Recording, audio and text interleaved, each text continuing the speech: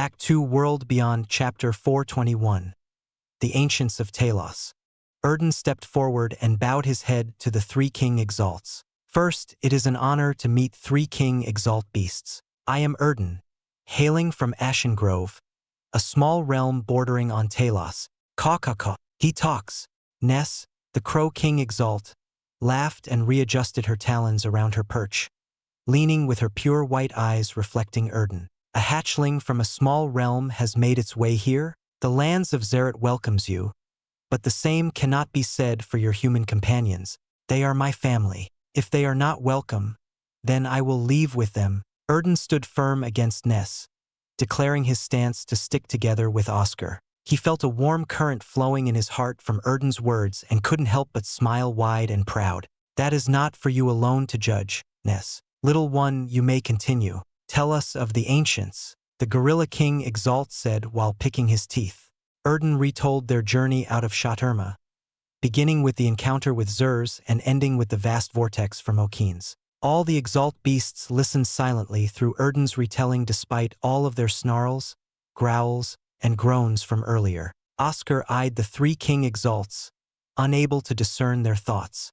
Zers and Okines. Meeting two ancients back-to-back is truly a rare occurrence. The Gorilla King Exalt rubbed his chin, staring intently at Oscar and the others. There is no lie and no malicious intent from them. I will second their stay here. Hans, they have killed many of our kind on our shores. Is that something we can so easily forgive? Ness snapped, biting her beak at honors. What will the others say of us if they learn about this? Out of respect to the ancients, we can't kill them. Instead, let us kick them out promptly and defy the ancients? Okines's waters sent them here, whether by coincidence or not. You defy his will. Almos raised his voice and transformed into his original boar form. Letting out a loud squeal of anger, he stomped over to Ness, the Aints rousing and stirring between the two. A thunderous clap interrupted the two, coming from Hans, who beat his chest once. He roared at the two and showed his powerful canines, forcing them to back down. If the two of you are so insistent, I will remind you who is in charge here. Having brought the two to silence, Hans turned to Oscar. You are welcome to stay here until we find out what your purpose here is supposed to be. Confused, Oscar spoke out, who are the ancients? Why do you believe our visit here has a deeper meaning? The three King Exalts turned to each other and back to Oscar. Hans scratched his head and leaped above, his body twisting and molding into another form. He landed in front of Oscar, a bed of rough black hair extending to his feet, a fur pelt draped over his shoulder, a pair of short fur pants covering his lower body, and a pair of deep yellow eyes crackling with lightning. Almos told you before, they are the firstborns, meaning the first beings to walk the world of Talos. His words stumped Oscar. This answer was unexpected. After all, the history of Talos was long, and not everything was known and recorded. In the eras long past, the ancients roamed around, driven by a purpose given to them by Talos itself. Our world gave them a mission. Oscar froze, his mind reeling to process the words coming from Hans' mouth. Ridiculous. To not know the world has a will of its own. Why the ancients passed by you, I will never understand. Ness soared in the air and dove down, transforming into her human form. Her wings sprouted from her back. Her dress only covered half of her body, exposing her pale shoulders, arms, and legs. Her black hair was tied into a side ponytail by a feathery hairpin. Next to her, Almos shifted into his human form as well. Back to your question. The ancients were driven by the purpose of shaping the lands, oceans, and skies. With their immense power, they helped Talos reach the point where life could finally exist. After their duty was fulfilled, they withdrew from the affairs of the world, roaming around to see how their creations fared. Hans gestured to the great tree, eyes filled with reverence. This tree was one of their own making, grown by the hands of Esters, the ancient of nature. This tree, Everil gasped. What else could produce such plentiful sap for our young to flourish? Ness chuckled, petting some young crows who perched themselves on her shoulders. In times past, the ancients sometimes appeared. Their presence is either a blessing or a calamity for those who cross their paths. However, they are of Talos itself. For them to move means they had a purpose. Whether you are that purpose or just an unfortunate bystander on their path does not matter, Almas asserted. You are here now because of them. I think we're just unlucky stragglers who happen to cross their way. My friend here does have one thing to ask of this place. Oscar didn't believe the ancients would pay attention to little humans like him. However, they seemed to believe so, which could make his and Erden's request easier. As a beast, I seek the pools of ascension. I ask the three kings to grant me this opportunity. Erden bowed his head and grunted, his stomach churning as his neck bulged. Something spat out from his mouth, a piece of a shell. The shell of a wartortle? Ness looked shaken, her jet-black eyes trembling at the sight. Where did you come by this? A wartortle named Tort gave it to me after suggesting I go to the pools of ascension. He said this would confirm my validity and right to contest for the pools of ascension. Erden clacked his hooves together. Wartortles seldom move around, always lazing around in their homes. All right, we have determined your right to fight for a position in the pools of ascension. However, first we must see your strength. Hans inhaled and roared, the entire room covered by his fearsome eye. Another gorilla rose from the highest seat, beat his chest multiple times, and leaped across to crash on the floor near Erden. It snarled and bared its teeth at Erden, provoking him. This is a middle knight Exalt of our line. He will test your strength and see if you are ready to fight for the pools of ascension. Hans jumped back to his seat, returning to his gorilla form. Ness and Almas also fell back. You cannot help Erden in any way. I understand sometimes humans can meld their animus, but this is a true test between beasts. Hans waved his hand, and Oscar and Avril were flung away, landing gently on the ground as if something held them on the way down. Are you serious? Oscar frowned. Erden was a powerful Exalt beast, but only within the realm of ordinary Exalt beasts, which he could cull without thought. The gorilla here emanated a dangerous aura, most certainly from a mythical lineage. Let's go, Erden. Avril had the opposite reaction, cheering for Erden. She hits Oscar in the head and pulls his ear, asking why he's not rooting for his friend. Ignoring Avril's fingers pinching his ear, Oscar sighed, knowing he had no say in this matter. The only thing he could do was to support his friend all the way. If nothing else, he gave Erden a look of encouragement with his thumb up. Erden nodded and strode ahead toward the center where the gorilla waited, drumming its fists into the wooden floor. The gorilla snarled and beat its chest, thunderous claps resounding across the room. The electrifying air rose further with the roars and screeching of the other Exalt beasts, eager to watch this battle. Sparks crackled across the ends of its fur. Lightning rose from its eyes, giving it an imposing presence, and each of its steps clapped with thunder. On the other side, Erden appeared more serene, but Oscar knew it was because, without the meld, Erden had no other means to use an element. He was feeling anxious for Erden, but he had to trust him. Oscar wiped the sweat from his brow and watched as the battle unfolded. The one advantage Erden possessed was the quick wit and thinking of a human, thanks to the blood transmutation. The King Exalts would surely not allow him to send a wisp of Ein to Erden, leaving cunning the only option. Erden and the gorilla circled the room, keeping an eye on one another. As if it had enough, the gorilla snarled and charged over, its body hunching as its four limbs slammed against the ground. Erden rushed in, raised his hooves high, and stomped hard. Tremors reached the gorilla, and it lost its balance, swaying too much to the side. Erden took the chance to pounce on him, his antlers burning with Ein.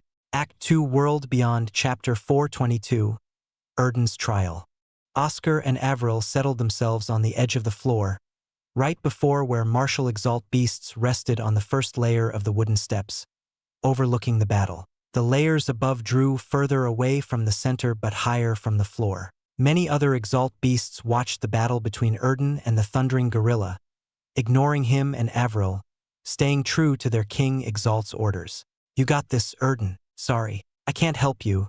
That Crow King Exalt is staring holes into me. Oscar met Ness's gaze and closed his eyes with a nod, a gesture to show his stance. He would not interfere in this battle, for it was Erden's alone. Ness scoffed and turned away back to the battle, seeming to have received his intent. Erden chuckled inwardly. It had been a long, good while since he had last fought alone like this. Ever since he met Oscar years ago in his home, they have fought together in all the trials and battles since. His fur perked up, and his nostrils flared, his body heating up from the anticipation of battle. Years ago, in the burning valley, Erden couldn't move a single inch, rubble covering parts of himself. The wall behind him had collapsed entirely from a powerful strike that reached so far it created a new pathway through the ravine. Coughing out blood, Erden's body was spent, exhausted to the brim. The ground shook as the sound of heavy stomps drew closer to him. Erden twisted his neck to see Tort approaching, the damned wartortle grunting in laughter with his sickening eyes staring as if he were nothing but a toy. Tort groaned deeply with a single breath, his meaning weaving and intertwining in his clear, imposing voice like Sevon's. Little one, thanks to that human you have wits and smarts beyond the norm. But that is not enough. Erden shouted his own beastly cry. My meld is far more impressive than what you might think. With our connection and iron, Oscar and I can defeat most of our foes. What do you mean that's not enough? Tort stomped and kicked up dust, scattering it all over Erden's face, irritating his eyes. The wartortle snarled and opened his mouth wide, a roar from the depths of his stomach striking fear into Erden. And you, Iron or Vis, its true name, comes from your human. The meld is thanks to his anima. You speak only of his power, not yours. Tell me, little fawn, if there is no human, what are you? Do you even remember? Erden grunted softly. Remember who you were before you met him, before you and he teamed up. What were you? Tort lowered his body, resting his stomach on the floor. His red magma eyes stared into Erden's soul, the fiery blaze swirling around in their pupils. Tell me, young fawn, what were you? I used to survive, day by day, alone in the forests and jungles of Ashen Grove. Every day would be filled with battles. I would emerge victorious or lose but escape with wounds. Erden stretched out his tongue and licked his dry lips, the dust tasting salty and making him drier. In those days you were what you truly were, a beast. Tort grunted. Am I not a beast now? His bones still never stopped ringing. Erden tripped and fell over on his way up.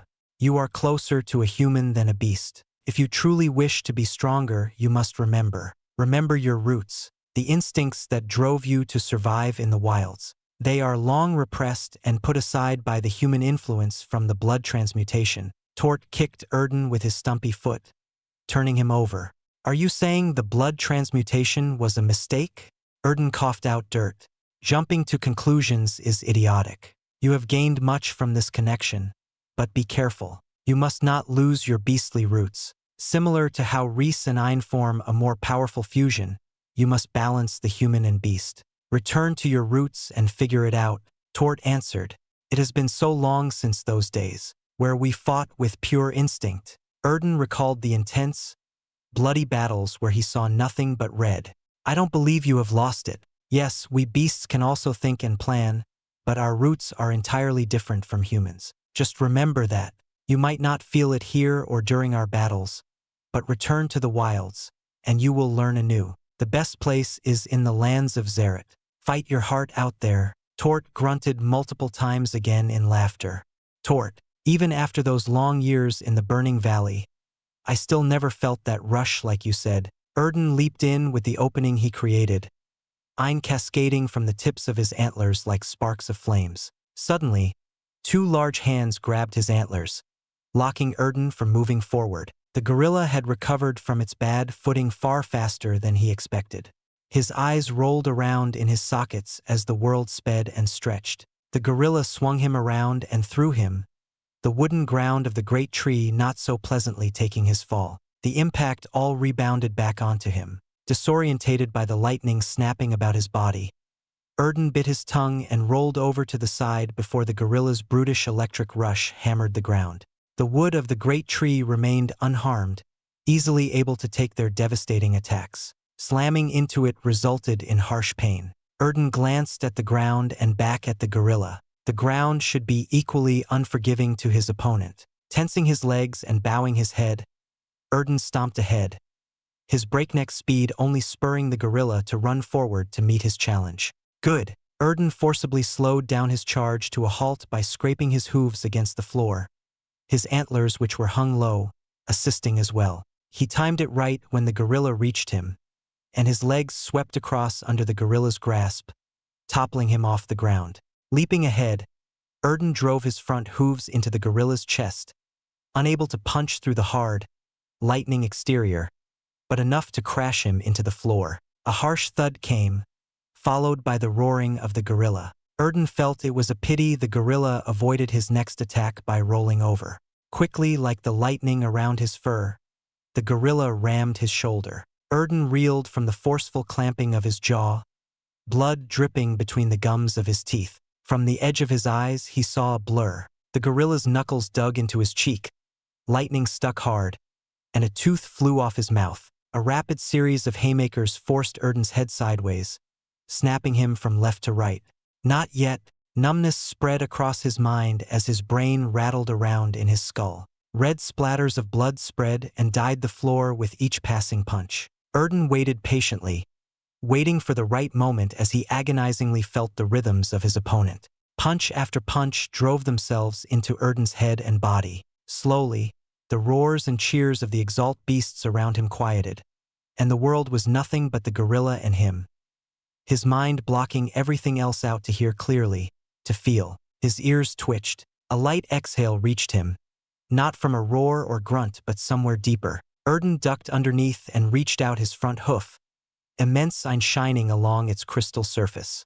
His eyes focused on his target, not the gorilla itself, but below to its toes. Erden roared and crushed the gorilla's foot. The sound of veins snapping and the crunch of bones breaking was inaudible compared to the gorilla's yelp of agony. With his other hoof, Erden flattened the other foot, staring at his opponent with bloodshot eyes. Two arms swung at him from both sides, the gorilla's snarl spitting saliva over Erden's lightning-burned face. Expecting this, Erden fell back, and the gorilla fell forward, his squashed and broken feet unable to balance him. Erden leaped above, the light of the two suns shining along his antlers as he swung down on the back of the head of the falling gorilla.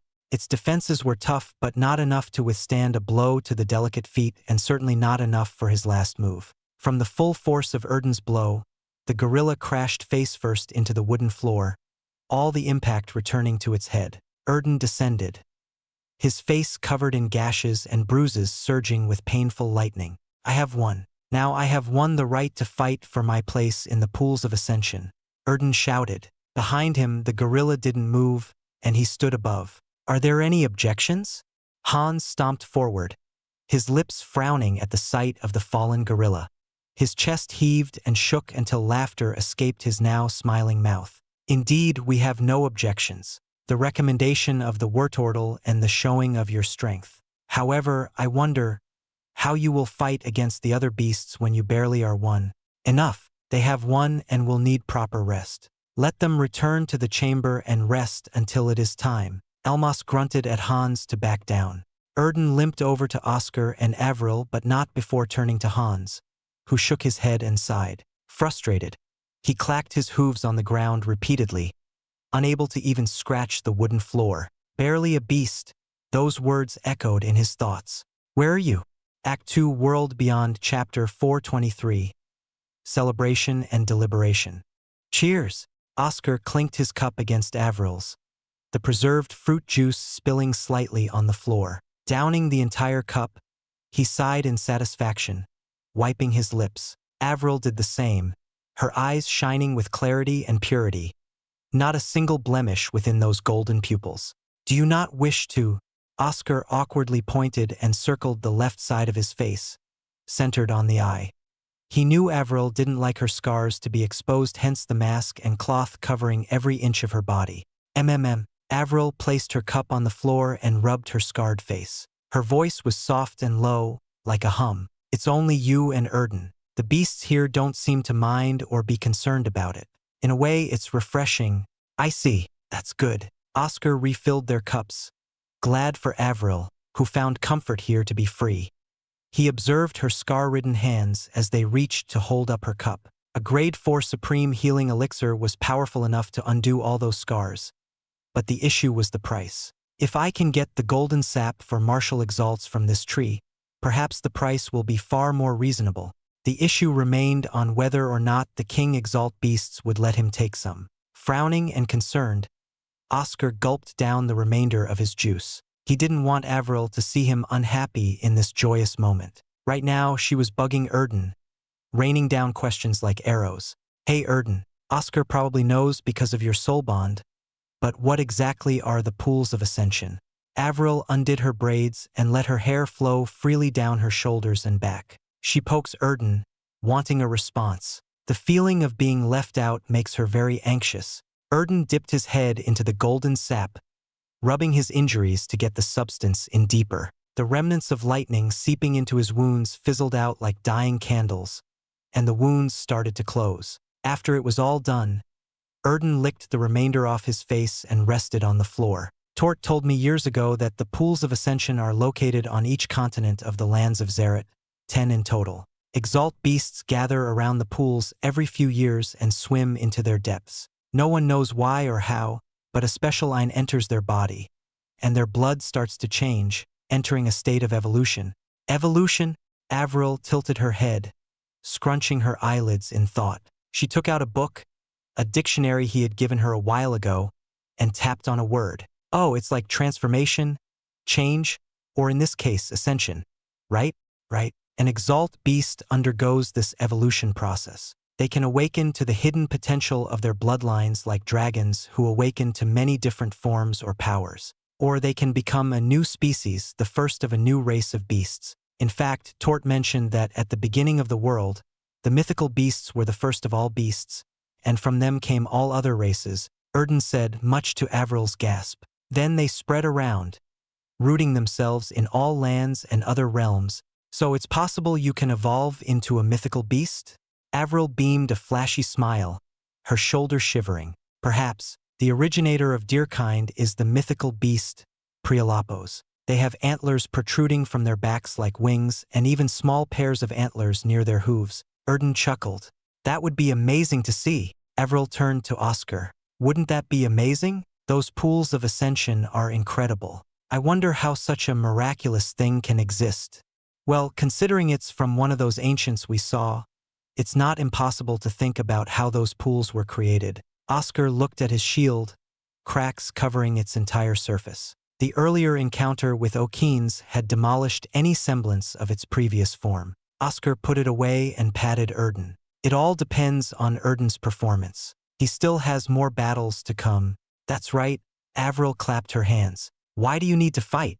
The pools of ascension can only be used once in a beast's lifetime. The degree of evolution can depend on how deep one can swim in the pool. The waters of the pools only churn with the special Ein once every few years, and there is a limited amount. So the prospects must fight for the right to a deeper spot.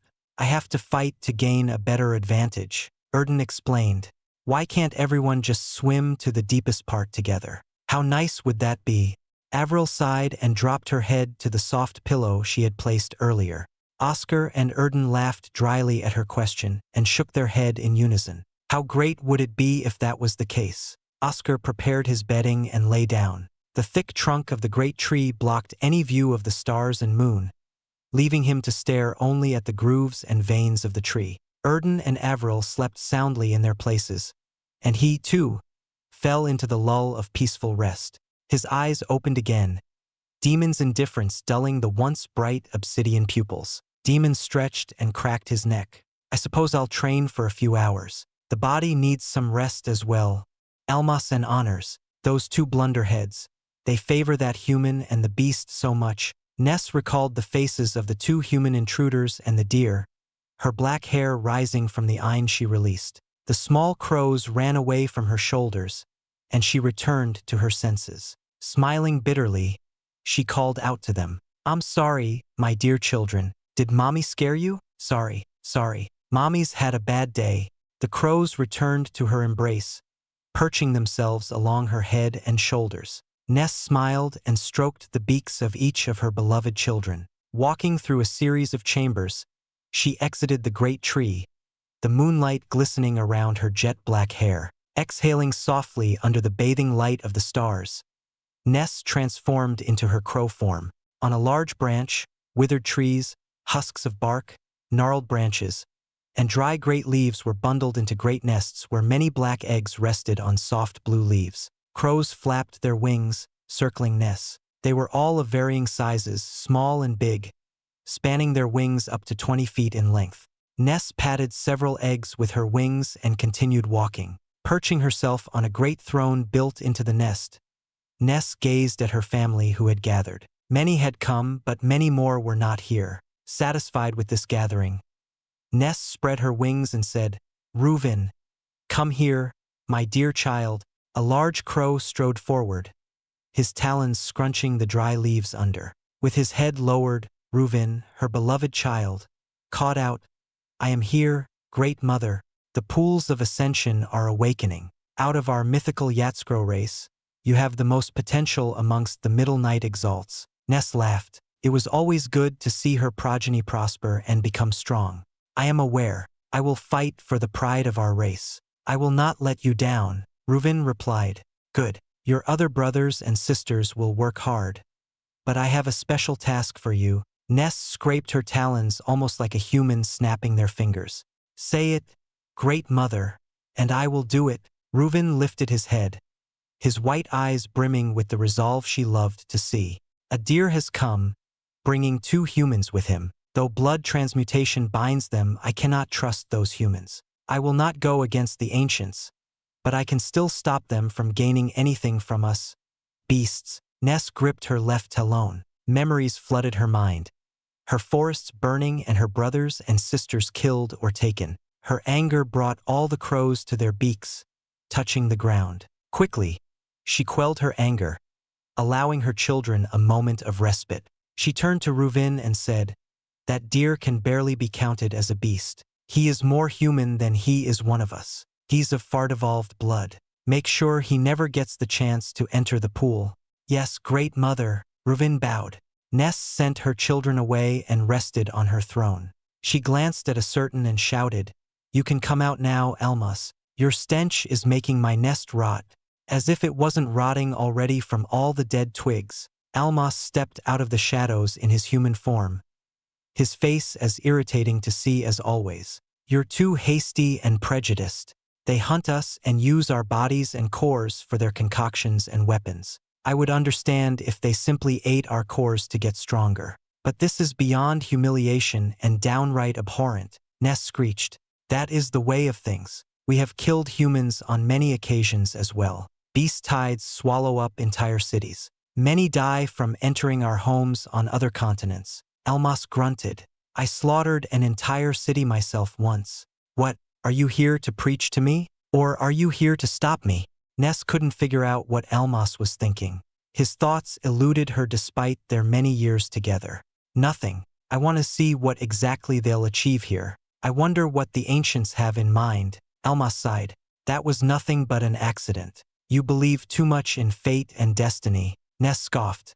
"Accident or not, they were led here. So, I believe." Almas chuckled once and faced his back toward her. "Perhaps you doing this is also just an accident that should happen."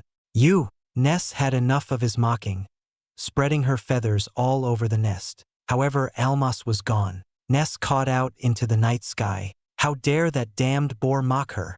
Oscar groaned, his eyelids barely lifting as the light from the spores seeped through the cracks. Oscar's eyes slowly widened as his vision focused. A strange sight. The wide face of a gorilla stared down at him. Sweat covered his body in an instant as his heart stopped. "Lord Hans," Oscar gulped. "Follow me, little human." Hans transformed into his human form and waved his hand over.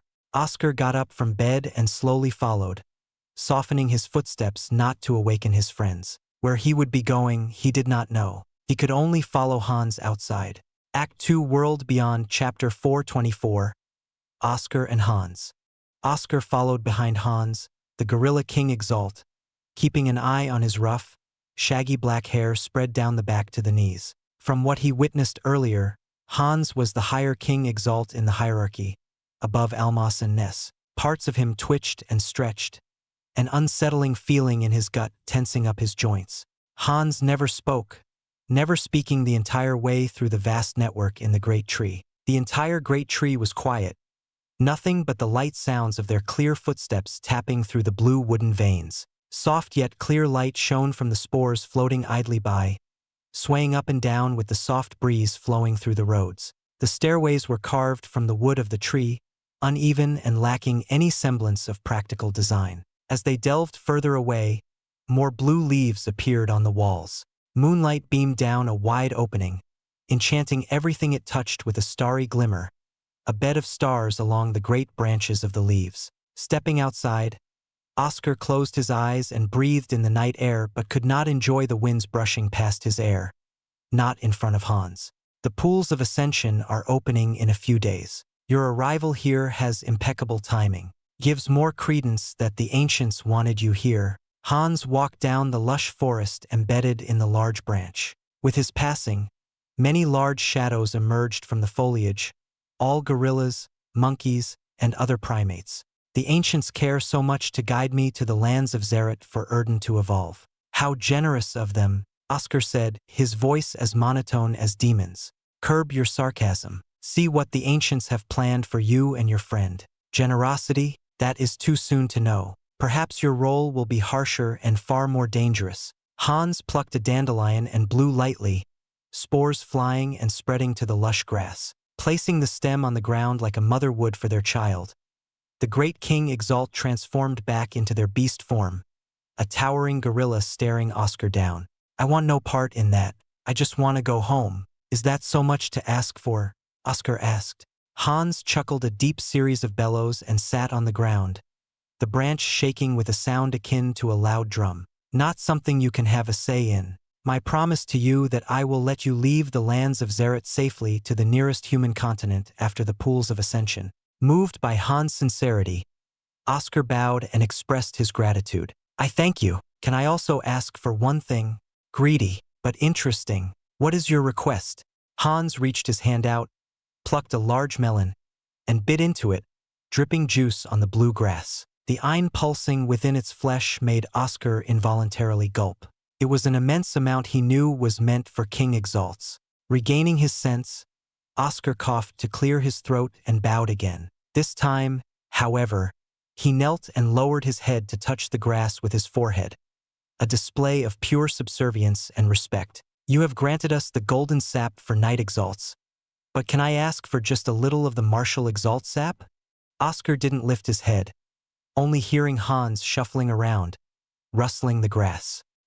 Look at me, Hans ordered. When Oscar raised his head and met Hans's gaze, the gorilla splurted out pieces of fruit in laughter. For that woman of yours? The two of you are a great couple. Almas told me how the two of you were lost in your own little arguments despite him standing in front of you. Ha ha ha. We're not a couple, Oscar sighed. She's... Hans interrupted. Not yet then. Don't lie to me. We have a great sense of smell. The odor from you as you're talking about her is so obvious. It's the same as when our kind is in heat when we eye a mate. Hans grinned, flashing his gums and teeth, his large finger pointing in accusation. Will you or will you not allow me to take some? Her scars can be healed with an elixir made from those. Or I can exchange those for that elixir. Oscar felt exhausted from this conversation. He never expected a great King Exalt like Hans to be a teasing sort.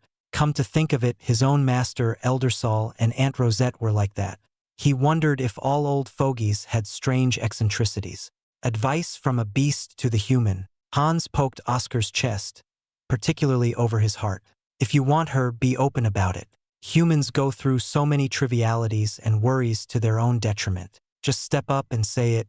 Hans finished his fruit and rubbed his chin with swelled cheeks. As for your request, I'll give it to you depending on Erden's performance. How good of a performance? Oscar asked, ignoring the first half of Hans' words. That's where we have a problem. Ness is sending the best of her flock, Reuven, to attack your friend during the procession. Reuven is the most powerful out of the rest of his mythical Yatskro race. Ness hopes for him to enter the Primary Realm. If Erden can defeat Reuven, I will grant you the golden sap. Hans tacked on his conditions. Is she allowed to do that?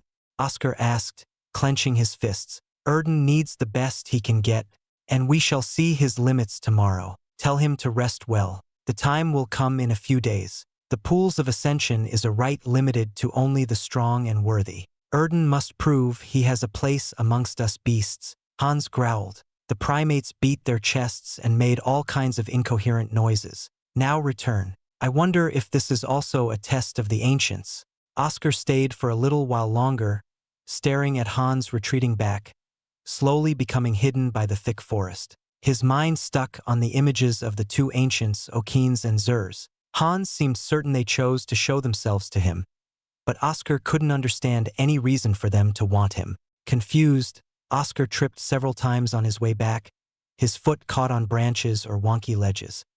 He returned to his chamber where Erden rested peacefully, the wounds from the battle all healed. He stopped and smiled at Avril, who had sprawled along the floor between their beds. Why do you always have such awkward sleeping habits? Your hair is messy as well. Oscar pulled her blanket over her and lifted her head gently to place her pillow underneath. Her relaxed and satisfied face was heartening to see.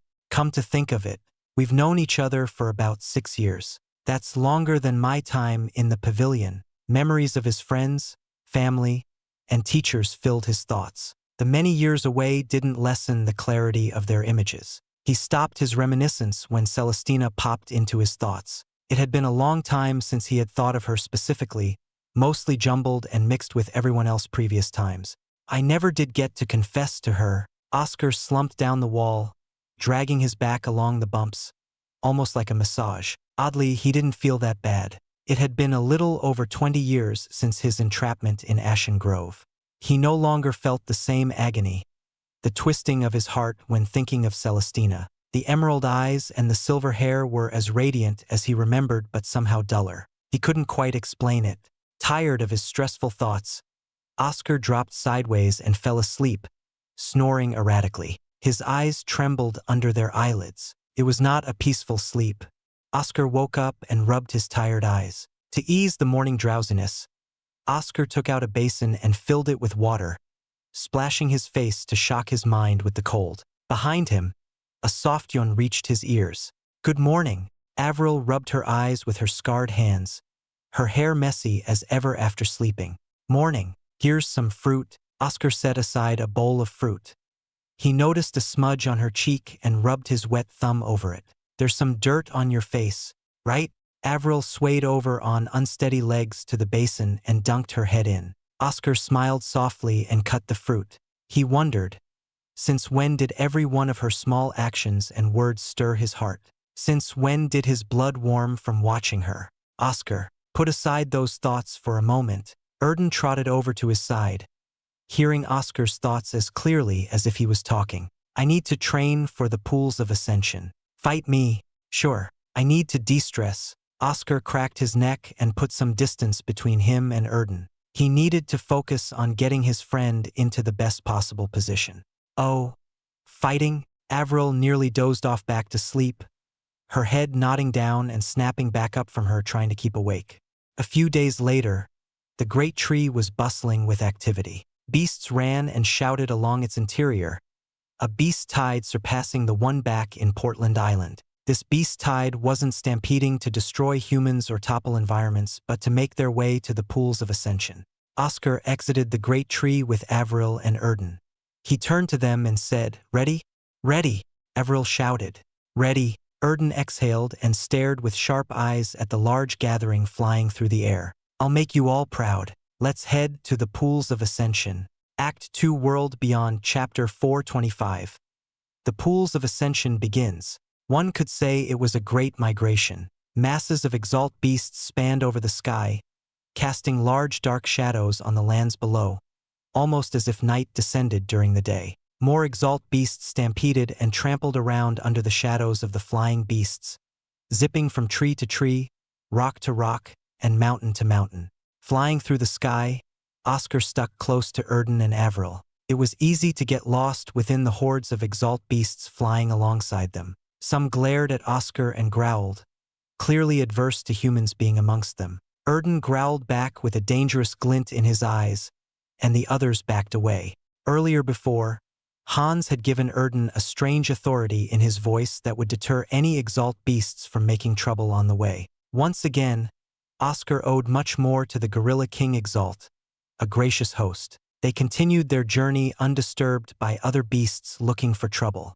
Exiting the blue forest surrounding the great tree, Oscar beheld wide plains of red grass, bright as blood, soon trampled by the stampede of Exalt beasts, leaving not a single red plant to be seen. While he knew the wildlife and flora of the lands of Xerath were stubborn and durable, it was still a shame the Great Migration stamped out so much. After the red plains, many more interesting sceneries came to view. Great mountains of silver that resembled someone's hands as if they were digging out of the earth. Tall trees of pink, reaching even the height Oscar flew in, scattered petals along with a sweet honey scent, making his stomach growl. The lands of Xerath was truly a wondrous place. Look over there. Avril pointed her finger out at the horizon, her face caught in awe with her mouth gaped open.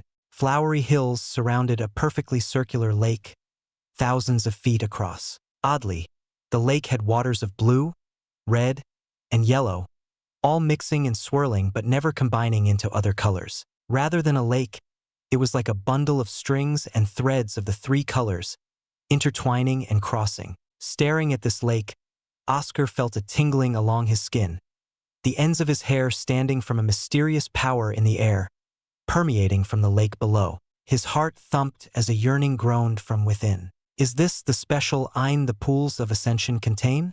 Hans pounded his chest, thundering drums that overwhelmed and quelled the raging hordes gathering around the lake.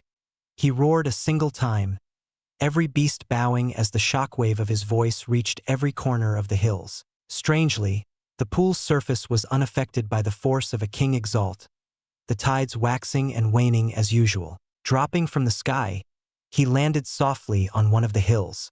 A mass of crows and other winged Exalt beasts perched themselves along the beaches along with others. Ness swooped in, dark winds spreading from her jet-black wings. Her large talons dug into the hill as she spread her wings fully. All the winged Exalt beasts bowed to her, and she cawed louder than Hans's roar.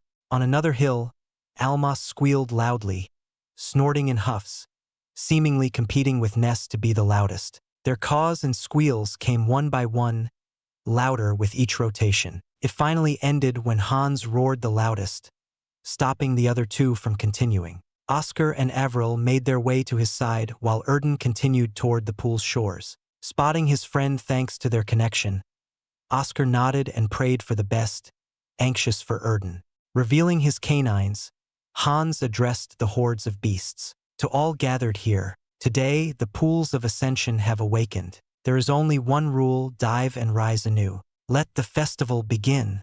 At the point when the two suns reached the highest point in the sky, the pool started to glow, a font of Ein rising from the surface. The Exalt beasts rampaged off the shore and began their trek into its depths. The waves were finally disrupted by their flailing movements. In the skies, the knight and martial Exalt beasts, who had never had their chance before, flew deeper in. Crude, but the rules were somehow still upheld in this mess. Oscar wondered how exactly the beasts maintained control during this chaotic time. The blood had already spread within the pool from the apprentice and elite Exalt beasts fighting in the shallower waters.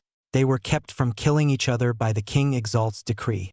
Somehow, only through this brutal mess of a fight would some emerge victorious and claim the larger part of the special Ein needed for their evolution. Oscar felt it was unfair because anyone could try to lie in wait and intercept the prize at the last moment when everyone else was tired. However, Hans and the others believed it was all up to destiny. He didn't think it was justified to leave it to destiny, but as an outsider, he didn't say anything. After all, this system had worked for the beasts for countless thousands of years before his birth. Erden had a harsh battle ahead of him. Oscar glanced over at the hill where Ness perched herself and the crows flying toward the pools from her side. He gripped his fists, cursing at how he couldn't fight alongside Erden. The martial Exalts started their battle in the center of the pool, followed by the greater Knight Exalts close by, and finally the middle Knight Exalts. Each realm of Exalts had its own layer of the pool, not daring to intrude on the higher realms and deigning from taking from the weaker. Peering between the murderous beasts, the burst of elements ever in flux, Oscar could not spot Erden despite feeling him, closed his eyes to watch from Erden's view, and was immediately face up against a wolf. Erden wrestled the snarling wolf in the air, and his antlers were stuck in its jaw as it clawed his body. The wolf underestimated his tough skin and only caused shallow wounds. But the damage might worsen if he let this go on for too long. A sense of relief relaxed Erden despite being in the throes of battle. The wolf possessed no elemental powers, nor did it have a powerful bloodline. Admirable that his adversary made it this far, but a pity it ran into him. His large frame pulsed with great physical power, and he shoved a hoof into the wolf's exposed chest.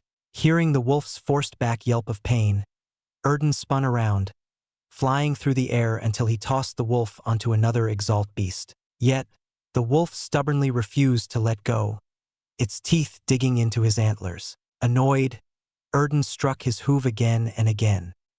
He continued several times until the wolf finally had enough and let go, splurting blood on Erden's face. Like hell, he would let his prey go. Erden was about to swing his antlers on the wolf when a dark blur came from behind. Its talons gripped the wolf's neck and tossed the helpless beast aside. Alarmed, Erden retreated, staring at the newcomer, a crow. The large crow flapped its wings, gusts kicking off from its swings. It stared at Erden with pale white eyes, the kind that could suck out one's soul. In a single caw from its wide-open beak, its meaning came through, a snarky tone full of pride. "I am Ruvin, foremost of the flock. Hello to you, outsider. What is your name?" Erden groaned in a deep voice. "I am Erden. I know of you, Ruvin. It's about time you arrived." "Ho, you know who I am." Ruvin's high-pitched crowing reverbed with power. His eyes narrowed sharply, a deep strength welling inside. "Then you know why I have come. At the behest of your king Exalt, you are to stop me and drag me out of the pools. I must ask if you're okay with this. We fight for our chance, but not to target others to stop them." Erden stood firm in the air as the battles grew fiercer around him. None of them approached Ruvin, only a few flashes of fear across their eyes. The threat he felt from Ruvin surpassed his many other experiences, and he was all alone in this one. "I do as the Great Mother wills. If you want to claim your right, then take it for yourself." Ein scattered around from his feathers ruffling. Ruvin rose higher and stared down at Erden. "They say you can barely count as one of us, having been in a human's arms for so long. I will remind you of what a true beast is." Dark mists and tendrils curled and danced from under Ruvin's feathers, swelling and swirling around his body. It carried hints of a charcoal scent, choking the fresh air around him. As the darkness weaved, Ruvin's appearance changed. He appeared not as one of the physical world, but as a shadow caught between the rays of light, ever shifting and obscure to the naked eye. The haze surrounding him seemed delicate, like a dying flame, as if it was about to be snuffed out. Erden commanded all of his power, his Ein raging out of his white body, his crystal hooves and antlers shining brightly against the dark mists that were Ruvin. Staring at his ethereal-like foe, Erden shouted and shot straight up, filling the tips of his antlers with Ein.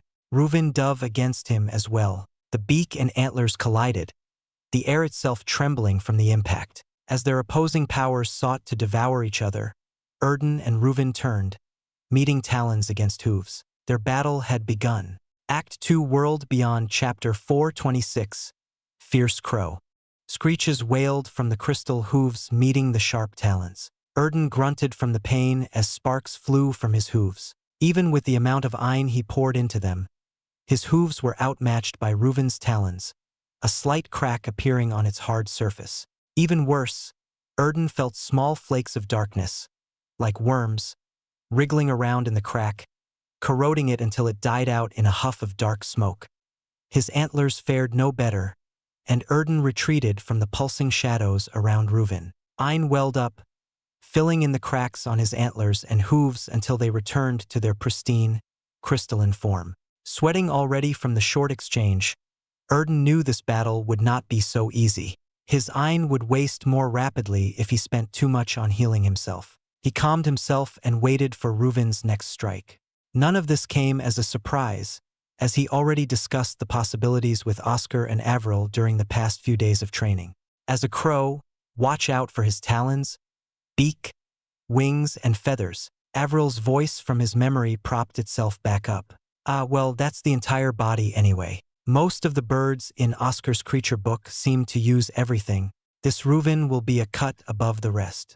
Hans said he is the best out of their current generation of hatchlings. No doubt his talons will be sharper than your hooves can handle. The worst two aspects are his aerial advantages and elemental power. Oscar's words from their planning session days ago came back to mind. Reuven flew around in the air, circling Erden at breakneck speeds, the winds picking up from the strides of his wings. A storm brewed around Erden, darkness mixing and meshing into the winds. The dark storm blocked the light from the two suns. Only Erden's shining antlers and hooves provided a semblance of a spark in this nonsense. Your hooves are weak. Your antlers are weak. Your bloodline is weak, unloved by the elements. Reuven's cause resounded from every corner of the storm. Erden narrowed his eyes, peering into the darkness. He could not find a hint of Reuven, only more of the dark winds. Reuven's cries came out again. You are not mutated either. Weak, weak, weak. You are weak. I wonder how you will withstand this. Erden ignored Reuven's taunts. Crows were always known for their harsh and mocking tongues, and he had enough experience dealing with the same mannerisms from Tort. His sight was useless here as the darkness enveloped everything. Erden closed his eyes and focused on his hearing and sensitive skin. His ears perked up, shifting out the sounds of the shrieking winds, and his body tensed, constantly pounded by heavy winds. He waited and waited for Reuven to strike. His skin crawled, feeling a sharp object start to pierce into his skin. Before the attack could delve deeper to cause more damage, Erden twisted his body, rotated to kick with his back hoof, and saw a shadowy Reuven zoom through. Gritting his teeth, Erden strained and stretched to land a soft touch on the great Yatsgro's left wing. Blood trickled from the small wound, quickly picked up by the raging winds and lost to the darkness. Erden glimpsed at the tiny cut and used his eye to destroy the corrosive strands of darkness, trying to burrow deeper into him through the wound. It enlarged slightly due to the lag before he could use his eye, and more blood dripped from the cut. Erden smiled and thanked Avril in his heart for helping him reach this step. The concepts of deflecting and moving by a hair of an attack were nothing new. Oscar had done so multiple times, but Avril far outstripped him in that field, able to slip past an onslaught of killing blows and even null some direct attacks. He still was not yet on par with even Oscar's level of deflection, but his sensitivity as a beast helped tremendously to act at the right moments. Keeping his eyes closed, Erden waited for Reuven's next strike. Something pricked his skin in 3 spots, close to each other. It seemed this time, Reuven struck with his talon. Erden formed a mental image of Reuven's current position and did a backflip, his eyes meeting Reuven's. The crow was descending at incredible speed since his talon failed to get a hold of Erden. Stretching his neck out, Erden could only tap Reuven with his antlers, trying to burn his eye through the thick darkness shrouding this unreachable foe. This contact lasted only for a fraction of a second before Reuven flew back into the dark storm. Erden grunted as the darkness corroded out from the 3 fresh wounds before he forced it away. The storm ceaselessly churned around him, fierce caws resounding from thick obscurity. Is this it? All those movements and all you could muster were a few taps on my body. I praise you for slipping away from my attacks, but those wounds will keep piling, and you will succumb. Reuven screeched. You talk too much. Erden chuckled, mocking Reuven. I thought you would show me what a true beast is. So far, you just keep yapping away like a human. Come now. I'm sure the great Yatsgro is capable of more than this. Ha ha ha ha. Cackles echoed and bounced off the winds like 1,000 crows were cawing at once. Then keep it up. Here I come. Oscar, Oscar. Avril shook Oscar's shoulder, forcing his eyes open. Erden and Reuven were about to clash again when she knocked him out of the connection. Oscar sighed and poked her forehead, making him wince. She scrunched her eyebrows and frowned. How is Erden doing? I can't see past that darkness. You can see everything from your connection. She pouts and feels left out, wanting to know how her friend is doing, smiling at her cute, pouty face. Oscar complied with her demands and answered, he's doing well so far. Erden is using the concept of going limp and deflecting to perfection. Though it's not as good as yours, still a mystery as to how he can do that. I thought that only with Reese could a person use flowing mountain and the soft state. Avril looked confused. He's not directing Reese at all. The Reese awakened state is unnecessary if he's not going to redirect the Reese. So with his sensitive sense of touch, he figures out and moves away from the direction of the attack. As for the soft state, he's replicating it as best as he can, but without being able to disperse the Reese of the heavy blow, he still takes damage, Oscar explained. He felt jealous of Avril for being able to use the soft state so easily. Unlike him, despite his best efforts, his body was more favorable toward the Edgericeglad. I see. She feels relieved that the past few days weren't in vain. I wonder why Oscar is still a beginner at that. Avril stared with a taunt in her eyes, a grin curling from her lips. Are you looking for a fight? Oscar crossed his arms and leaned toward her. Avril never failed to keep teasing and joking whenever possible. Looking at her tense brow despite her grin, Oscar knew she was trying to make light of the situation as she had always done. Ahem, so how is Erden doing right now? I wish I could see. Avril turned to watch the storms, her lips flat in seriousness.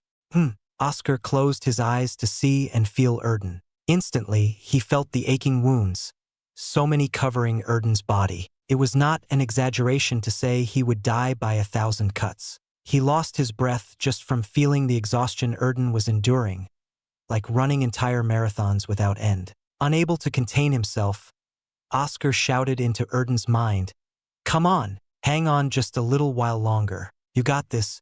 Again, Erden dodged a wing slash from Ruvin and grunted from the deep pain, more painful than the previous times. Roaring, he landed another light blow on Ruvin. With the crow disappearing into the storms, Erden panted and grunted, staying on his feet. His body was bleeding all over that one might mistake him for a red deer. Erden spat out some saliva and sent his Ein into the wound. This time, the injury was deeper than before. The timing of his dodges was starting to lag behind his thoughts as his tired body couldn't keep up much longer. Only a few more, and he'll be unable to prevent a horrific wound. Your tenacity is admirable. Even after all of this, you still stand. But it's almost over. Ruvin flew right by Erden, cutting into his body with sharp talons. Erden dodged as the talons scraped out his flesh. Withstanding the pain, he reached out to hit Ruvin, again only able to land weak hits. The onslaught continued as Ruvin dove in and out of the storm, cutting and tearing at Erden, and he retaliated again with powerless attacks. Again, Ruvin said each time he attacked. Is this it? You stepped too far out of your domain. What can you accomplish when all you have managed to do is ruffle my feathers? Tell me, O outsider Erden. His screeches grew louder as the winds picked up. Erden sighed and grunted. I can sense your disappointment. After all, as a beast, you would crave the battle of the fittest. All the taunting and mockery are just you trying to see if I can do anything. I'm sorry if I was a disappointment so far. Then what? Are you able to satiate this sense of loss? My appetite cannot be satisfied by you. I'm finished here. Ruvin cawed. Erden turned and faced Ruvin, who came out of the clouds, smiling at the crow's shocked face with widened pale eyes. He waited so long and suffered so much for this moment. Erden stomped as much Ein into his hooves and charged. Before Ruvin could react and recover from the shock, Erden drove his antlers onto his wing, the sound of bones cracking delighting him. My wing! Ruvin retreated, clutching his broken wing with his other one. He snapped his head to Erden and opened his beak wide, a flicker of emotion passing through his pale eyes. You only attacked my left wing. Time and time again, after each cut I gave you, you stubbornly reached out to this wing no matter how small your power was. Finally realized? Erden coughed and floated uneasily. The damage he had accumulated was immense, but he still smiled and faced Ruvin without fear. Their one-shot plan finally paved off. Now he had the chance to counterattack. Act 2 World Beyond Chapter 427. The Plan Against Ruvin. A few days ago, when Erden was training with Avril and Oscar, they discussed the best plan to tackle an opponent like Ruvin. The worst two aspects are his aerial advantages and elemental power. Oscar sounded worried. A crow or any flight bird has extreme advantages in an aerial battle. Since you'll be fighting above the pools of ascension, you won't be able to change the battle environment. In the end, I'll be stuck in the skies with that bastard. The scenes of fighting against flying beasts from his and Oscar's memories raced through his mind. Erden admired how the winged beasts were more adept at flying, the air being nothing but child's play to them. Ruvin was from a mythical flying race and surely possessed an astonishing mastery of aerial combat.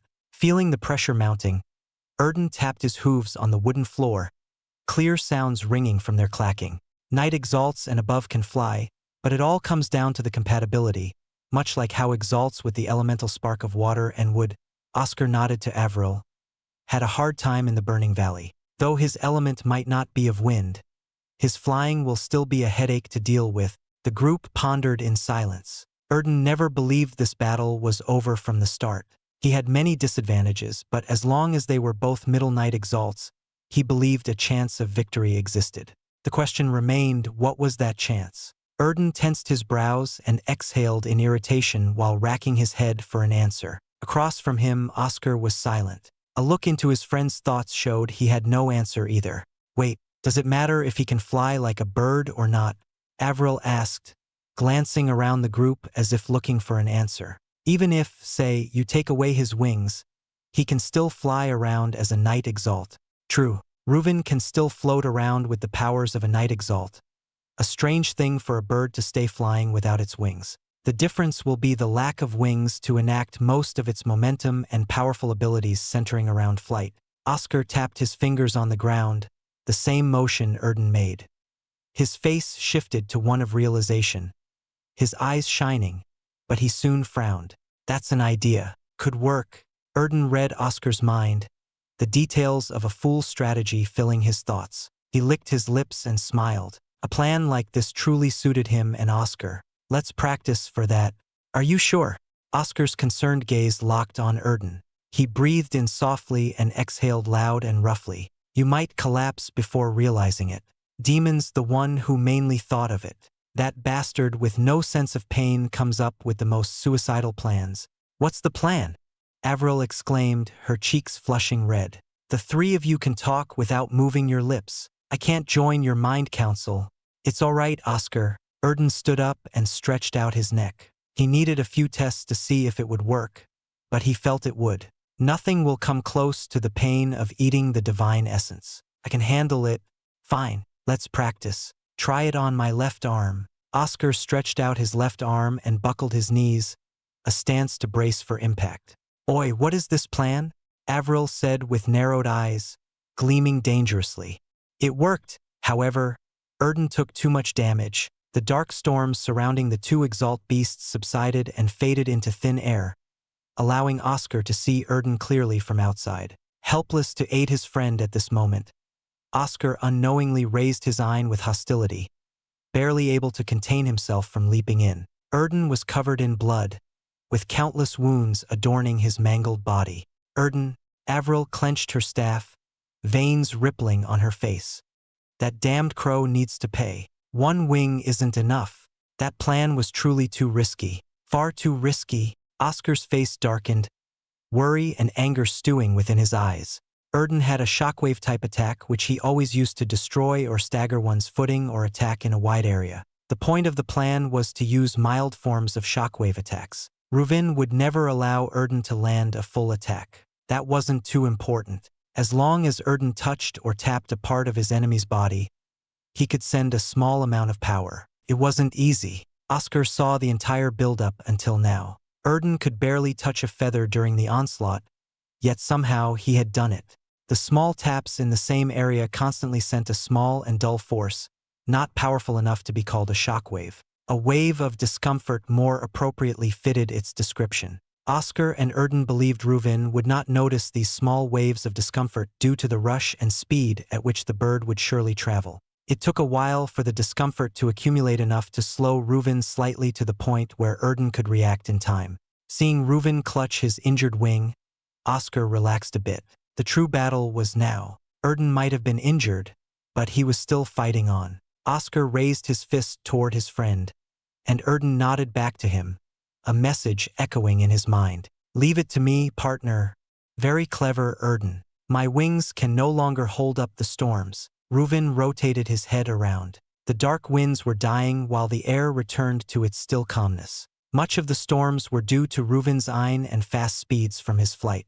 Was it worth doing all of this? You sacrificed so much just to stop one of my wings. Are you really gaining an advantage? Or did you place yourself into a further rut?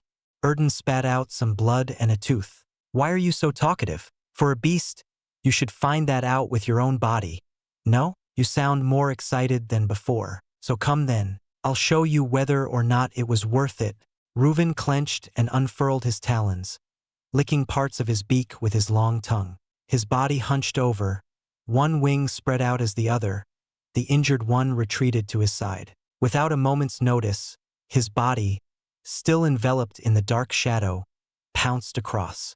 Erden took up the challenge, not wanting to fall behind. Reuven's one good wing slashed out without reservation, wild and wide swings containing dark Ein. These attacks roused his suspicion. Erden tread carefully, dodging each attack, still wary of any surprise abilities the wing may exhibit. He no longer allowed any attack to touch him, their speed well within his means to avoid. Countering with a flailing of hooves, raising his body upright, and jabbing with his front hooves like there was no tomorrow, Erden wanted to finish off Reuven's other wing. Reuven dipped below his jabs and reached out his talons toward Erden's exposed stomach. The verticality of aerial combat still confused Erden, who had spent nearly all of his years on the ground. The talons started to tear into his chest, and Erden roared, spinning his body to free himself. His antlers hacked down on Reuven's head, but the crow's beak stopped them in time. His Ein barely forced out the darkness, causing trouble in his wounded chest. Erden knew he was running low. There had to be a way out of this predicament or he would lose right here. As if Reuven heard his distressing thoughts, he rampaged on Erden, scrapping his talons across his bare body, poking his beak to pierce into his neck, and slashing his wings. Erden countered with everything he could muster, his antlers and hooves working overtime. Forced back, Erden curled his body closer and held up his guard. He admitted it. Reuven was a splendid fighter, not just because of the advantages of elements and his previous flying, but also the systematic way he picked apart each of Erden's attacks. Well, part of it was also because of how injured Erden was. Numbness had already spread to parts of his body, slowing Erden down.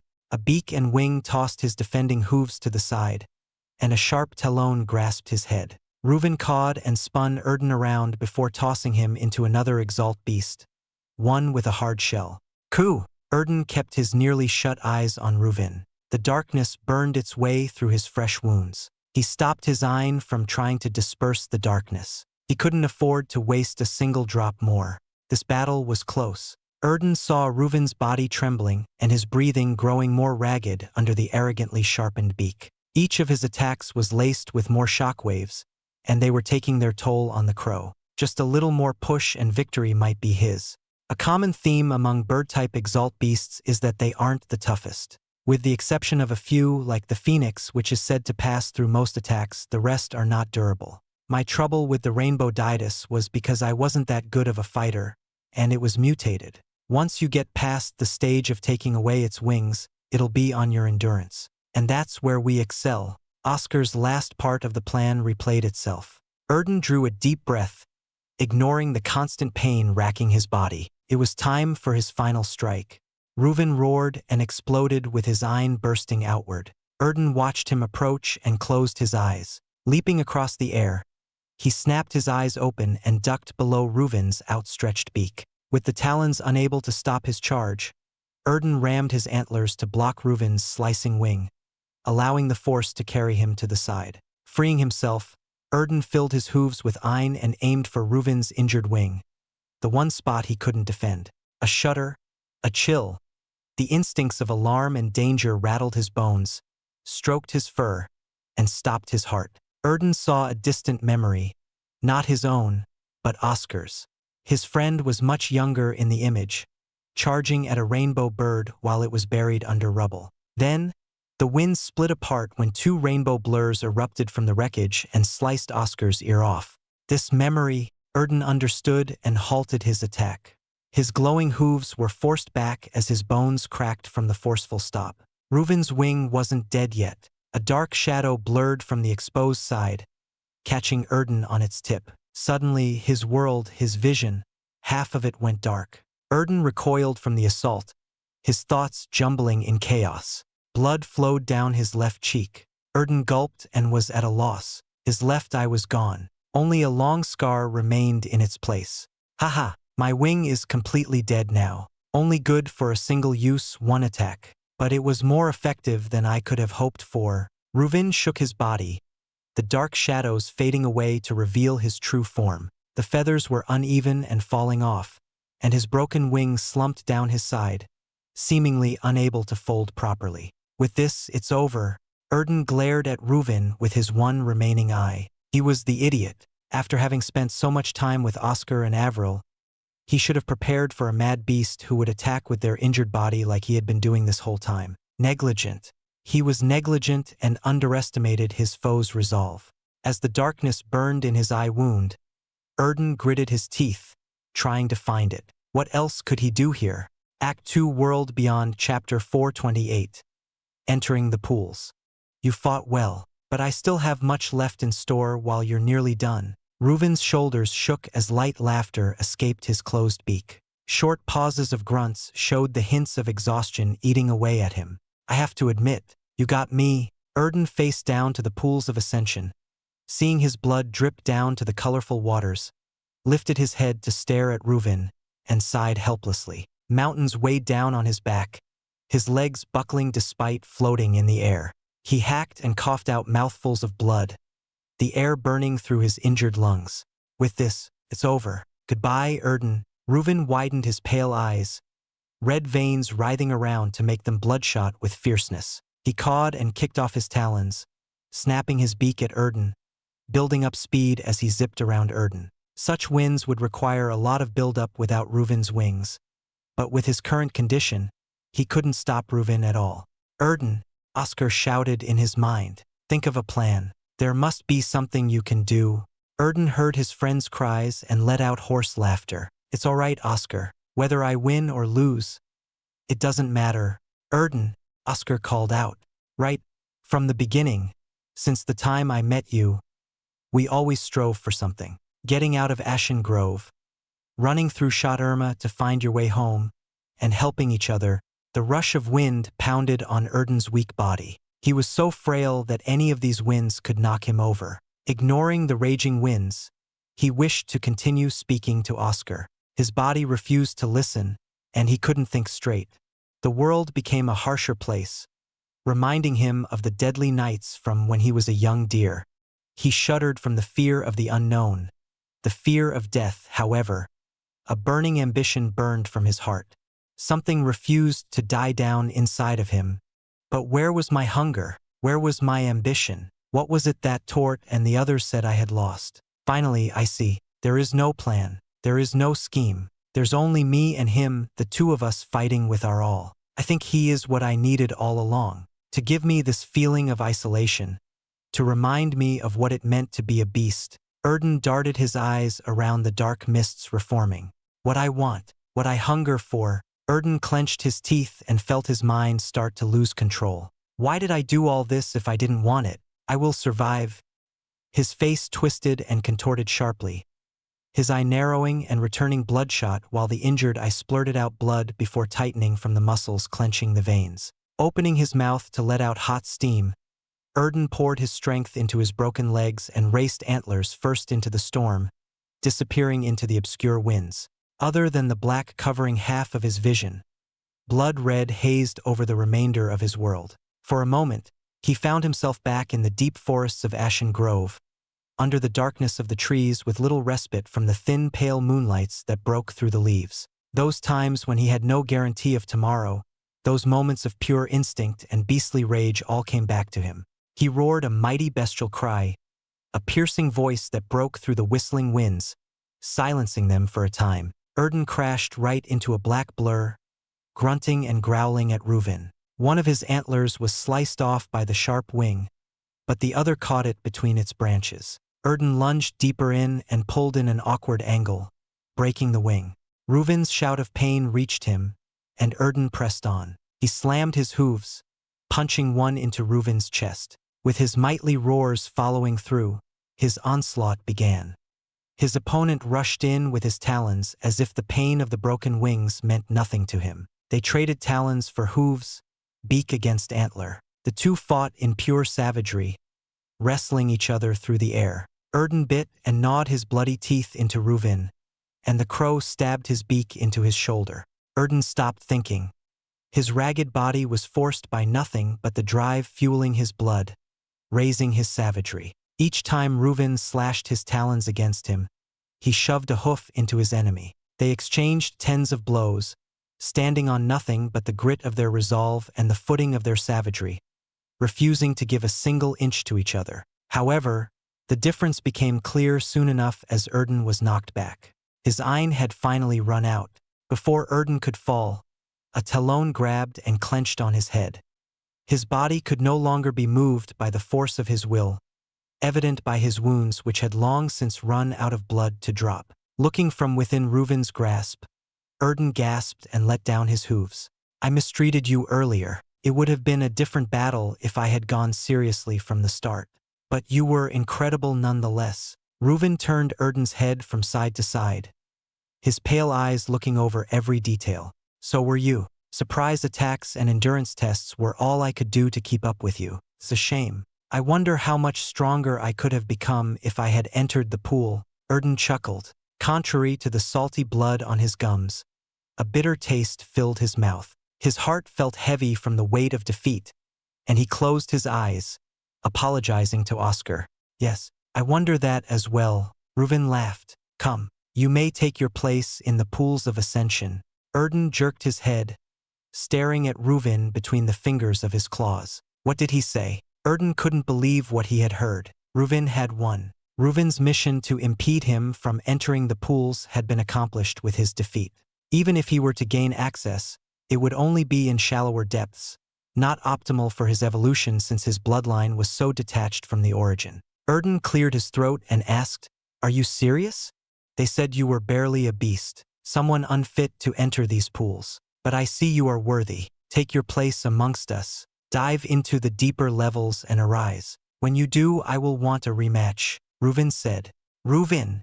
Nessa's shrill voice cried out over the pools. She raised into the air, her wings beating with thunderous sounds. You dare to go against the flock. He lies with the humans.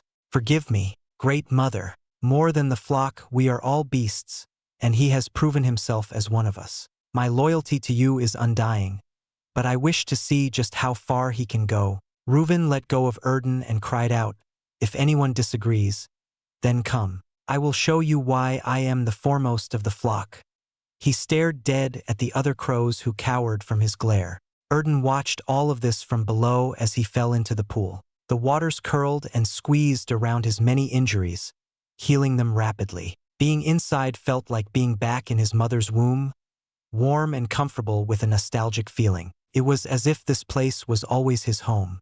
Reuven's shadow grew larger and dove into the pool, nodding at Erden and pulling him along to the depths of where a middle night exalt could extend down to. Reuven placed him on a mound of sand and said to wait here for the procession. He departed into another area of the pools. Other beasts were in the pools, some at the same level as him, others starting filing in the upper waters, the losers who could only gather the special Ein from a less fortunate location. None of them came to take his spot, flickering their eyes at Reuven, who was nearby, clearly fearful of the great crow. Erden, you did well, Oscar spoke in his mind. His voice warmed his cold body, and Erden laughed. I guess I got lucky. Reuven is an amazing beast. To go against his family like that.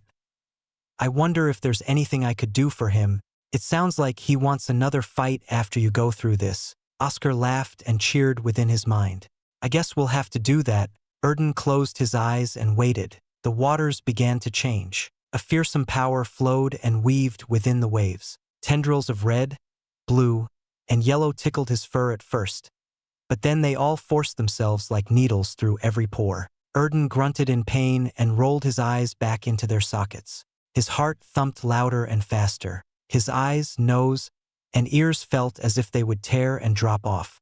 His core glowed so bright it could be seen under his skin with the naked eye. His time was now. The evolution process had begun. Act 2 World Beyond Chapter 429. the strange occurrence. The air was stifling. Oscar could only gasp for what little his lungs could take in, too little as his cheeks blew deeper every second. Dark storms brewed overhead, and the last warmth in his blood disappeared, vanishing along with the light of the two suns. It started with a shake in his chest, spreading to the tips of his toes, brittleness and weakness all over his body. Oscar fell to his knees, digging his pale fingers into the dirt of the hill. Next to him, Avril had done the same, the bluish-gray hue on her frost burns deepening. The good mood he had earlier was gone. He was celebrating with Avril when they saw Erden diving into the pool, thanks to Reuven's generosity and respect. It should have all been smooth sailing from there, but Ness soared into the air and unleashed her anger, the Ain changing the weather itself as if nature answered to her emotions, churning with rumbling as fierce as the fury she showed. Bearing against the entire might of the King Exalt, Oscar could do nothing more than lie down, cold like a corpse, an ant waiting to be stepped on. Ness! Almas screamed, his great boar form rising from his hill. From his voice, the storm split, sunlight peering in through the great gashes wounding the clouds. Feeling the pressure lift thanks to Almas's roar, Oscar exhaled a sigh of relief, his heart beating normally again. His hand grasped Avril's arm, and her hand swung to his waist, pulling each other up. What have you done to my Reuven? Did you put something in his mind? There's no way he would ever betray my trust. Ness screeched. His decision is his own, and like a true beast, he fought his heart out. Rather than be mad, you should be glad we have two outstanding beasts in this group. Almas shined from snout to tail, his fur swaying like flames of brilliant white light as if a sun had come down to Talos. Ness responded with the same shadowy visage as Reuven, except hers continued to spew out a dark haze. Volumes of darkness spilled over the air with her in the center. He suspected if anything entered or even touched this darkness, they would be vaporized, corroded into dust. Oscar compared this scene to the legendary battles in many books, a shining sun against the devouring darkness in a titanic war of myths. But this was not a myth. It was a reality happening in front of him. On all the hills and the shores, every other beast bowed, digging their heads into the dirt, clearly fearful and in awe of the two King Exalts. As Ness and Almas were about to fight, Hans roared, and a powerful wind expelled from his mouth and turned into a hurricane. A wall of endlessly turning winds divided Ness and Almas and continued into the horizon. Beating his chest, Hans stared grimly at his counterparts. If you dare to ruin this ritual, I will not hesitate to let our great Primaire know of your insolences. Stand down, Almas and Ness. Don't force my hand against you two. That deer does not deserve that spot. Ness shouted, her voice trembling with ire. What's done is done. That is not for you to decide. It happened, and so it shall be. If you still have objections, go into the pools and drag Erden out. Try it in front of me, Hans growled. Ness snapped her beak several times, stared a deadly gaze at Oscar, and retreated to her hill. Her brief glance made Oscar feel like he was at death's door. Ness was a fearsome beast. It seemed Ness's anger was withheld for now and would no longer cause an issue. Oscar heaved another sigh of relief and patted Avril's shoulder. Are you all right? Better. I thought I was going to die. Avril leaned her body forward and held herself up by grasping her knees. Her face was flushed red and sweating bullets. The power of a King Exalt had taken its toll on her. Concerned, Oscar retrieved a towel from his space pocket and handed it to her. He dropped it on her face and told her to dry herself. Seeing her return to normal, Oscar turned his attention to the pools of ascension, seeing Erden within its colorful waters somehow. He learned before that the pools of ascension usually took a day or two for a beast to evolve, but how grueling it was. Waiting seemed to take forever as each second only hastened his impatience and worry, his head and chest getting more uncomfortable. Hours later, the two suns descended, and the moon greeted the lands of Zerat with its pale light. The waters of the pools of ascension gave off an iridescent sheen of blue, red, and yellow, brighter than the moon itself, the light outlining every beast gathered much clearer than before. Oscar, do we sleep here? Avril rubbed her eyes and yawned, dozing off as her head nodded down repeatedly, only to be snapped back up as she kept herself awake. Oscar caressed her head and sighed. As an Exalt, you should be fine without sleep for some time. That doesn't mean we don't need sleep. She feels tired after watching Erden fight. It was too nerve-wracking. Mother always said good sleep is needed. Avril droned off as her voice fell into a whisper. Her body wobbled around, and Oscar sat down, allowing her to rest her head on his shoulder. Her relaxed breaths and soft snores soon tickled his shoulder as she fell asleep. Really? You are a handful. Oscar shuffled around to give Avril a more comfortable spot to rest. Exalts could stay awake for a long time, but that didn't mean they didn't need sleep. As Avril put it, sleep was the best to refresh and keep one's mind from losing itself. Noticing someone's eyes on him, Oscar glanced up to see Hans giving him a thumbs up. The brutal and domineering Exalt was nowhere to be found, replaced by a teasing old gorilla. Oscar's eyes twitched from the irritation from seeing the sly smile on the King Exalt, but he could do nothing, only turning his gaze away. Erden, you idiot! Oscar delved into his connection to Erden in his mind. He could only see Erden's mind was in a fog, a deep haze obscuring Oscar from finding a hint of rational or conscious thought.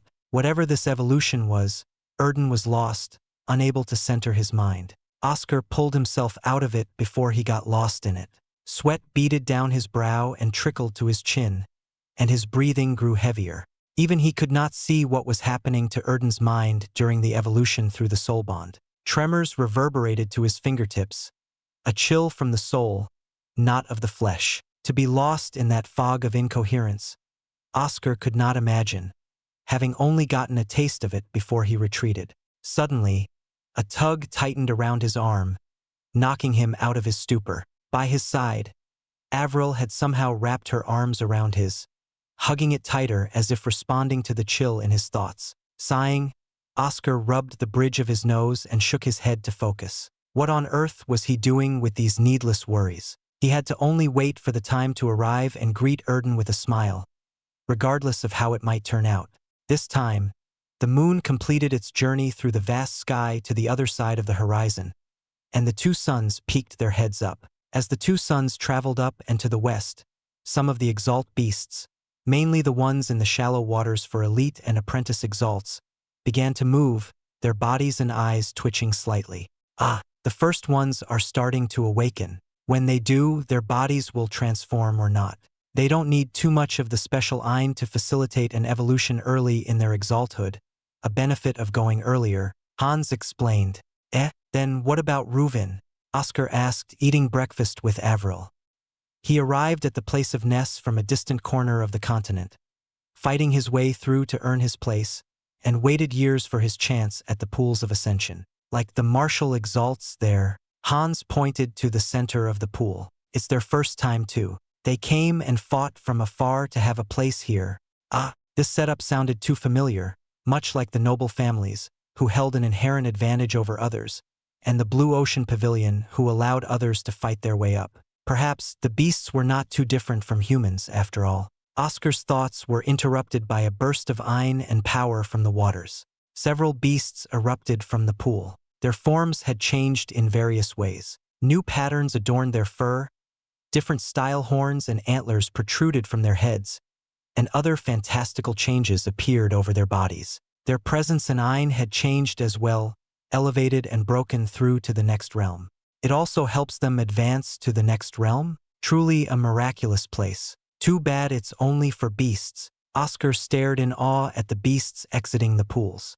Hours later, more and more Exalt beasts left the pools. Some evolved into their ancestral forms, others mutated into new species, and some had the unfortunate result of staying the same with only a realm boost. Then, the Middle Night Exalts came out of the waters. Reuven screeched and cawed out of the pool, sporting a new pair of wings and two tails. He had mutated into an entirely new species based on the Yatskro line.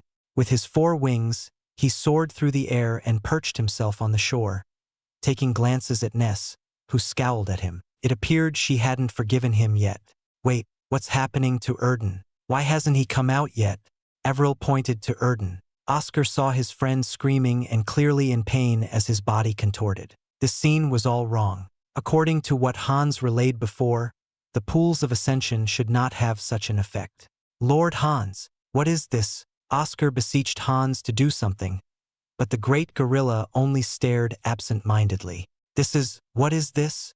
Hans' questioning tone only unnerved Oscar further. Never before had this occurred. Just what in the world? All beasts, step away from the pools. I must investigate. Hans flew over and reached his hand into the pool to grab Erden out. His expression changed as his eyes widened, withdrawing his hand out, covered in cuts. Everyone lost their breath, seeing the great king Exalt injured without warning. Almas directed the beasts away while Ness unfurled her wings to carry all of her children out. Hans covered his hands in deadly winds and tried again, only for the winds to be torn apart, and his blood dripped into the waters from the fresh wounds. Oscar, we need to leave now. Avril tugged on his collar.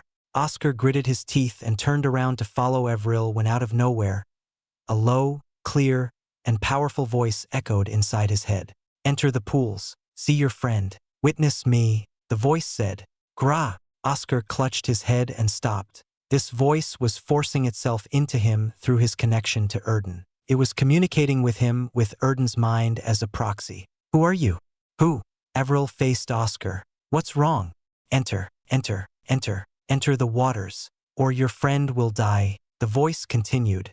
The mysterious voice faded and left Oscar to ponder on what it was. He had no idea, but there remained only one course of action. Clenching his hands, Oscar grasped Avril's shoulder and said, I'll be back.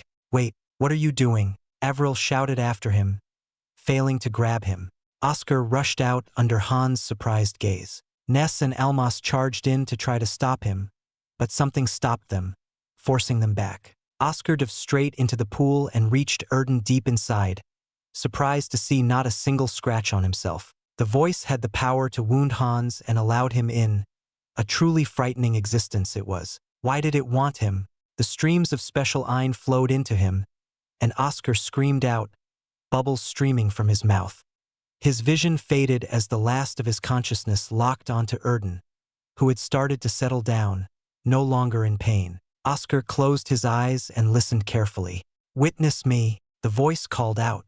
Light filled his vision, and Oscar opened his eyes, confused at the sight around him. Below his feet was the edge of a deep pit, so dark he could not see the bottom. Rumbles and clacks resounded from the walls as the ground dipped, forming stairs to descend into the pit.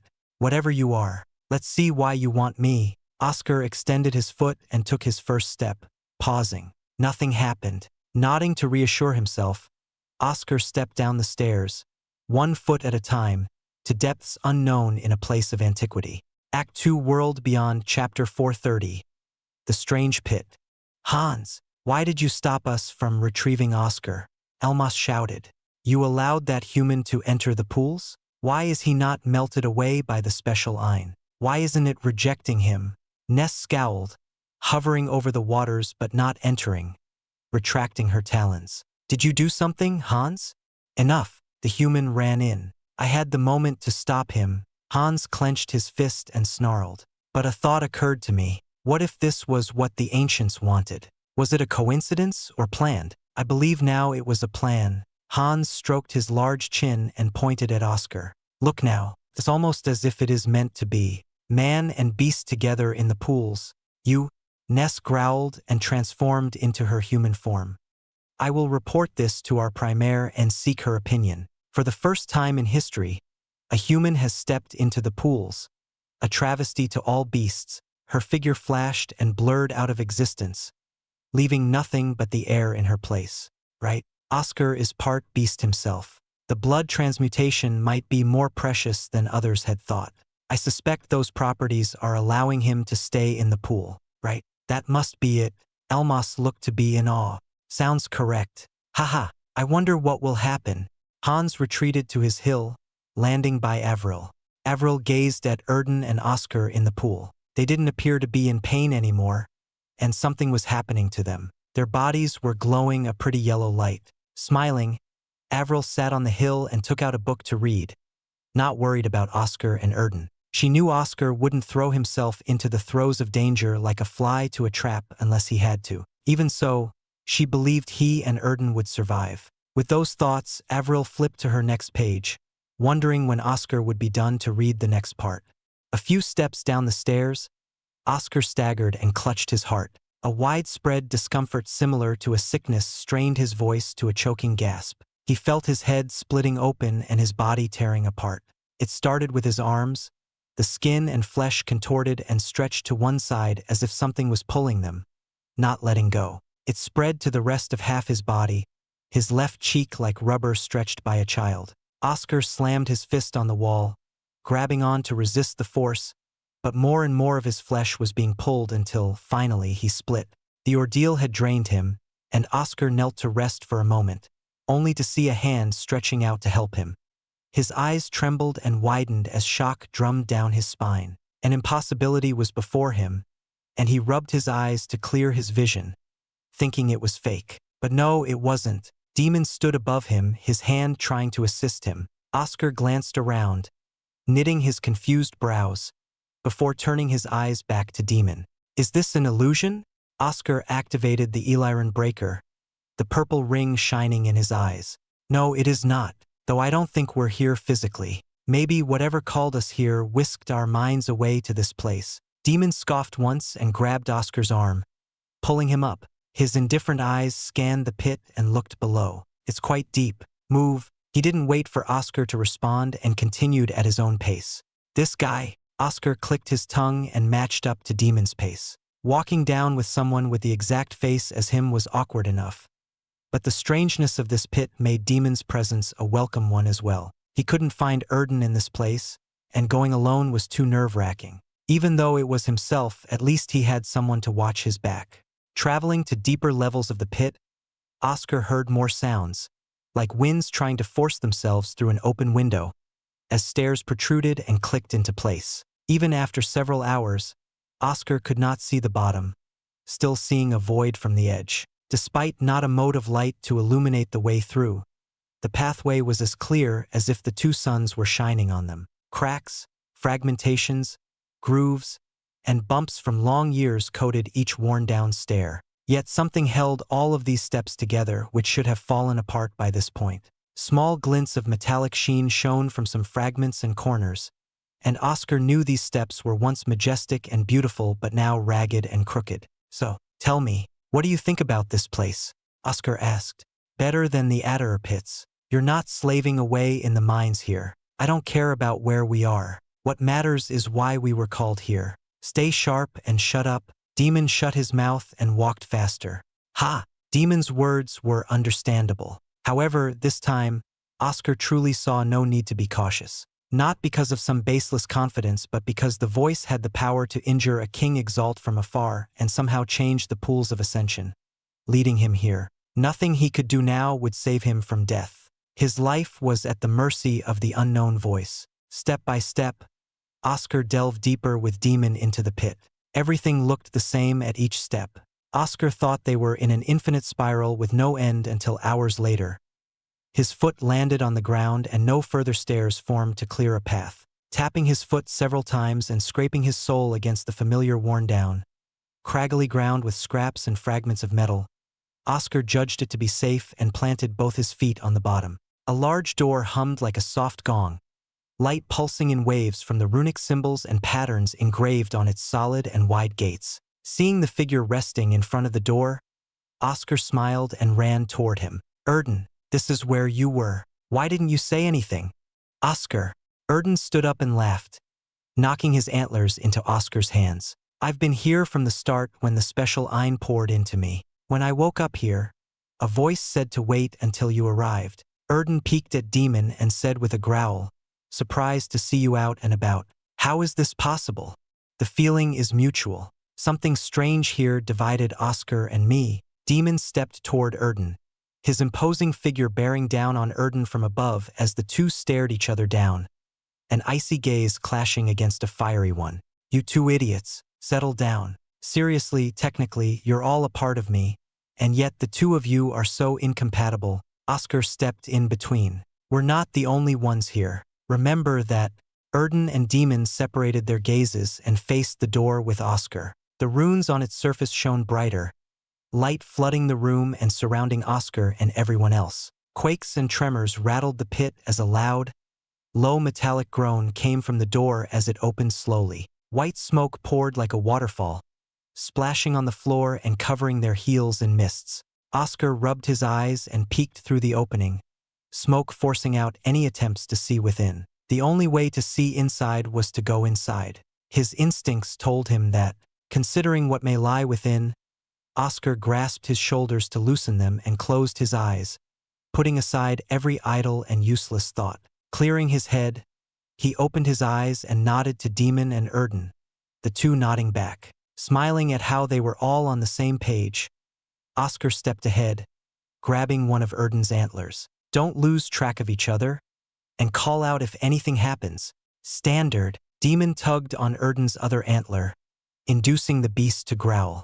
Inching his way, Oscar slowly extended his arm to the thick white smoke, noting nothing unusual about it. The smoke didn't feel like a cloud or a mist of vapors. It felt familiar to him, something he had experienced many times. He brought his fingers to his nose and sniffed, a smell of coals and metal flooding his nostrils and making him cough. Smells just like a fabricator workshop. A strong metallic smell with hints of burning fumes.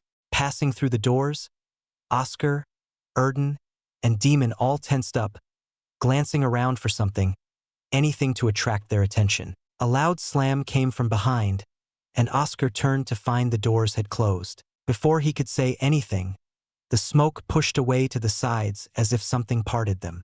As the smoke cleared, Oscar lifted his head and lost his breath. His body froze, unable to say or do anything. A familiar oppressive feeling permeated every inch of his skin, and his teeth clattered because he had never been this close to one before.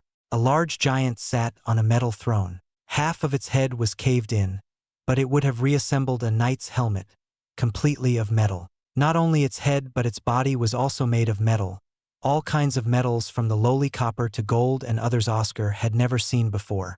Torn openings revealed a hollow body. Rust had spread over 2/3 of itself, and other parts were caved in. Two red eyes gleamed from the visor, locking onto Oscar, who knelt from a primal instinct that resonated from his soul's depths. An ancient, it resembled Zur's and Okin's in size and presence.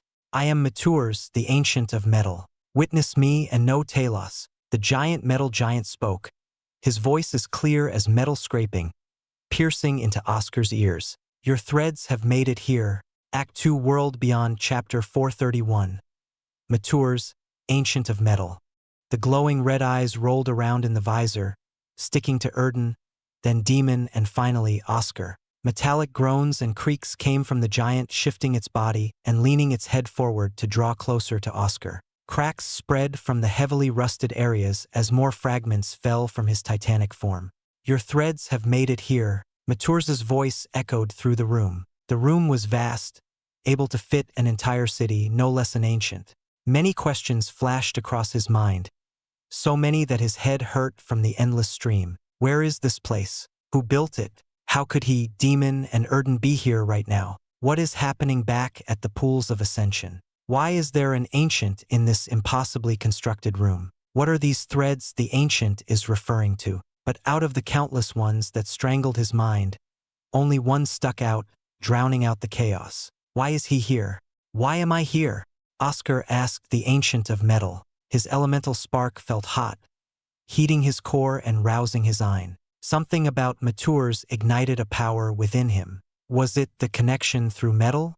Zur's crossed your path, a first sign. Okin sent you to Zeret, the second sign. With the two signs, the threads could be entangled and give you a chance to reach me. Through the tears of Esther's, as you were bathing in the life of an ancient, I called out to you and you and you. Maturs's voice was as hard as the metal he represented, never raising or lowering his voice. A constant and consistent tune that was almost monotone. That is how we got here. That is not answering why. Demon's stalwart expression never broke even now. Maturs turned his red eyes to Demon, and they narrowed. Cut off from emotion, nothing but a cold mind of metal and instinct. To stand before me is to stand before the world, yet you stand tall without fear. A most pitiful existence. Demon's face darkened, and Maturs turned his attention back to Oscar. As for why, because your threads made it possible. Chances have come and gone. I wonder if you can do it. To reach me here. Threads? Reach you? Overwhelmed by the presence of matures, Oscar sat down, breathing in deeply and exhaling roughly to calm down. As his heartbeat returned to normal, he faced matures and asked, "Can we start from the beginning?" "Very well. You can ask what you need to ask. That is your right." Matures's body let out sounds of metal scraping as his head leaned back. "What are these threads you speak of? And what do you mean my threads made it possible?" Oscar sat cross-legged and gazed at Matures with shaky eyes, his cheeks slightly pale. "The threads between all things. The threads represent your relationships, where you've been, your words, everything. One passes by a person and has a conversation, then part, never to meet again. A slight thread is formed between the two. You kill a man and you cut off your thread forever. Depending on the emotions, the threads can be weak or strong. You love a person, and your thread is full of love. You hate a person, and the thread is full of hate. As more and more people gather, the threads entangle, intertwine, and spread. Not just people but also objects and beasts. All are connected. Every single thing." Matures lifted his finger and spread wires of colorful metal all over the chamber. They took the forms of people, objects, and beasts, all connected. "I see the threads as they are." All this information became too much to bear. Oscar closed his eyes to separate and ponder on Mature's words properly. His fingers tapped on the worn-down floor as he reviewed the truth of the threads. By this meaning, everyone Oscar had encountered, everything he had made as a fabricator, every beast he faced, and every place he had been to were connected to him by these threads. It sounded so unbelievable, but he couldn't go against the knowledge of an ancient. Recollecting himself, Oscar glanced at Matures and then at the wire art showing how the threads worked. "Then what are my threads? And why did they make you want me here?" Oscar posed the most important question. Matures stared intently, his red eyes glowing brighter. The wires in the air shifted and moved around, flowing like a fine tapestry. Out of the wires bundling together, Oscar saw himself, his younger self, wearing the pavilion's uniform when he was 15 years old. Your threads were unremarkable at first. Nothing but your parents and an unfortunate childhood friend. A life that began with grade 4 Exaltia. Oscar looked longingly at the wire sculptures of his parents, not staring at Isabella's at all. He hadn't thought of her in 20 years, so what use was there to think of her now? More figures came from the wires, Elizabeth and Frederick, and Oscar smiled at seeing their younger faces. Then, your threads became more interesting. Matures flicked his finger, and shapes of Elder Saul and his master, Draven, formed, connecting to him. You learned Reese, garnered the attention and favor of certain individuals, and crawled on up from where you were. "Do you know everything? Have you been watching me the whole time?" Oscar was stunned. The Ancient of Metal knew so many details about his own life that he suspected he was being spied on.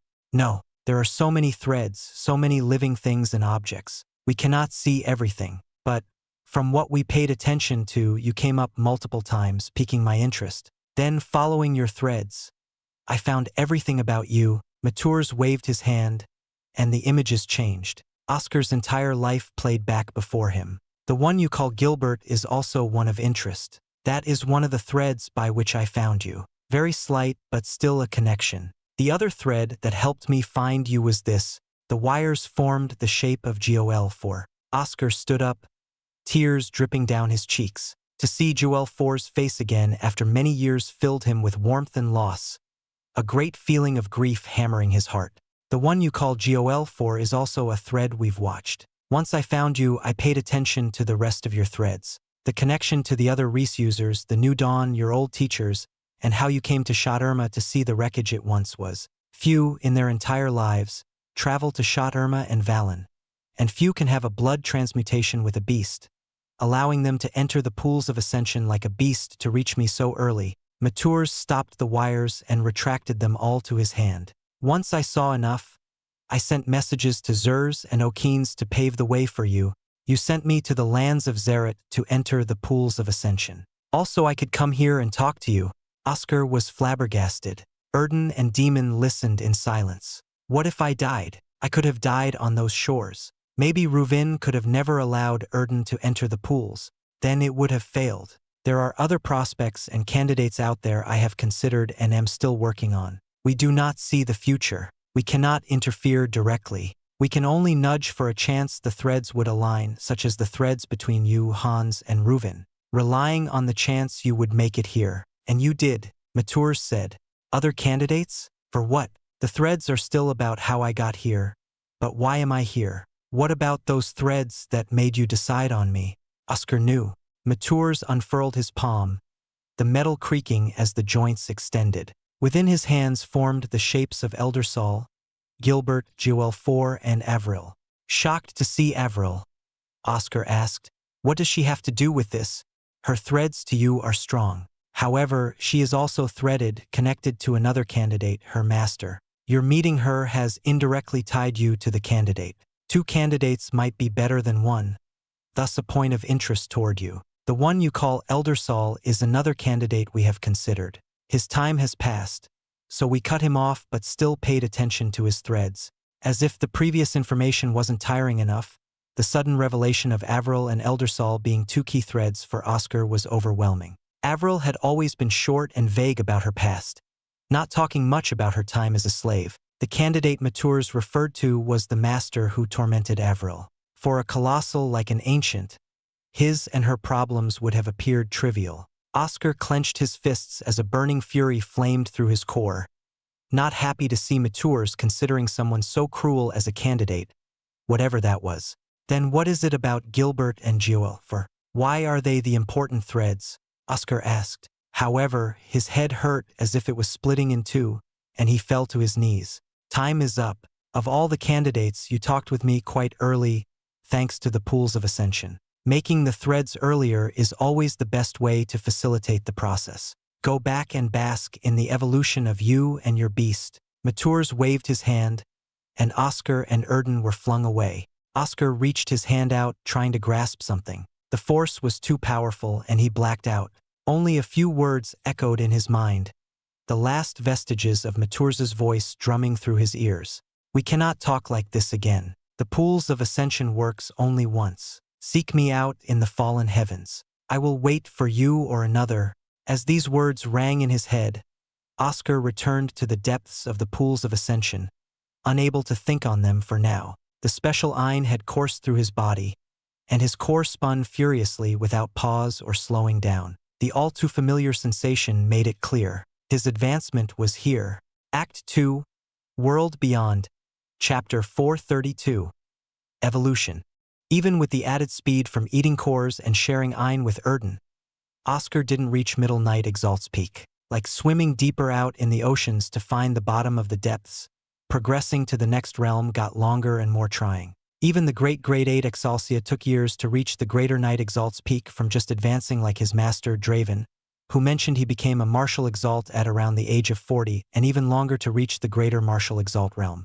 Oscar expected he'd need a few more years to advance, but the special Ein of the pools of ascension forcibly brought him to advancement. He blacked out, woke up, blacked out again, and woke up again. The special Ein was different from the divine essence, not filling him with dread or the prospects of imminent death, only a pure, raw power that rippled through his core and his body, invigorated and welling up with vitality unlike any he had felt before. His body became so light as if he was a feather. Soft waves churned and washed into his ears at a constant pace, the nice sound of the oceans murmuring like Avril's whispers while cupping his ears, hypnotic and serene to the point he wanted to fall asleep. Oscar sensed it, his body trembling in tandem with the pulsing of the special Ein. Of all his previous advancements, this one was the least stressful and painful. Only the initial shock of waking up had pained him. Now there was only a comfortable sensation, his mind floating away like the cloud. How is Erden doing?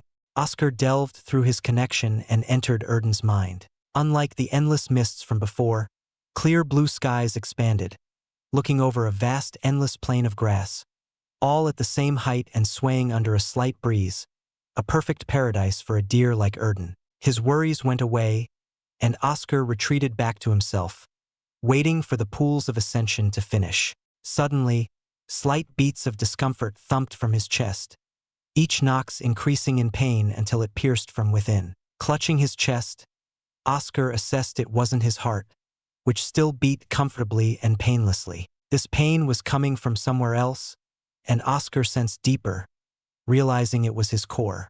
Entering his inner world, Oscar was caught off guard by the outbursts of Ein, flaring from his core. What shook him the most were the cracks forming on his core and the elemental spark of metal. Oscar flashed over to the core and placed his astral hand on it.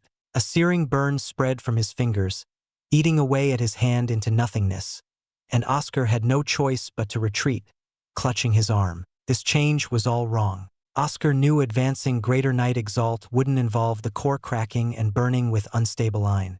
"What's going on?" Oscar shouted to Demon, his arms raised and palms open, sending out his power. His half of the core was holding on, the Ein forcibly contained. The Ein from the pools of ascension entered your core and rose you forcibly to the advancement. But even more poured in and started this, Demon relayed.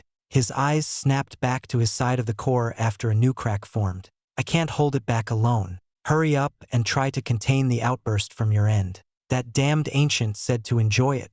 And this happened. Demon's brazen words would have made Oscar laugh if not for the severity of this situation. If his core exploded, it certainly would not fare well for him. He might lose everything he had worked for in his entire life.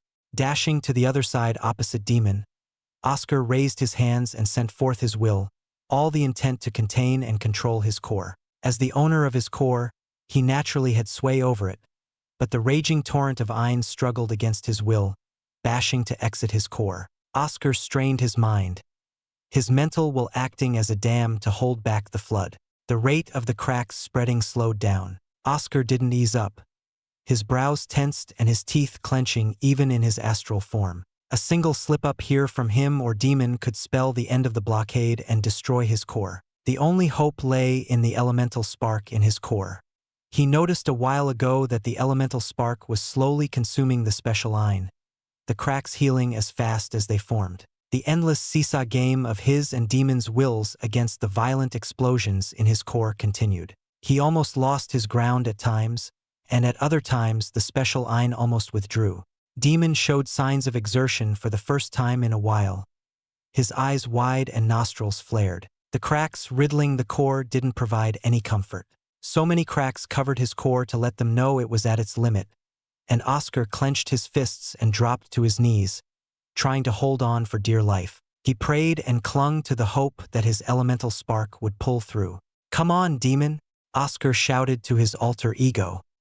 He didn't know why, but he wanted to shout, and all the idle thoughts went out with his rising roar. His mind was clear and focused on the final push. "For once, you're the one pulling ahead. Anything you can do, I can do as well." Demon stomped forward, the Ein on his end retreating from the force of his strengthened will.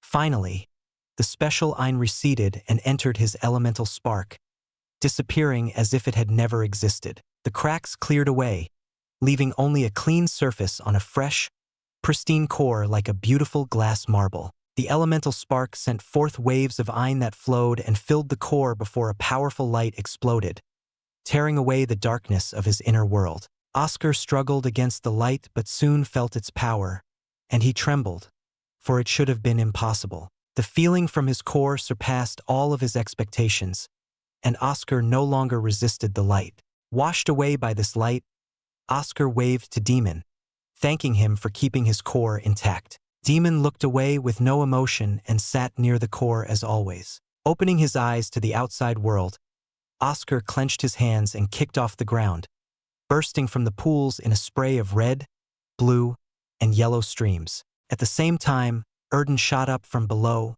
roaring into the sky. His Ein coursed across the clouds and breezed over the grassy hills. His appearance surprised Oscar, a most welcome surprise indeed. Erden's antlers had grown larger with more branches. From his back, 2 new antlers sprouted, resembling a pair of wings, ivory branches that flapped flexibly like a bird's flight.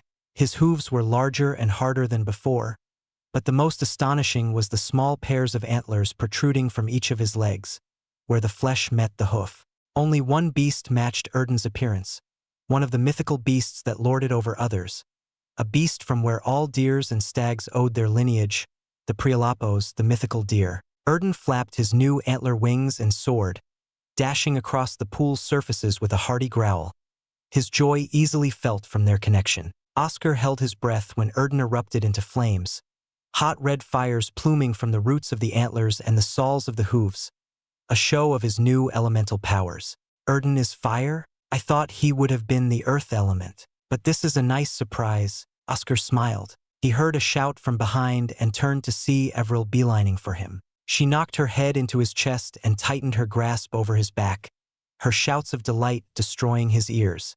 You were in there for a week. I didn't want to worry, but a few days made me nervous. She's so happy to see Oscar and Erden out of the pool and stronger. Avril raised her head, her golden eyes glinting with her smile. A greater knight Exalt. You're both greater knight Exalts now. How frustrating. I have to step it up.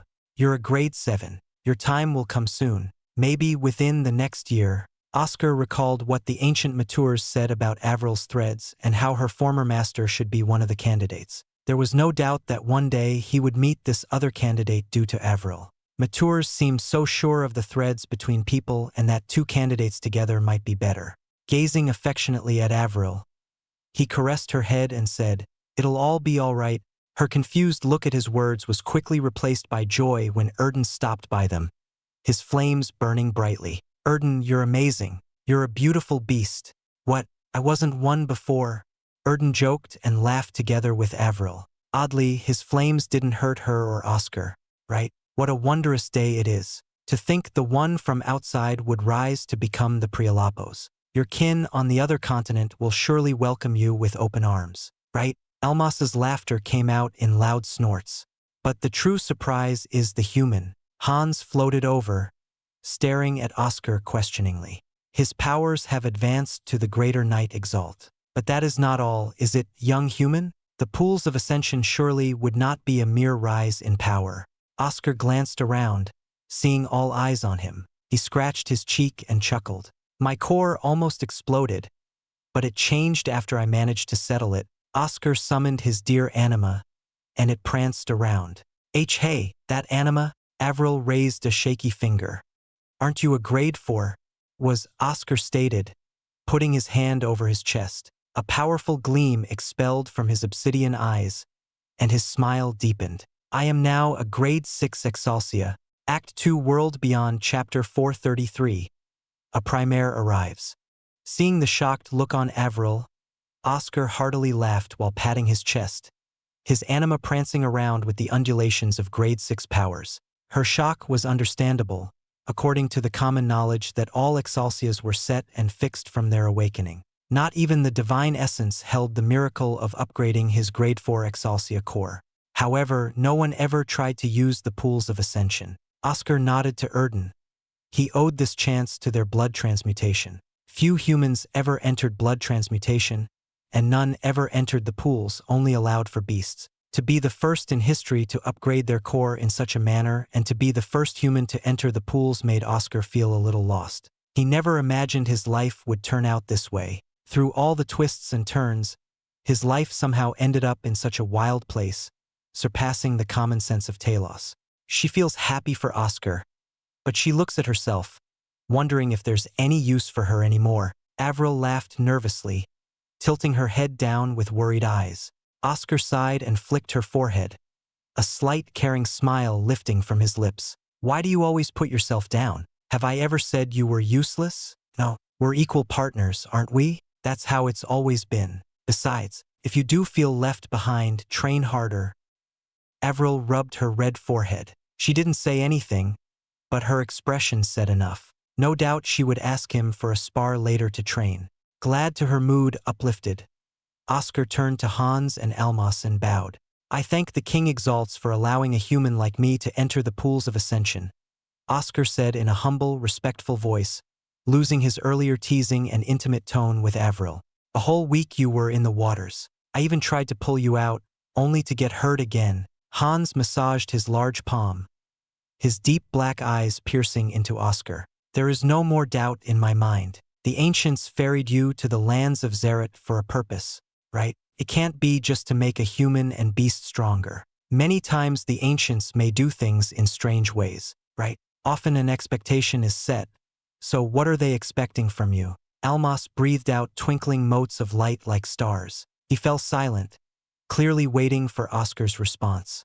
Gazing at the waters, which matures said were the tears of Esther's, Oscar opened his mouth, ready to speak, when a strange feeling descended on him. The others, Avril, Erden, and the two King Exalts, all suddenly staggered and slumped, sweat beating down their faces. Oscar strained his thoughts and tried to make heads or tails out of this presence. Although it permeated all over him, he could not grasp it, like trying to grab mist with bare hands. He couldn't even say it was like staring into the jaws of death. This presence was too alien, too inconceivable that any attempts to understand it dissipated in his mind, and any attempts to put a word on it failed to escape his mouth. Nothing but a deep discomfort embedded itself in every fiber of his being, like something was out of place, an earworm that never left, a pit in his heart. Dizzy and feeling uncomfortable to the marrow of his bone, Oscar nearly lost control of his flight, dropping several feet. Great Primaire, we are honored and humbled by your coming. May your reign be prosperous, and we all share in the fruits of your labor. Hans knelt deeply in the air, lowering his head fully. Almas also did the same. Hurry and bow like we are. Forget the feeling for the moment. Thinking about the great Primaire in this state will only destroy your mind. Hans' voice transmitted to Oscar, and he dropped to his knees and bowed along with Avril and Erden. Off to the side, he caught a glimpse of Ness's large-winged figure in a bow. Young Ness has informed me of what transpired here in this vital place. A human entering the pools of ascension meant for beasts is a betrayal to our kind. A man, a woman, a child, an elderly person? Oscar couldn't make out the true voice of the Primaire, his mind only burning from attempting to weave through the chorus of voices. A cold chill sank his heart from the Primaire's words. From the ancient to this one, he saw no way out, like an ant about to be stepped on, his fate riding on someone else's decision. But it is a different matter if it's the will of the ancients. There was no lie in Nessa's words when she told me of your wild story, humans. However, I prefer to hear from your own tongues. I shall be the judge of your lives here and now. The voices trailed on into a low whisper. Oscar felt his body being constricted, held in place by an intangible power. His vision blurred as the world sped, flashing across his pupils. The only thing he knew for sure was that Avril and Erden were also being dragged along with him. A non-factor to a powerful entity to a Primaire, but comforting to know he wouldn't be facing this overwhelming figure alone. Oscar conducted a breathing exercise to stay calm, discarding all thoughts of the Primaire from his mind. Every second it hung in his head was pure agony of discomfort, like trying to remember a distant memory to no avail. Freed from it, his head felt lighter. Oscar knew that the Primaire wouldn't find any lies in his words, Hans, Almas, and even Ness having confirmed the truth themselves. His fears came from how the Primaire might react if he told them everything. Would I be forced to live here? I can't let that happen. I need to get home. Not even an hour later, they arrived at the great tree, the winds rushing through Oscar's ears and eyes as the invisible power flung him straight down to the platform growing from the tip of the tree. He wanted to fly up to avoid the crash, but the speed of the drop was too great, not even allowing him to spread his arms wide. He widened his eyes, clenched his teeth, and willed all his eye to his head to protect himself. Right before the tip of his nose touched the platform of branches and blue leaves, his body halted as if the meteoric drop was a lie. His body became free, and he fell with a loud thud, a mercy compared to how harsh the original fall would have been. Is everyone all right? Oscar cracked his neck, leaped to his feet, and glanced at Avril and Erden, who had dropped at the same time as him. Why is it always the forehead? Avril complained, rubbing her red forehead again. Thankfully, my antlers stopped everything. Erden stretched, his antlers creaking and groaning on his head, back, and legs. A man, a woman, and a beast find themselves in the lands of Zerat where only beasts roam freely. Quite an amusing trio. Something this unexpected and interesting hasn't happened in. How long has it been? 2,000 years? The voices returned, echoing from all directions. Oscar glanced around, unable to see anyone, the ends of his hair standing. 2,000 years? The Primaire mentioned it so casually, like it wasn't a big deal, but that was 4 times the lifespan of a king Exalt. Oscar felt his head hurt from the gravity of those words. Compared to me, your lives are so small. Merely 40, 35, and 30 years old. Little children of humanity and our beastkin. To ease this conversation and for being interesting, I shall bestow upon you an opportunity to see my form. The voices halted after the last word. A place in the air distorted and ruptured into chaotic streams of spatial distortion. Oscar narrowed his eyes to keep them open from the fierce gusts, peering into the cracks. A large divide formed, and a figure flew out, its wings blazing through the air and burning with flames of all colors. Its wings spanned from mountain to mountain. Its entire body was set aflame with the rainbow of colors, burning fiercely and longer from the beak down to its spine and tail, and 2 large talons, with skin like strange magma flowing on its surface, seemed capable of gripping the entire trunk of this great tree. No one would ever believe him back home. He had seen many beasts, some mythical and some not, through his life. But rarely did a person ever see this one, the beast that Isabella's anima was based on. The grand and regal phoenix soared above. Maybe a human form would wipe the looks of awe on your faces and allow you to speak without your jaws wide open. The phoenix's melodious voice, her true voice, came from her beak. She flew high into the air and swooped straight down, her flames burning a trail behind her. She landed into a wave of flames. Oscar flinched as the flames reached him, but he felt no pain. Instead, his body never felt better, the flames refreshing and rejuvenating through his veins. Out of the flames, a woman stepped out, her face the picture of grace and motherhood, a caring smile with nicely rounded eyes containing a natural lull of gentleness. Both her pupils and long braided hair shone with rainbow colors. Her dress fluttered around, the colors swirling around the fabric like sunlight in shallow waters.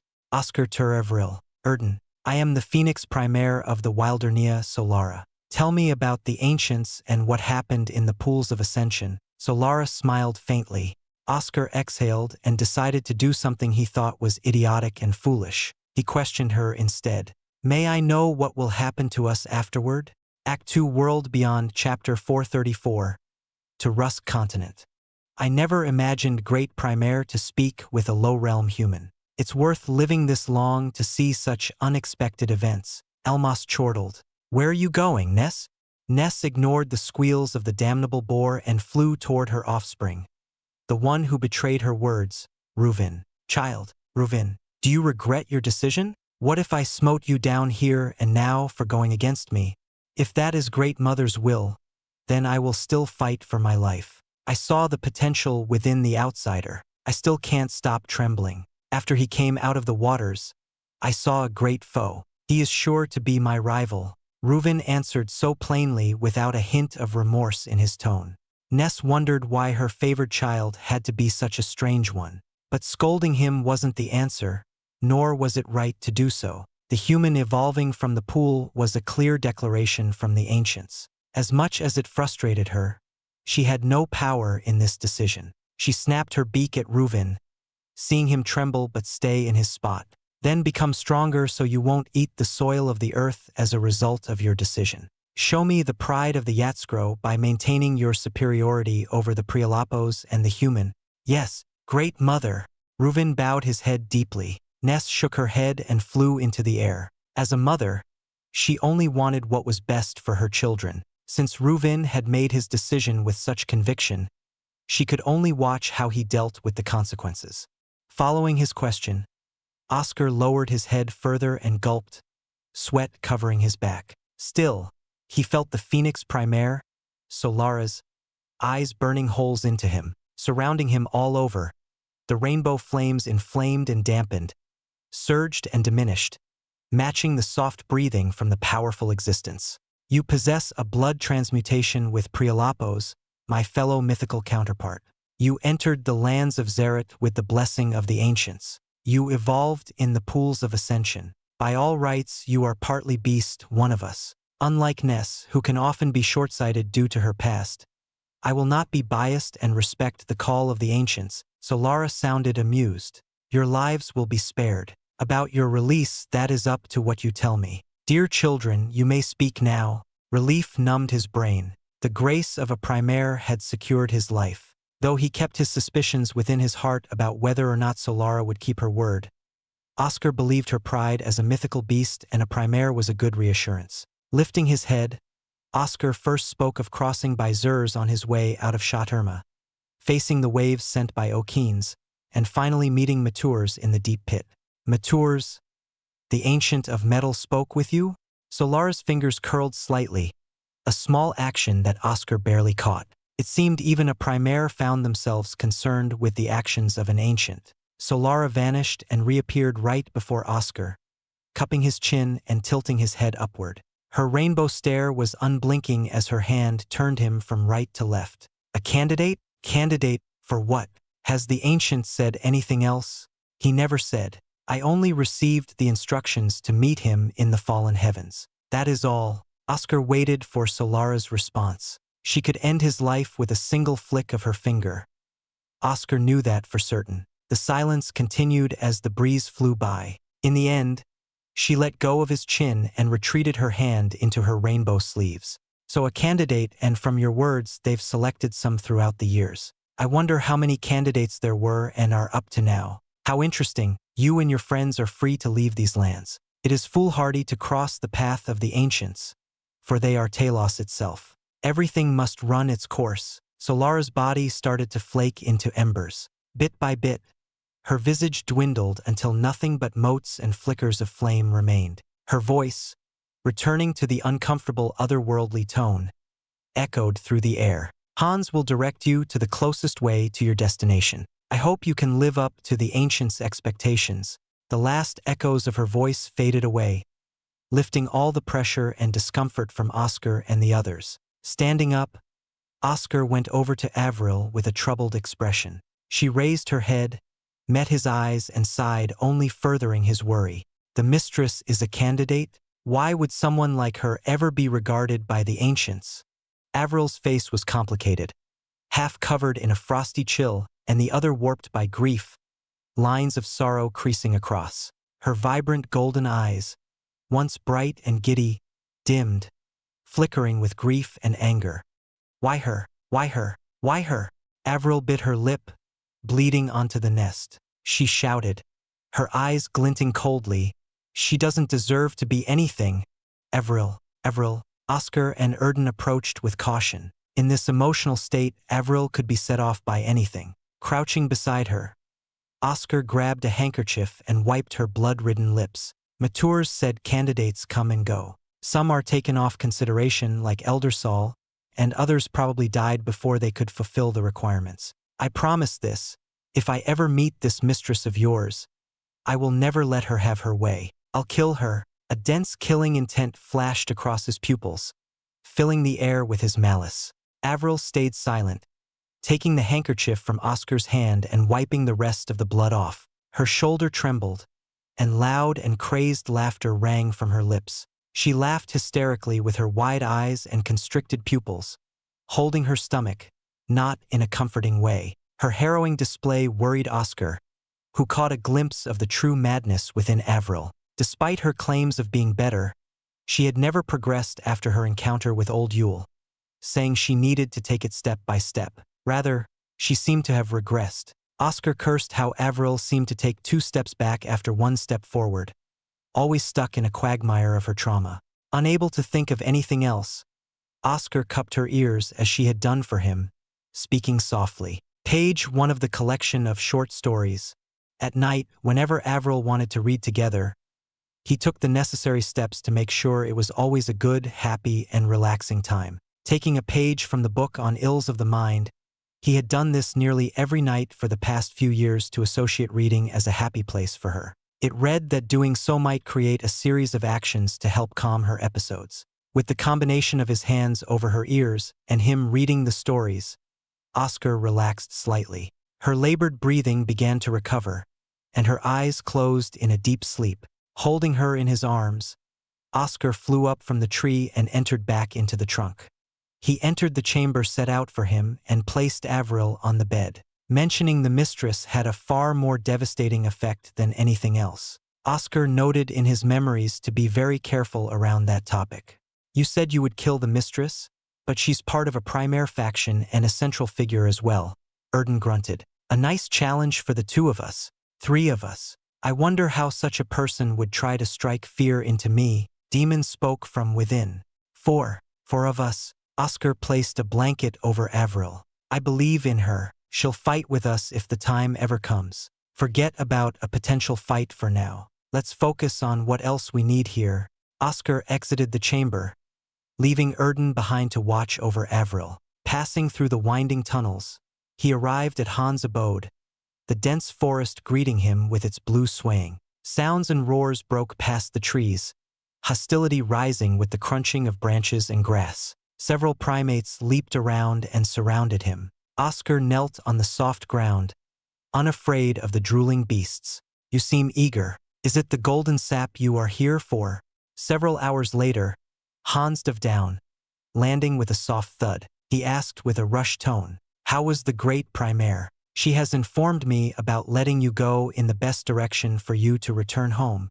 Her power was incomprehensible. Nothing made sense around her, Oscar said plainly. Indeed, primaires are so far above us. I am still so far from them. Hans grumbled. He tossed a leaf-wrapped bundle into Oscar's hands. In there is the golden sap for martial exalts. Find a good alchemist to process it, and you'll get your medicine for her. Thank you. Oscar bowed and stood up. I recall another promise made, one to Reuven. Is he around for a rematch against Erden? Ah, young Reuven, quite bold to go against Ness like that. But she loves her children more than she hates humans. Don't despise her for trying to impede you. She's had a rough life. For young Reuven, Ness sent him to train in the Thousand Peaks. He wanted to fight against Erden again, but she forced him away. Your rematch will have to be put on hold. Hans let out deep laughter. You've only been here for around 2 weeks. How did you enjoy the lands of Zeret? Enjoy? I didn't see much other than the pools of ascension and this tree. Oscar smiled.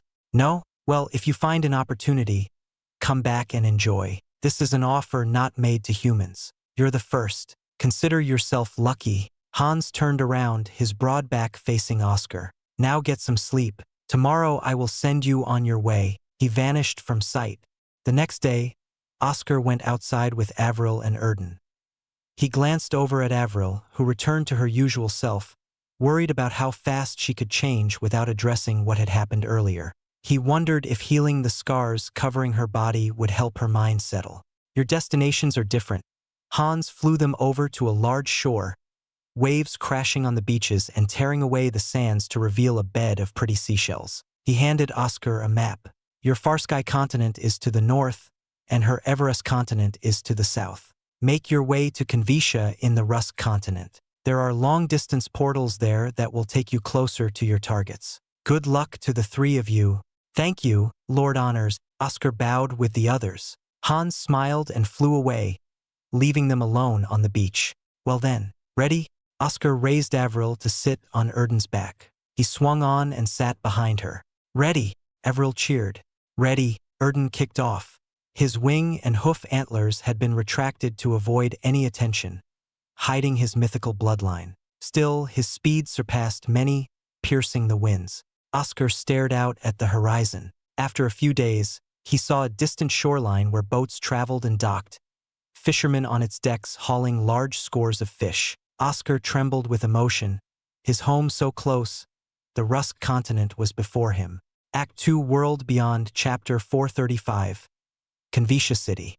Oscar rode across the sky while reading the map, flickering his gaze to the position of the 2 suns and turning the map slightly to line up with the 2 suns' direction. Erden received his thoughts and followed accordingly, following the map's instructions. Passing through small villages and wide farms where people worked in the fields, Oscar felt nostalgic. Memories of his childhood on the farm with his parents brought themselves to the surface of his mind. Large airships flew on the clouds, some people staring out on the deck toward Oscar. He ignored their stares and continued on his way. A little more. Please wait a little more. Your son will be home soon. After a few hours, a large, sprawling metropolis came into sight.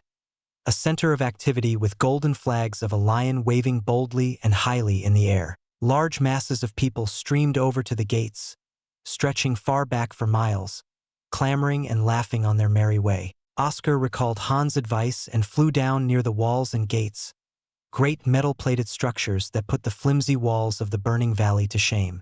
Halt!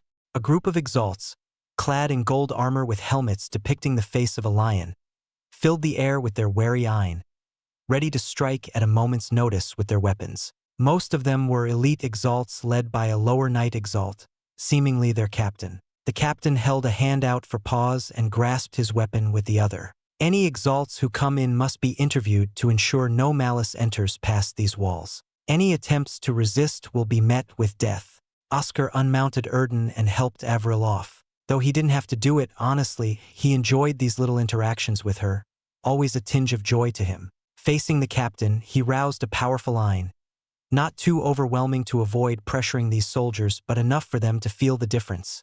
And their slight retreat gave him space to speak. Oscar walked over to the captain and gave a bow in respect to the authority behind him. I am Oscar. I have traveled from afar after ending my long seclusion. I have not taken my 3-star fabricator examination and wish to enter this city to take the test and make my way home. The captain received Oscar's 2-star fabricator badge and examined it closely before taking out a strange artifact that resonated with the badge. Nodding his head, the captain returned the badge to Oscar and lifted his visor, revealing his faint smile. A greater knight Exalt and a fabricator. It is an honor for Xianxia to welcome new talent. Can we not convince you to stay and be employed within the city as a citizen? It is pleasing to hear your compliments, but I've been away from home for a while. I must return. Oscar smiled and gestured to the two behind him, Erden and Avril, who wore her usual cloth over half her face. The beast is my companion. I tamed him long ago, and he is my trusted friend. I assure you there will be no issues. The woman is my wife, Avril. We have been together for a while. Your last name? The captain took out a logbook and wrote down their names. Tur, Oscar answered. Very well, Oscar and Avril Tur. Here are tokens of your temporary residence in Xianxia. Do not lose it because you need it to enter most places. You are quite strong, but do not believe you can act as you wish, or else there will be severe penalties. Do you understand? The captain's words were filled with confidence. Not a single word out of beat. Oscar grabbed the tokens and gave one to Avril, pondering. He knew the Xianxia Lord was a martial Exalt, but to be able to quell any disturbance meant they had a powerful force other than just the Lord. Oh, you also just came in time. In a week, Xianxia is having its grand gamble. If you want to make it big in name and money, it's the perfect chance. I understand. Have a good day. Oscar bowed again with Avril this time and entered through the city gates. The thick walls looked far sturdier up close. Oscar calculated and understood if he tried to siege this place with the full might of the Azure Sea Company with the Gatnons and Armadillo 6s fixed to grade 3, it wouldn't be over in a day. Perhaps a siege would last weeks. The resources and might in the burning valleys are too little compared to Xianxia. The New Dawn must have never thought anyone would lead a full-scale rebellion against the Four Lords. Oscar frowned. The invisible force moving in the shadows, hunting Reese users and committing vile experiments, unnerved him. Shaking his head, he noticed Avril was fidgeting and blushing down to her neck. What's wrong? Oscar asked, worried about the cause. Back then, she wonders why Oscar introduced her as his wife. Avril's eyes darted around but never met his. Oh, that is because you don't have an identity of your own. We would have been held up and questioned if we came as simple wanderers. My identity as a fabricator offers some immunity from that. Listing you as my wife helped to bypass the process for you, Oscar explained while walking across a large bridge. I see. Avril Tur.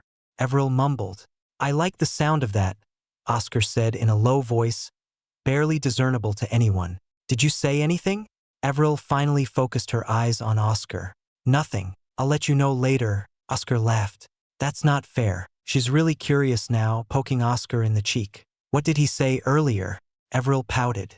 Passing the bridge, Oscar was greeted by the bustling activity of everything he had missed. Cheers of children swept by under the cool breeze, stomping of feet clattered on the smooth, paved stone roads, and the people conversed with each other in all manners, business and casual. Many Exalts and Exalt beasts roamed around, minding their own business on their way. How interesting. A couple of other Greater Knight Exalts are around, not hiding their presence at all. Oscar glanced slightly over to several Exalts. I wonder if it's related to the Grand Gamble the guard mentioned.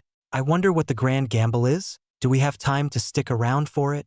Avril hummed, clearly interested in the event.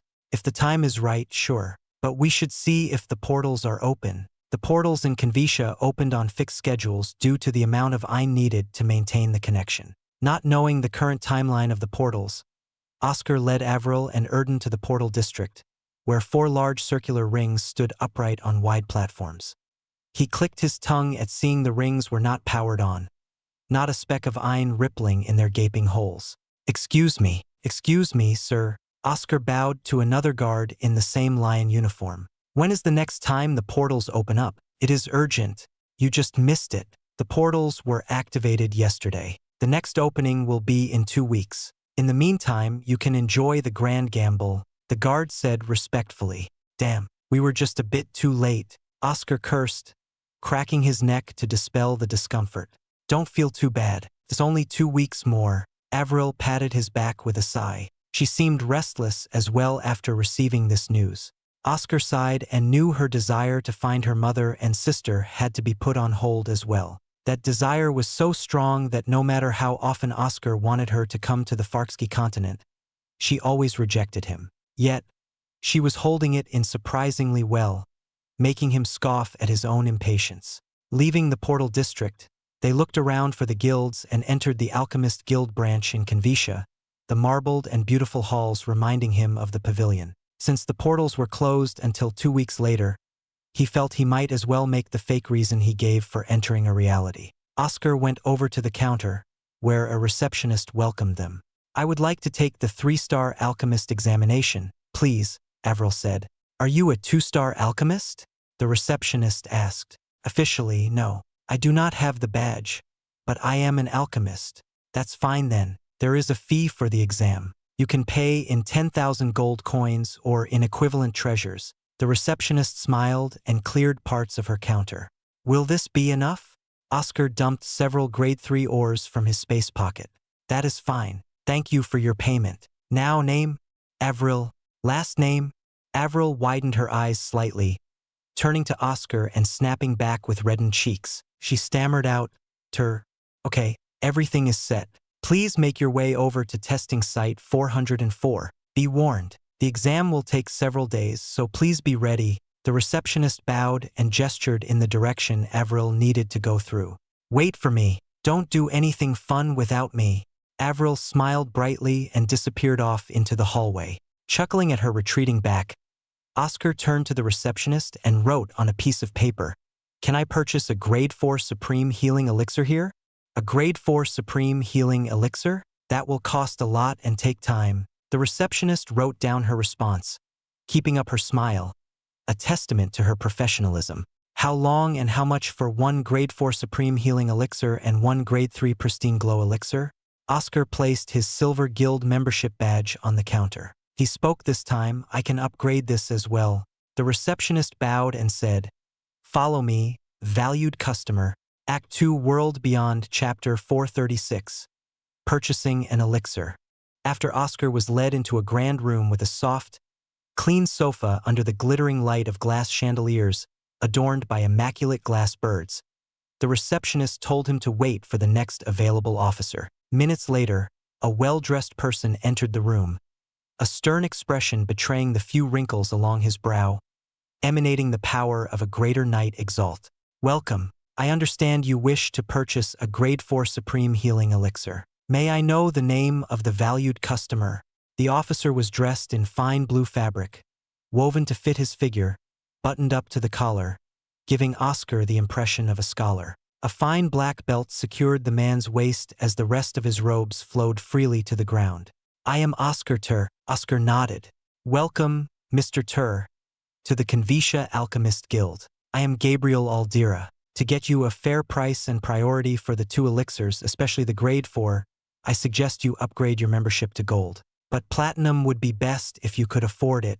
Gabriel never moved from his fine posture, his back like a spear stabbing straight to the sky. Without a word, Oscar took out his second space pocket and poured out several grade 3 ores and herbs. Seeing no reaction from Gabriel, he held in his scoff and placed more on the crystal table. Finally, Gabriel twitched in his seat. That is enough to take you to gold membership. But not enough for platinum. Gabriel carefully appraised each item Oscar put out with a faint nod of approval. Oscar leaned in closer and said in a low whisper, "What if I can provide a key ingredient for the grade 4 supreme healing and extra for elevating my status to platinum membership?" "Well, that sounds like a good deal." Gabriel's eyes gleamed with interest. "Show me." Oscar took out a small vial of golden sap. He had separated the glob he received from Hans in the leaf wrapping into multiple vials for this occasion. Bringing out too much at once sounded like a disaster waiting to happen. "The wilder sap? Grade 4? Where did you get this?" Gabriel's face finally fell into shock, losing the previous prestige and professional look. "This is a rare material only found in the lands of Zerat. A human cannot simply walk in a get." His eyes focused and narrowed on Erden, his lips parting like a fish. "Did your beast procure this for you? How I got it does not concern you, does it? I want to know what this vial can do for me. Can it get me a platinum membership?" Oscar didn't correct Gabriel's misunderstanding. The fewer who knew about his blood transmutation, the better. It worked out perfectly for him to have an explanation for this sap being in his possession, even if it was a false one. "This vial can get you the platinum membership and more points to work toward the orichalcum membership. However, it might be cheaper to offer this as material for the elixir with your gold discount." Oscar pulled out another vial of wilder sap, making Gabriel stand up, his hands hitting the crystal table. Gabriel's fervent gaze was alarming. Oscar clenched his fists, wondering what kind of trouble might find him if word spread. "These 2 vials, use one to give me a platinum membership and the other as material for my request. Can I trust the Alchemists Guild will not disclose any of this?" Gabriel inhaled deeply and returned to his proper posture, losing the outbreak of emotion from earlier. "Yes, we ensure there is no leak of any information, barring extenuating circumstances." He snapped his fingers and nodded to the attendant who entered at his call. "Take Mr. Tur's silver token and bring him a platinum one." As quickly as she left, the attendant returned, carrying a golden tray with a red pillow. In the center of the red pillow, a shining platinum card. Gabriel picked up the platinum card as if it were the most precious and delicate gem and held it out for Oscar to take. Taking the card, Oscar stored it in his space pocket and slid 1 vial of wilder sap to Gabriel, who received it and placed it on the attendant's tray. The first part of the transaction had ended. Oscar held the second vial, fiddling it around in his palm, and placed it back on the table with a soft thud. "How much will the grade 4 supreme healing elixir and grade 3 pristine glow elixir cost if I give you this with the platinum discount?" Gabriel set out a piece of paper and a pen. He scribbled some numbers neatly on the white sheet and handed the paper to Oscar. "The calculated cost. You can see the full original cost here, followed by the deductions from your platinum membership and the donation of the wilder sap." As Gabriel said, the paper was detailed in every cost broken down to the other materials, the cost of hiring the alchemist, and the commission to the guild.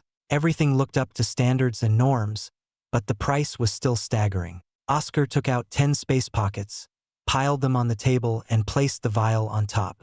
He had come prepared, storing everything in the dimensional cube in Erden's stomach. With no money, he only possessed his materials and space pockets as payment. He felt relieved to have the wilder sap because the price would have been astronomically worse without it. 10 space pockets. To my knowledge, you'll need 2 more empty ones. Before Gabriel could finish speaking, Oscar took out 2 more and put them on the table.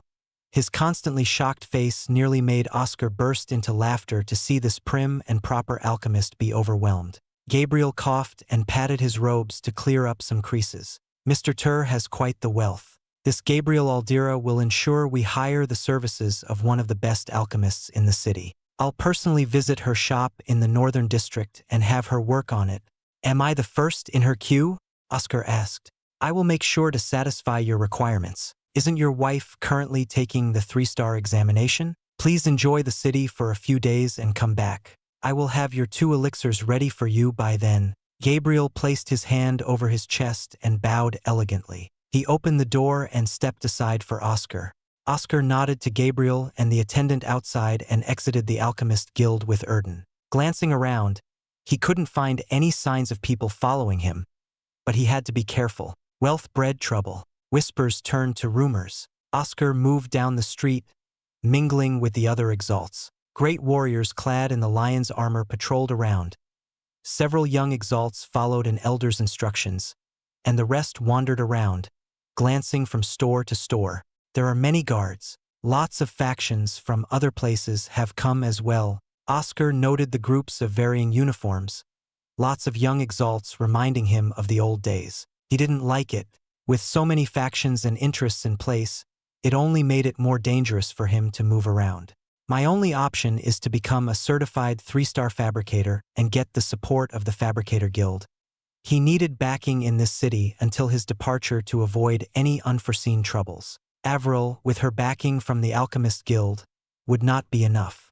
His feet moved briskly, passing through the crowd until he came upon a building of iron, smoke rising from its large silo.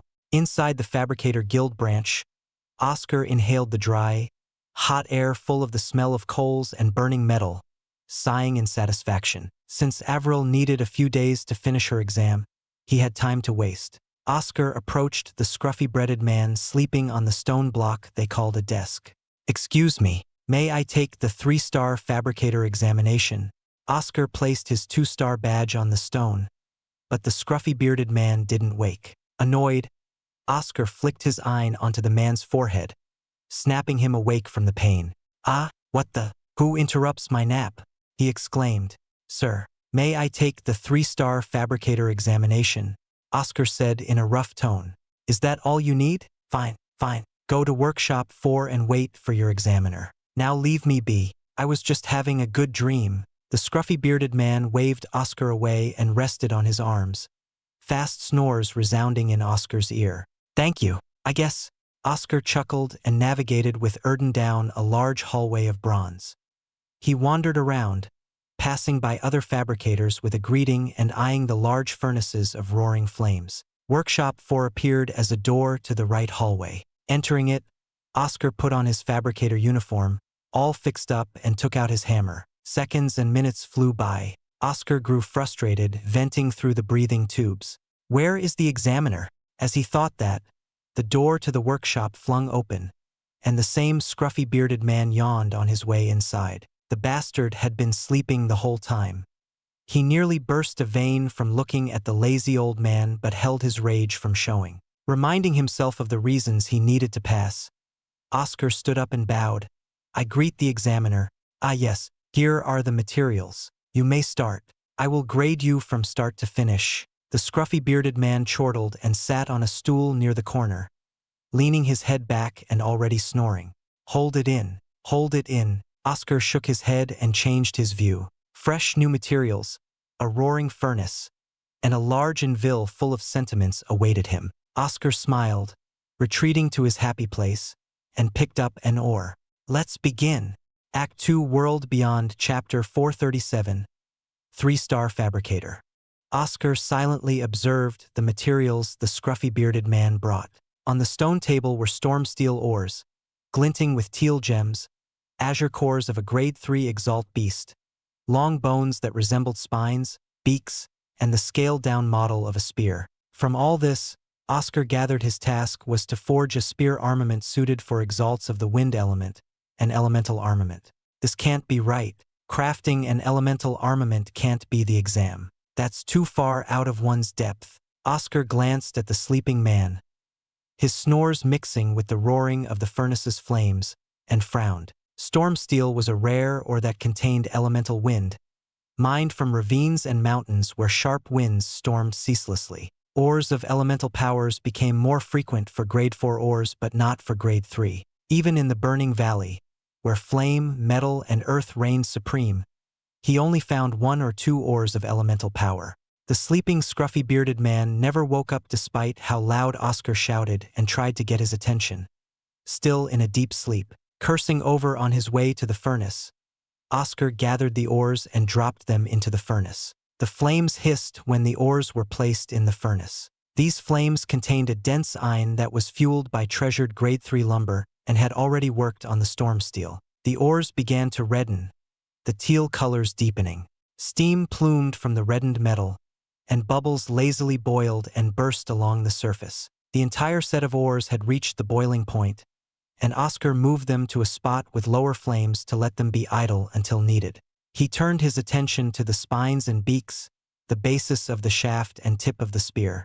Oscar tapped the spines with his hammer, sending in his eye to get a feel for the configuration of nodes. His hammer rose high and pounded on a spine, but it slowed before it could strike the bone. An invisible force was resisting, repelling his hammer from causing any damage. It was the remnant will of the beast that lingered in its bones. Collecting materials was easy as the powers remained dormant, but doing anything else with it spurred a reaction. Oscar scoffed and glared with fierce intent, his hammer overpowering the rejection and landing on the spine, cracks spreading from the point of contact. First spot's done. Now for the next. Oscar swung smoothly to the next node he believed would unravel the complex formation. Bit by bit, his hammer covered the spine in cracks. Second by second, the rejection of the beast diminished, only mustering a feeble defense near the end. In a final attack, Oscar smashed his hammer on the last node and broke the spine apart, crumbling it into powder. He repeated the process for the other spines until he had a bucket's amount of powder. Now the time came to refine the beaks. Oscar overwhelmed the resistance in the beaks and created fine dust out of them, storing them in another bucket. Sighing in relief, Oscar motioned to wipe off his sweat, knocking his hand on his helmet. A faint chuckle resounded from his tubes as he poured the spine powder down the tall kiln and fanned the flames to burn until its embers reached the top of the kiln. After quenching the flames with the provided grade 3 cryos oil, he harvested the pellets and started the flames again, fanning them to a point where he could drop the beak powder inside. Filling the 2 buckets with his newly refined pellets, Oscar retrieved the ores from the furnace and placed them on the anvil. His hammering echoed through the heated workshop, clang after clang as metal bashed against metal. The storm steel proved itself a worthy metal, very sturdy but also strangely bendy, rebounding some of his strikes back. Hitting it with insufficient power would be detrimental, even if he hit it in the right spot. Furthermore, the faint element of wind attacked at times, a fierce rejection of his refinement. I can't do any more than this. Oscar stared at the storm steel plate, his hammer trembling from how hard he clenched his hammer. The state of the storm steel was only at 85% purity, a testament to the trickiness of elemental ores. Oscar dropped his hammer on the anvil with a loud slam and quenched the plates, focusing on passing the exam. He had all the time to get acquainted with elemental ores later. It was time to move on. Oscar placed the refined storm steel bars in 2 crucibles, mixed the beak pellets into one, and poured the spine pellets into the second. This process grew more complicated as it went on. Oscar retrieved the 2 crucibles after everything melted together and poured the 2 out into a mold for the shaft and a mold for the spearhead. He easily destroyed the remnant will within the core and extracted 2 parts of the inner formation, one for a sharp tip and the other for flexibility. Images of various constellations passed through his mind, and Oscar selected the most suitable one, the constellation of Cutuli, the spear of the morning. He imagined himself in the same constellation, wielding the spear with powerful yet flexible swings and hardened piercing stabs. With the elemental power of wind being carried within the storm steel and the idea of using the spine as the base of the shaft with the flexibility formation, Oscar inferred the spear had to be incredibly flexible like a serpent and become one with the great gales. Just the constellation of Cutuli would not be enough. Oscar sweat on his brow and pondered how to modify the formation to suit such a spear. Should I have the flat stars almost twist around like a snake? Oscar's idea struck him like a hammer to his head. The Cutuli had stars in 3 lines, 2 on the outer to outline the shaft and a 3rd line in the center, straight down to the spearhead.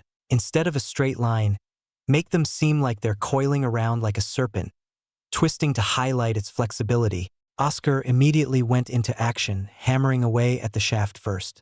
He focused solely on the image of the new constellation with the beast's core formation as a base, imagining himself wielding the spear with the great powers of wind. At a certain point, he attached the mold of the spearhead, allowing the 2 mixtures to connect. He moved the formation to the spearhead and focused his eye to start the link with a fresh new node. However, as soon as he did so, a sense of foreboding clouded the image of the constellation he had. His hammer halted above the nearly completed spear. His hesitation grew into a long pause. Oscar felt the spear would not be complete if he continued down this path. Gol 4 and his master, Draven, always told him to trust his instincts and experiences. Each one screamed at him to stop or else fail. What am I missing? He cracked his neck, not comforted by the usually satisfying sounds of joints popping. Tapping his hammer on the anvil, he never withdrew his gaze from the unfinished spear, still molten, barely in a hardened shape, and glittering with the nodes of his premature formation. What was he missing? Oscar smacked himself on the helmet to settle his thoughts, trying to focus. After an hour of thinking and ignoring the scruffy bearded man's snoring, Oscar stopped his tapping, still like a statue. His eyes glinted as his head turned his left hand. Iron gushed from his hand and coiled around into a golden drill, the twisting lines innumerable but all condensing into a fine point. So that's it. The formation must carry its coiling into the spearhead.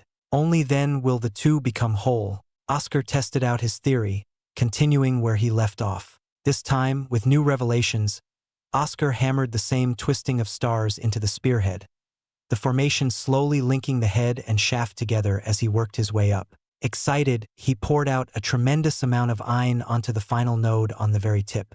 The formation shone brightly and overwhelmed the furnace flames. Oscar pumped his fist and hammer into the air at the result before quickly quenching the spear in more cryos oil. With this final touch, the spear hummed and flowed with iron, the birth of a new armament. Oh, it's not bad at all. Oscar held the spear in his hands, gazing at the long weapon. The spearhead alone was as long as his head, coiling into a fine tip.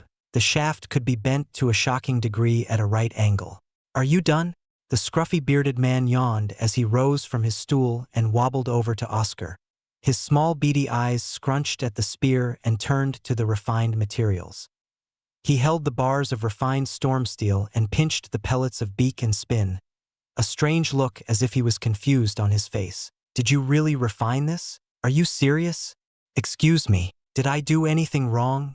Oscar asked. No, you did really well except for a little problem here. I made a mistake. Ha ha ha ha. The scruffy bearded man chuckled weakly. A mistake? Yes, well, you see, the man coughed to clear his throat. I mixed up the materials. These were supposed to be for me to refine later. You were supposed to receive a different, easier set. Are you serious? Is that even possible? Oscar took off his fabricator helmet, his cheeks blushing red from the heat and the faint anger building in him. What happens to the test now? Sorry, memory fails you in old age. I'm quite old myself. Still, your skills are noteworthy. Able to refine this metal and create this spear with a coiled tip. What anima do you possess? The man asked. I have a deer anima. A deer? The man's small beady eyes nearly popped from their sockets. Not even a beast related to fabrication or a tool. Interesting. Very interesting. What about my test? Oscar brought the silent man back to reality. Ah yes, you have passed. Here is your 3-star fabricator badge. Congratulations, fellow fabricator. The man bowed slightly. After receiving the new badge, Oscar felt better and sighed in relief. With this new identity, his time in Xianxia should be way easier. A surge of pride made him smile. He was sure if Joel 4, his master, and Aunt Rosette were here right now, they would be exclaiming in celebration. 2 weeks. He needed to wait only 2 more weeks to get home. Your previous badge indicates your branch from the Far Sky continent. Are you from there? The man seemed to be brooding over something. Yes, I am. I desire to leave this place and return home. I'll help out in the guild until the next portal opening. Oscar bowed, feeling something ominous from the man's solemn face. A flicker of worry sweated down his cheek. I advise against it. From what I hear, the entire continent is ravaged by war. His words rang low and clear. A war. Oscar dropped his hammer and closed in on the man, his blood running cold despite the fierce flames spewing heat. His plan was to gather information earlier, but with the man's words, he found an opportunity to find out. However, The sudden shift in the man's demeanor was alarming. What has happened to the far sky continent? Is the blue ocean pavilion still there? Calm down. The man freed himself easily from Oscar's grasp. He patted down his wrinkled clothes and scratched his beard. I understand if it's about your home, but always be calm. He waved Oscar and Erden over to exit the workshop and led them into an idle room to speak. Who would have thought a divine essence existed on that continent? How is it? Oscar asked, his heart dropping from the anxiety. The war's been going on for years now. Are you really going to throw yourself into that hellish landscape? Act 2, World Beyond, Chapter 438. News of Home. Hellish, Oscar grimaced. The situation was worse than he had thought. He glared at the scruffy bearded man and said, "Please tell me everything you know. I must know." He rushed out his words, almost sounding incoherent even to his own ears. The scruffy bearded sighed and scratched his head. "We don't get much news anymore about it, only that it broke out 10 years ago. 10 years, Oscar mumbles to himself. Ashen Grove closed around 20 years ago, and the divine essence should have been planted immediately. By all accounts and standards, the war should have happened right after, but the scruffy bearded man didn't look to be lying. Oscar exhaled once and thought about the reasons why. There was no way the other 4 empires would stay back for 10 years. Not with the divine essence giving rise to a surplus of resources and new exalts. 10 years. While wars are frequent everywhere and can last longer, this is different. The Black Tortoise Empire, Scarlet Griffin Empire, and Emerald Hydra Empire are fighting for their survival, not for riches or expansion. Survival. That drives men to extremes you may never see. I've heard that the last 10 years of war exceeds what some wars get to in several decades. The scruffy bearded man placed the newly forged spear on the table and leaned closer. Your craftsmanship is amazing. I can see the years of experience on your back and your ingenuity in the design of your formation. Don't be so foolish to dive into that hellhole. It won't do any good for you. Oscar gritted his teeth and clenched his fists for a few seconds before sighing, slumping in his seat. All the tension loosened from his brow. He couldn't take out his anger on the man who only said this in worry, not out of any malice. I'm grateful for your evaluation, but I have a duty to fulfill. I must return home, or I'll regret it for the rest of my life. The scruffy bearded man closed his beady eyes, clearly struggling with something. He scoffed and shook his head. Do as you want. It's a shame. You could have created more wondrous works with some more work in this peaceful city. What a shame. He lifted the spear and stroked his finger along its sharp coiled spearhead, a slight disappointment radiating from his eyes. I assume you are from the brilliant Drake Empire. Then? Yes, and I am not going to die. I can't die, Oscar said almost as a promise to himself. He couldn't die after everything he had been through to get to this point. No matter what, he had to cling to life even in the throes of war. Beset on all sides by the forces of the other 3 empires, your home has been holding on well. But the latest news speaks of how the intensity of the battles and the carnage that follow has blown up. The war may be reaching its climax. What can one greater knight exalt like you do against that inferno of blood? He still tried to convince Oscar against going to the war. I don't mean to insult your resolve, but a meaningless death is just that, meaningless. I won't allow that. There is still something I must do for my home. Indeed, he still had many cards to play, which would certainly assist in the war. Engraved in his memory and written in Isaac's notes were most of GOL4's and Isaac's genius schematics and procedures for all sorts of golems, which held great potential in warfare since the bulk was created for the war against the Forest Heart clan. It is good to hear they're still holding on. 20 years of the divine essence being planted meant a new generation of young exalts, far more numerous than previous generations, were born. Oscar bowed to the scruffy bearded man. Thank you for telling me. May I know the elder's name?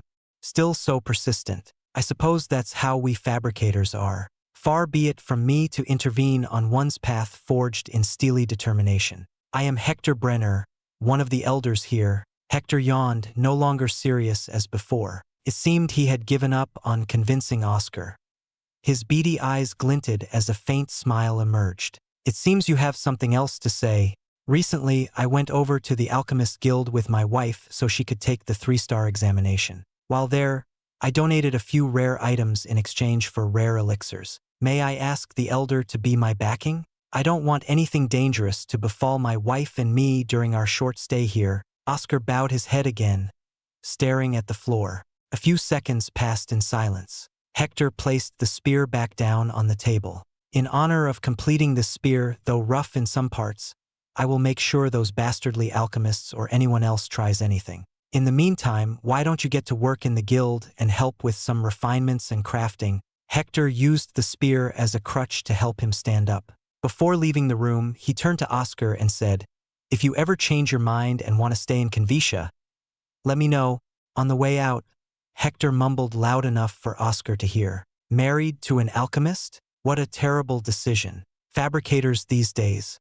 Oscar watched Hector leave, contemplating his words about the war. He still needed to gather more information and knew where to get some. After selling some of his treasures to get gold coins, Oscar searched for a good inn and found a sizable tower.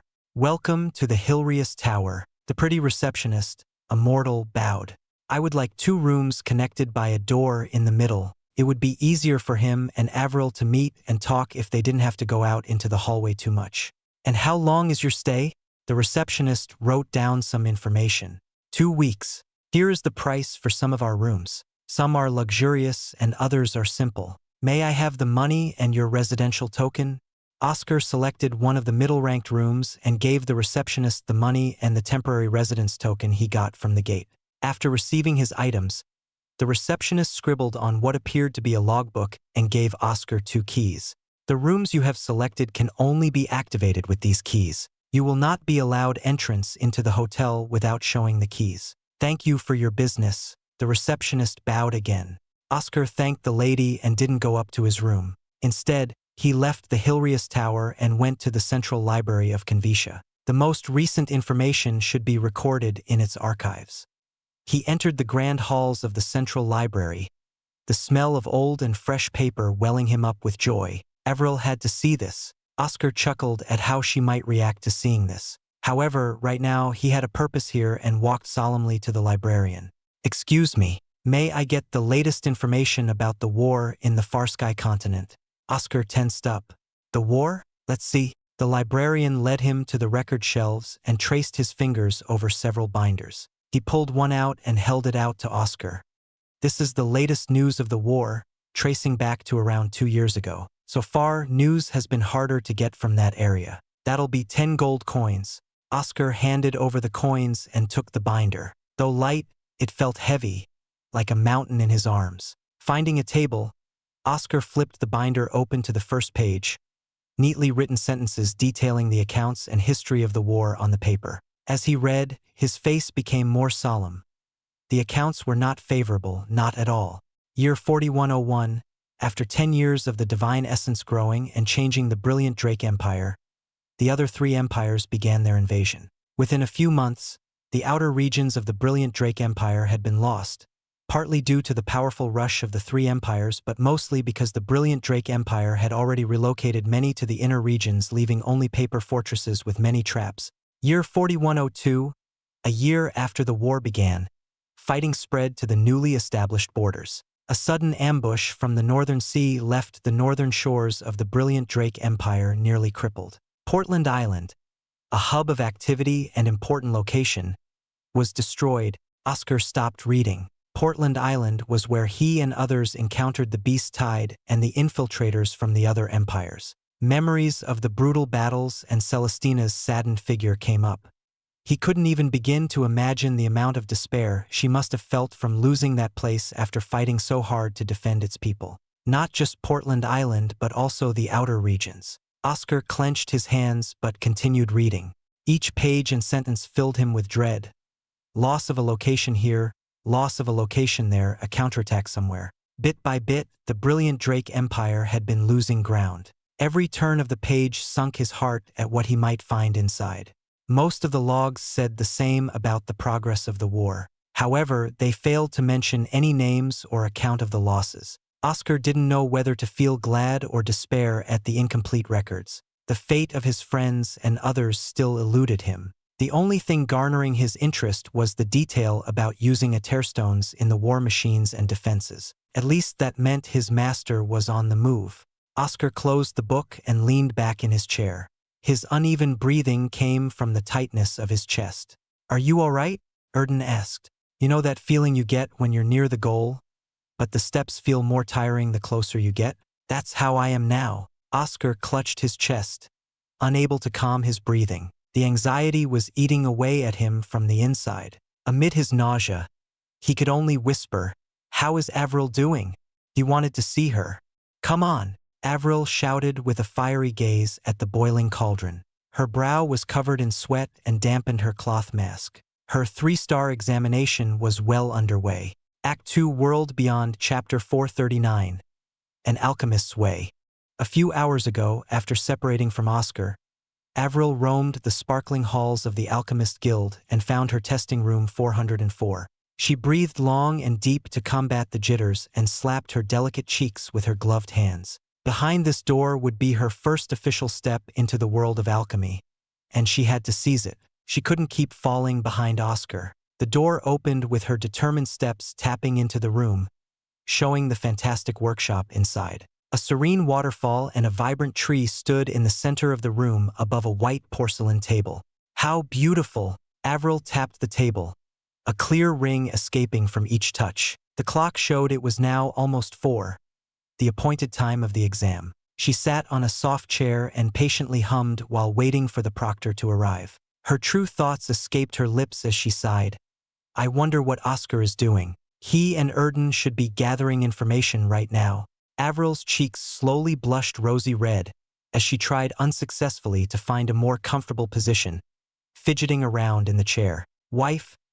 The one word echoed endlessly in her thoughts, the heat welling in her chest and exiting as hot breaths. Hearing Oscar say that made her jolt in delight, and she couldn't help lifting her lips into a bashful smile, laughing shyly. "Slave," a voice coldly echoed in her ears. The voice Avril didn't want to hear the most. She held her hand over her covered eye, her red cheeks paling to an icy white as a cold sweat dampened her gloves from underneath. The smile turned to a flat line, paralyzed by fear. A shadowy figure of a woman reached her hand out to Avril, the other holding a scythe. Clenching her teeth and gripping her quivering hands, Avril covered her ears and mumbled the same mantra Oscar had taught her, repeating what she read from books. Slowly the echoes of her mistress went away, replaced by the story of the boy with a scabbard she had read with Oscar before. Once the shadowy figure went away, her hands relaxed, and her shoulders dropped. Avril shuddered from the sweat drenching her back. Her feet could barely hang on, and she gripped the table for support, gagging almost to the point of vomiting. Behind her closed eyelids, she could see her mother and sister exactly as she remembered them years ago, before her enslavement. "Wait a little longer. I will find you, mother and sister. I swear." Avril bowed her head on the table as if in prayer, resting her forehead on the cool porcelain surface. She had to pass this exam to get a legitimate identity and use the Alchemist Guild's network to gather information faster. Her resolve settled in her heart, and she opened her eyes with a golden clarity. "Hello, Mrs. Tur. I am Elder Roslin, your proctor for the 3-star alchemist examination." The door softly opened without a creak, and a man with long brown hair walked inside with measure steps, closing a pocket watch. He was surrounded by what Avril imagined many books described as a scholarly aura.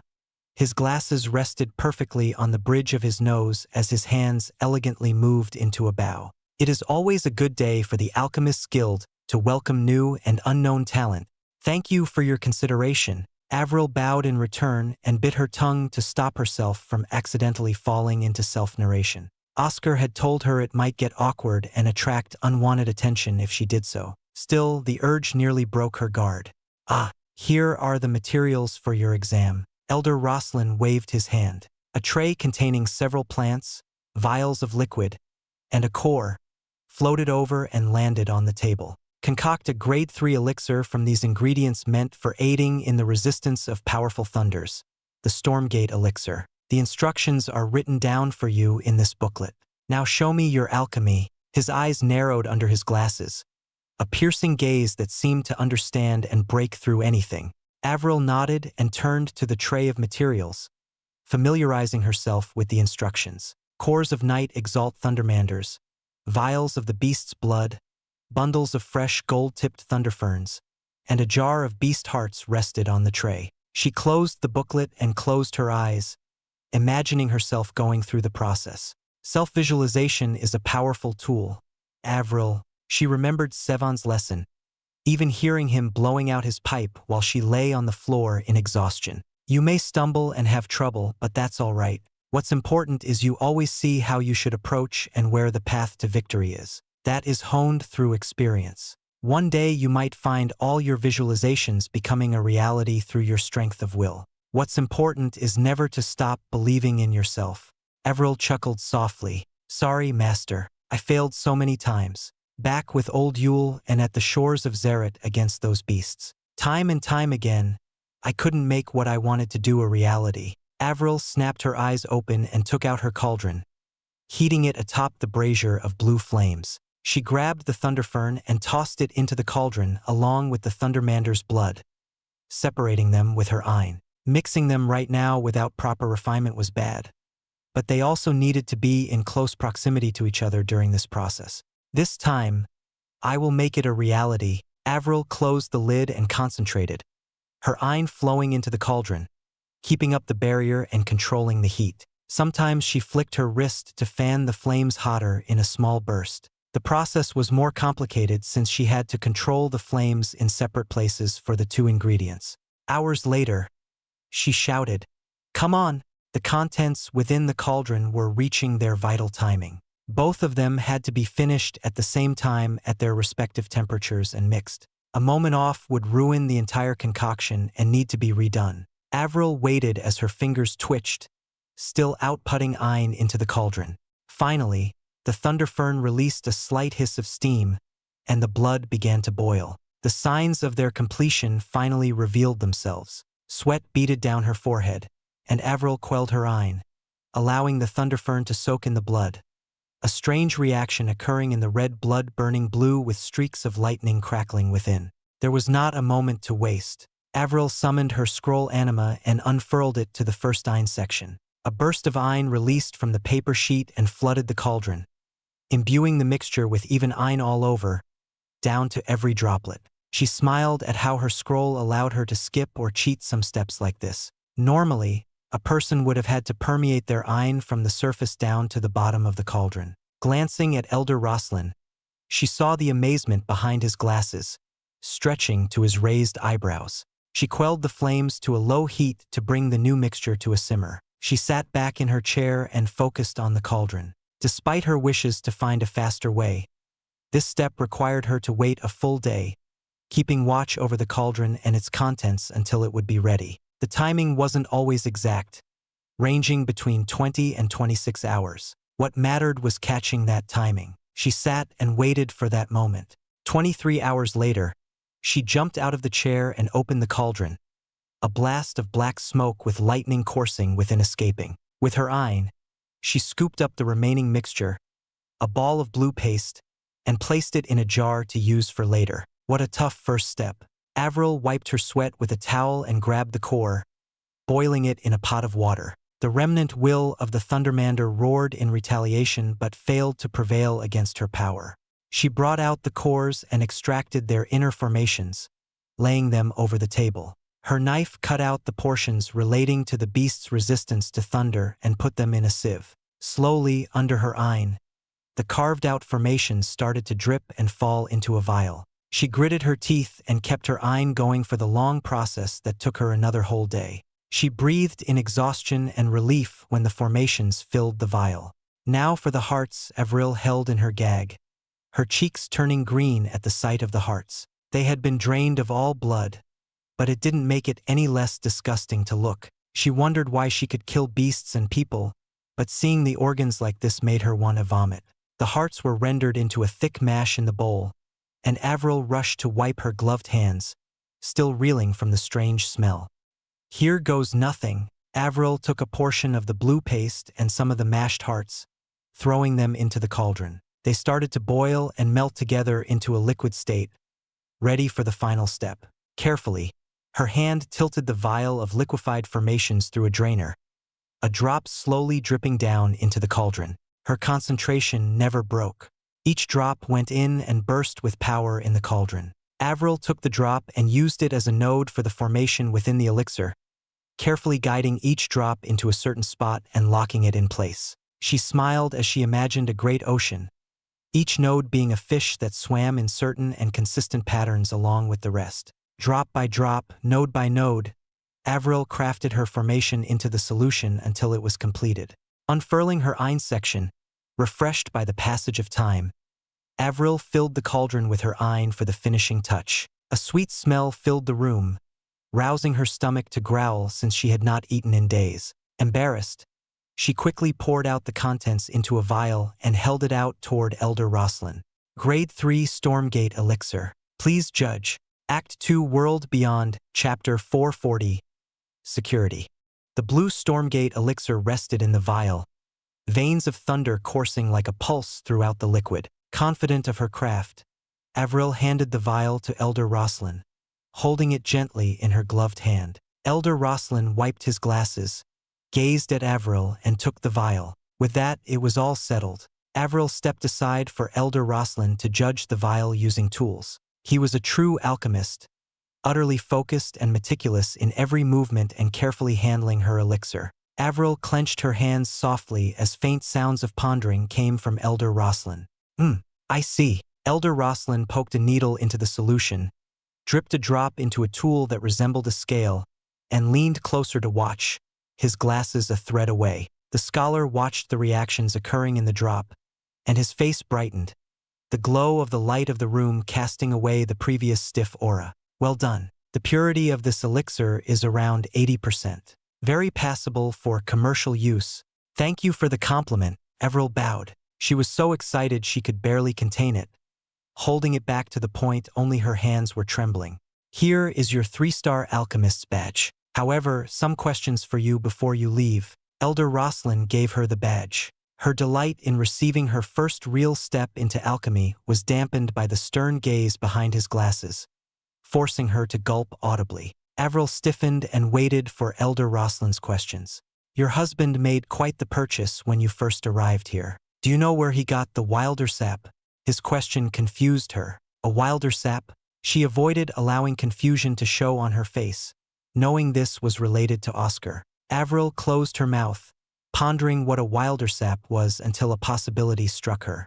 Is he referring to the golden sap from the great tree? Did Oscar take some when we left the lands of Zaret? She knew now how serious this was. That amazing healing sap surely would interest anyone, especially alchemists. Straining her head for an appropriate answer to avoid trouble, Avril opened her mouth and said as if it was not a big deal. Our beast traveled to the lands of Zaret by itself and brought back the wilder sap. My husband has a use for it. Elder Rosslyn readjusted his glasses, never blinking at Avril, who remained silent. Being silent was the best strategy right now. She knew her big mouth might make things worse. I see. Elder Rosslyn dropped that topic and moved on. We received reports that your husband is a fabricator. His tone dropped several degrees, causing a chill to travel down Avril's back. While we don't forbid marriages, having a fabricator husband may be harsh for you in this guild. Others might cause trouble for you based solely on that. Understanding what Elder Rosslyn was implying, Avril wanted to lash out and yell but only smiled wider. That is my business. Besides, I won't be here for long. We'll be leaving when the portal opens 2 weeks later. It was just a warning. Don't take it to heart. While I despise those unruly fabricators, I won't intervene in someone's personal life. We're far better than that. Though I can't say the same for those rowdy hammerheads. You can always stay here if things go south. Elder Rosslyn left the test room with a final word of congratulations. Seeing his departing figure disappear out the door, Avril heaved a sigh of relief, leaning on the table for support. She raised his hands to the bright light of the ceiling, a few beams flickering past the gaps between her fingers onto her face. Her hand clenched as if it wished to grab the light, and she frowned, angered by Elder Rosslyn's words. That bastard. She wishes she could take those glasses and smash them on the floor. How dare he insult Oscar? Her anger nearly overwhelmed her. Avril realized her hands were clenched so tightly that the seams of the gloves started to tear. She loosened her fists and relaxed on the table, a deep yearning escaping from her lips. Let's go see Oscar. In the Alchemist Guild, a receptionist led Oscar into a private room. Inside it, Gabriel Aldira stood and bowed to him. Welcome, dear customer, Mr. Tur. We have been expecting you. The wilder sap pleased our most esteemed alchemist. She came out here to meet you herself. Gabriel gestured to another doorway. A graceful middle-aged woman stepped through with measured steps, slow and elegant strides that exemplified her regal demeanor. She had rosy lips and white cheeks from makeup, and her brown hair flowed to one side, complementing her blue eyes. Her blue robe swayed around her ankles and wrists, held from falling by the white sash across her waist. I am Helen Alchemar. As a grade 4 alchemist, working with the wilder sap gave me joy, a rarity to us humans. Hello, Lady Alchemar. I thank you for concocting the elixirs. Oscar bowed. A grade 4 alchemist meant the lady before him was a martial Exalt. Lady Alchemar is also the branch head of Xianxia Alchemist Guild. She took the time out of her busy schedule to work, especially on your request. Gabriel smiled and backed away, exiting the room. Only Oscar and the powerful Helen remained. Here they are, the 2 elixirs. One grade 4 supreme healing and one grade 3 pristine glow. Helen held out a golden box and opened it to show the 2 elixirs resting on red velvet. She closed it and gave it to Oscar as she studied his face, not being polite in her wide gaze. May I know what the guildmaster wants? Uncomfortable from her staring, Oscar asked as he stored the box in his pocket.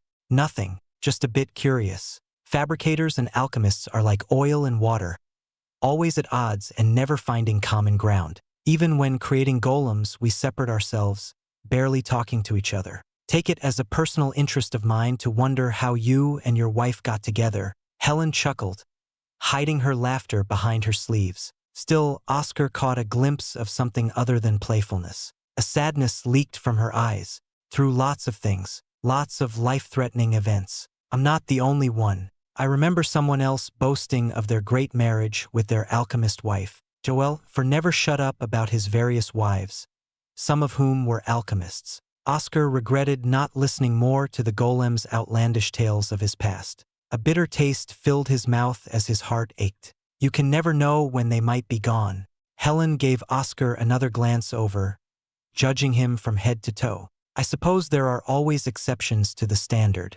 Your wife may have a hard time in the guild by the prejudice against fabricators here. Both sides begrudgingly sell our products to each other, but we're far from being friends. To that end, may I request something? Oscar stared unwaveringly. Often, when someone requests, there must be a price to pay. Helen rubbed her thumb and fingers together, indicating what she wanted. Oscar retrieved a 3rd vial of wilder sap, smiling at Helen's stunned look. He didn't give her the vial yet and waited for her to speak. For a negotiation like this, he needed to have some control in this conversation, or else all would be at Helen's discretion. Cheeky little brat, I am probably twice your age or more, and you dare to negotiate as an equal. Haha, I don't know if the fabricator trait of being so stone-headed is a good thing, but it's quite nostalgic. Helen rested her hands by her side, a playful smile across her lips. Fine, what is your request? In exchange for this, I want your guarantee that nothing will happen to me and my wife until we leave this place 2 weeks later. Oscar gripped the vial of wilder sap. You want a good backing for your duration. Why the fuss? You're leaving in 2 weeks anyway. Just hole up in your room and move on. Helen focused on the vial, never letting it leave her sight. I've already given many others a reason to be interested in what I might have. Suppose someone followed me from the Alchemist's Guild, or someone saw me taken to a private room and decided to look into me. Oscar held out the wilder sap. I don't want there to be any chances. I want full protection for me and my wife. And what's to stop me from just taking everything you have right now and searching through your space pocket?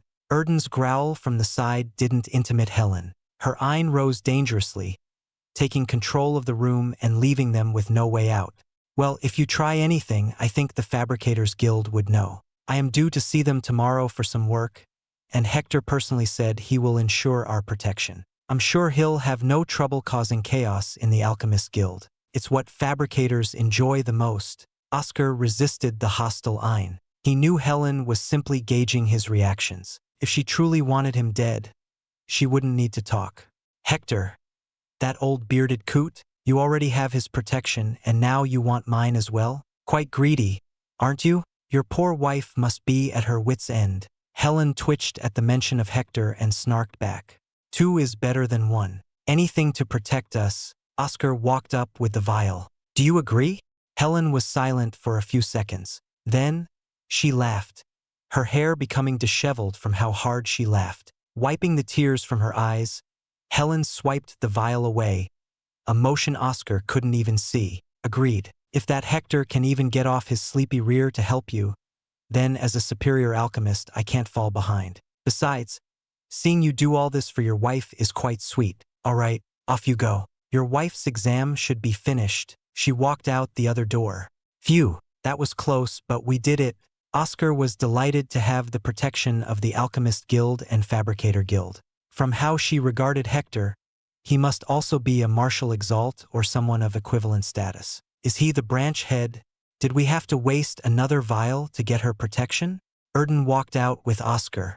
Any amount of resources is inconsequential if it means surviving. Demon's cold voice spoke from within. An event like the Grand Gamble is a gathering of factions. Who knows if any might stir up trouble. A safe means home is our priority, not the resources. Hate to say it. Demon's right.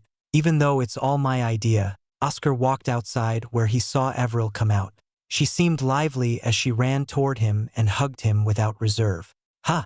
Oscar wondered what had come over her. Is anything wrong, Avril? Nothing. I just feel much better now. Avril sighed and hugged tighter.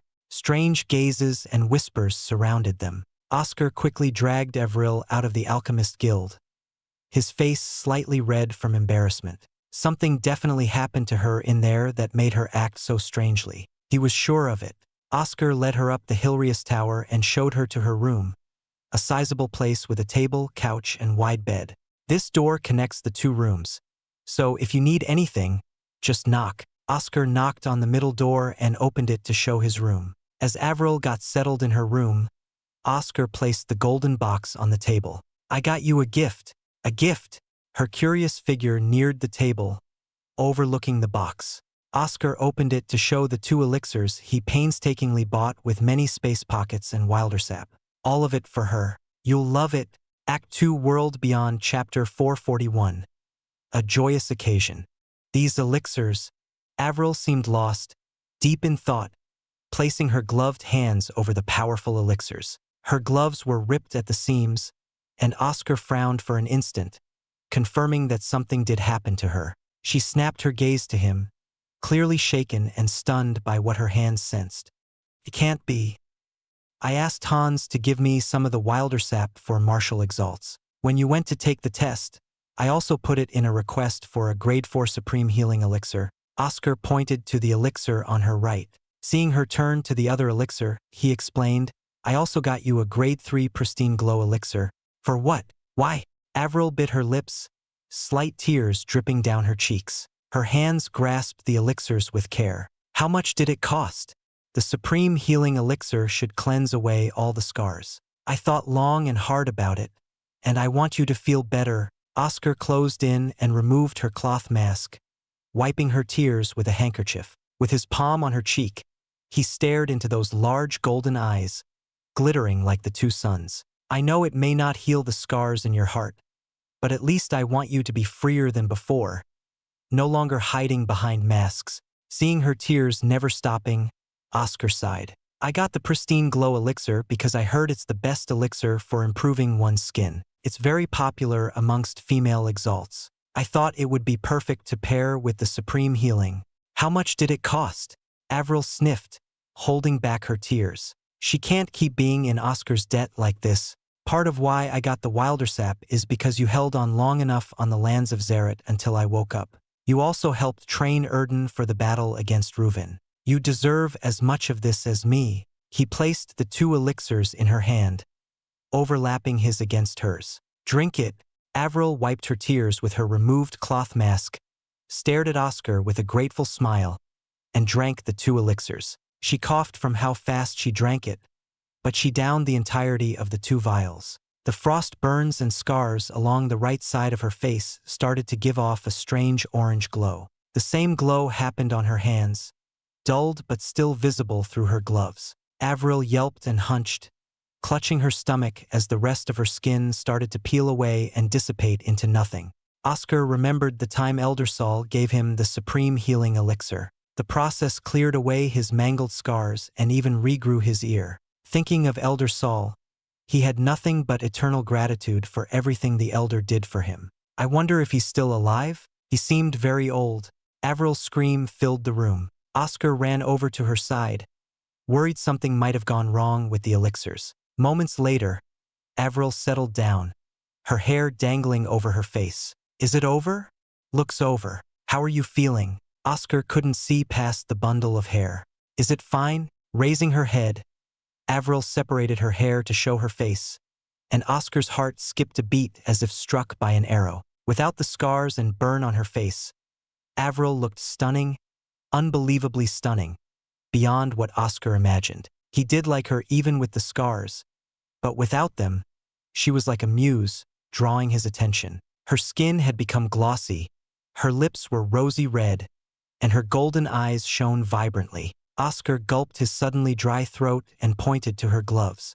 Avril glanced down at her hands and gripped the fingertips of her right glove. She paused, hesitating momentarily and closing her eyes before finally removing the glove. Her eyes slowly peeked open and soon widened to the fullest at the sight of her right hand, clean of all scars. She stammered and hastily removed her left glove, gasping at the clean hand. Tears flowed uncontrollably out of her eyes like a flood breaking the dam. She gripped her hair and sobbed without reserve.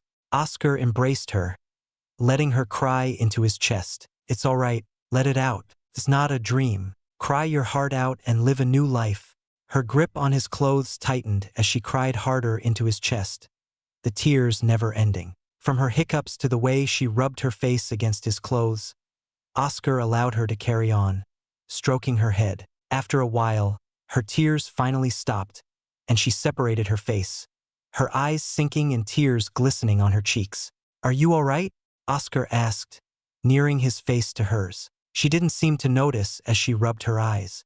Sorry about your chest. I'll get you a new one. Avril couldn't stop rubbing her eyes. It's all right. It belonged to a certain someone who would say this is the right way to use them, and he'd probably be screaming at me right now to get on with it. Oscar spoke in a whisper. He was so close to her face that their noses almost touched. Get on with what? Avril removed her hands to see. Oscar moved in at that moment and overlapped his lips over hers. Her body jolted as if struck by thunder and then froze stiff.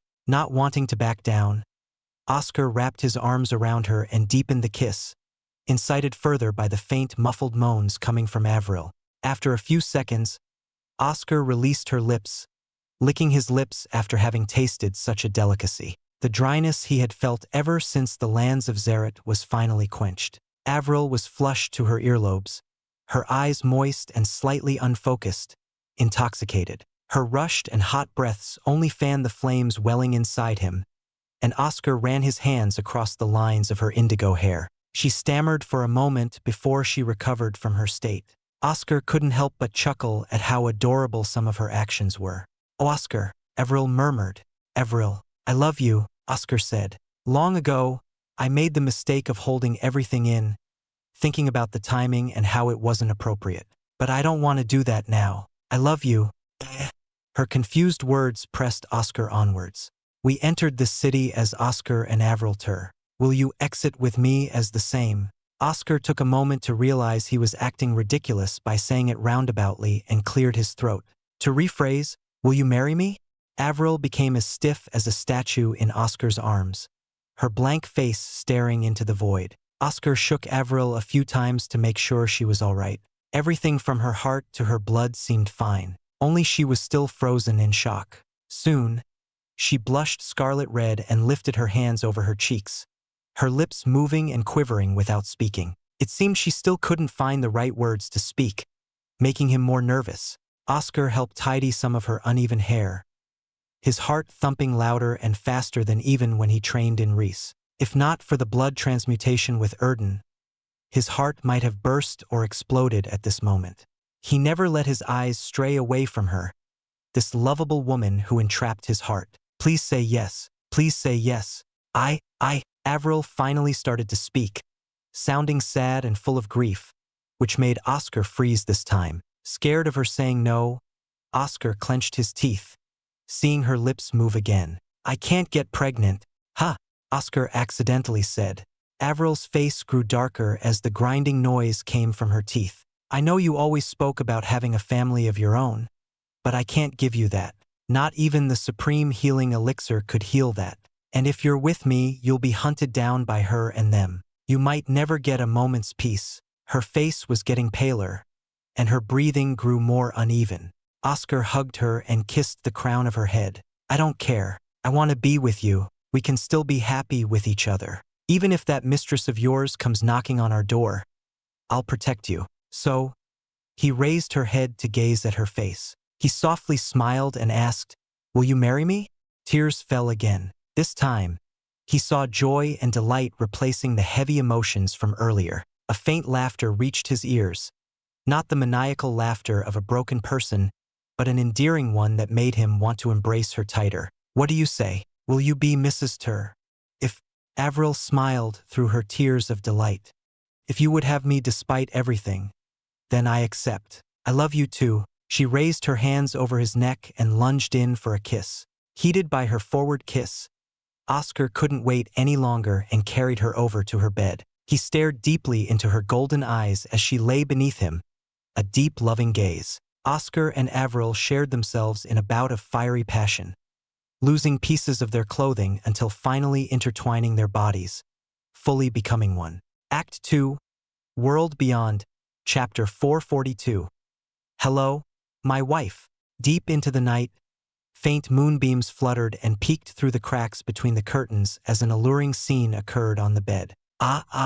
Avril's sweet moans sounded like honey to Oscar's ears before he finally finished, inducing one final lust-filled cry from his wife. Sounds of panting and gasps filled the room, and Oscar lay beside Avril in his arms and wrapped a blanket around him and her.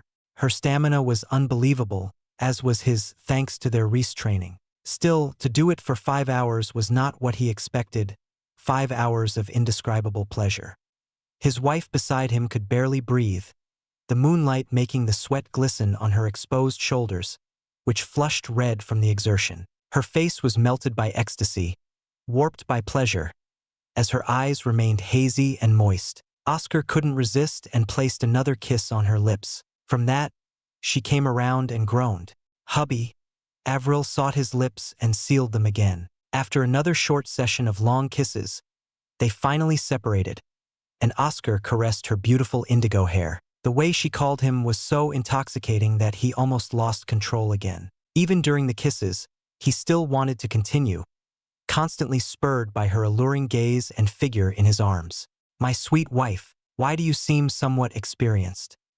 Oscar pinched her flushed cheek and said endearingly. During the lovemaking, she sometimes said strange phrases and requested him to try some other things. Where she learned it from was obvious, but he wanted to tease her so badly. Tell me, where in the world did you get such ideas? That is. Avril looked even more embarrassed, speaking in a low voice that diminished to the extent of a squeak. I read it from somewhere. Oh, where did you read such a thing? Oscar refused to let her escape and hugged her tighter. Her reddening face, almost like a tomato, pleased him. Come on, tell me. Or are you keeping secrets from your husband? You already know, you idiot. Avril pounded her fists on her chest in a playful manner. If she had used Reese with them, her punches would have hurt without prior preparation. Her continuing outburst of embarrassment ended when she finally mumbled, I read about it from the book, The Duke and Duchess's Steamy Marriage. Oscar laughed, kissing the tip of her nose. So you did take the book.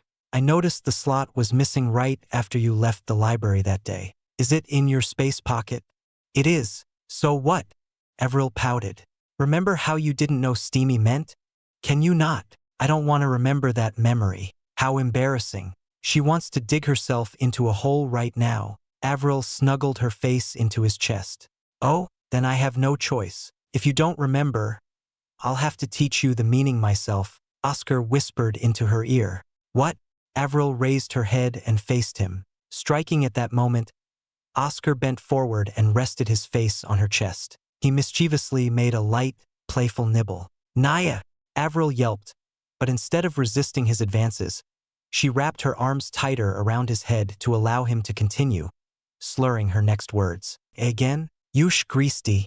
The night was still young for them as they, once more, entangled in the throes of passion and love. Avril's moans and feistiness only egged Oscar to keep going. From the bed to the bath, they continued to indulge along the way, and in the bath, they threw out all inhibitions, not even the cool bathwater quenching the fiery desires burning in their hearts. In the morning, they finally settled down. Oscar changed the sheets and dressed Avril in fresh, comfortable clothes, her wet hair tickling his face. He hugged her in his arms, satisfied not only in his body but deep in his soul. Something about her filled him with joy unlike anything else.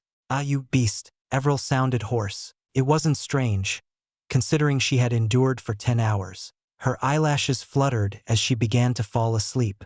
Rude. Oscar provided an arm pillow for her to rest. Her faint, soft snores sounded like a lullaby, lulling him to sleep. He didn't want to fall asleep, afraid that this was all a dream, but she had quite a hypnotic effect on him. Oscar closed his eyes and fell into the land of dreams, hoping she would still be beside him. Those two, Erden scratched his head with his hoof. They really had no reservations. It's been a long time coming, though. Do you think this will make him stronger or weaker? What ridiculousness to tie himself down with such trivial matters. Demon responded through the link between Erden and Oscar. Who knows? All that matters is that he's happy. No? Then again, she's heading off for the south in 2 weeks. I wonder if I should try to find someone. Maybe later, I can ask Oscar to travel to the other continents in the lands of Zerit and find myself a mate. We have too much to focus on. The war at home, the new dawn, the ancient in the fallen heavens. Meanwhile, he's meandering here on a love escapade. Then why don't you act as you did before with Serena? You've been quiet as of late. Haven't you long since accepted her? Erden retorted. Don't misunderstand. That woman's been useful. But the moment she becomes a burden, I'll cut her off even against Oscar's will, Demon said coldly. A shudder ran down Erden's fur, scared of Demon's resolve in that statement. He could try to say something, but he believed in Avril's potential. Demon would never have the chance to consider her useless. Oscar woke up and smiled. The first thing he saw was his beloved wife, sleeping soundly in his arms, her lips forming a small smile as her eyes curled along. Whatever she was dreaming about was surely a happy dream. Oscar pinched some of her unkempt strands of hair, tucking them behind her ear. From his small actions, Avril began to tremble and woke up. Oscar, Avril asked. Her eyes flickered and blinked around until they focused on him. Honey, didn't you say you'd call me something else from now on? Oscar made himself sound disappointed. He loved it whenever she called him that. Avril smiled and pecked him on the lips. Hubby, good morning. Is it morning or afternoon? It's around 12. You slept like a baby. Do you have any plans for today? Oscar lifted himself to sit upright on the bed, cradling Avril. Parched, he got a jug of water from the bedstand and poured it into a cup.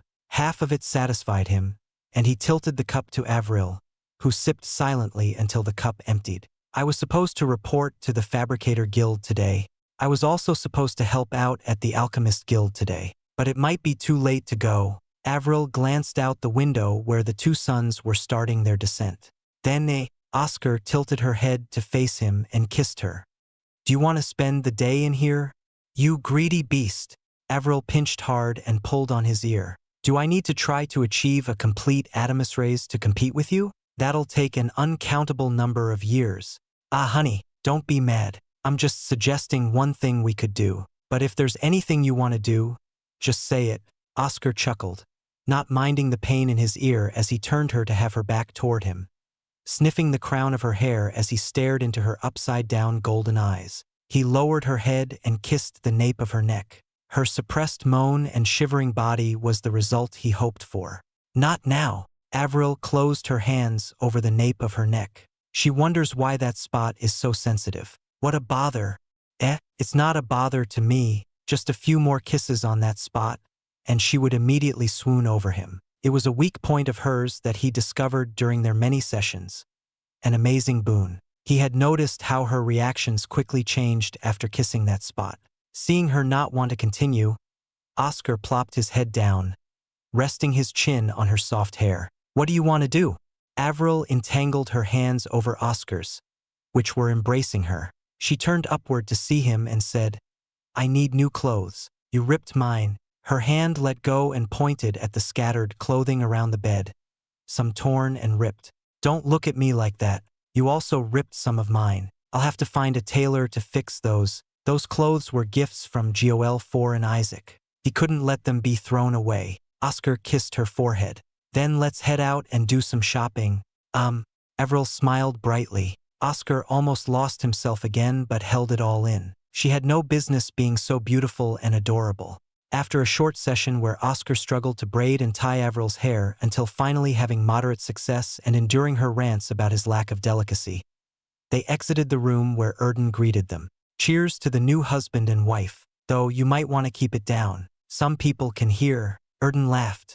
Say that to Avril. Oscar laughed while Avril's face turned bright red. She tugged on Oscar's ear and Erden's antlers, shaking them around in an embarrassed rampage. We're going outside to do some shopping. Sounds good to me. I've been thinking about a new method to ensure our safety and came up with something. To Oscar's shock, Erden grunted and trembled. His legs retracted, his neck shortened, his large body shrank, and his antlers became naught but stubs atop his small head. Rather than a Prialapos, Erden resembled a small, plump baby deer with short stubby legs and two small teal lumps. How did Erden become so cute? She rubs her eyes, wondering if she's still dreaming. Avril picked Erden up, clearly astonished by the change. With this, I seem harmless and am a smaller target if anyone wants to ambush us. Our lives are linked, so we need proper precautions. Let me rest on Oscar's shoulder, and we can leave. Erden jumped from Avril's arms onto Oscar's shoulder, patting his small hooves around until he found a good position. Then let's head out to the markets. Maybe we'll find something good. Oscar held Avril's hand, and with Erden's small form resting on his shoulder, he ventured outside. Act 2, World Beyond, Chapter 443, Honeymoon. Honey, you don't need to put on the cloth mask anymore. Avril was tying up the cloth mask over the right side of her face. Carefully, he tucked his fingers under hers and untied the mask to reveal her unscarred face. Oscar took away the cloth mask and kissed her formerly maimed and burned cheek, letting her know it was all right. Are you okay? I am. Thanks to you, hubby. Her warm hug melted his heart. Before he could wrap his arms around her, she dipped away with a return kiss on his cheek and a bright, taunting smile. We only have so much time today. She wants to hurry up and explore more of Xianxia City. All right, whatever my dear wife wants. Oscar held her hand and exited with little Erden.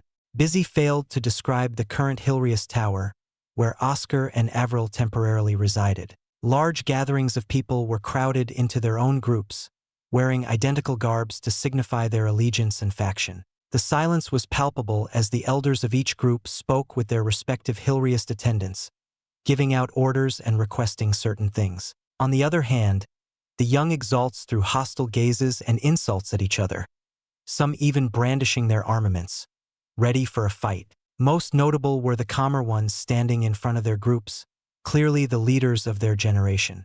Back in his home, if not for the opening of Ashen Grove, the four empires would have gathered and held competitions and contests of strength and prowess. How different things could have been if he had been born a generation before. Perhaps he would never have trained under his master, Aunt Rosette and Elder Saul, meet his friends, find Joel 4 and Erden, and most importantly, marry Avril. He tightened his hand over Avril's, the mere thought of it distressing. Threads? Matures mentioned how threads connected everything and everyone. Some of it was purposely tugged by the ancients, and others formed by chance. He couldn't imagine a different life zone with different threads. Why am I speaking like an old man? Looking at these young exalts, he suddenly felt 100 times older, witnessing their outwardly energetic demeanors. Most other unaffiliated guests moved smartly around the large hostile crowd to reach the exit or their rooms. Oscar pulled Avril along to the side and made their way to the exit. He didn't wish to attract any attention, but it was inevitable and infuriating. Some of the younger exalts gawked at Avril without reservation, all young, immature brats. Their incessant stares fully received Oscar's ire, and he pondered what to do, their disrespect open to his retaliation. However, Avril tugged his hand and pulled him to the exit, where they were finally free. She snickered and patted his head. "Is someone jealous? Ah, I wish I could punish those brats. They couldn't take their eyes off you." Oscar clacked his teeth together. He wanted to retaliate earlier but thought better of it. Making enemies now was an idiotic move, but he almost thought about it when it related to Avril. Forget it. Let's enjoy the rest of the day." Avril giggled. As they walked away, she turned to the Hilarious Tower behind them. "Are all those people here for the grand gamble?" She knows Oscar must have read or asked about it, so she asks him, "Right, we have to drop by the library later. We can purchase some books there." Oscar found another reason to venture out today. Showing his wife the great library should delight her. Keeping her hand in his, Oscar started explaining the grand gamble. Rusk Continent, where Xianxia City is located, is home to several small factions. Like his Far Sky continent, these factions resemble kingdoms and sects that rule over their domains, 7 to be exact. These factions converge on Xianxia every new generation to fight in various competitions to gain honor and prestige in their homes. That all sounds standard for a typical interfaction competition. But the true face of the grand gamble lies in the other events, all open to wanderers and outside factions who wish to compete. Countless events range from rock digging, accuracy, physical power, and more. Naturally, everything is tied to gambling, a great opportunity for factions to win it big and secure vast resources in these games or line the pockets of Xianxia City. Then the final event at the end of the grand gamble is the table games, the namesake of the grand gamble. They say a person can make a fortune and turn their life around if they participate in table games or be driven into deep debt and be taken away to work it off or stripped of everything they own. A contest between native factions. A challenge of games between the native factions, outside factions, and wanderers. The final table games of all participants. "That's going to start next week? Do you want to play?" Avril asked. "It'll be nice to watch. I don't want to risk anything. We can gamble on the winners of the first part."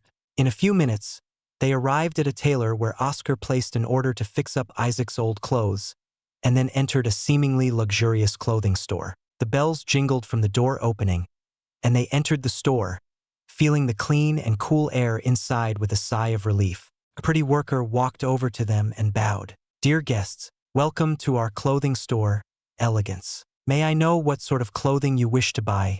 Her eyes seemed to scan both him and Avril. Oscar recalled something Serena mentioned before about having a good eye for knowing someone's price range. He stepped up and plopped a large bag of gold coins he had set up earlier, the worker's eyes shining at the sight. "Can we see your selection of clothes for her size? We don't have time for a detailed job. And him too. He needs something else." Avril interjected. "Certainly. May I take you to a private dressing room? Or is seeing it enough?" the worker asked.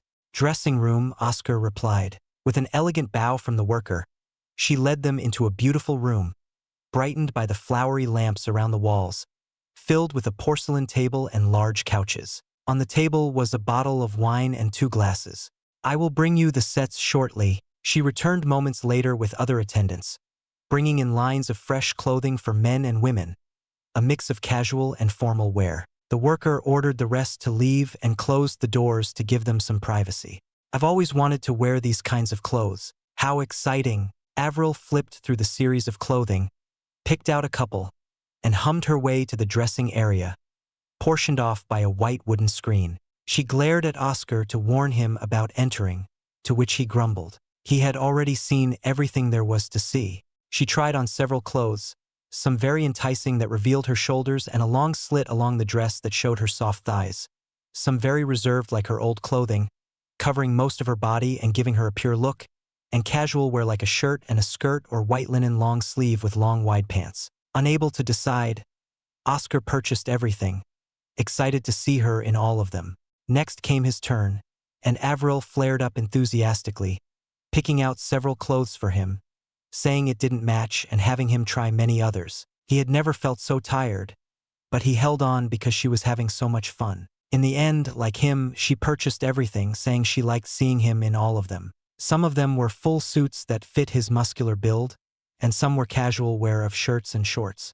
Oscar paid for the entire mound of clothing at the counter and noticed Avril whispering something to an attendant. She received a small parcel and stowed it away in her space pocket, her cheeks blushing slightly. Not wanting to embarrass her, Oscar avoided asking along the way to the library. "Hey, do you want to go to the far sky continent?" Avril wrapped her arms around his, looking up at him with devastatingly dazzling golden eyes. Oscar sighed, feeling the worry in her words. "I can't ignore my home. You also don't have to go south to Everest continent. You can come with me north. But I know you can't do that any longer, and you might go crazy from not knowing what happened to your family. We're too stubborn." Avril rested her head on his shoulder, clearly stressed from her breath of exasperation. "I don't want to be separated from you, but my heart hurts from remembering my family. We're both impatient fools." Oscar spotted a stand that sold a bundle of cookies. Perhaps something sweet would improve her mood. He led her over there and bought a bundle for her to eat. As she started eating, her mood visibly improving, Oscar interlocked her fingers over hers. "Truthfully, I don't want to drag you into this war. Although you're strong, there is always a chance something might go wrong.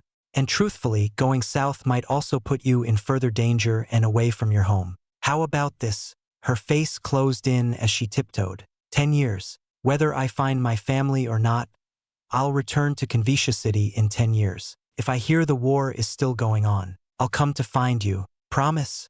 I can compromise on that. I guess I have a reason to try to end the war early. Oscar smiled and kissed her. "I'll wait for you in Xianxia City if I finish first. If you don't return in 10 years, I'll go south and find you. Then it's a deal." Avril's excitement was so immense when they arrived at the library, her head darting around to face the endless shelves of shining books. Already having spent a few days in this place, Oscar followed Avril along as she looked around. She asked him several times what books would be great to read together. So cute. Oscar admired her side profile as she opened and flipped through several books. After purchasing them, Avril didn't store the books in her space pocket, hugging them in her arms with a face full of laughter. It was already nighttime by the time they exited the library. Oscar wondered where all the time had gone. Hours spent shopping for clothes and browsing books. They returned to the Hilarious Tower, where the main lobby returned to its peaceful atmosphere. It was relieving to see the chaos from earlier all settled. Returning to their room, Avril excused herself and said to wait for her in bed. Excited, Oscar dropped Erden off in the other room and locked the door. He sat on the bed to wait for Avril to return. His wife returned from the bathroom, and Oscar lost all thought, his mind going blank at her figure. She wore a purple garment with floral patterns along its edges, which hung loosely over her shoulders by thin strands. The fabric barely skimmed along her body, loose and accenting her natural beauty, and was so transparent that he could see underneath. Without a word and a red face, she swiftly approached and kissed him, toppling him on the bed, burning with unquenchable lust and passion. He barely held on and asked, "Is this what you asked from the clothing store?" "I want to make," Avril said between kisses, "the most of every moment. If we're going to separate soon, I want to spend every other moment with you." Avril deepened the kiss before he could speak further, calling out for him to continue. Their passion went deep into the night as she never let him go, and he never wanted to leave. For the next few days, Oscar lived the best life he had so far. In the days, he and Avril went to their respective guilds to work, enduring the taunts and teasing of their counterparts for being married to each other. At nights, they would read together, page by page, as they held each other in a loving embrace. Then they would indulge in more pleasure, not a single moment of rest. Avril meant it when she said she wanted to spend every moment with him. Oscar could never find a moment away from her in their room, even meditating with Ayn while embracing one another. The days slowly went by until the day of the grand gamble arrived. Act 2 World Beyond Chapter 444 Unexpected Guests. Inside the soot-ridden halls of the Fabricator Guild and close to the roaring central furnace that spewed out streams of draconic flames, Oscar swung his hammer on the hot white metal, flakes of impurities flying out from his force. He raised his hammer again before a loud horn blaring through the refinement chamber caught everyone's attention. It signaled the end of the day. Ah, it's finally time to leave. Oscar, wanna grab a few drinks? The grand gamble is opening tonight. A fabricator waved his hand over. Sorry, I'm busy. Enjoy it later. Oscar removed his fabricator helmet. You damned henpecked husband. Your wife has you wrapped around her fingers. She doesn't need you to pick her up every day. Those alchemists must be giving you weird stares. They teased, but not in any malicious way. They shook their heads and went ahead to change and go to their usual bar. Oscar dressed in his casual clothes, which were picked out by Avril, and started to walk toward the exit. He stopped when Hector crossed his path, rubbing his scruffy beard. Quickly, he bowed and said, "Greetings, branch head." As it turned out, Hector was the current branch head of the Fabricator Guild in Xianxia City and a very eccentric individual. Not every Marshal Exalt would man the counter and proctor a 3-star examination, especially not the supposedly busy branch head. Oscar never saw him do any work other than sleep at the counter, yet somehow he had the full respect of every fabricator. "Lad, I came here to give you something. Here it is." Hector held out a purple card with a golden rose etched on it. Oscar took the purple card, feeling the heavy weight of the material it was made of. A card like this with an intricate pattern drawn on it meant it was serious. "What is this? Is it some kind of invitation?" "Yes. Remember that grade 3 wind element spear you forged for your examination?"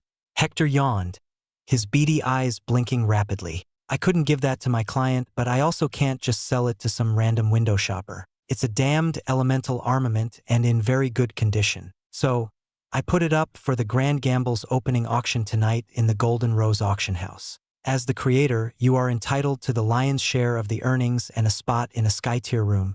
Golden Rose Auction House? Oscar was surprised. The reputation and fame of that establishment reached far, and had a long history of hosting the grandest auctions. The biggest event was their auction on the opening night when all interested parties and factions congregated. "Can I take my wife with me?" "Bah! You and your alchemist wife can never be apart for even a single night. Yes, she's your +1. Dress well and enjoy the show. If you find anything you like, then feel free to fight for it." Hector's grumbling came out as usual whenever Oscar talked about Avril. He didn't know why, but Hector seemed to be personally invested in their relationship, often asking how they were doing. Oscar bowed and departed without a word, leaving Hector to stew over it on his own. The sky had already darkened as he moved along the large crowds of people clamoring around the streets. Decorations and banners lined the roads, covered the buildings, and brought the entire city to life. Enlivened by the cheerful and festive mood around him, Oscar hurried over to the Alchemist Guild, wishing to tour the Grand Gamble with Avril as soon as possible. If it isn't the esteemed Mr. Tur. It's always pleasing to see a husband so devoted to his wife. Always pleasing. The soft tone came from a handsome white-robed man, who gave off a gentle air that appeared welcoming to all, thin but radiating with power. He was followed by an entourage of younger disciples who stared at his back with looks of respect and admiration. Many of the women even gave him bashful glances of affection. At the man's words, several of the alchemists gazed at Oscar with strange looks. "Hello, Mr. Rest. I won't bother this place for much longer. I'm here to accompany my wife back home. Tonight is the Grand Gamble, so there is much to prepare for." Oscar smiled coldly and shook the man's hand, purposely having the soot on his palm for this reason.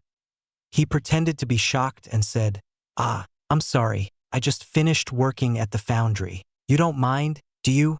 Edward Rest glanced at the dirt on his hand, wiped it clean with a handkerchief, and chuckled with eyes, not hiding his disdain, looking down on him. "As fabricators, you do good work. So immersed in all the dirt and fire, you produce great armaments for us all, forgoing your own personal lives for our sake. How selfless! Haha! Indeed, we delve quite deeply into our work. We feel so strongly about our creations as if they were our own children, never neglecting even a slight blemish in the metal. I assure you that the same sort of passion and love is not lost in our private lives, Oscar stated, glaring at Edward, who twitched slightly. Hubby! Something pushed into him from the side, her arms around him as her loving greeting flowed into his ears. Avril exclaimed and scolded him, "You smell like ash and soot. Wash up when we get home."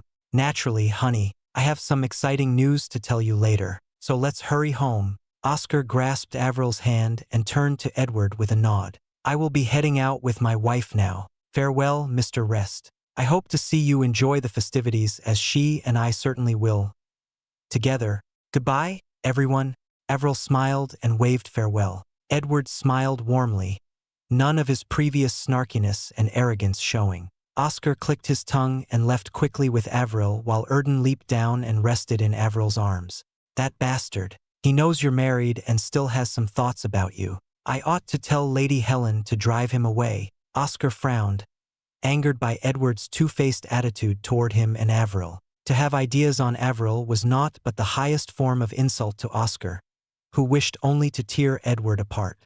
"Don't ruin our protection by the branch head just because of him. Besides, I'll tear him apart if he ever tries something," Avril said in the same cold behavior she sometimes entered, a powerful chilling presence. Oscar flicked her forehead, not liking to see her in such a state. She returned to normal and pouted, snuggling into his arm. They had a brief respite at home. Oscar bathed and dressed in one of the nice suits that Avril picked for him. He stared in awe when Avril came out in a stunning purple dress. She sat on the bed, humming as if waiting for something. Knowing her desire, Oscar handled her hair carefully, braiding and tying it into a beautiful bun, her bangs still covering her forehead, a motion he practiced every night. He sighed and lifted her bangs momentarily, seeing the slight scar that no one would notice unless they were close like him. As he stroked the scar, Avril's hands gripped his wrist, and she shook her head. "Does it bother you that much? I like it. Not all scars have to heal. Some have to stay and remind me." Avril comforted him. "I know you paid a heavy price, but it's still fine." Against her words, Oscar found no retort, only kissing her warmly on the scar. "Let's head out. There's an auction we have to attend." Down the streets of Xianxia City, toward the central district where the bulk of the celebrations took place. A grand building, a mansion of crystals, gems, and marble, glittered like the stars in the night. On the mansion's entrance, in the arches of the gate, was the symbol of a blooming golden rose, intricate in the detailed lining and petals. This place was the home of the Golden Rose Auction House, where streams of people gathered in their finest clothes. Carriages of renowned families and factions wheeled along the premise, pulled by Exalt beasts, a sign of wealth and power. The opening nights start with the auction and the opening speech by the city lord. Then the festivities are open for all to enjoy, starting with the preliminary matches between the 6 factions, Oscar explained as he and Avril walked through the gates of the auction house. He glanced over at some of the rude people who stared at them, mainly at Avril. "It's a good thing we decided to go in disguise." At Avril's suggestion, they each drank some of her concocted grade 3 transformation potions, changing the color of their eyes and hair. Oscar, right now, had a bed of red hair with blue eyes, and Avril had black hair with red eyes. Still, it could not hide her beauty. Only a transformation elixir of grade 4 and above could have that effect.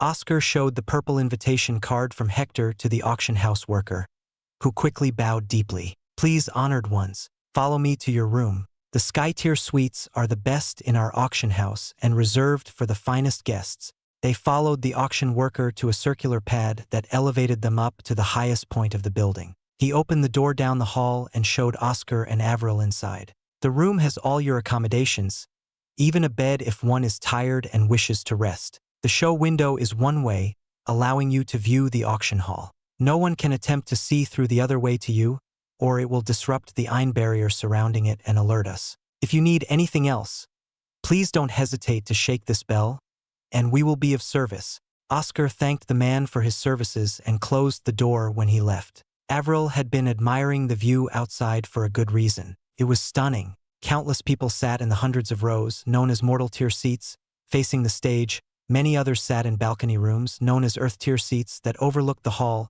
and others were most likely hidden behind the dark windows of the sky-tier rooms like him. I need to thank Hector for this. This view is so nice, Avril exclaimed in awe. Oscar hugged her from behind, enjoying the purple dress she was wearing. You know, there's a bed here too. Naughty! Avril tugged on his ear. Laughing, Oscar glanced around the large grand hall, and as he did so, he suddenly paused. His eyes weren't deceiving him. Down in one of the earth-tier seats were 6 individuals, split into 3 groups by their uniforms. They conversed with each other and laughed, but Oscar didn't care about that. He cared about who they were, the emblems and colors of their clothing reminding him of 20 years ago. He remembered the time in Ashen Grove. The enemies of black, green, and red from his past had shown themselves here in Xianxia City. Earth Core Academy, Undying Flame Sect, and Thousand Storm Palace. Then is the pavilion here as well. Anticipation and excitement overwhelmed him. Oscar hugged Avril tighter unconsciously. Could someone from his home be here? Act 2 World Beyond Chapter 445 Golden Rose Auction. Hubby, what's wrong? Your arms are shaking. Avril patted his arms on her waist and turned to face him. Her worry was laced in every word and action. Unable to tear his attention away from the 3 factions, Oscar considered his options on what to do about them. While he desired to live in peace with his wife until 1 week later, when the portals would open, he also couldn't avoid their presence here. As a member of the Blue Ocean Pavilion and a citizen of the brilliant Drake Empire, he had a responsibility to contribute to the war. I'll have to observe them. Oscar then noticed his wife's worried gaze, his tense shoulders loosening from watching her. Should he tell her? Oscar thought for a moment and opened his mouth to explain. I saw some people from my home. They're the enemies we are currently at war with. Over there. Ha! Avril faced the direction Oscar pointed at. Should we do anything? If they are enemies, then we can't leave them be. Maybe later. For now, I want to observe them and discover what they're after. The next portal opens in a week. Sorry, we might not have such a peaceful time here as we hoped. Oscar sat on the couch, capable of seeing the entire auction stage from here. A spectacular view. Avril rested her head on his shoulder as always and giggled. You and I always seem to run into trouble on our own or together. I wonder if we're cursed. Just don't overdo it. Cursed? That sounds depressing. Oscar sipped from a cup filled with sweet juice. He sometimes wished he could see the threads Mature spoke of. If he had the power to see the threads and ponder on possible futures, he could nudge things along to be more favorable to him. However, were our lives cursed or a blessing? I had many moments of despair and joy, but I can say it was a blessing. After all, I found you at the end of it. As he hugged her, she said, What a sweet talker. She feels so strange hearing all of that from his mouth. Why does her head feel so floaty? And you? Oscar rested his head on hers. The soft feeling of her head was the most comfortable, more comforting than the softest bed. Do you believe your life has been a curse or blessing so far? Avril paused and looked deep in thought, a small action that caught his attention. Raising his eyebrow, Oscar tilted her head toward him, gazing into her fair countenance. She smiled and kissed him. To be able to do this must mean it's been a blessing. I don't even want to remember that cursed past of mine. Before Oscar could respond, a loud clap silenced the noisy auction hall as the lamps and crystals died down. Everyone in the balconies and rows staring at the stage. A bright light beamed down from above and showered the stage in its glow, focused into a circle. A woman, garbed in a beautiful red dress, walked on the stage into the circle of showering light, her steady and elegant steps showcasing her experience and pedigree. When she bowed, the lights turned back on, and everyone started to applaud. Good evening to all of our honored participants. Welcome to the opening night of the Grand Gamble. As tradition as always, the Golden Rose Auction House welcomes everyone to our 58th opening auction. I am your host and auctioneer for tonight, Esmir Salazar. Esmir patted her golden rose pin on her dress with an enticing smile.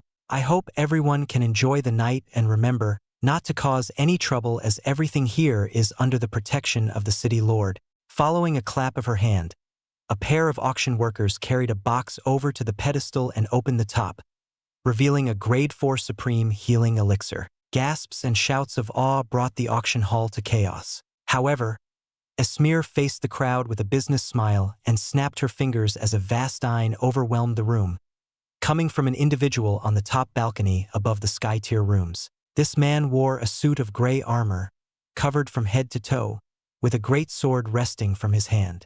"We greet the city lord. You grace us with your presence."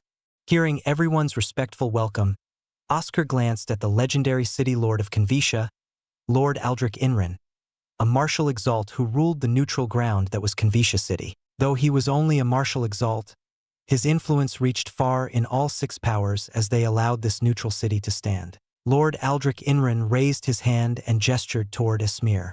Esmir smiled with slightly bashful cheeks and addressed the crowd. "Our city lord has graced us with his presence. Please refrain from any unruly behavior. Let us continue with the auction." She turned to the side and allowed the elixir to be the focus. Our Alchemist Guild branch head, Helen Alchemar, concocted this grade 4 elixir after exerting much effort. Grade 4 ingredients are rare, only in the richest lands or the most remote and harsh environments. The supreme healing elixir can cure almost all injuries for a martial exalt, bringing them back from the brink of death. As you know, we always enjoy starting the auction with a big surprise. The starting bid for this one will be 500,000 gold coins or an item of equal value. Immediately, the auction hall burst into activity, everyone raising their hands to bid. Oscar watched the proceedings as the loud voices became smaller until only a handful of individuals continued to battle it out for the grade 4 elixir. He paid the most attention to the group of the pavilion's enemies, watching as they hoped to outbid the others until they lowered their hands with deep frowns from the loss. Could they be here to replenish some resources? His home had the divine essence planted for around 2 decades now, meaning the number of resources should have at least quadrupled and increased in quality. However, they faced 3 large empires and a large debt, meaning all that had to be used. Oscar tried to find the traces of anyone from the pavilion, but none stuck out. Perhaps some were here, hiding in plain sight and hoping to win some wares from the auction to supplement the war effort. "I guess I can't stay idle. Avril, do you want to join in on the fun?" Oscar grinned. "Oh?" She smiles. Thinking of what fun plan Oscar has cooked up, Avril munched on an almond, behaving like a cute squirrel. From a ring of the soundless bell, the door to his room opened, and an attendant entered and bowed. "What does the honored guest require? Is it possible to auction something off right now and use the funds before selling it?" Oscar asked. "If Sir is referring to the wind element spear, we can give you a loan of the estimated amount we expect to receive from it." The attendant went up and refilled their jugs of water and juice. "Once it's all settled, you may owe us, or we owe you some more. What about a last-minute entry to the auction? In that case, it depends. All entries to the auction are labeled and scheduled to be revealed at their precise moments. The auction is like a smooth play with acts and beats. However, we can make a special exception if it's something truly worth putting in," the attendant explained. "Then, may one of your auction appraisers come in and judge whether what I have is worthy?" Oscar held out a token he received from Hector, bearing his mark. He could show this mark if anyone tried to cause trouble and escape precarious situations. The most important function was the representation of Hector, meaning he had to be treated to equal respect as Hector. "Certainly, my lord." The attendant seemed to understand the meaning and changed how he addressed Oscar. He quickly departed and returned moments later with an appraiser. Oscar asked the attendant to leave before greeting the appraiser. "Welcome. I am sorry to be so last-minute in my request. First, I only wish to observe. However, after seeing this heated action still going on, I have a desire to join in." Oscar spelled it out for the appraiser that he would be spending most of the money he would earn from his goods. The appraiser's relaxed smile gave him the confirmation he needed. Oscar took out another vial of wildersap, and the appraiser's eyes instantly widened. "Is there any need to continue? Will this be good enough to enter the heat of the auction or not?" Oscar asked, refilling Avril's cup, not nervous at all. No one in their right mind would reject such an enticing item. The appraiser coughed and regained their composure, a sign of their tenure. "Indeed, this is a good item. The raw wildersap has many applications, especially since it is in grade 4. At our base estimate, it should sell for 10 million, my lord. For million gold coins. A shout came from outside as the battle still raged for the grade 4 supreme healing elixir. Hearing that, Oscar felt he had gotten ripped off by the Alchemist Guild, who asked for one to upgrade his card to platinum and another to hire the services of an alchemist. He put that matter aside for later and nodded to the appraiser. Let's do that. Also, add on the estimate for the wind element spear. By your will. The appraiser bowed and took the wilder sap with him. Oscar expressed his intentions to stay anonymous, so they didn't ask to keep a record of his name, only the room number. He returned moments later with a space pocket full of gold. This space pocket is a gift from the auction house to the young lord. There are 11 million gold coins inside. Thank you very much. Oscar checked inside the space pocket, and sure enough, there were 11 million glittering gold coins. So much money brought a smile to his face. As the bids for the grade 4 elixir finally came to a close with an astonishing amount of 8 million gold coins, Oscar straightened his back and listened closely. With his new war funds, he sought to disrupt the auction for his enemies. Act 2 World Beyond Chapter 446 Winning, Infuriating, Rewarding. Congratulations to the guest from the Sky Tier room for winning the grade 4 Supreme Healing Elixir.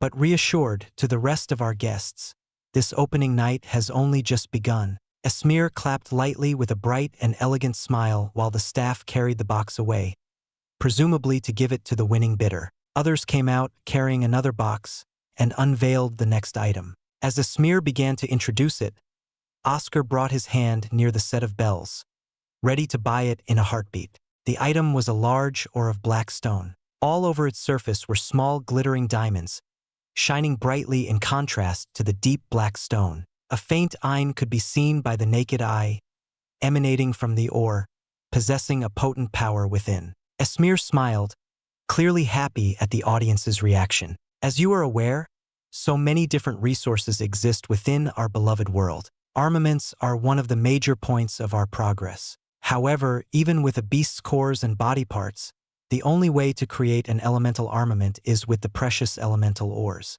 Here we have one of those precious ores, a grade 3 diamond ore, containing the ein of metal within. Metal? Avril seemed excited and shook Oscar around from the side. That's perfect for you. She wants to buy it now. Oscar also wished to buy it now. But the rarity of these elemental ores meant the bidding was sure to be fierce. He was glad to know it was only a grade 3 ore, meaning the value should probably be a little more than the auction's supposed appraisal of his crafted spear, a little over 1 million. While he held confidence in winning, the problem was in one particular bidder, Hector. Glancing at Hector over on a balcony just below the city lord's level, Oscar wrote a message on a notepad provided by the auction house and rang the bell for assistance. Oscar passed the note to the incoming attendant and said, "Please give this to branch head Hector Brenner. He will understand. The starting bid will be at 50,000 gold coins. Now then, let us begin." Esmir finished off with a clap, and the hall descended into chaos, shouting their bids one after the other. Their hunger was more than the grade 4 elixir, which was normal. After all, how many of them had the resources to buy such an elixir or compete against the deep pockets of big factions? "Oscar, are you not going to bid?" Avril yawned, stretching her arms. "I'll start bidding once fewer people are fighting for it. Also, I'm waiting for a response." Oscar tapped his finger on the couch head until an attendant returned with a note. He unfurled the letter and smiled. Hector had agreed to let him the precious, or if he could take a piece of it. With the harshest obstacle settled, Oscar cracked his knuckles and leaned over to the bells. It's time to bid. Soon enough, only around 10 people were bidding for the Jubond ore, and Oscar raised one of the bells, shaking it to alert the auction house of his intention to bid. These bells in the silver tier rooms were well made and quite fancy. Each bell represented how much a person intended to bid. 5 times the current amount, 2 times the current amount, half more gold, 100,000 gold more, 10,000 gold more, 1,000 gold more. The current bid for the Jubond ore went up to 150,000 gold. Oscar shook the 10,000 bell 5 times to raise it to 200,000 gold. 200,000 gold. I got 200,000 gold. Any other bidders?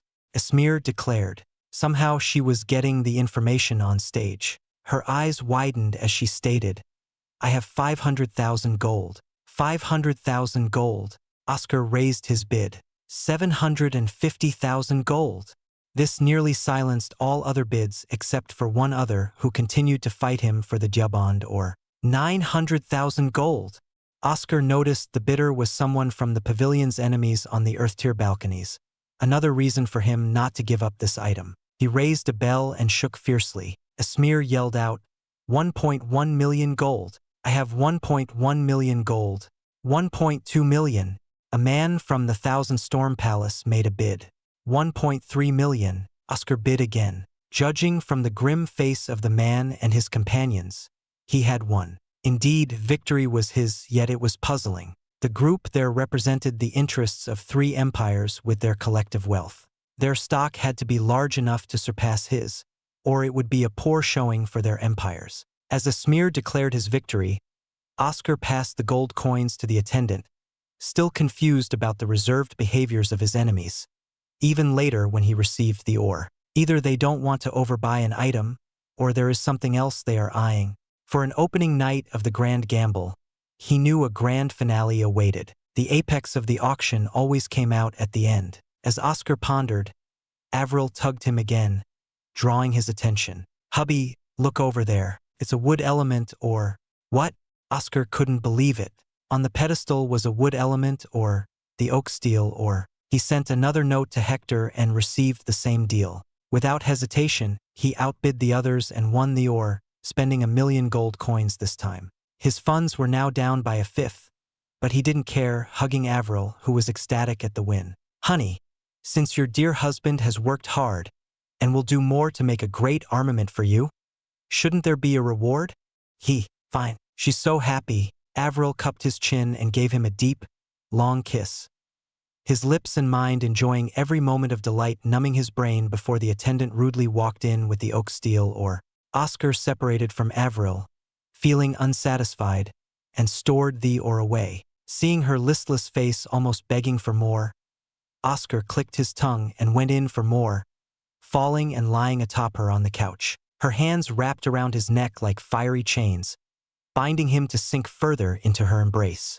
"Oi, I don't want to be the rude one in this relationship, but there's still the rest of the auction to go through." Erden sighed, his small transformed figure resting on the table with a cushion.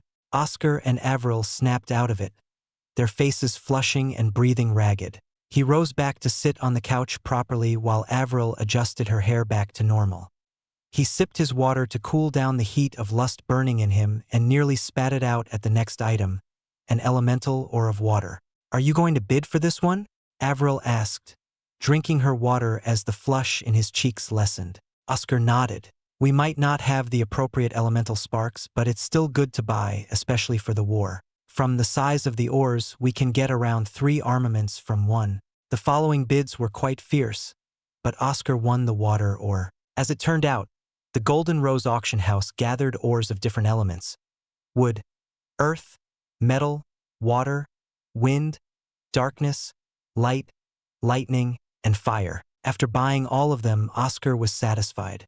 He constantly outbid the enemy and procured good ores for the night exalts of his home. Their faces seemed cold, an icy and grim look in their eyes betraying their frustration and anxiety. "I only have 1 million gold left. Money seems to just slip through my fingers." Oscar laid down on Avril's lap pillow as she stroked his head. With only 1 million, he could not continue competing for larger items, pinning his hope on his auctioned items to sell bigger than the loan from the auction house. Next, Esmir clapped her hand again. Unveiled from the box was a long spear with a long coiling tip.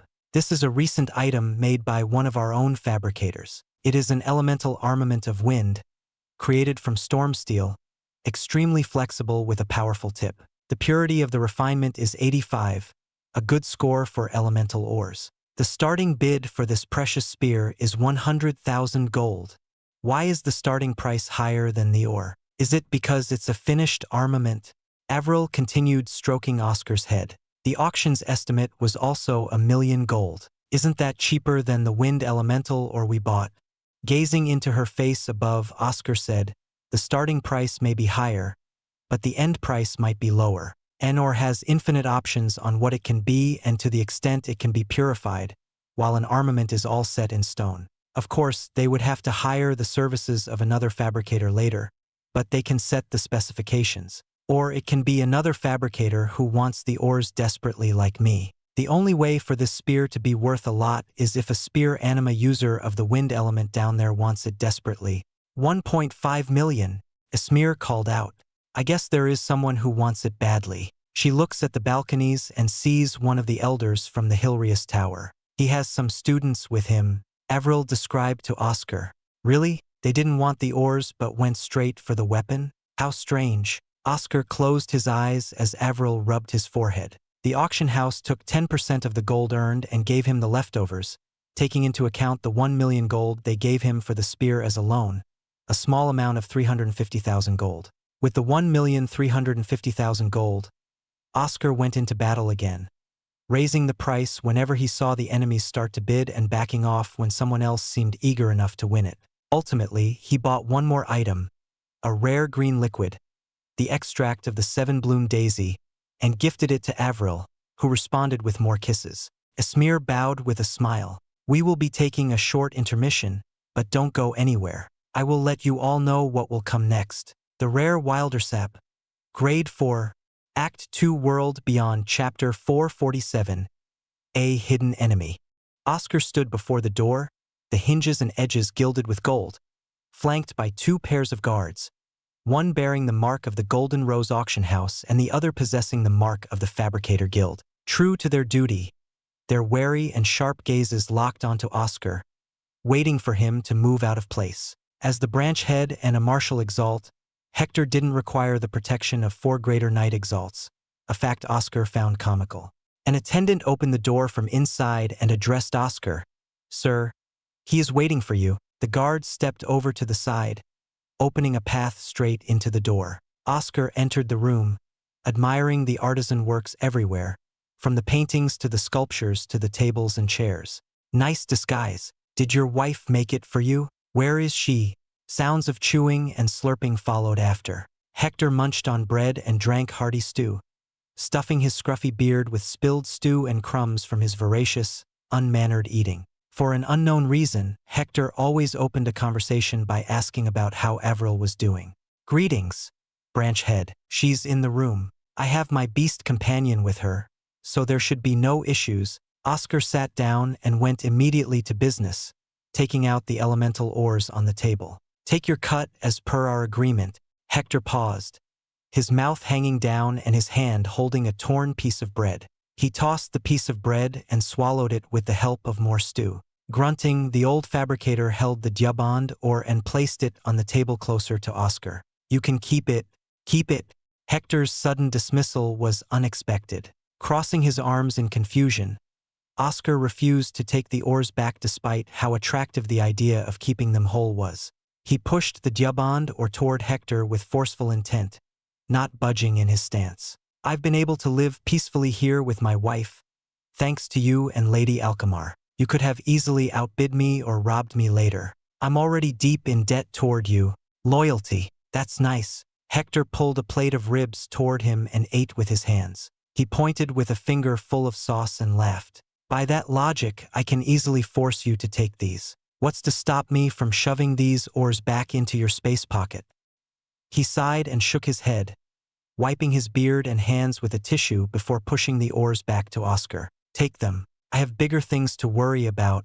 Why are you doing this? Oscar asked, concerned about Hector's reasons. Sevon and Adam trained him to be their warrior for vengeance, and they grew close together after several years. Elder Saul was just an eccentric old man, and his master picked him up on a whim. You can tell a lot about a person by their craft, your work in the foundry, wind elemental armament, and overall behavior. Take it as an old man looking in a younger mirror of himself. Hector spoke in a tired voice, his old face growing more wrinkled as he seemed weary. In any case, those ores might do better in your hands. With how this city is heading, I expect a big implosion soon enough, so leave quickly. The city? Oscar leaned closer. What's wrong with the place? Everything seemed normal. You said yourself that it was peaceful earlier. Having lived in Cultivation City for the past week, He noticed the people were lively, and the streets were clean. That's how it looks, thanks to Aldrich's good efforts, but a problem is growing. People have been disappearing year after year. It's been gradually increasing, mainly visitors, and during the Grand Gamble it gets far worse. There are so many people that it's hard to keep track, Hector said sternly. We kept it hidden to avoid panic. Aldrich has been working himself to death to try to find out, but whoever is behind this is elusive. If you stayed in this city as a resident, you'd have a better chance of living peacefully. But you are visitors who will look if you're gone. So take these oars and hold your wife close. Hector had no more to say and led Oscar to the door with a final warning gaze. Oscar walked out but turned back as the doors were closing behind the stoic guards, seeing Hector slump in his chair like a lifeless puppet for a quick second before the doors slammed shut. An enemy that eluded the efforts of Marshal Exalts and made Hector lose all hope of the situation was not to be trifled with. Slow, heavy steps moved him through the curved halls of red carpets and marbled walls. Oscar checked with Erden in case something happened and was relieved to learn Erden and Avril were all right in their room. He returned to the room and found Avril dozing her head off, her ripe red cheeks looking appetizing for him to bite. At the table was a half-filled chalice. Oscar sniffed and sighed, the sweet smell of red wine filling his lungs. Suddenly, Avril leaped and hugged him, her breath having the same sweet red wine scent. "Hubby, what took you so long?" She grew worried and just drank. Little did she know it was wine. Ha ha ha. Avril's drunken expression was unbelievably seductive, but he couldn't let himself be affected. He turned to Erden. "You didn't stop her? How was I supposed to know? She unknowingly poured out the wrong drink for herself while talking about you." Erden shrugged and jumped off the table, strutting his small stubby legs around. His beast friend went to the bathroom and said, "I won't bother you two any longer," before closing the door. "What?" Oscar asked. He turned back to see Avril's face getting closer. Avril kissed him, giggling uncontrollably in between. "There's a bed here, you know. I'm so tired." "That's what I said earlier, and you rejected it." Oscar carried her over to the bed and rested her on a pillow. She shouts out in anger. That was in the past. Times change. Avril pulled Oscar into bed, her sideways glances enchanting him closer as she stroked his face. She hates that she can't see her hubby's beautiful black eyes. Maybe her elixir should have just changed the hair. Fine, but remember, this is your idea. There were only 50 minutes left in the intermission. Plenty of time to appease her desires. Oscar had no more inhibitions and gave into his wife's seduction, entering the throes of passion, her sweet cries spurring him on. 50 minutes later, Oscar exited the bathroom with a sleeping Avril, who wore a satisfied expression. It was good that there was a bath in the Skytier suite, or it would have been an awkward journey home later. Placing Avril gently on the unused side of the bed, he kissed her forehead and draped the blanket over her. "You finished just in time," Erden yawned. "The auction's about to start again. Your wilder sap is next. It's certain to get a good amount. All crave a grade 4 natural resource." Oscar sat on the couch, drying his hair with a towel. A smear on the stage started the bidding, and the price was increasing tremendously. Not too interested, he started a mental council with Demon and Erden. "What do you think about what Hector said?" Oscar asked. "Hard to say. I think I should go with Avril from now on to make sure nothing bad happens. If something does, I'll contact you, and you can sense my location," Erden replied.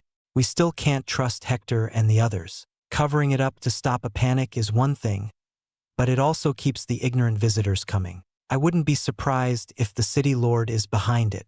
If Hector wanted to avoid panic, then why tell you? He has a strange interest in you and Avril." Demon coolly calculated the possibilities. A hidden enemy wandering around, kidnapping people. Oscar drank a cup of water and exhaled. Enemies of the pavilion are here too. Even if Hector, Helen, and the city lord can be trusted, that doesn't mean the same for the others under them. Kidnapping. Could it be the new dawn? Demon asked. Oscar widened his eyes, a flicker of shock, before returning to normal. The new dawn was a strong candidate for the perpetrators behind this. He could already see them taking people away to use for their vile experiments of unspeakable horrors. What are the odds that we run into them here out of all the other places we could have gone? It is a strong possibility. One that we cannot ignore, Erden warned. This place is a crux of teleportation and movement between the far north and south. The importance of this place means higher powers are in effect here. The interests of the six king exalts of Rusk continent. The new dawn certainly has the means to stump them.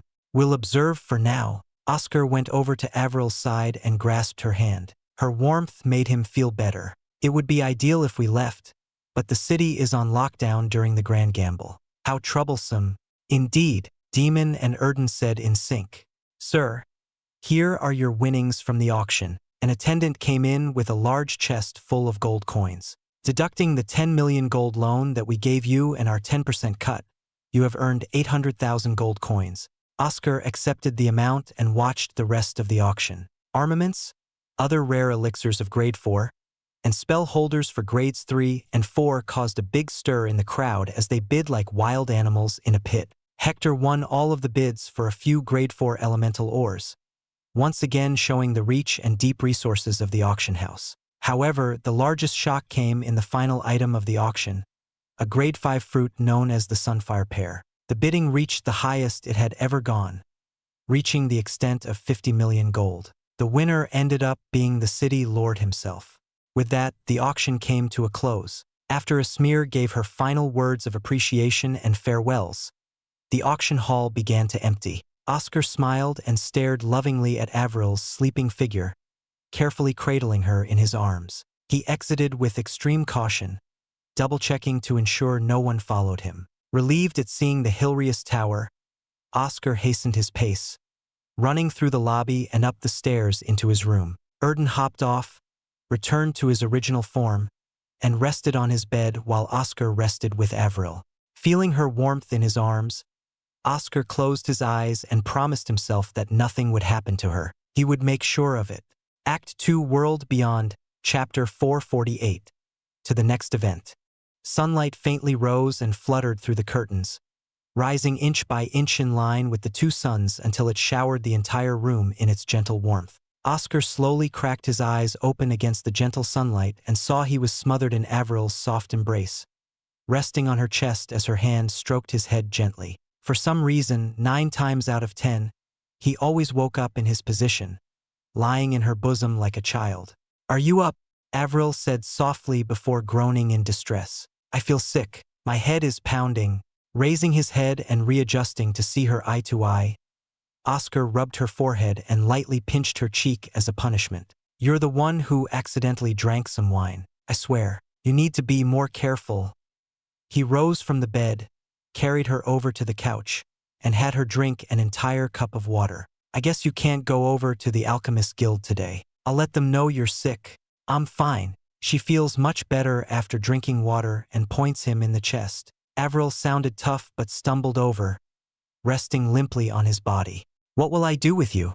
Oscar sighed and ordered some fresh stew from the kitchen. Slowly, he fed her 1 spoonful at a time until she couldn't eat anymore and shook her head in refusal. Laying the spoon down, Oscar got Avril's attention and said, "There's something I need to tell you. It's very important." He explained everything Hector had told him about the increasing cases of missing visitors and temporary residents. "Dangerous. How dangerous?" Avril stated, her golden eyes focusing on Oscar, losing the sluggishness from earlier. "I never heard about it. Does that mean we're in danger?" "Possibly. Erden is going to accompany you from now on. If anything happens to either of us, our shared connection can let the other know. For now, let's play it safe." Oscar tied her hair into a braided bun. "There's still the enemies from your home here as well." She frowns but knows they can't ignore them. Avril rubbed her temples with a sigh. "Ambushing them after they take the portal out is also quite impossible. I can imagine they'll have others waiting on the other side. I already apologized earlier, but I have to act here. We might be jumping into danger soon." His warm embrace prompted Avril to give him a soft kiss and stroke his head with a knowing gaze that accepted his decisions. He felt he was the luckiest man in all of Talos to marry her and hugged her tightly. "I'll be heading off to the Fabricator Guild today. I'll forge the elemental armaments for us. Hector is a nice person to allow you to keep everything." She tugs at Oscar's clothes and asks if she can come with him. Avril's bright eyes were so dazzling, beaming straight at him. "Aren't you sick?" Oscar worried about her condition. It's just a hangover. Avril pouted, then returned to her bright smile. I like watching you work. You're so handsome when creating an armament. All rejections and retorts vanished from his mind, all because of her one statement. Oscar couldn't win against her earnest and loving expression and words and decided to take her along. But as a form of petty revenge, he left with her still in his arms out in public. Her dismayed, embarrassed, and red face was enough eye candy for him. Along the way, some gave them strange gazes, which forced Avril to rest deeper in his embrace, turning her head away from the people. Faint whispers turned her ears red as she hit Oscar's chest with fists full of reese. Hey, hey, hey, are you flaunting your love to the rest of us? You brought an alchemist to our guild. Inside the Fabricator Guild, the others didn't fail to hound Oscar about Avril, teasing and poking fun at his expense. Bah, I'm gonna get sick from eating too much sugar. Get away. They're a rough crowd, but they're all good people. Oscar separated from the joking fabricators and entered a private workshop, locking it shut. He lowered Avril onto a stool in the corner. She appeared to have died of embarrassment, her furiously red face and fierce eyes inciting Oscar to flick her forehead. It wasn't that bad, was it? That's too much, Avril shouted, sweat already dripping down her forehead from the heat of the furnace. Says the one who unabashedly pushed to do it in the Sky-tier suite. Oscar laughed at how her hands covered her face in sheer embarrassment. Turning away, he changed his demeanor and focused on the task ahead. He changed into his fabricator uniform and took out the diamond or oak steel or his buckler, Avril's staff, several beast cores, and bones. Glancing back, he smiled at Avril's entranced look as she rested her head against the wall. He remembered seeing that sort of look on Mom whenever she saw Dad work on the field with his hearty smile. A tug of longing and melancholy itched his heart and made him pause. Just a few more days. Oscar started the process and broke apart the beast's bones. In each hammer strike, he repeated it to himself, falling into a rhythm, each strike echoing his heartbeat. For his armament, he used the hard shell of a grade 3 beast, refined the diamond or to a pleasing 90 purity, and added in his old buckler. After several grueling sessions of failed reforging, he finally succeeded. He finished it off with an intricate formation, using the defensive section of the beast's core formation for the base. After quenching the entire armament and pulling it out, he raised it high for Avril to see, feeling happy from her applause and cheers. It was a grade 3 shield shaped like a diamond, slightly skewed not to be a perfect square. 5 diamond-like gems shined along its surface in perfect symmetry, catching the light of the flames to produce vibrant colors. Oscar felt it was a shame that elemental armaments couldn't be made for elite exalts. Perhaps the battles in Ashen Grove would have been different. Alas, elemental ores only existed in grades 3 and above and were rare. Snapping his mind away from regrets, Oscar carried his momentum over to the next one, Avril's armament. He used a spine, taking a page from Hector's book, to allow her staff to have great flexibility, refined the oak steel to 91 purity, and used parts of her old staff. Reforging was truly a harsh wall to overcome. Oscar barely managed to finish after a few hours of retries. He finished the armament off with the same concept he used for the wind element spear and smiled at his finished creation. Here you are, my dear wife. Oscar held the staff toward her, the gold gem lodged in its tip. Avril smiled with tender love, removed his helmet, and kissed him. Thank you, my loving husband, but you really smell bad now. You need a bath. He whisked her away back to the Hilrius Tower, where Erden was left behind, keeping watch for any intruders. Without skipping a step, they hurried into the bath together and washed each other clean after a long, thorough session of passionate love. However, Oscar and Avril couldn't resist and made love again, forcing them to restart the bath. Are you two a pair of rabbits? Erden scolded the two of them after they washed up and dressed up. Every moment of freedom the two of you get, you can't help yourselves. Shape up and focus on what we have to do here. Sorry, Oscar and Avril said together. Avril took out another pair of transforming elixirs, and Oscar downed the entire vial, his eyes and hair changing from black and black to gold and white. By his side, Avril shifted to pink hair and blue eyes. Then, let's head out. Remember our objective for today. Oscar helped Avril up and hid Erden under his coat as best as he could. Today was not the day to be fancy. They wore more casual wear to mingle with the crowd. Outside, in the central district of Xianxia City, large crowds gathered in this late afternoon, excitement and eagerness painted in their expressions. Many stalls were set up, shouting about the odds for the outcomes, selling tickets like hotcakes as people blurted out their bets. Indeed, today was the day for everyone, not just those allowed into the auction. Today was the start of the competition between the 6 factions of the Rusk continent, where the young generation would show their prowess and dominance over their competitors. It was an important event for everyone since it signified their home's blossoming future and was one of the city's greatest gambling events. Oscar ignored the stalls and last calls for bets, walking with Avril in their disguises toward the large coliseum where many crowds of people waited to get in. Holding up a pass that he got from Hector, Oscar was allowed entry into the earth-tier seats, a sprawling section of wide chairs lined along a large table that stretched across the entire circumference of the coliseum. Hector offered to give him a sky-tier suite as before for the auction, but he had another purpose here. Walking with Avril hand in hand, Oscar approached a certain group and asked, "Are these seats taken?" They glanced at Oscar and chuckled. "Feel free, Earthcore Academy, Thousand Storm Palace, and Undying Flame Sect." These men welcomed him without much thought. Oscar smiled and clenched his free hand. "I hope it'll be a good fight." Act 2, World Beyond, Chapter 449. A casual conversation. Cheers and applause resounded everywhere as the city lord Aldrich Inran floated down to the center of the large stage, keeping his greatsword upright against the floor in his firm grip.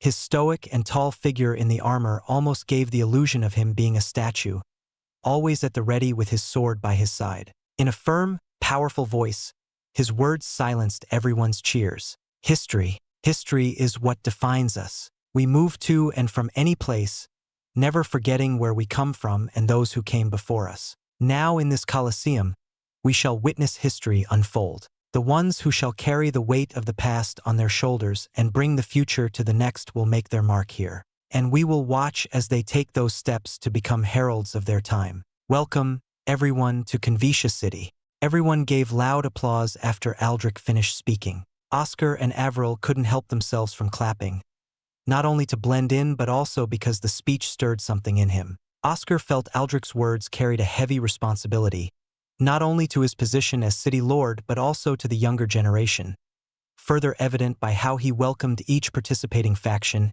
and shook the hands of their students. Perhaps Aldrich was not involved in the kidnappings, Oscar thought as the city lord waved a final goodbye before returning to his seat. "That speech was amazing," Oscar said to Avril, loud enough for the others around him to hear, particularly the group from the pavilion's enemies. "I can tell he truly cares about the younger generation, and rightly so. There is nothing more precious than that." He hoped one of them might be attracted by those words. He recalled Fennu mentioned how no matter what, his thoughts were always about the future of the Ashwolf clan, especially during the war. These outsiders certainly held the same sentiments, caring for their homes and children. "You're right about that. Are the two of you a married couple?" The man next to him, wearing the Undying Flame sect uniform, laughed with a drink in his hand. He got him. Now he needed to ride this momentum. Oscar smiled back with a cup of juice while embracing Avril with his free hand. "Yes, she is my beloved wife. Recently married. Your wife is quite beautiful. You're quite lucky for that face of yours." The man stared at the 2 cups and grinned. "No alcohol. Is there some special occasion?" "You guessed it." Oscar leaned in with a bright smile, following the man's assumptions. The real reason they didn't drink alcohol was that he didn't want to make a scene here from drunkenness. "We're expecting, and so we're traveling back to her home south to give her family the good news." "Ahaha, congratulations to the 2 of you. Having children is a blessing. I remember my little boy when he was born. What a loud one he was, kicking and screaming. My advice is to be patient. It's a second job that's nonstop even when they become adults." The man stretched out his hand for a greeting. "My name is Aaron Flint. Nice to meet you. Desmond Grant. Nice to meet you. My wife, Asher Grant." Oscar gestured toward Avril.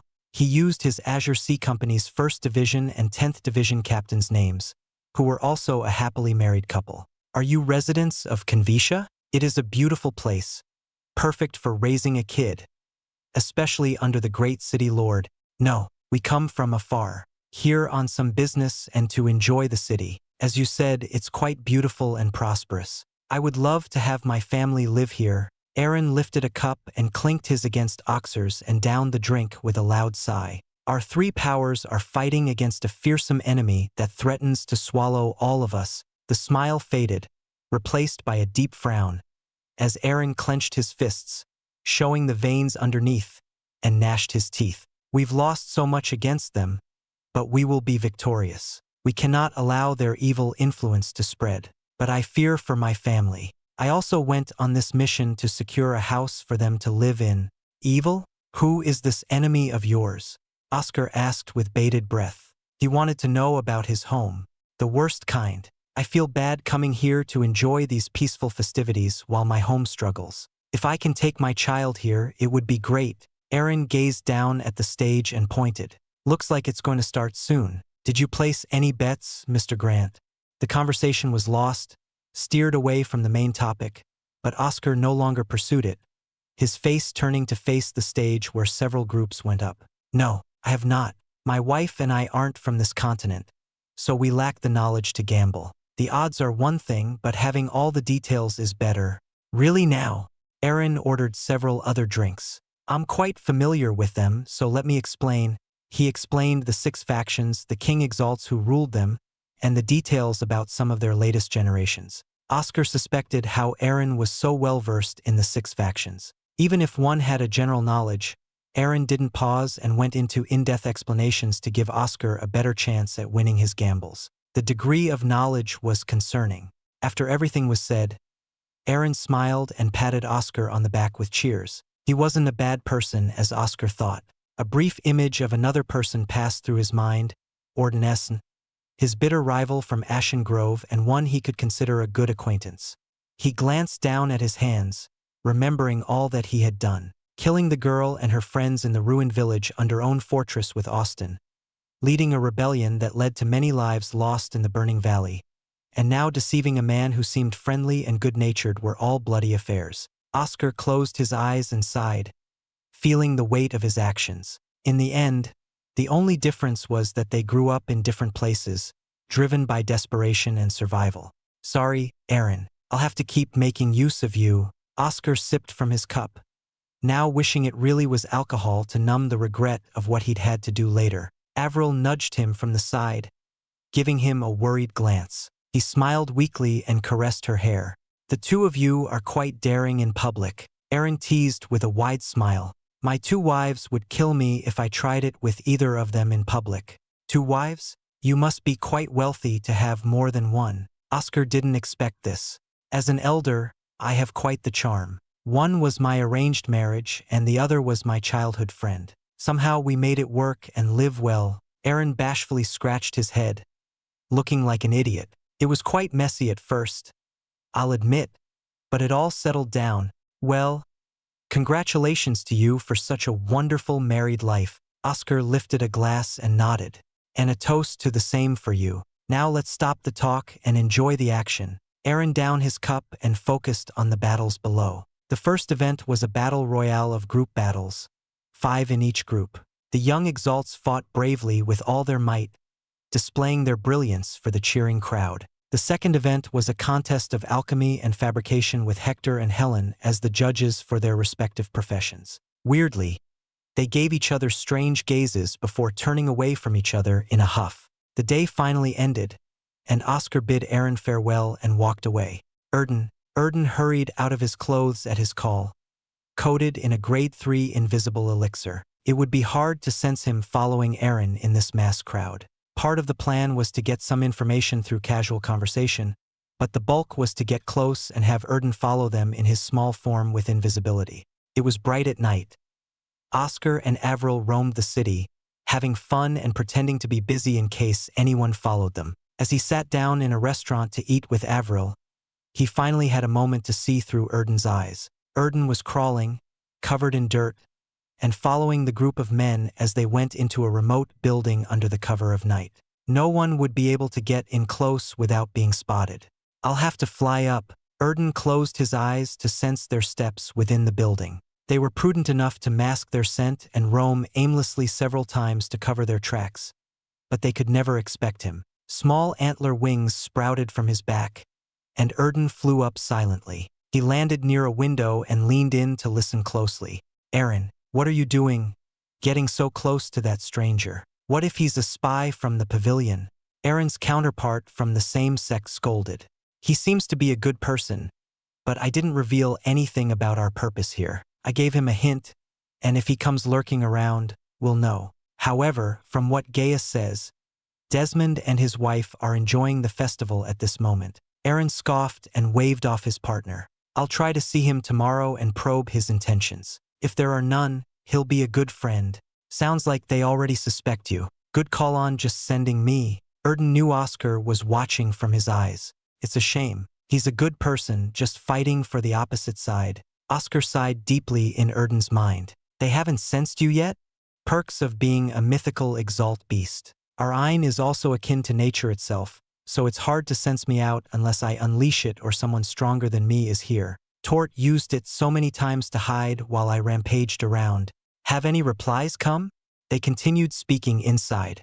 All the same, the 6 factions are quite stubborn. They won't send any resources or troops without proper assurance of payment. Our promise of sending them resources after we secure the divine essence and the war is not very convincing. They want something tangible now.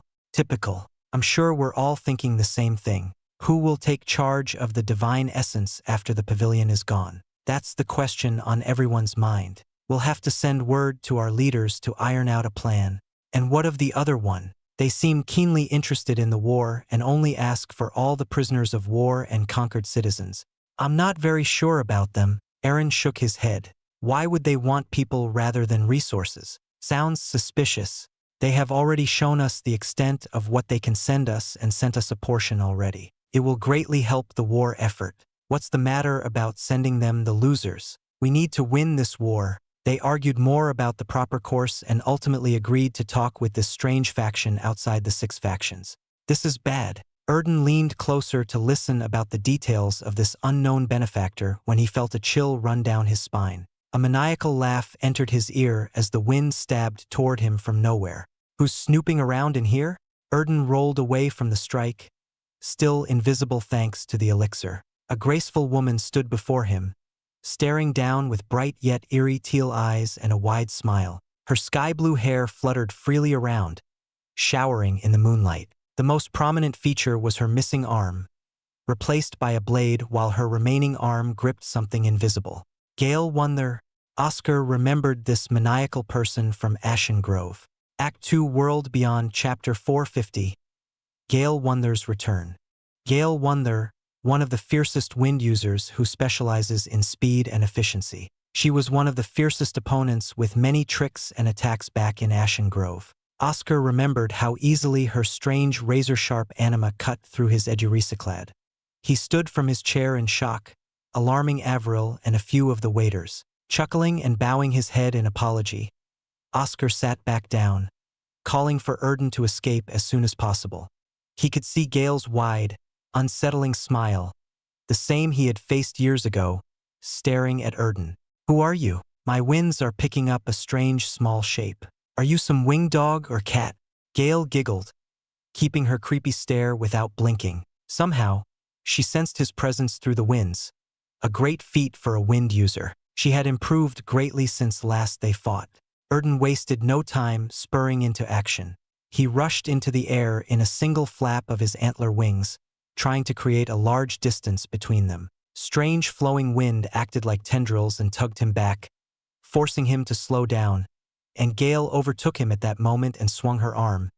The sound of something slicing the air following her attack, her invisible anima. His wings expanded to their normal size, brambled around, and blocked the sharp anima. Wild, fierce winds slashed around everywhere. Before he could retaliate, his instincts screamed, and a jet beam of water nearly pierced him before he dodged in time.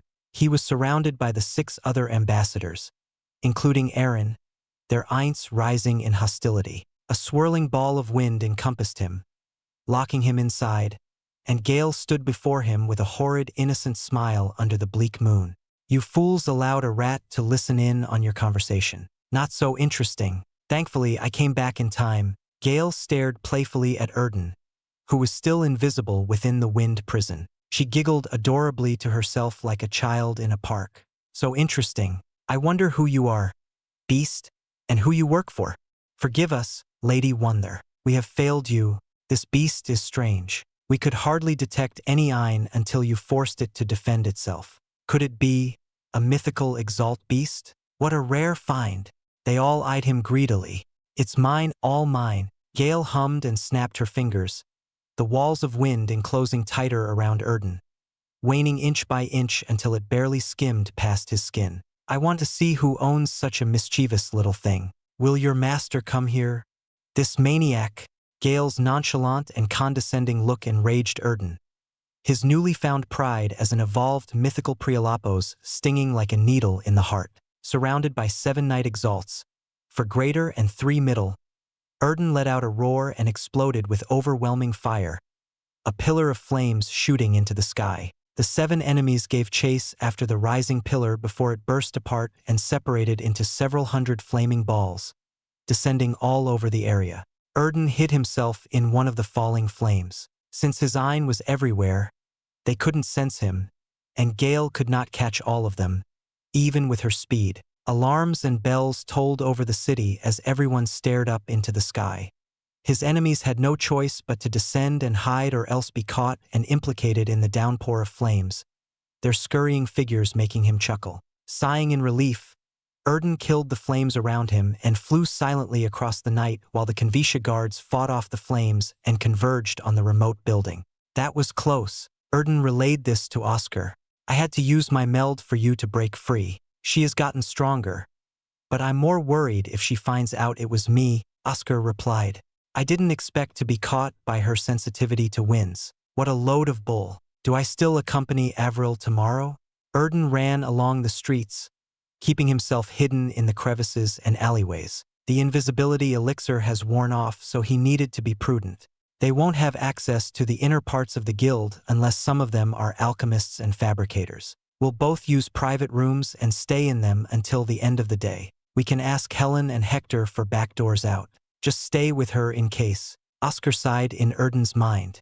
Gale Wonder escaped from the remote building before the guards came crashing in. She still had her bright smile, but her eyes seemed as dead as a fish. She had come on this mission away from her usual killing. It was supposed to be an easy mission, but these fools somehow messed up. She cupped her cheeks with an adorable expression while kicking her legs like a child. Before her were the 6 envoys, bowing their pathetic heads deeply. Ah, you blunderheads truly screwed up. No doubt the 6 factions are aware of something happening to our base. A show of weakness means losing all grounds in negotiations. Whatever shall I do with you? Gale Wonder sighed dramatically. She thought back to the moment within the flames before they burst. Seeing a strange deer wrapped in fire and blue metal, something felt off. She rubbed her missing arm. It was aching unusually more than before now. Recalling a man with black hair and black eyes who stood defiantly against her, Gale smiled widely and clenched her missing arm. Why was she thinking of that man now? He hadn't shown himself at all during the war, and her information mentioned he never made it out of Ashen Grove. What a shame. If only Oscar survived. Getting revenge would have been interesting. Gale pouted and then smiled openly at the 6 envoys. With a swipe of her hand, 3 heads rolled on the ground as blood splurted like fountains from their headless bodies. The others didn't say a word at their companions' deaths. These idiots were not interesting, so they paid for their failure. As the rest of you are greater knight exalts, I expect better. Thank you for your mercy, Lady Wonder. Aaron and the others bowed. Now I have to go hunting. Goodbye, everyone. Gale lifted her body and vanished into the winds. Inside the Hilarious Tower, Erden came in from the window and plopped to the floor, exhausted. Erden, are you all right? Avril hugged Erden into her arms despite the dirt and grime around him ruining her clothes. She glared at Oscar. Oscar acted strangely during dinner. She worries about Erden too and should know. It's fine. Just a brief altercation with an old enemy. Oscar patted Erden's head. You overdid it with your flames. Go and wash up. After Erden washed up in the bathroom with Avril's help, they sat around the table as Oscar explained everything that happened. Avril's expression grew darker and more worried from his words. Thirsty after talking for so long, Oscar drank from his cup and sighed. At least with this, their relationship with the six factions might be damaged. If they knew that the remote building was where they made their home, then seeing it detained would not be a good image. The problem is this other faction that wants people. Are they a new dawn? Avril asked, her face paling slightly. It's a strong possibility. They can take advantage of the war's messy aftermath to move people and write them off as deceased. But that means this is also a chance to find their base. I'll have to watch out for Gale Wonder. It's been over 20 years, and my face matured more. But she still might recognize me. Oscar frowned. His movements might be severely limited due to Gale's presence. She could be anywhere without him knowing and without proper preparation. She pumps her fist in the air and has a suggestion. Avril smiled. The next day, Avril hummed to herself while sitting in the earth-tier seat overlooking the great stage of the Colosseum. She was disguised in her pink hair and blue eyes and sipped from her cup before a slight nudge came from her leg, covered by a long, wide skirt. She tapped the softness beneath her dress with a knowing smile. Erden was hiding with her. Oh, isn't this Mrs. Grant? Nice to see you again today. Aaron came from the side and smiled at her. He looked around and looked puzzled. Where is your husband? I wanted to speak with him again today. Hello, Mr. Flint. Truly is a beautiful day out.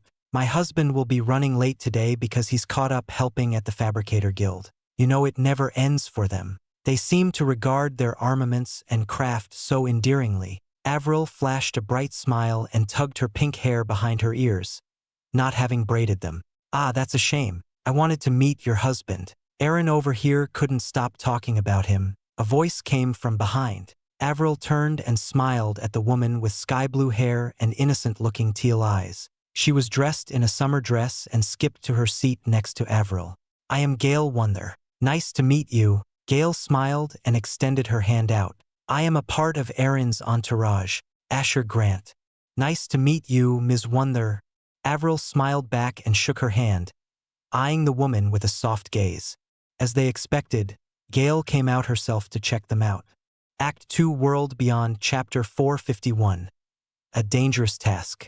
Oscar remained seated in his chair, tapped his foot nervously on the floor, and knew he had to remain put, but heaviness congested his chest, and sweat beaded down his face like a downpour of rain. From Erden's ears, he could hear Avril and Gale make contact and greet each other with friendly voices. He wanted to bang his head on the luxurious table before him in shame for using his wife as bait, a horrid thing for a husband to do.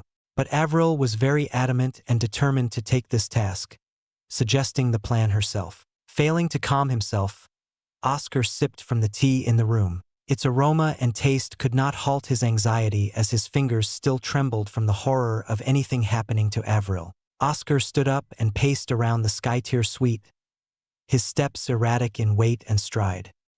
He pondered the details of Avril's plan, which she spoke of with brimming confidence. First, she would sit and wait for Aaron to approach since they knew from Erden's stalking that he would see them in the Colosseum. Now the tricky part was whether Gale would also come forth and probe Avril or skulk in the sidelines. Either way, it meant he had to stay behind or possibly be exposed by Gale. Oscar hoped Gale wouldn't come in person, but his flimsy prayers were unanswered, and Avril was in more danger. Staring outside the sky-tier suite, Oscar spotted Avril speaking with Gale and heard everything via Erden, who cleverly hid in Avril's dress. The next part of Avril's plan was to get them to follow her to a different location or be kidnapped by them for questioning or worse. The best result would be neither happening, but that was a long shot, not in line with Gale's means. A knock came from outside, and Oscar snapped his focus to the door and called out for the person to enter. As the doors opened, Helen Alchemar, the branch head of the Alchemist Guild, moved gracefully inside, clothed in a dress, not her alchemist blue robes. Helen waved to the attendants to leave, waited for the doors to close, and moved closer with a faint smile, masking her thoughts. Welcome, Lady Alchemar. Oscar bowed his head. For the sake of this plan, he needed her cooperation. I am sorry to have called you here rather than me entering your room. That's all right. Where is your wife? Helen glanced around the room, looking confused. Anyone would be after seeing how he and Avril were so close at every moment. That's what I wish to talk about. Our deal is still in effect for you to protect my wife and me, is it not? Oscar sat after Helen. With the price of one Wildersap, yes. Our deal is still in agreement, and I've grown quite fond of her. Helen narrowed her eyes. Did something happen to her? Oscar sipped some tea. By Avril's suggestion, Helen was the first person to contact about this. She had talked at length about how Helen would often give her advice and even offered to buy her a home here to become a full-time alchemist in Xianxia. We've gotten in contact with a few individuals who may have a tie to the kidnappers who have been haunting Xianxia City, Oscar said. Kidnappers? Is Avril safe? Helen's presence became more imposing as a fierce eye stirred around her. These people also have a connection to my past, so to find their base, Avril is acting as bait. If she is taken, I'll know her location, and you can rally some people to assault the place and help me free her. Or she will lead them away somewhere for you to arrest them, Oscar pleaded. Please help us. You dare? Use your wife as bait? Helen gripped her hand, and Oscar couldn't resist. Struggling, Oscar helplessly floated in the air against his will and started to choke, something constricting his throat. There was no spell behind this, only the force of Helen's eye overwhelming him, the power of a martial Exalt. For the first time, she revealed a face of rage, a dead cold stare focusing on Oscar. Feeling the immense pressure about to choke out his life, Oscar forced out his words through his reddened face, shouting his strained voice to an audible level. I didn't want her to do it, but she felt it was the only way. I begged her not to, but she's far more stubborn than me, so please help us. Helen's power was squeezing his body, and his lungs lost all the air as he made his statement. Still, he was glad, extremely happy inside to see Helen react like this, a faint raspy chuckle coming from him. It meant she did care and was certainly not someone of New Dawn unless she was an amazing actor. Helen relaxed her hand, dropping Oscar to the floor. He gasped and heaved his lungs, taking in as much air as possible. Helen's feet tapped on the ground before him, forced his body into the couch, and towered over him despite her smaller height. What an idiotic couple the two of you are. When will this happen? Helen asked. I will inform you about what happens. Just have some of your forces by the fountain in the market district. If she is taken somewhere else, I will let you know. And please don't tell anyone else, Oscar said while rubbing his neck. You don't want to report it to City Lord? Not even Hector, Helen said, raising an eyebrow. I know from your reaction that you are trustworthy. I can't say the same about Hector and the City Lord. Hector told me to leave and seemed resigned to the kidnappings while the City Lord kept it all under wraps. Oscar faced Helen. I can't trust them, not yet, but I can trust you. Looking at Oscar, the old branch head lowered her head and seemed to be deep in thought. She nodded and said, I can't see any fault in you. Only the self-blame for putting your wife in this situation. Very well. Here, Oscar grabbed a token of the branch head, meaning he had some authority using her name. If you can help purge this city of the filth that has infested it, then you can use my name. Abuse it, and I will kill you. Thank you, Lady Alkmaar. Filled with gratitude, Oscar knelt before her. He secured the full aid of the branch head. Now he only needed to see the outcome of Avril's choice. So, Asher, where are you from? Gale asked, treating Avril as if they were old friends. I'm from down south in the Everest continent. My husband and I are traveling to return and see my parents. Avril looked at Gale and then at Aaron. Are you one of Aaron's wives? No, heavens no. I wouldn't want to be a fourth wheel in that relationship. I'm simply part of the same group. Gale placed her hand on Avril's shoulder. Your husband is quite late. He sometimes gets so immersed in his own work that he can't pull away. I suspect he's still hammering away at an anvil. Avril used the same sort of spiel she had heard many times from her fellow alchemists when they spoke about fabricators. Gale's hand stayed on her shoulder, and Avril fought the urge to slap it away, disgust building up inside. I see. I would never know. I'm not married, Gale said, lifting her hand away from Avril's shoulder, much to her relief. Oddly, even though Oscar mentioned he had taken an arm away, Gale appeared to have two hands. A well-made fake? Seriously? You don't have anyone you're interested in? Avril exclaimed. You're so pretty though? I bet there are so many people trying to pursue you. Ahahaha. I don't know why, but no one wants to talk to me. Maybe they're scared. It sounded normal, but it sounded more horrifying to Avril, who learned of Gale's true nature from Oscar. Gale didn't stop and continued. As for someone, well, there was one fellow in the past. Gale hummed and grabbed her arm above the elbow. Who? Avril pretended to be interested. Just a strange man with such a piercing stare and surprisingly strong. I haven't seen him in a long while, but I would bet an arm to see him again, Gale said, still gripping her own arm. I wonder what I'd do if I did see him. Too bad he's far gone. Avril stopped herself from shaking. This woman was truly unhinged. With good timing, Erden tapped her leg, signaling that Oscar had gained Helen's support. Avril excused herself and entered a private bathroom, her heart racing through her chest as if it would burst out soon. The plan was in effect. She couldn't falter here. Alone in the bathroom, inside the Colosseum where everything was said to be safe. There should be no better timing than now. Is she coming? Avril washed her face at the basin, allowing the cold water to rinse off her faint sweat. She was startled by Gale's smiling figure and almost shouted before a blow to the chin closed her mouth. Cold handcuffs locked around her wrists and forced her eye to withdraw. You? Avril paled at the sight of the cuffs before a slight prick on her neck made her lose control of her body. Aaron told me you were pregnant, but my hand only felt a single pulse. I'll have plenty of questions to ask you later, but for now, let's go somewhere else. Gale lifted Avril off the ground. Avril tried to force herself to stay awake, but whatever Gale had given her was too strong. Unable to resist, she closed her eyes and fell into darkness. Her last thought about Oscar and Erden. She believed they would find her. Act 2 World Beyond Chapter 452. Stealth and Anger. Excuse me, is she okay? A passing guard asked Gale, garbed in lion's armor. Thank you for worrying. My friend here has had too much to drink. I warned her even though it's broad daylight, but she's quite reckless, Gale said in a convincing innocent voice, holding Avril up by wrapping her arm around her shoulder. Rage surged through Erden, barely holding back his instinct to tear this woman apart.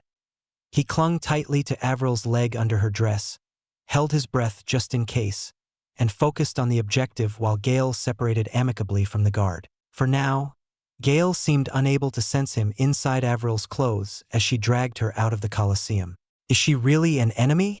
Aaron asked from the side. She lied about expecting a child. That husband of hers might not even be her husband. How interesting. I wonder where the so-called husband is. Maybe he's searching around some other place. Gale laughed. Was that beast theirs? So many interesting things to figure out. She doesn't even have a space pocket. Then what do we do with her? Aaron stayed a step back. If we're being followed, then we'll head to the one place they can't so easily enter. I would love to see the look on their faces when they realize. Gale seemed excited and hastened her steps. Step by step, Erden noted their direction and distance, using Oscar's location as a compass to figure out where they were headed. Anger constantly spilled over into him from the connection to Oscar, getting worse the farther Gale went. He could feel Oscar holding back to the fullest from going berserk. At first, there were many feet and steps around them, some hurried, some slow, but all went about their business, filled with laughter and joy, in the thick of the festivities. Gale's destination was not the market street by the Colosseum, taking a sharp turn around a corner. Where was she going? The streets fell quiet, and only the steps of Gale and Aaron could be heard. The pavement of the road changed from cobblestone to a mix of marble, stone, metal, and glass, the signs of a high-class area. Gale turned into a narrow road between two high walls, just enough space for them to go in single file, and knocked several times on an unassuming wall. Who is it? Someone responded to her knocking.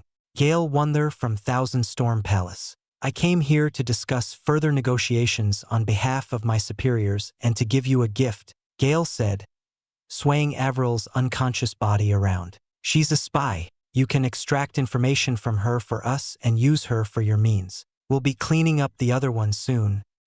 A middle night Exalt? That's some good material. Come in. The voice disappeared, replaced by a series of clanks and a final click to end it. An opening slid into view, and a bright light flooded the floor. Erden still held his breath and further quelled his eye deeper within. This place is so boring, as always. Can we hurry up and step inside? Gale sounded impatient. It's so interesting to see your work. Remember to leave your space pockets and armaments outside per protocol. Once you step inside, your bodies will be subject to examination. Understand? The stranger said. Is this truly appropriate? Making us hand over our space pockets. Aaron warned. This is your first time here, but it's the norm here. If you're that worried, then stay outside, Gale said, walking over with Avril to another side. There was no helping it. He couldn't be caught here by a search. Erden slowly crawled down Avril's leg and rested on the cold floor. His steps went by with good timing so Avril's dress didn't make a strange movement that could alert this sensitive person. Thankfully, she didn't notice him and went through the second door after giving up her space pocket. Perhaps she wasn't as alert in this place. Aaron also gave up his space pocket and followed after Gale before the second door closed. Alone inside this room with a single large shining light from above, Erden wriggled his way to the corner, covered in invisibility elixir. He communicated to Oscar, asking, "Where am I, Oscar?" "You won't believe it, but it confirms our suspicions," Oscar replied, his voice so cold it was like icicles stabbing into him. "Are you all right? You're bleeding," Helen called out from behind. Oscar snapped out of it and raised his hands, which bled onto the floor from how hard he had clenched them. All attempts to relax them failed, only digging his nails deeper into the palm of his hands. Oscar turned to Helen and said in an icy voice, "Are you and the city lord friends? We had our past together." "Yes." "Why?" Helen replied, standing up from her seat. "Then can you explain why they took my wife to a corner of the city lord's palace?" Oscar bared his teeth, ready to kill anyone. The entire time while Erden relayed his number of steps, Oscar had kept track on the map, unable to believe that they entered through a small corner of the city lord's palace. But all the signs pointed to the truth being so. "That's impossible," Helen shouted. "Aldrich has been a good friend and leader for Xianxia City. He would never betray his principles by stooping to lowly kidnapping. Why do you even know? My soulbond beast had been following them undercover. I can feel his location in the city lord's palace." Oscar revealed his secret to try to convince Helen once again. He rose to his feet and walked over to her, the anger about to erupt. "Even if you don't help, I'll barge into the place myself. I will never let any harm come to my wife." Helen, for the first time, withdrew her gaze and looked disturbed. She had faint beads of sweat on her forehead, wiped them off and stood up to face Oscar. "You expect me to believe that? Aldrich has always been a good friend. Believe it or don't believe it." But Oscar raised his bloody fist out to her. Not a single shred of fear against the martial Exalt, all washed away by the tides of fiery rage. "You promised to protect us." His other hand lowered to his side, finally relaxing, and grabbed something from his pocket. They stared off for a few minutes in silence. No other sound but the blood dripping off Oscar's fist. In the end, Helen relented. "I'll contact the other branches for assistance and ready my alchemist guild for a battle. But first I'll go in and talk to Aldrich." Helen walked past him and stopped. "You truly were prepared to fight me even though it would mean your death. I can't fully believe your claims, but I can't ignore our pact. I'll find out the rest from Aldrich." "How long to get ready?" Oscar asked, lowering his hand but not facing Helen. "The other branches outside will need a few hours to get there, but my forces can be ready in 1 hour and assault the palace if needed." "Do you need anything else?" Helen said, sighing to herself. "I need to do some cleanup. Can you help me with that?" "What do you mean?" Oscar sprinted across the busy streets, uncaring about the people he bumped into. Luckily, Helen gave in and went out to confront Aldrich. He took out the vial of wilder sap from his pocket and stored it in his space pocket, relieved that he didn't need to use it. He planned to pour it on Helen and let the rampant, untamed Ein hurt her to create a chance for him to escape to Hector, who would be his only option.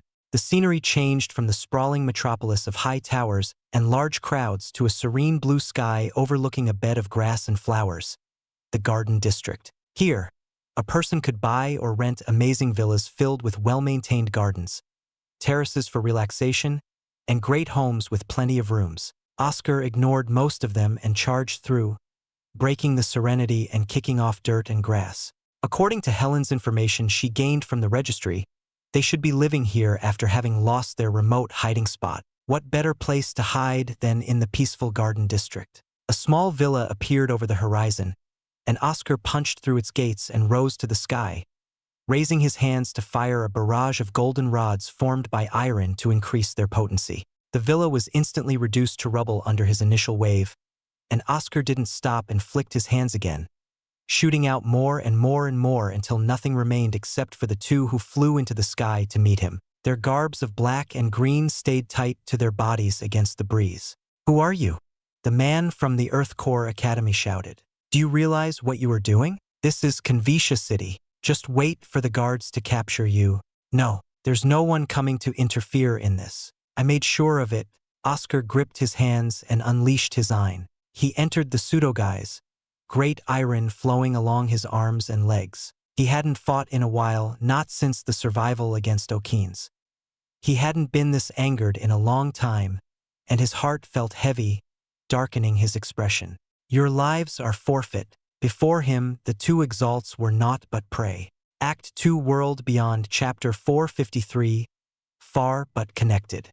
The Greater Night Exalt from the Thousand Storm Palace kicked off the air, a crack of thunder booming across as a green panther anima formed beside him. The panther growled with the roaring of thunder, lightning sparking all over its body, and lunged into the man's bow. His meld transformed the bow into a strange shape. The string was far thicker than normal.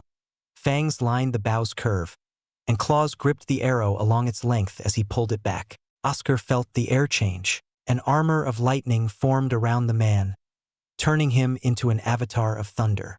He coordinated with his companion from the Black Core Academy and was about to let loose his arrow when Oscar rushed in. Oscar's golden drill tore apart the lightning armor and plunged into his chest and out the back, shredding the man's heart into a pulp without mercy, without hesitation. The man quivered, unable to stop the blood coursing out his mouth, and gave Oscar a bewildered look. Oscar gave nothing in response, only a chilling gaze. He drew back his drill, letting the blood flood out the gaping hole in the man's chest, and dropped him to the ground. His arm had several small burns around it from when he touched a part of the man's bow, the fangs searing lightning onto his skin. Truly, anyone caught unaware by the invisible movements of Reese would meet an untimely death without being able to show their powers. Oscar thought as the last one from the Earth Core Academy rushed in with a spear. An immense weight fell on him. Oscar bent his body forward, fighting against the increased gravity. Dust and earth somehow attached themselves to him, furthering the weight on him and stifling his movements. From above, a large spiky boulder rammed into his head, forcing him to the ground. His Edgericeglad and his recently learned indestructible gold spell stopped any damage, but the Earth Core Exalt was quick. Oscar saw him dive straight down, the spear guiding several fast-spinning boulders toward him. The boulders landed on the ground, encircling him and radiating a strange eye. Oscar's movements fell to a halt. The gravity, the layer of thick earth on his skin, and the strange pulsing of the boulders around him all restricted his movements. The dangerous glint of a spear neared, the sunlight reflecting off its sharp tip. Oscar didn't fear and waited until the spear was before his forehead. Using the Reese movements and silver burst, Oscar rolled to dodge, moving to the man's back. The man's feet shifted and rotated his body, bringing his spear to swipe away at Oscar. Oscar was hit by the blunt shaft, its weight surpassing its appearance, and absorbed the Reese within, swirling it through his body with the rest of his Reese. He grabbed the man's spear for good measure and punched. The man let go of his spear and tried to retreat with the earth shuffling underneath his feet, and a thick wall formed, separating them. It didn't matter to him. Oscar drove his drill into the wall and sent forth an enormous iron omnireus. The man's scream did little to appease Oscar's wrath, not even the broken body, the lower half completely obliterated. If you flew faster, you could have saved your lower half. Oscar walked calmly to the howling man. The man's screams turned into horrified gasps and wails when he looked down at his missing lower half, only the pulp of his flesh and blood pooling around. Oscar stomped on his chest, forcing the air out of the man's lungs to shut him up. Where's the other three? Aaron and Gale went to the city lord's palace. But what about you and the others? Oscar drove his foot deeper into the man's chest, hearing nothing but his gurgling. Dead? They're dead, you monster. Are you with the pavilion? The man wheezed, his complexion paling by the second. A faint, bloody smile formed on his lips. Well, who knew someone like you existed? Can't let you go. He grabbed Oscar's leg, strange stone-like cracks forming around his body. Sensing the danger, Oscar brought up his newly crafted elemental shield. The man vaporized before him, releasing a blinding light, swallowing everything around him in a devastating shockwave, rupturing the earth and shaking the sky. The seismic force behind this was enough to reach deep and cause the underground water under Xianxia to sprout up and shower the entire garden district in a rain of dirt and water.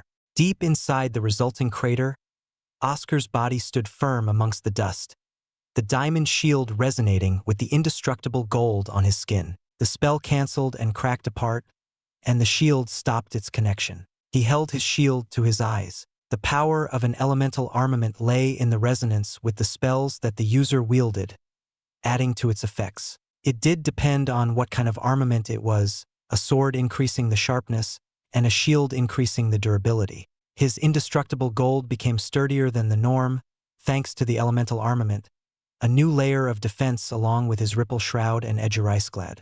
Oscar coughed from the dust, picked up the man's space pocket, and flew into the air. He looted the other corpse and used a powerful shattering wave to scatter it into indecipherable pieces. Not a trace of their identities remained, only the scarred battlefield of their last fight. Halt! What is going on here?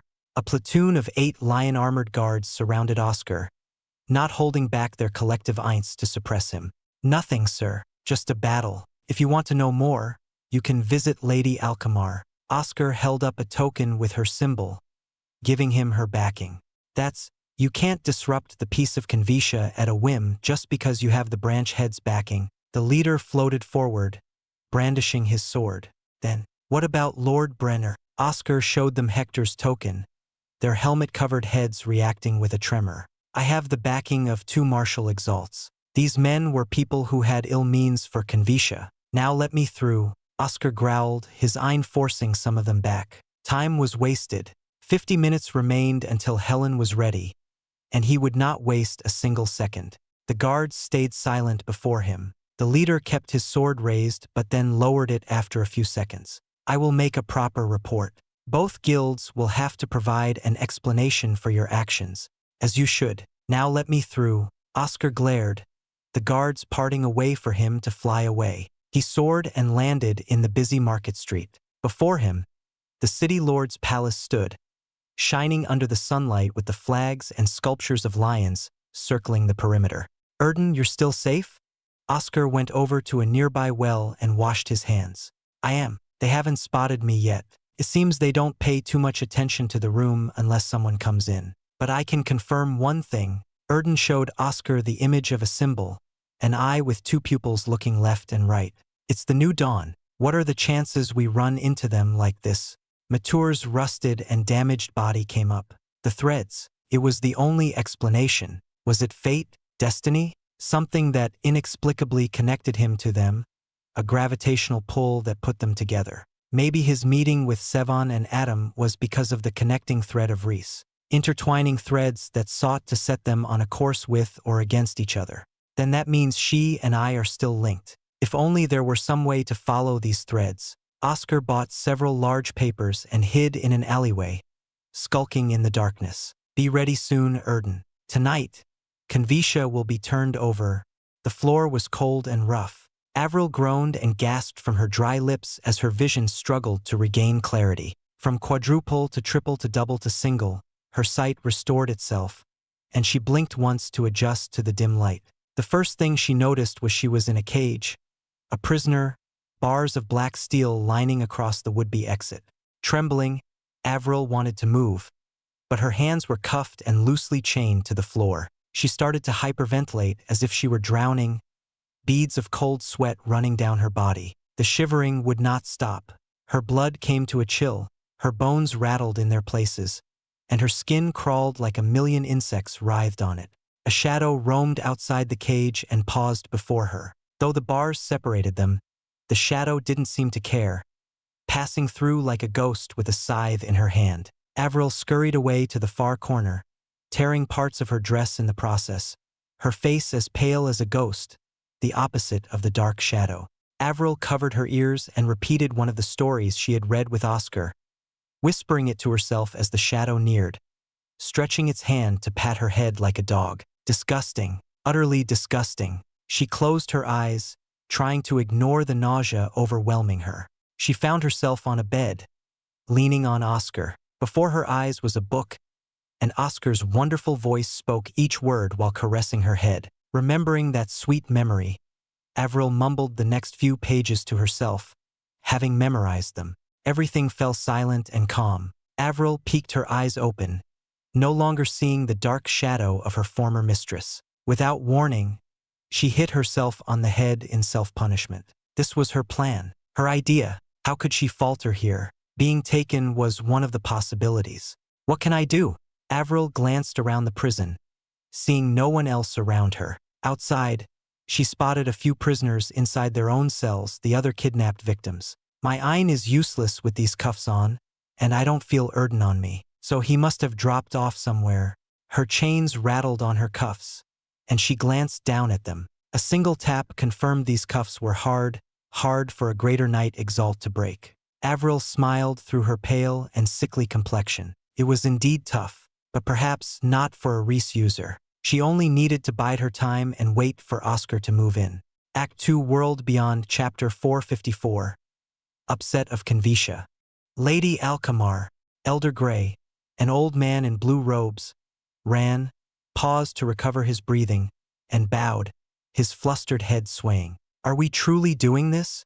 Helen Alkamar drank several elixirs, each carrying a potent power, and retied her hair to prevent anything from flowing down. Elder Grey's confusion and questions were not unreasonable. Anyone who lived in Xianxia City would not believe her words. She gestured for him to raise his head and said, "It's only a precaution. I refuse to believe that Aldrich would do such a thing." Then why? You even wasted so many grade 3 elixirs to make us answer your questions honestly. Are your fears turning to paranoia? You cannot go on baseless rumors, Elder Grey warned. Do you think that I, one of Aldrich's oldest and closest friends since we were naught but runts playing the mud, will not consider everything there is? Helen said, expelling her Ein dangerously. Elder Grey paled and froze still. She sighed and quelled her Ein down to normal, bearable levels for this greater night Exalt. This is a last resort if Aldrich is the one behind it. I will speak with him beforehand and gauge his intentions. If fighting breaks out, storm into the palace and take control. Helen walked out of the Alchemist Guild and into the carriage. Elder Grey seemed torn but nodded and went back to make preparations. Carried by the carriage, Helen watched the people go about their lives out the window, heard the cheers from the Colosseum, and smelled the great feasts and festivities. Xianxia City was always a great nexus between the continents due to the large portals that linked them, but it was under Aldrich's leadership that it became far more prosperous and a paragon of order, leading to this welcoming sight. A betrayal by Aldrich was impossible. Still, her thoughts turned to the man, Oscar, who was willing to break into the palace by himself to free his wife. In the past week, she had observed their little shameless interactions in the main lobby. They acted as if the world around them didn't exist. Though Aldrich was her good friend and a leader she followed, she could not ignore their plight. That pair is too similar to how we were. Maybe that's why you also wanted to help them, Hector. Helen clicked her tongue and tossed aside all thoughts about that dunce. Hector. The carriage stopped, and her attendant said they had arrived. Outside the carriage, she beheld the city lord's palace and peeked in the direction Oscar had mentioned, a small alleyway between the walls. Her power was enough to blow apart the ramparts to expose the place, but Avril might be caught, and if Oscar were wrong, then there would only be a mess to clean up. Forget it. She came here to speak with Aldrich, to see her friend, and confirm if he was still for Xianxia City. A butler came out, bowed, and led her inside. The hallowed halls of the palace were bathed in sunlight. Tapestries of lions and men spun across the curtains, telling a story of a great hunt, and the shields and swords along the wall gave off an imposing presence of might and holiness. Passing through the large gilded doors, Helen bowed and greeted her friend. It's been a while, Aldrich. Aldrich Inran, clad in his iconic full set of armor, resting the broadsword on his side, laughed through his helmet and waved her to come in. There is no need for pleasantries between us, Helen. It's been so busy as of late with the grand gamble, so forgive me for only giving you 15 minutes. Tea? It's all right. Everyone knows you're the city lord. No tea, thank you. Helen sat on the seat across from Aldrich, merely a table between them. Her friend was as amicable as usual. Nothing was out of the ordinary. No tea? That's quite strange for you. Are you sick? Aldrich pushed the teapot out of the way and got to the main topic. Never mind. You look as healthy as ever. Why are you? What did you want to talk about? The missing cases. Have you found anything about them? Helen asked, unable to see Aldrich's expression through his helmet. Oh, Aldrich trailed his words. Nothing came up. No matter where I searched, nothing turned up. Why do you ask? Someone I know has gone missing. Her husband says he caught a glimpse of her near your palace. I wonder how if your guards saw anything. May I interview them? Helen pressed on. Gone missing? That is terrible. Aldrich stood from his chair. Lead the way. I will help you interrogate the guards. Before Helen could speak, the door slammed open, and a soldier in lion's armor rushed in, his exasperation clear through his helmet. City Lord, there is grave news. What news? What kind of news is it that it can intrude on our meeting? Aldrich maintained a calm voice. It's a flyer that's been going around. Here. The guard showed the flyer to them. Helen held her breath at the message written on it, declaring the city lord as the main perpetrator of the kidnappings and how he covered it up. Aldrich stabbed his sword into the ground and snatched the flyer from the guard, crushing it with his gloves. Who the hell dares?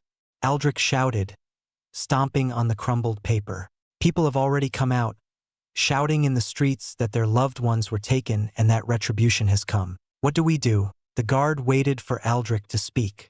Round up those people. They may be distraught and under false influences. If their loved ones are truly missing, we'll do what we can for them. Aldrich seemed to quell his anger, rubbing his temple through his helmet. Seeing Aldrich's response, Helen didn't believe Aldrich was capable of being such a person who would kidnap others. As for the flyer, she had an inkling of who sent them out. Did that man go crazy from losing his wife? He dares cause trouble in Xianxia. I should never have listened to him. Helen was about to excuse herself when the palace shook, and flames erupted into an inferno from the ramparts, near where Oscar told her Avril was taken. That man truly went crazy. Helen lurched from the hostility spilling from Aldrich. What is going on today? What cretins dare to attack us? Aldrich shouted, ordering the guard. Prepare my battalions for battle and halt the grand gamble until further notice. I'll go with. Helen's words were cut off by another guard who ran in and removed his helmet. City Lord, the alchemists are attacking us. They're screaming the same accusations against you. They're already through the walls. The other guard couldn't control his breathing. Helen wanted to speak up, but a blur flashed across her eyes, and a heavy blow drove into her side. She sidestepped, ducked below, her shock amplifying at the slash bisecting the palace, and wrapped Aldrich in ice, leaving his head open. Aldrich gave off an immense murderous aura, causing her to wince and stagger back, still in disbelief that her close friend would not hesitate to attack her. I couldn't see it through my prinstick. Helen recalled Oscar's words that if it was the enemy he knew, their movements may sometimes be invisible to the prinstick, and their attacks may be stronger than the norm. That could have all been explained away, but the heartbreaking part was that Aldrich attacked her. She clenched her teeth and shouted, "So you are behind that prison under your southern walls? Please say no," Helen begged in her mind, still clinging to her hope that Aldrich attacked out of baseless anger and that he would respond in rejection to her accusation. I'm surprised. You drank a grade 4 defense elixir and several other elixirs that allowed you to survive my blow, finishing off with an ice armor underneath. You certainly came prepared for this, Helen. When did you find out? Aldrich spoke while nearly frozen. His voice no longer held the same warmth, replaced by indifference as if he were talking to a stranger. Not her. You? Helen paused. Then rage covered her face and overwhelmed her thoughts. She took out her grade 4 armament, a strange spear with a large circular blade on the end instead of a spear tip. The hole inside the blade appeared large enough to fit a person's head inside.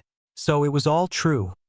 I believed in you as a friend even after your first attack. Helen glared icily at Aldrich. It's been so long. I had forgotten your former title. Helen, the ice beheader. Aldrich broke free of her ice prison and swung his blade, killing the 2 guards. Are you really Aldrich? Helen gripped her spear tighter. Aldrich's callousness as he slew those 2 unfortunate guards was not what he once was. What happened to you? Aldrich didn't respond but unleashed his eye, breaking apart the roof of the palace. Helen realized there was no room for talk. Aldrich was serious about killing her. Avril raised her head inside her prison to see Gale and Aaron outside the bars. Gale's unnerving sweet smile irritated her, an unpleasant feeling similar to her mistress radiating from the woman. So you used an elixir to change your hair and eyes. What a beautiful combination of indigo and gold. Are you enjoying your stay here? Gale asked, tapping her fingers along the prison bars. Are you going to interrogate me or not? So that you know, I took several anti-truth elixirs before being captured. Avril held in her urge to narrate, unwilling to let them get a hold of anything. She bit her tongue to rouse herself from her habit. Give it your best shot. That's not up to us. Our dear host will take care of you later. Gale laughed. Avril turned to Aaron. You know, you seemed nice. Has always said that war is tough and I get it. But is this something you should be proud of? Aaron seemed troubled before his expression hardened. Everything for our victory. Sorry, Asher, if that is your real name. We can't lose this war. So the 2 of you are married. How's that like? Gale pressed on. A deafening boom erupted with overwhelming force and violently shook the prison. Is he here? Avril hid her slight smile. He came for her. She knew for certain. What happened? Gale asked one of the New Dawn members.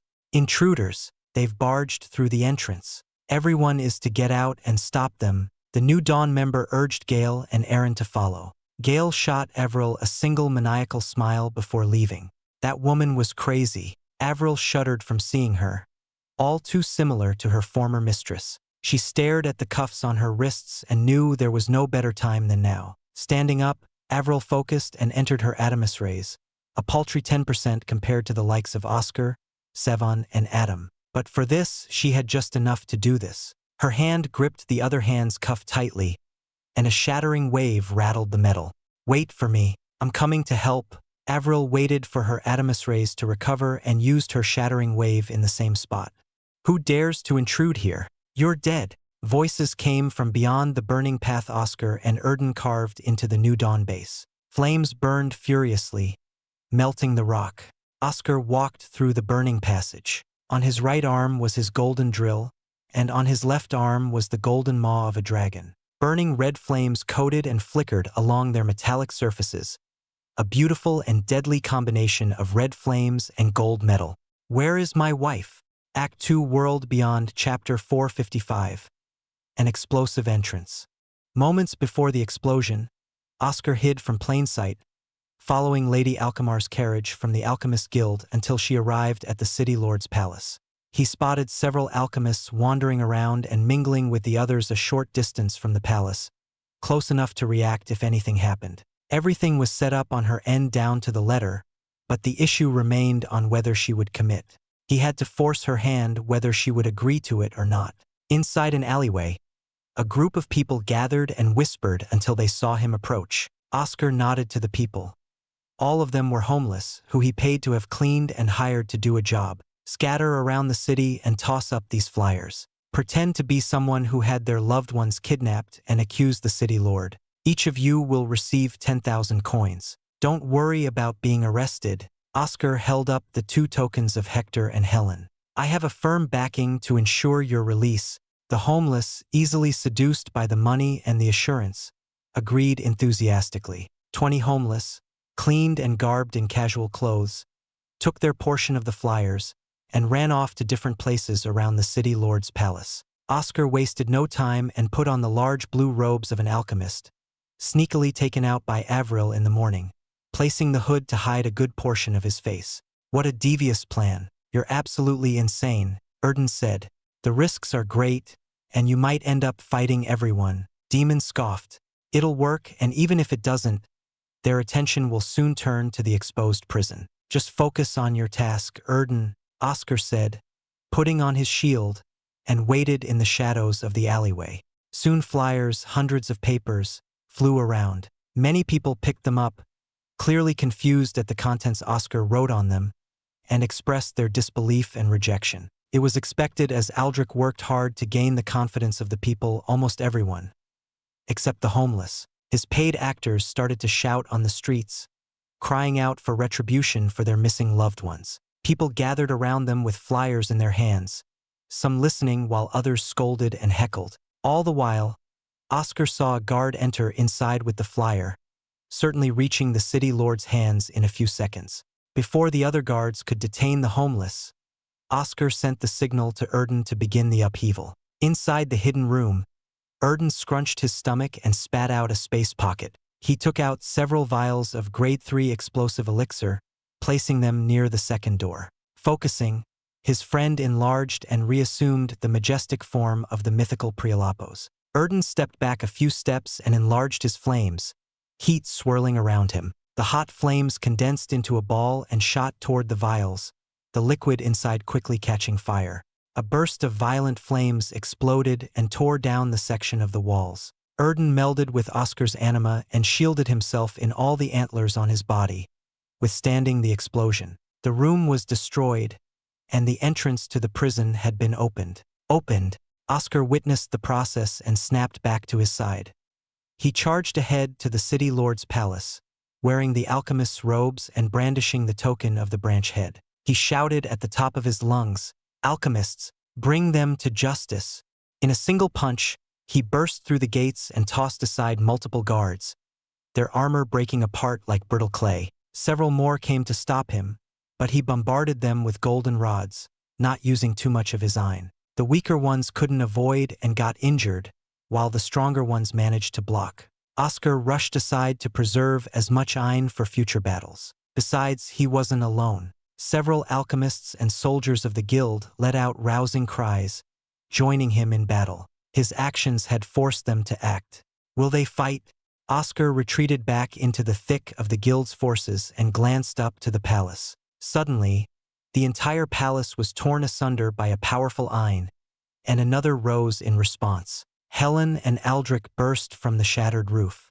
Alchemist Guild, all of Convicia. Aldrich is a traitor and is indeed behind the kidnappings. Help me bring this man to justice, Helen shouted, using a flurry of ice spells to deter the rampaging city lord. At her words, the rest of the Alchemist Guild forces joined the battle, no longer holding back. Some of the city lord's soldiers appeared shaken by her words, their blades slumping by their sides as they turned to Aldrich in the sky. The Alchemist Guild overwhelmed them at this moment, subduing the confused soldiers. They tore down the walls and entered the city lord's palace. Several flew into the air to fight in the sky but kept their distance from the martial exalts above. Oscar used all the chaos to slip past into the fiery inferno, scorching the clouds black. Inside, Erden undid his shield of antlers, his meld form far more imposing as a Prialapos. The blue sapphire armor covered everything from head to toe, antlers to wings to hooves, and burned with bright red flames roaring mainly on the antlers on his head, back, and hooves. From Erden's single stomp, the raging flames around them parted away, sticking to the walls to reveal the exposed opening. Oscar walked through the burning path. Several rush steps hurried toward him, a group of exalts, ranging from elites to lower knight exalts, their signets of the dual pupil eye, flashing and flickering on their chests, caught the burning light of the flames. These bastards had Avril in their hands. The mere thought of it flared his anger over the limit. His golden drill formed on his hand, a vortex of flames following its spin, and stabbed into several exalts, leaving naught by ash. On the other hand, a golden dragon head opened its maw of razor-sharp metallic teeth, spouting large flames, and devoured several others into charred meat. Ever since Erden had evolved into a Prialapos with the element of fire in its bloodline, Oscar realized he could tap into the element when he melded his anima with Erden. A sharing of elements between man and beast was not the norm, impossible even. Many melded their animus into their beast to no special effect. Perhaps it was because they evolved out of the pools of ascension together, the blood transmutation, or all of the factors put together. Oscar didn't know, but right now, burning with the flames of fury and fortified with a mind of metal, he was confident in destroying anyone in his way. Erden flew deeper into the path, flapping its burning antler wings. Metal hooves stomped mercilessly, antler wings sliced apart their heads, and his antlers stabbed into several more. Their screams became lost to the engulfing flames. "Where is my wife?" Oscar glared, the others freezing before him with fear laced over their faces, leaped ahead, and punched out with shattering wave, his flames riding along the shock wave. The shattering wave broke apart their bones and skin, and then the flames entered through the battered bodies. The red-hot flames fizzled over his body into wisps of smoke as he traversed the path with Erden. He removed the alchemist robes while watching dead ahead for anything else. A long set of stairs led him deeper into the earth, everything well lit by the lamps. The large stone blocking the exit was a mere pebble, broken apart by a kick. Rubble clattered and fell into the next room, and he emerged from the cloud of dust and dirt. The room was rather large, with a high ceiling reaching 100 feet and floors stretching far and wide. A crowd gathered around, staring him down with hostile gazes. 5 in total. Desmond Grant. Or is that not your real name? Aaron Flint sighed and rubbed his head before his hostility spilled to Oscar's side. It's just a man and a beast? But how promising. A mythical Exalt beast. The Prialapos, a man shouted, grinning from ear to ear. His shaved bed of red hair was unusual, along with his pair of white eyes that resembled a dead fish's. What a rare find. Don't ruin the body too much. Oscar glanced around. The other 3 were unknown to him. He lifted his hands and said, "Are you the only high-level combatants in this place? Quite a poor showing for the New Dawn to have only 4 Greater Knight Exalts here. Ho, you know of us? Change of plans. We have to take him alive." The white-eyed man sent a piercing gaze toward Oscar. "Still, are you wishing for death? Barging in by yourself?" Oscar snapped his attention to the empty air above and lifted his diamond shield. Indestructible gold protected his body and resonated with elemental powers within the shield. Quick, successive slices scraped along the sleek shield, winds rushing around and covering the floor underneath in cuts. "A shield and a deer. The way you blocked," Gale Wonder said, her fingers and smile trembling. She burst into maniacal laughter and retreated back to Aaron's side, not before slashing out several times, which he blocked. Her heavy breathing didn't match the innocent smile she put on. "Is that you, Oscar Tur?" "Oscar Tur." Aaron frowned. "It's been a while." Gale Wonder. Oscar undid the elixir's effects, his hair and eyes returning to their obsidian glow. Gale's expression turned more and more twisted, a creepy grin extending to her eyes. I missed you," Gale shouted, rubbing her arm from which a blade replaced the forearm. "I wanted to see you so much. You're so interesting. How did you get out of Ashen Grove? Weren't you a grade 4 Exalsia? How is it a grade 6? Ah, wait." Gale giggled, making an adorable face. "I forgot I have to defeat you first. How about we remove your limbs first? Questions can come later. You're as crazy as ever." "You damned maniac," Oscar said coldly, his eye rising with his murderous intent. His body burst into the shroud of iron, the guy's blue antlers extending from his head as iron expanded all over his figure. He raised his iron-covered hand and waved all of them to approach. "Well then, come all of you. I'll kill you all." Act 2 World Beyond Chapter 456. Martial Exalts of Convicia. Inside her prison, Avril used shattering wave after shattering wave, the groaning of metal soon turning into loud, abrasive cracks. Pain racked her hands. The skin had torn off, exposing her flesh to the air, and she felt the stinging pain, but it didn't compare to what she had been through. She had already freed her left wrist and was working on the right. In a final burst of strength, she dug her fingers into her remaining bondage, cracks ridding its metal surface. The right cuff broke apart and fell to the floor in a thunderous clap, and she felt the iron swell in her body, rejoicing at its freedom. But a heart-wrenching burn sprouted inside her, and she vomited out blood, clutching her chest with her bloody hand. Her heart couldn't stop beating rapidly, 10 times the norm. Having used her Reese many times, she could no longer hold on and suffered the consequences. It wasn't life-threatening, but the pain could not be ignored as it wreaked havoc in her heart. She waited a couple of minutes, breathing in and out, letting her lungs do their work to calm her heart. Finally, her heart settled, and she stood up, rubbing her wrists, painting them red with her blood. Before her, the prison bars stood as her final obstacle. She held back her fist into a deadly stance and punched out with all her might. A few flakes of iron formed on her knuckles, the result of her hard work over the years. She didn't quite match the levels of Oscar and the others, but any progress was good enough for her. The prison bars blew apart, the force rendering them into naught but scrap metal clattering to the cold floor. She stepped out of the prison and tied her hair into a bun, streaks of scarlet blood lining together with the deep indigo hair. She glanced around to see all the other prisoners rattling their chains, trying to get close to the prison bars. They seemed expectant, with hope inside the heated gazes they threw at her, followed by the shouts of mercy and pleading for freedom. Avril nodded to each of them and stepped toward the end of the prison hall, an entrance to go upstairs. "Everyone, I will come back for you all. But right now, there's probably a reckless man fighting his all up there. I have to join him," Avril promised them and ran upstairs. High up in the skies of Xianxia City, where the city looked like a dinner plate below, Helen faced off against her former friend, Aldrich. She spun her spear, the circular blade creating a mesmerizing sight in the air. Great icicles formed in the air and shot toward Aldrich, who merely stood still without fear and cleaved them all into nothing with his broadsword. Sensing his response, Helen retreated and spread out several motes of iron, exploding into ice the moment Aldrich touched them, his silver armor becoming an icy blue from the amount he touched. The air had grown cold, yet she sweated a downpour, feeling the continuing pressure from Aldrich, his strange movements and strength incomprehensible. Even more shocking were his spells, somehow sharper and harder, his element of metal making short work of her refined ice.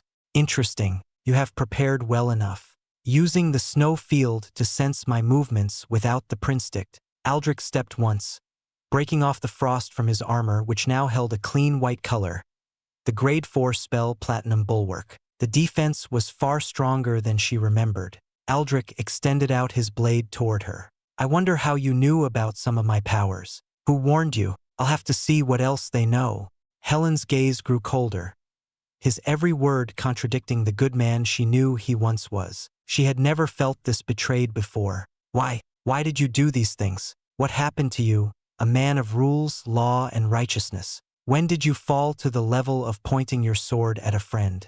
You know you'll never get the answer. Did you recover enough of your iron? I'm not in a hurry here. Now that it's been exposed, we'll have to move operations elsewhere." Aldrich flicked his wrist, and a sharp platinum spear shot out from the tip of his blade, bolting straight for Helen, the skies crying in agony from its passing. A giant of ice and snow formed behind her and clapped its many hands onto the spear, replacing them each time they broke apart. The spear stopped right before her head, gripped firmly in the icy grasp of her spell. Her giant embraced her, coiling all its arms together before a streak of platinum white cut them apart, exposing her. Aldrich's powerful figure was before her, swinging his broadsword to cleave her in two. Helen moved abruptly to block, knowing it was too late to escape even with her great speed, as Aldrich would hound her by maintaining this close distance. Then, a flaming hammer stabbed at Aldrich from the side, and he spun to block it, flames turning his broadsword and platinum bulwark red and blazing across the sky in a raging inferno. Aldrich fell back and chuckled for the first time. "Hector, this is a surprise." Helen turned to the newcomer. A tremor of emotion, a feeling of relief and faint joy, made her eyes wet. She quickly quelled it and gave the scruffy bearded beady-eyed man a hardened gaze. "Hector, what took you so long?" "Slow as always. But I'm glad that you're not on Aldrich's side." Hector sighed, raised his long hammer, the long red armament matching the length of Helen's spear, and flooded the skies with his flames. I'm sorry, it took a while to gather my guild together for the assault. Thanks to your elixir, I found a few strange people and rounded them up. His eyes looked sadly at Hector, and he said heavily, I never expected this of you, Aldrich. This is a betrayal most foul. What has rusted that golden heart of yours? Amusing. How amusing. Aldrich relaxed his blade. I never expected to see the two of you standing side by side again. What a shame. I wanted to preserve as much strength as possible. But Helen's strange knowledge and your interference have forced my hand. A monstrous roar forced apart the flames burning in the sky, allowing the dazzling light of the two suns to shine, basking Aldrich in its glory. A golden lion growled by his side, his mane flowing wildly around its head. It pounced on Aldris and bit into his shoulder, becoming streams of Ein that merged into him. The Ein exploded around him, and Aldrich stepped out, displaying his powerful integration. His plain, silver armor became golden with a lion's head on his helmet and shoulders, his gloves resembling a lion's claws. They gripped his broadsword, also transformed, seen in the hilt, which became a lion's maw from which a curved golden blade extended from its mouth, resembling a large fang. In response, Helen summoned her anima, knowing now was the time to use it. She entered her integration, the snow owl fusing into her, and a burst of ice and snow counteracted Aldrich's imposing radiant figure. Wings of pure white sprouted from her back. Her dress became a beautiful cloth made from owl feathers, and several feathers lined along the circular blade of her spear. To her side, Hector also entered his integration, flames roaring around him as his furnace anima fused into him. His hammer coiled with flames along its shaft, and its head resembled a small furnace, constantly spewing out flames and black smoke. His entire body became wrapped in black armor from head to toe, and grated furnace lids on his joints and shoulder glowed bright red as flames burned within. He had become a walking furnace, heat waves emanating around him. It's been a while, ever since you two separated. Few have ever seen this combination. How nostalgic. Aldrin spoke from under his golden lion helmet. We never fought against each other like this before. It's quite refreshing. If you still hold some attachments to the past, then give up. There is no escaping this. Hector spoke, his flames burning brighter from the grated lids along his black armor. His hammer roared as the flames overflowed from the furnace head. Never mind him, Hector. All we have to do is defeat him, Helen said, her wings swaying and kicking up gusts of snow beneath her.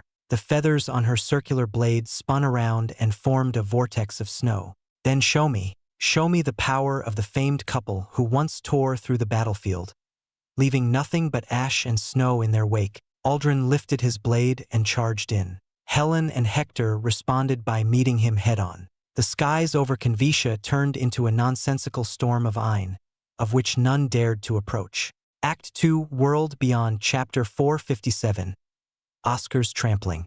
The air in the room instantly changed from Oscar's use of guise, as if everything was drawn to him, nothing escaping his presence. That power. The red-haired man's white eyes nearly popped from their sockets. Oscar's current appearance had a drastic effect on his smiling expressions. He shouted to the others, "Go all out. Release your Reese, but keep him alive. I need answers." The three others stomped, veins wriggling along their heads, the typical signs of exertion. They must have used their Reese cores already. Oscar couldn't see their movements in the Prinstick as they fast approached with their Onimus and Ein. One formed the meld and brandished a strange scissor-like weapon with deadly sharp edges. The other approached with their beast Onimus, a snake and an eagle. Spells of earth, darkness, and light swelled up in his vision, but Oscar simply walked forward with Erden, fear not being in his thoughts. Erden roared and combined his brambled wings with his antlers, expanding into a large wall of antlers. From his iron, the flames and metal coated every inch of the structure, and Erden rushed ahead, their spells becoming like pebbles knocking against pure metal, useless and ineffective. Oscar dodged several of Gale's long-ranged attacks and ran into the thick of the battle, his guise protecting him from the flux of Ein. The three immediately converged on him, iron laced in their every move and spell. Oscar formed a drill on his right hand and a golden dragon's maw on his left, the shield resonating with the spells to enhance their already iron-enhanced capabilities. The three were well coordinated, the years of their experience together showing in how they filled each other's gaps and struck in tandem like a well-sung chorus. Such movements would have tripped a man fighting along, but Oscar was not alone, not in the real sense. As Erden used his flames to deter Eren and Gale from interfering, Oscar used the invisible Reese movements to dodge and attack. He switched with Demon constantly, his vision shifting back and forth from the inner world to the outside every second. He caught the slippery user of darkness, the most irritating due to poison and deception, and impaled his neck, covering himself in his enemy's blood. The dark snake anima dissipated into nothing before it could coil around Oscar's neck. He turned his attention to the other and used his basilisk eyes for a moment to stall him. The Grade 2 spell had little effect but enough for Oscar to move, swiping his golden dragon maw onto the earth eagle anima's sturdy body, cracking it apart, metal breaking the earth. He switched again to dodge the scissors and shot a rain of golden rods to undo the earth user's defenses. Switching back, Demon faced the light user, his meld making his scissors ethereal, attacking in flashes of light. He sped up and deflected the scissor anima, a clean cut destroying his drill. The light user tried to escape, but Demon stomped on his foot and punched out with shattering wave, breaking them apart into nothing. He didn't need to do anything else as Erden stomped on the earth user, the antlers along his hoof extending down to puncture the man, and burned him into a charred crisp. Oscar regained his control and dodged Eren's flames and Gale's winds. However, he focused on the man who never moved during this battle.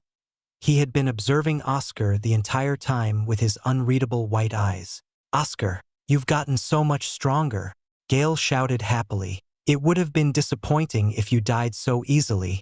Ignoring her, he continued staring at the man, who seemed to mumble a couple of things to himself. "Are you a remnant of the other Voltens? Or have you learned Reese on your own? That guise is amazing, and you utilized all the other techniques of Reese to a shocking degree of mastery. But the main part that confuses me is how you never once had a flicker of pain across your face. Do you not feel the Reese knocking on your heart like a needle stabbing into it?" The man asked, not seeming to care about Oscar's strength or his fallen comrades. "Are you a Volten?" Oscar asked, glancing at the men. These men had a very shallow understanding, only using the vis and invisible movements. "But you have some knowledge." They were also only grade 5s and 6. "I guess introductions are in order. I am Wolem Volten." "Nice to meet you, Mr. Oscar Tur." Wolem introduced himself. Indeed, they were greater knight exalts but still trash who could never reach the heights of Reese. "But are you all right with talking? Your guise must have its limits. How much longer can you keep it up before descending into darkness? Good enough to handle the rest of you. I thought I said to come all together, but you ruined the chance yourself." Oscar raised his hand, releasing a rain of golden rods. Eren and Gale blocked them with their spells while Wolem simply smiled and withstood the blow. The golden rods failed to get past his thick skin. "Indeed, you must be kept alive, both of you. Precious specimens." Wolem laughed, iron streaming from his body to cover him. A vague shape of a trident formed on his back, a part of the guise, the inflammation of his spirit, and he held up 2 tridents, an anima and an armament, and melded them together. A new trident shone in his hand, the tri-pronged blades extending from the top and the bottom as a dual-headed trident. Guise and meld, along with a grade 7 anima. "Not bad," Oscar said, glancing at Gale and Eren.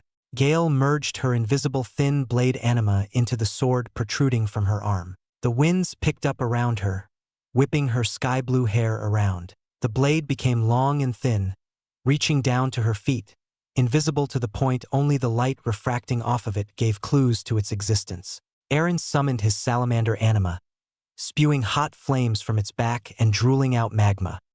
He melded it into his salamander beast companion, who hurried over to his side. It grew in size and became a demon of flames. Not a semblance of skin shone under the inferno churning around it.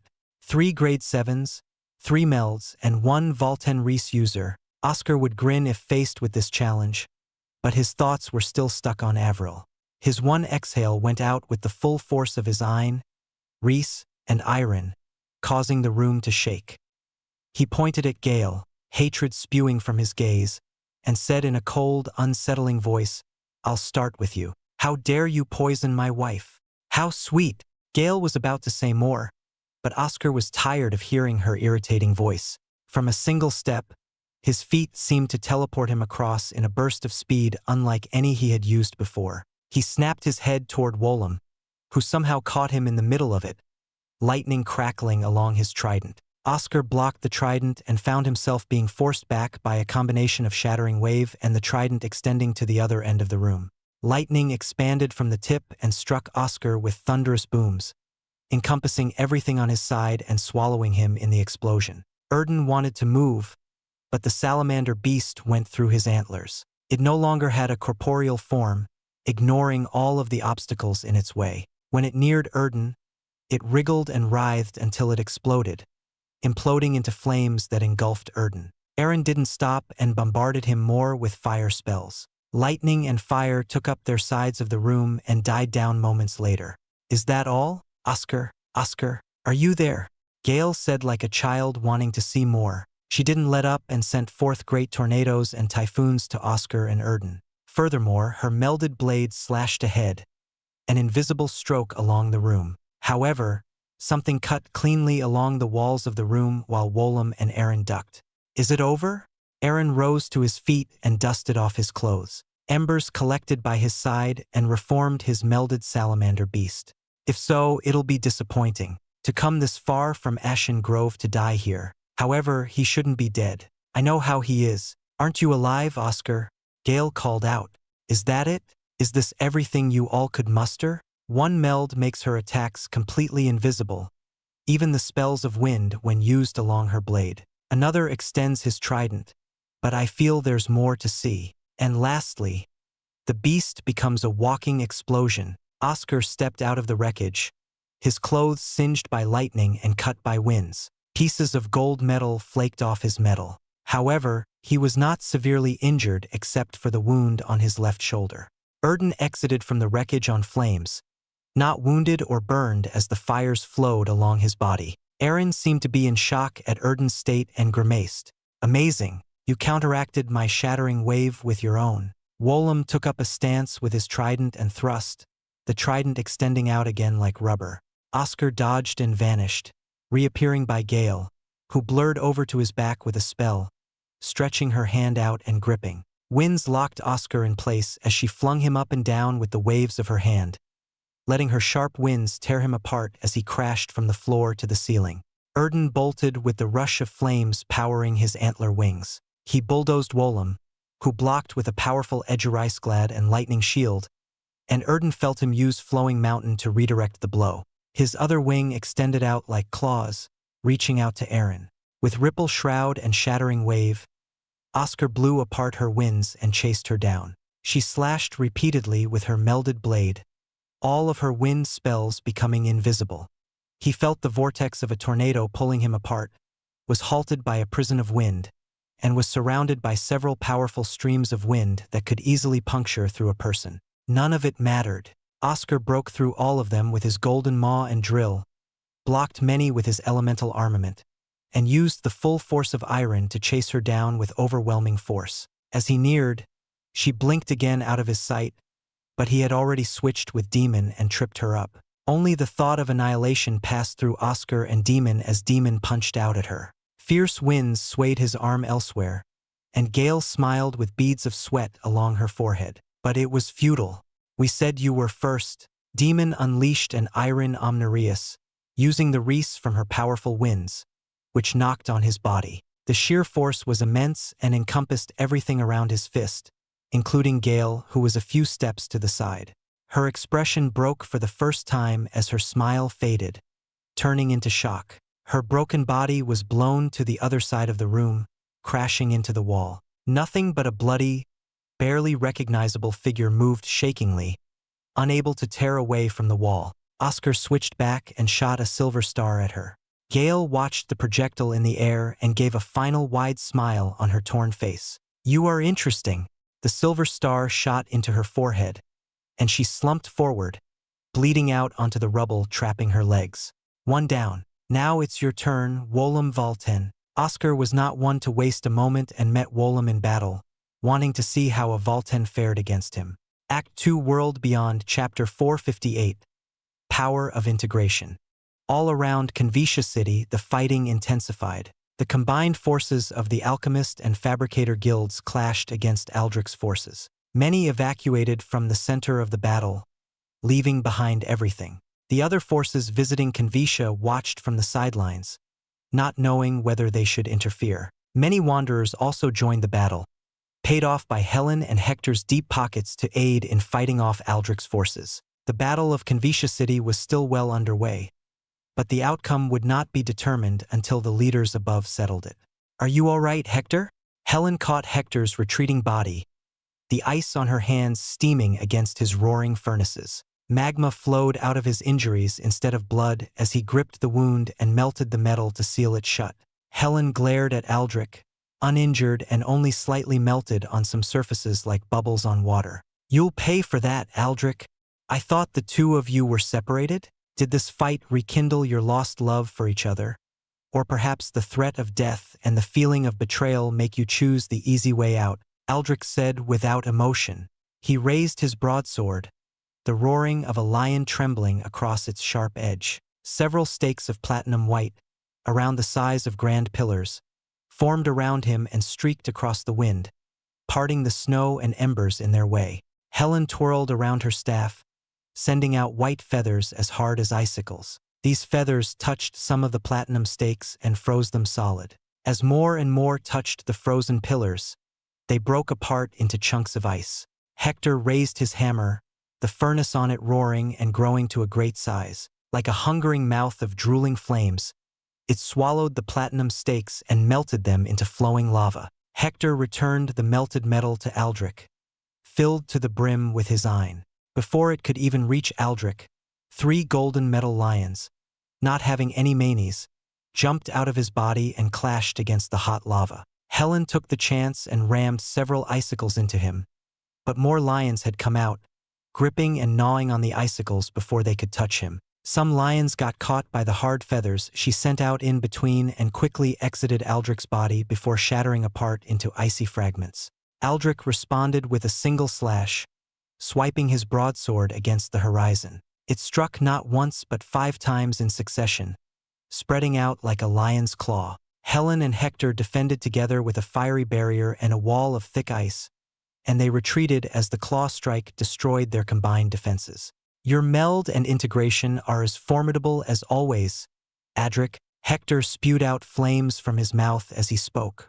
The integration stage of the anima relied on merging the anima into the user itself, awakening a new power. The meld wasn't disregarded in this exchange. Rather, the integration complemented the meld, working in tandem with each other. Using the integration also utilized the meld, hence why Aldrich's sword still exhibited its meld powers.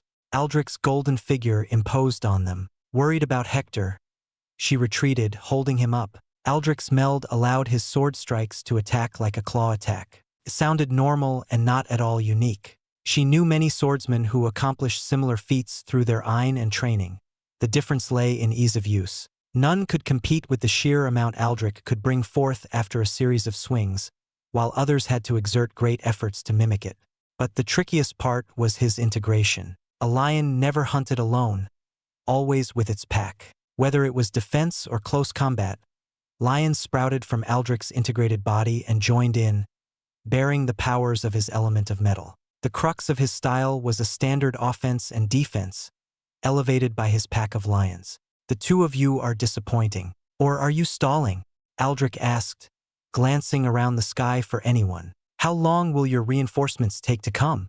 Helen flew up into the sky and scattered feathers everywhere from her wings. Unlike the feathers from her staff, these features were soft and swayed in the air, surrounding Aldrich. She vanished into the flurry of feathers, hidden from Aldrich's sight, and reappeared like a mist behind him, lashing out. The feathers on her spear stabbed into the golden lions protecting Aldrich and put them to an icy death. Aldrich slashed across, blocking her hard feathers, but the soft ones placed all over her wings gathered around and swayed along his blade and arms, slowing him down. Her meld created hard feathers on her staff that froze anything it touched, and her integration created soft feathers that enveloped a large field, giving her a space to move in obscurity and clump up on the enemy to slow them down. Not wanting to face retaliation, Helen unleashed an icy storm to slow him down further, sticking more hard feathers into his endless stream of lions. Facing his unknown gaze, Helen frowned and pointed up. Aldrich tilted his frozen, feather-covered neck up to see Hector diving straight down. Flames covered Hector like a blazing meteor as he heroically charged into Aldrich. His meld hammer ate several golden lions and platinum stakes, rendering them into lava that fed into the furnaces around his body. As a result, his fires burned brighter and stronger. Aldrich was overwhelmed by the flames and suffered a volcanic explosion shaking the city below. Not yet. Helen willed all of her soft feathers, mixing in the hard feathers, to Aldrich's feet. She poured her Ein to force a fearsome blizzard on Aldrich's legs. From above, Hector showed his coordination by painting the sky red with flames, drawing in all the clouds into his furnaces. The flames swelled up into a great cataclysmic wave that burned Aldrich from above. The tundra below with flames above, two bipolar forces coming as one. Helen smiled briefly, recalling the good times she shared with Hector, the times when they fought as one. The clouds of ice and fire began to settle down, and from within, a figure emerged. Shaken to the core, she couldn't believe what she was seeing. It was impossible. Not even the combined efforts of her and Hector's powers brought Aldrich down. His battered armor and sounds of heavy breathing were no consolation. He wasn't critically wounded anywhere, standing as stalwart as ever. Truly nostalgic. It's a shame that it wasn't enough. Aldrich vanished, a mix of the strange invisible movements and platinum steps bringing him right before Helen. His broadsword slashed through. Its edges became serrated, platinum white in color. It tore through Helen like a blade into the sand, for other streaks of cuts forming along her body at the same time. Aldrich turned to Hector, who roared above and lifted his pommel toward him. The pommel hit a platinum stake that instantly flew up, piercing Hector's chest. How strange. Is this illusion both of your doing? I recall the illusion combination of your mirage flames and mirror ice stumped many opponents. But Aldrich slashed everywhere, sent out golden lions, and barraged the place with several platinum spears, stakes, and more. Helen cursed and formed a defense with Hector. They withstood the onslaught and retreated farther down. She shut her wounds, freezing them in ice, and held hands with Hector, facing the lofty Aldrich above. The fiery warmth from the scruff-bearded idiot's hand put her at ease. It was a long time since they were together like this. Helen gripped Hector's hand tighter and said, "Don't falter.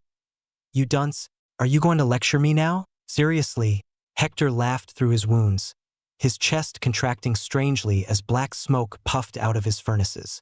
His helmet tilted up, the furnace flames burning within. "This strength is unnatural, Aldrich.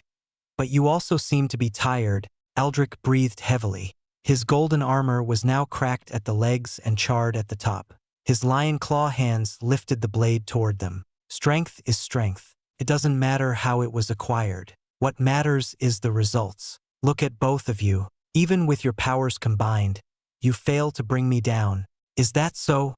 Hector and Helen said together. She raised her spear as Hector lifted his furnace hammer and hit them together. A strange reaction formed as a constant cycle of ice and fire froze and burned, waxing and waning from freezing ice to eviscerating flames.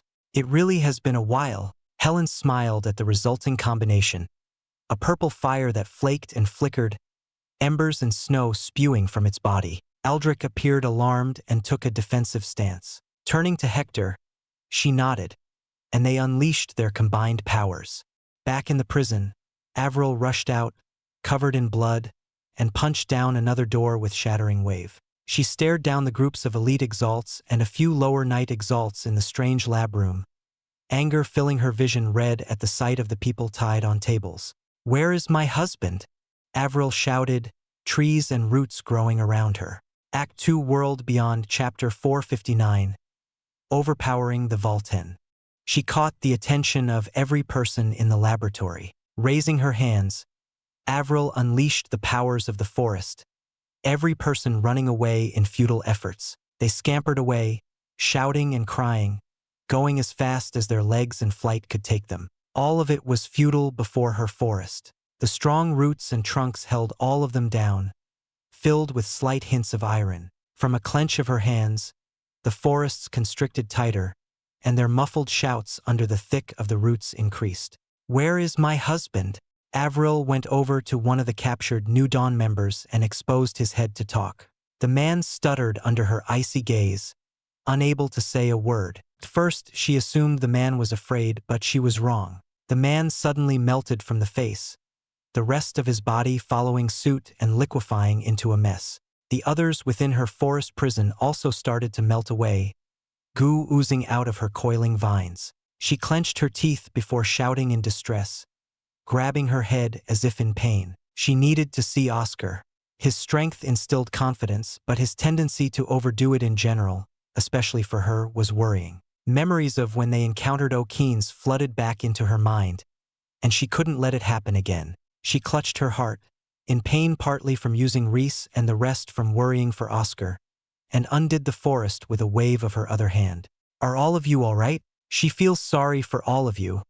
Unable to console you in any other way, she grimaced at many people tied to the tables. Some mumbled incoherently with unfocused eyes, clearly drugged to inhibit their thoughts. Others were completely out of it, unconscious and unresponsive. Luckily, a few still had their wits about them, sounds of rattling chains coming from their struggle. "My lady, please free us from these bonds. The keys should be somewhere. We've been here for a long time," a woman cried out.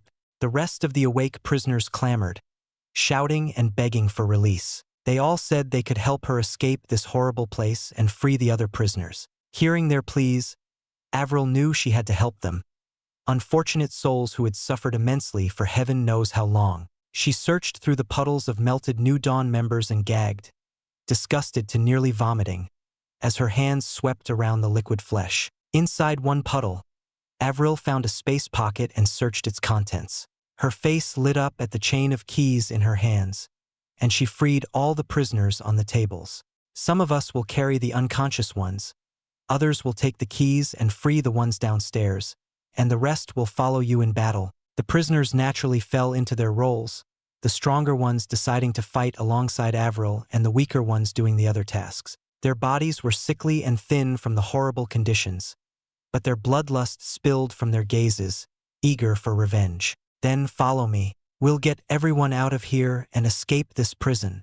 Avril pumped her fist into the air and gave a rousing cry, the other prisoners shouting in fervent fury. She led her combatants to the other exit and encountered several New Dawn members. Her forces ravaged like a swarm of locusts, tearing apart the enemy without mercy, and she held nothing back, all to return to her beloved. "Wait for me. She's fighting with all she has to make sure you're all right."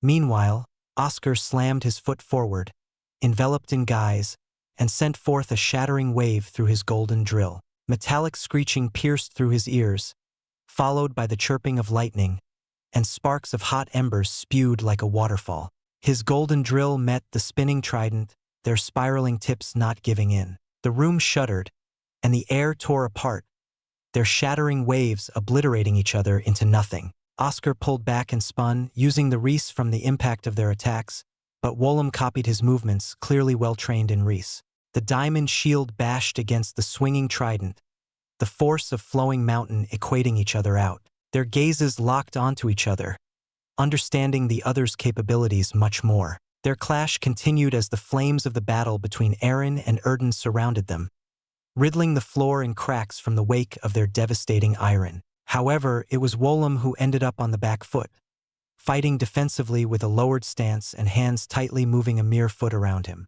Cracks riddled the floor, the screeching of metal and thunder never stopping. Oscar dodged the powerful strikes. Wollum sped up, lightning flowing into his feet, and swung his trident with more power. Pillars of lightning converged on Oscar, all formed by powerful iron, and bathed him in the destructive flow. With a roar, Wollum flicked his hand and lashed out with a whip of lightning, wrapping around Oscar's gold-covered body. A never-ending stream of bolts and thunder coursed into Oscar. This never-ending onslaught wasn't over yet, not by a long shot, as he saw Wolem dash in and bring his trident down.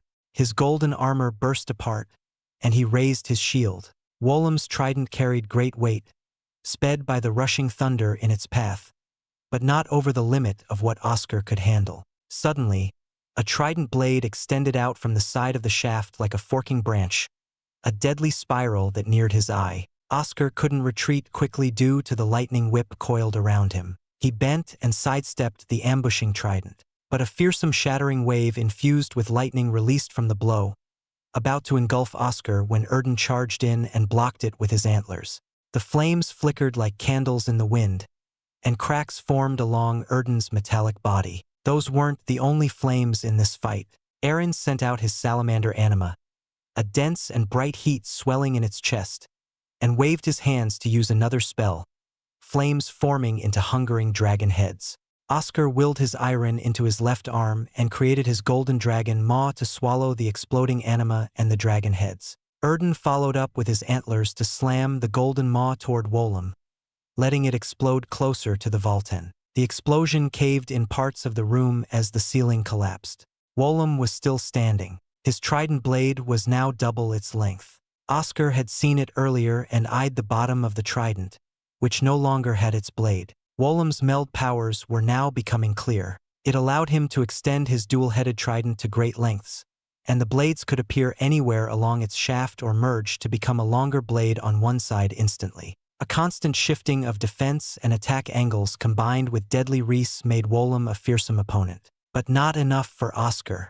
Just to let you know, my guys can last for 30 minutes, Oscar said, raising his shield. After the evolution in the Pools of Ascension and the advancement to Greater Knight Exalt, his powers had grown exponentially, far beyond his expectations. His guys had improved significantly, boosting his defense and offense. His own toughness surprised him with the slew of attacks he endured during this battle. 30 minutes? That's impossible. Even for the upper limits, we've only seen 25. Wolem Volten wore a face of shock and worded his disbelief. Flames burned around Oscar, engulfing his golden drill and golden maw, heating them bright to the core. Through the invisible Reese movements, he closed in on Wolem and overpowered him by force of flames and metal, iron boosting every blow with a ripple shroud here and a shattering wave there. He switched with Demon constantly to trick Wolem into the wrong movements, landing several blows. How do you possess two elements?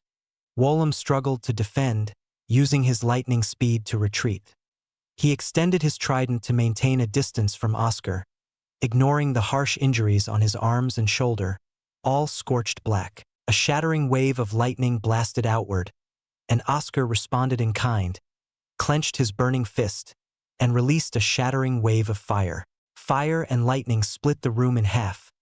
Static, wriggling charges filled one side while flickering embers scorched through the other. Wolem was not strong enough. The greatest shame was to fight as arranged when they were melee, and Wolem doubled that shame by being a Reese user. The broken pride could be seen in the fearsome veins along his face. Wolem shouted, and his body twisted, the skin crumpling like paper as it became dense red.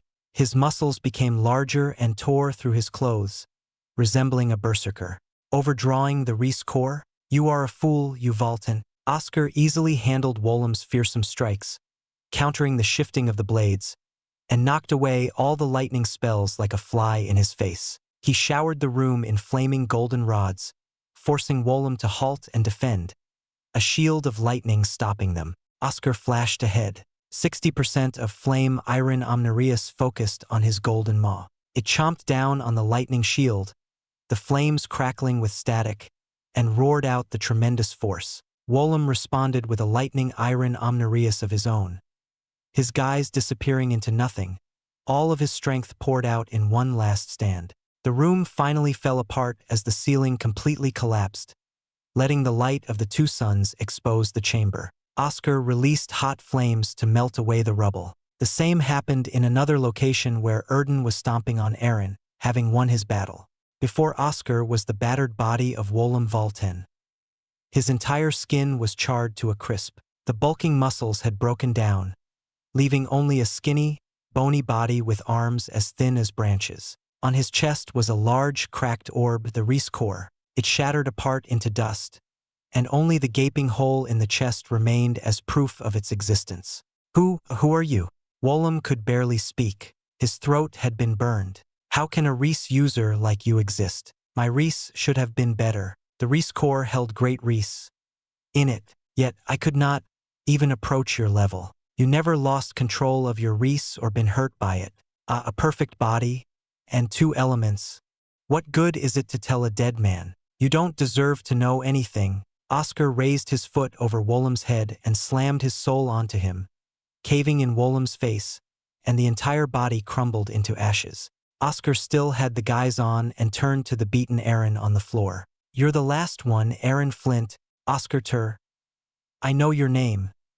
The boy who sacrificed himself for the divine essence, a hero of the brilliant Drake Empire. Aaron struggled to move but gave up. Erden's hoof was too powerful for him to escape from. He glared at Oscar, bleeding from his eyes. I never thought to meet someone famous like you here. A hero? Is that what they call me? A hero? I can see someone's hand in that. Oscar stopped a few inches from Aaron's head and gave him a look of pity. So, Aaron, what should I do? You are the enemy, but maybe we could have been good friends in another life. Haha, Aaron wheezed out his chuckle. Indeed, it was short, but I could see how much you love your wife, just like how I love both of mine. We had quite a good talk earlier. It's a shame, but do it. His gaze sharpened. This is a war. I won't survive off the pity of an enemy. My only regret is not being able to do more for my home.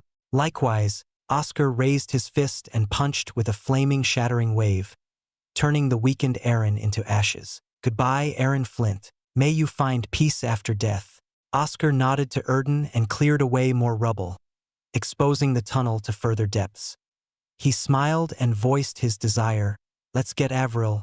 Act 2, World Beyond, Chapter 460. A clean slate.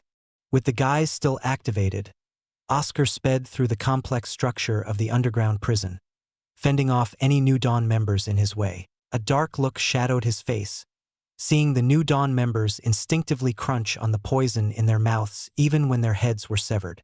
He no longer tried to capture any and went all out to slaughter them, carving a path of blood. Where is she? Oscar shouted, creating a huge hole in someone's chest. Erden also rampaged, burning many others into ashes. The flames burned more fiercely the more he didn't see Avril. Where is my wife?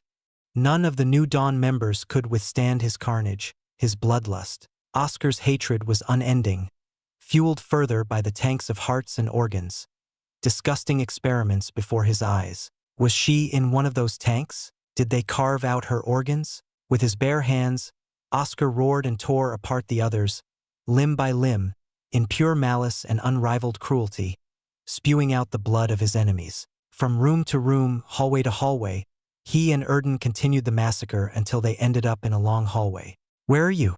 Oscar was about to cry in agony when steps clattered around behind him.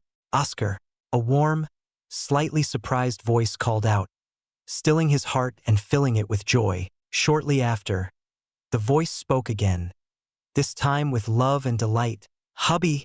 Oscar faced the other direction and opened his arms wide as an indigo blur pounced onto his chest. Avril's face buried into him, and her arms clung tightly like snakes around his back. Even with the shroud of guise on his body, the warmth of Avril in his arms could never be blocked. Every slight twitch of her breathing hot on his clothes. She was covered in blood. But what of it? He was also showered in blood. Don't! Oscar tightened his hug, and she lifted her head in response. That face with her golden eyes looked so enticing, but he gulped down his desire to kiss her. Not in front of all the people behind her and not in this horrific prison. He lifted her strands of hair which were out of place and tucked them behind her ear. Don't ever suggest anything like that again. I won't let it happen. Never. Avril smiled, raised her arm in his embrace, and patted his head. But you came for me, didn't you? She rubs his head and consoles him. She knows for sure that no matter what, her dear husband will come for her. Even in prison. She knew it was true and broke out to help. That's not what I mean, Oscar said, pinching her cheek in frustration.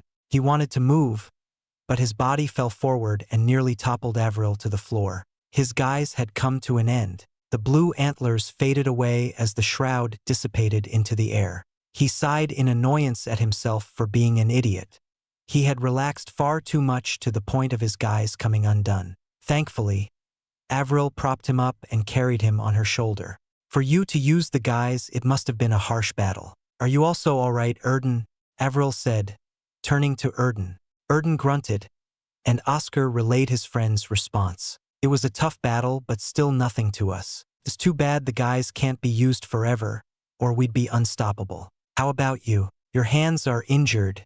She smirks and laughs. I broke out and tried to find you first, but I ended up leading everyone here out with me. We freed everyone we could find. But the New Dawn is too elusive. They killed themselves and destroyed every record they had, Avril said, walking along the hall with her entourage of fellow prisoners, all giving him grateful looks. She turned her head toward them and said, "Ah, everyone, this is my husband. You need to thank him for finding this place. The thanks goes to you as well." Oscar sighed, trying to move even a finger to no avail. "Thank you, our savior." The other prisoners and test subjects all bowed and praised them. Their crying faces of relief and gratitude were nice to see. It was good to know that he and Avril saved so many. Suddenly, the place shook once. Then the ground cracked, a glowing crevice forming on the solid stone floor. From that crack, iron began to flow. "What's going on?" Avril asked, her voice trembling at the sparks of iron that spilled from the cracking ground. Still hanging on Avril's shoulders, Oscar felt a tremor through his spine. His body couldn't move an inch but still trembled due to Avril's shaking. Pop! A section of the ground cracked open like a mini volcano, bursting with iron that flowed like magma. He sensed the deadly force behind just the motes of iron leaking from the broken ground and began to fear. The fear elevated to horror as more cracks formed. Then, the entire underground base began to quake and groan, dust and rubble falling like rain along the chambers and tunnels. "Run!" he shouted to the top of his lungs as the glowing cracks spread along the walls and floor, leaking more dense and violent iron. High in the skies over Xianxia City, an icy fire burned on the clouds and several golden lions. Helen rested on several soft feathers under her feet, catching her breath. Aldrich's power had exceeded her imagination, repelling her and Hector's special combined flames through sheer strength and will.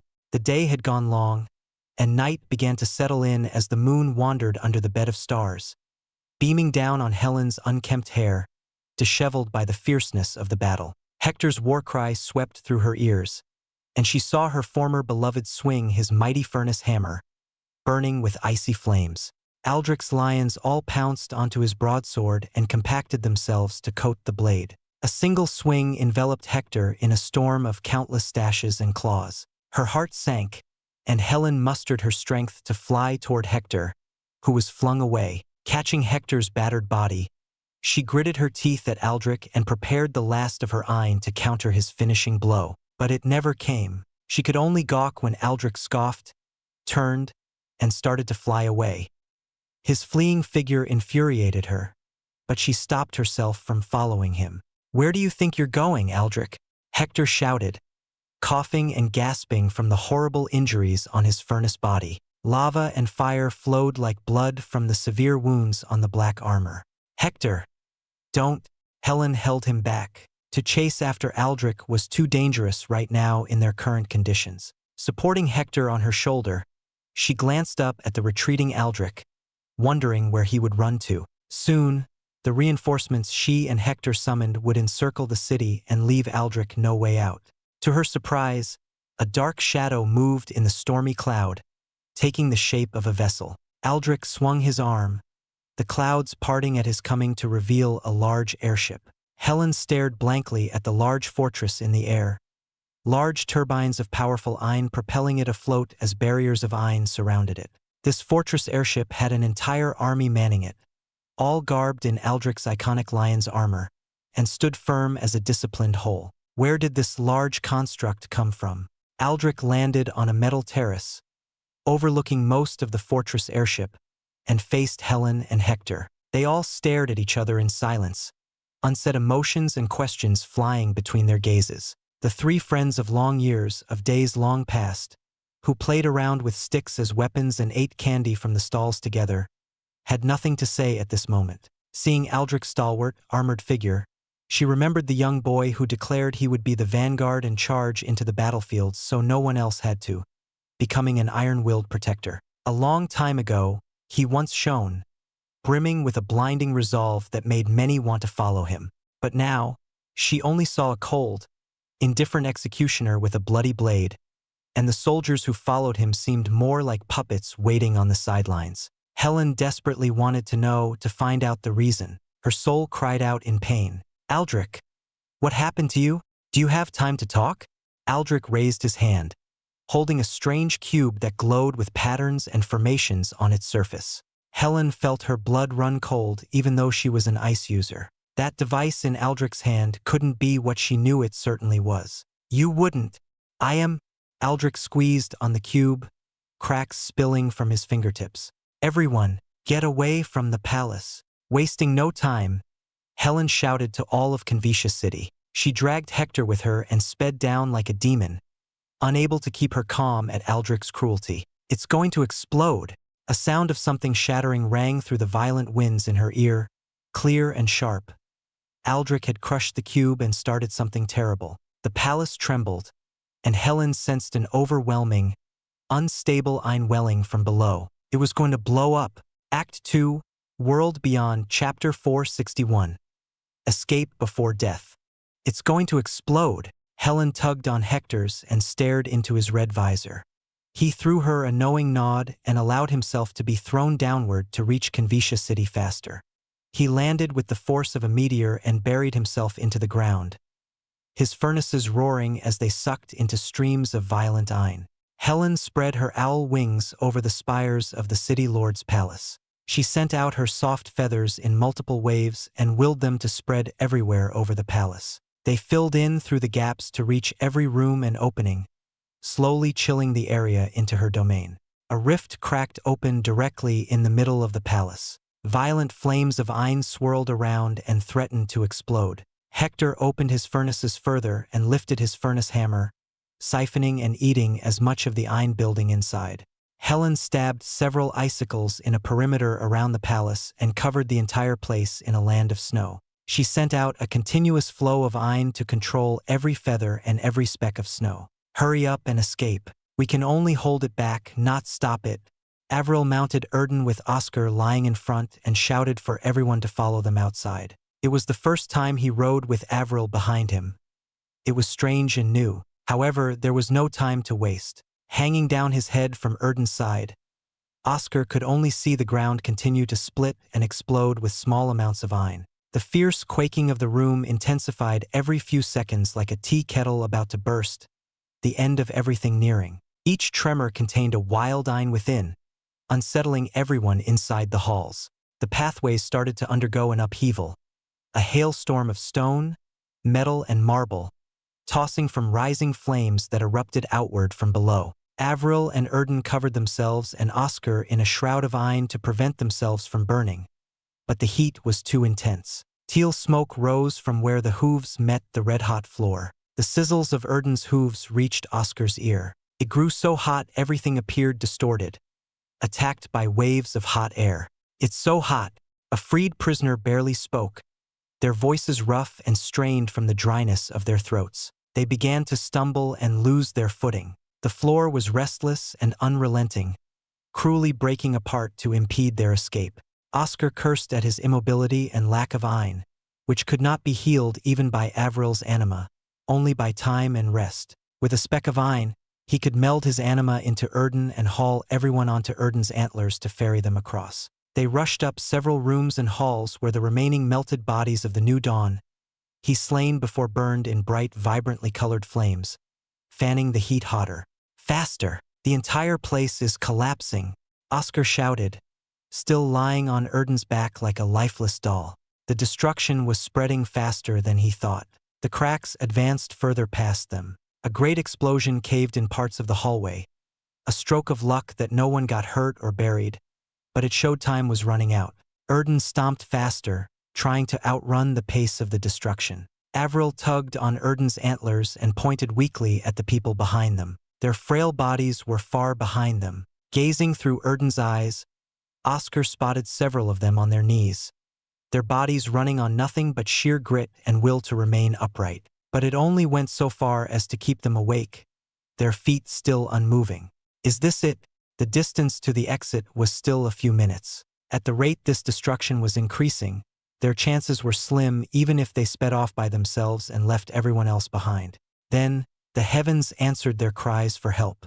Oscar looked on in shock as the unending flames retreated, lowering into the exposed opening on the floor and walls. The heat lessened to more tolerable degrees and gave everyone a small respite to suck in normal air, not arid, throat-choking air. This is what happened?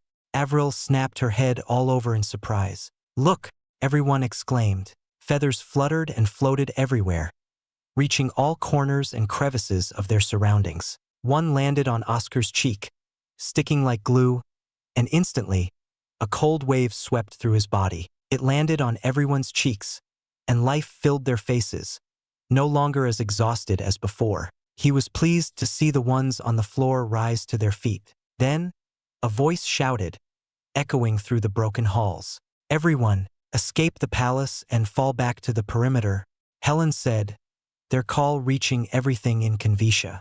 You heard her. Hurry up and get out of here. We're all leaving this place together, Oscar declared. With renewed strength and a cool feather to keep them going, everyone stampeded up the stairs and turned the corner, reaching the next room. They didn't stop there and kept going and going until finally, they burst through some rubble and were greeted by the light of the radiant moon. Strangely, the entire place was covered in snow, an impossibility for this summer night. Get out now. Fall back far behind the icicle pillars. Helen's shout roused them, especially the freed prisoners, who cheered and cried at the feeling of freedom and fresh air. Everyone regained their focus and pushed onward past the empty streets of the markets. A large panic must have happened here, Oscar thought while seeing the upturned stands and baskets of goods trampled on the floor. Erden bolted across, his strides long and fierce. He made it past the large icicle pillars and kept running until they saw other clumps of people hiding behind steely walls of metal and iron. These makeshift fortresses stood firm and connected, radiating a powerful pressure.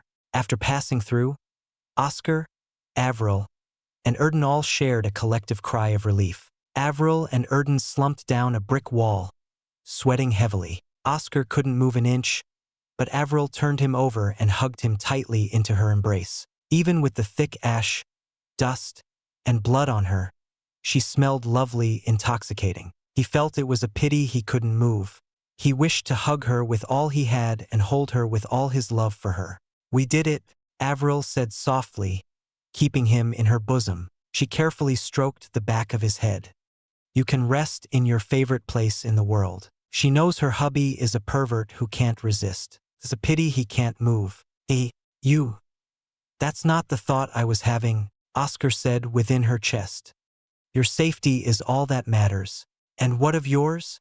Avril never stopped stroking his head with a heavy sigh. She wants Oscar to worry about himself at times. The whole time she fought up because she didn't want to see Oscar hurt himself from being reckless. Oscar had no response. I wish I could move right now. It's fine. Just keep resting on me. Avril giggled. Your ears are so red. Is it because I keep pulling on them? Or because you're thinking about something else? Careful, honey. I'm very petty. On the fortress airship, Aldrich, the former city lord of Xianxia, scattered the pieces of the activation cube onto the terrace. Hector and Helen flew down to hold back the explosion, allowing time for their forces and civilians to escape. His broadsword rested on his side, held in place by his hand, and he stared at the lonely moon in the sky, the entire fortress illuminated by its weak lights. My lord, why don't we interrupt the two martial exalts and destroy most of Xianxia? An armored soldier bowed and suggested. They dared to interrupt the great works of the new dawn. If you wish to get sucked into the explosion, then do so, Aldrich said, turning to the guard and towering over him. But there's no guarantee they won't stop and fight, not caring about the rest of the city. But blood rushed out of his throat and spilled on the floor, leaking through his helmet. Clutching his chest, Aldrich fell to a knee while his other hand clung to his sword. Several guards rushed to help him, but he waved them away and got back on his feet, albeit shaky. I am too weak at the moment. I drew upon the Reese Corps far too much. Facing 2 grade 8 is a daunting task. Still, we have gathered good data for Kais to use. We also don't have much time either. The reinforcements of the other guild branches are fast approaching. Aldrich pointed at the soldiers. Get the ship out of here. We retreat. Yes, sir. The entire fortress began to move. Aldrich stomped on the terrace to stop his feet from shaking and walked slowly, not allowing himself to show a sign of weakness from limping or leaning. Slow and heavy steps crushed the ground underneath. Before entering the door, he turned and glanced at Helen in the sky, flapping her snow wings, and at Hector in the deep pit, absorbing the flames and iron. The two fell back and retreated past the icicle pillars of Helen's making. Farewell, my old friends. I hope we never meet again. Aldrich disappeared in the doorway before it closed shut.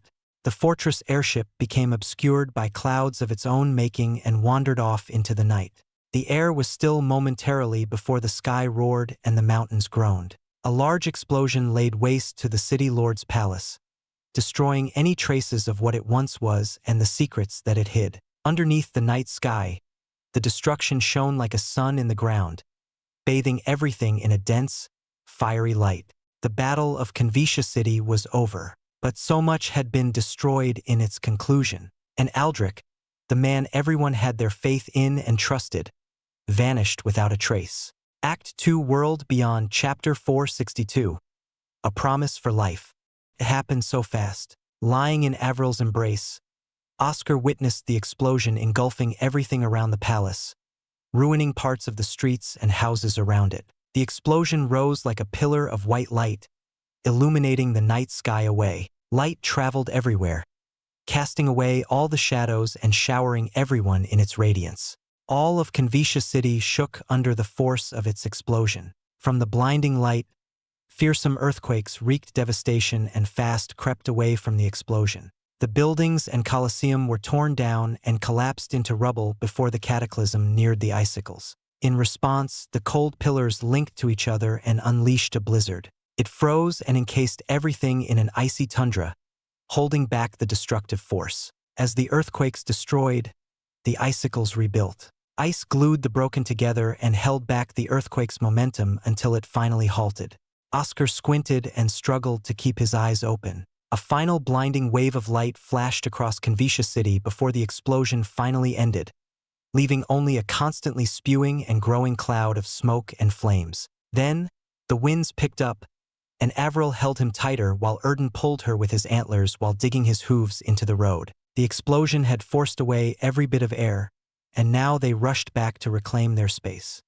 His eardrums nearly tore off from the cruel winds that ignored the plight of the people, the indifference of nature tearing through the city in reverse of the explosion. It all came to an end. The winds killed the clouds of smoke and flame, and Oscar beheld the land in awe and fear. The once glorious palace and lively streets of the markets surrounding it were gone. Nothing remained of what was once there, not even a speck of rubble. Only a deep crater served as a reminder of what had occurred here. Everyone stared out into the crater, looking listless and lost, their eyes filled with confusion. Helen landed on the ground with Hector and addressed the masses. Aldrich was a good city lord, but none of us knew his true motives. Everyone has questions, and I promise I will get the answers. But for now, let's help each other and ensure our safety. She shot Oscar and Avril a look and nodded. She directed her alchemists to distribute elixirs for injuries while Hector ordered his fabricators to clean up the wreckage and help find survivors. The remnant forces of Aldrich were rounded up and surrounded by strong wanderers and soldiers of the guilds. After all, there was no telling who could be a spy for Aldrich. The hour fell late. The moon carried on without a care for what happened below. Oscar was carried on top of Erden, still reeling from the side effects of the guise. Avril walked alongside him, stopping every few minutes to distribute grade 1 elixirs to the non-exalts, helping them recover with a bright smile to relieve their pain. No one was asleep. Many cried while hugging their families. Some stood guard for any potential attacks, and others ran around to assist in clearing the rubbles or helping others. They roamed further until they entered the makeshift headquarters, a large tent where Helen and Hector were directing the rescue and relief efforts. "Excuse me, let us through, please," Avril said, holding out Helen's token. The guards on the tents bowed and allowed her through. Inside the tent, Helen and Hector were resting on a long chair, reading the stacks of papers on the table. Their deep frowns said enough about their thoughts. They noticed Oscar and Avril's arrival and raised their heads. Sighing, Helen gestured for them to sit on the opposite side, seeming to have aged decades in a night, her wrinkles far more pronounced than before. They both stared with raised eyebrows when Avril carried Oscar over to the long bench and rested his head on her lap. They chuckled helplessly and shook their heads in unison, bringing some liveliness to their forlorn faces. Oscar sighed and wished he could move, but Avril kept humming and had a cheeky smile, certainly loving to tease him. "First, I want to apologize," Oscar said, lying on Avril's lap. "I disguised myself as an alchemist, abused your token, and tricked your alchemists into fighting without your permission." Helen closed her eyes and said lowly, "It's what you had to do. Otherwise, I might have made the wrong decision and been tricked by Aldrich." "Aldrich? I still can't believe it. What could have made him betray everything and us? What on earth was he up to?" Hector coughed, clutching his stomach, which was wrapped in thick bandages.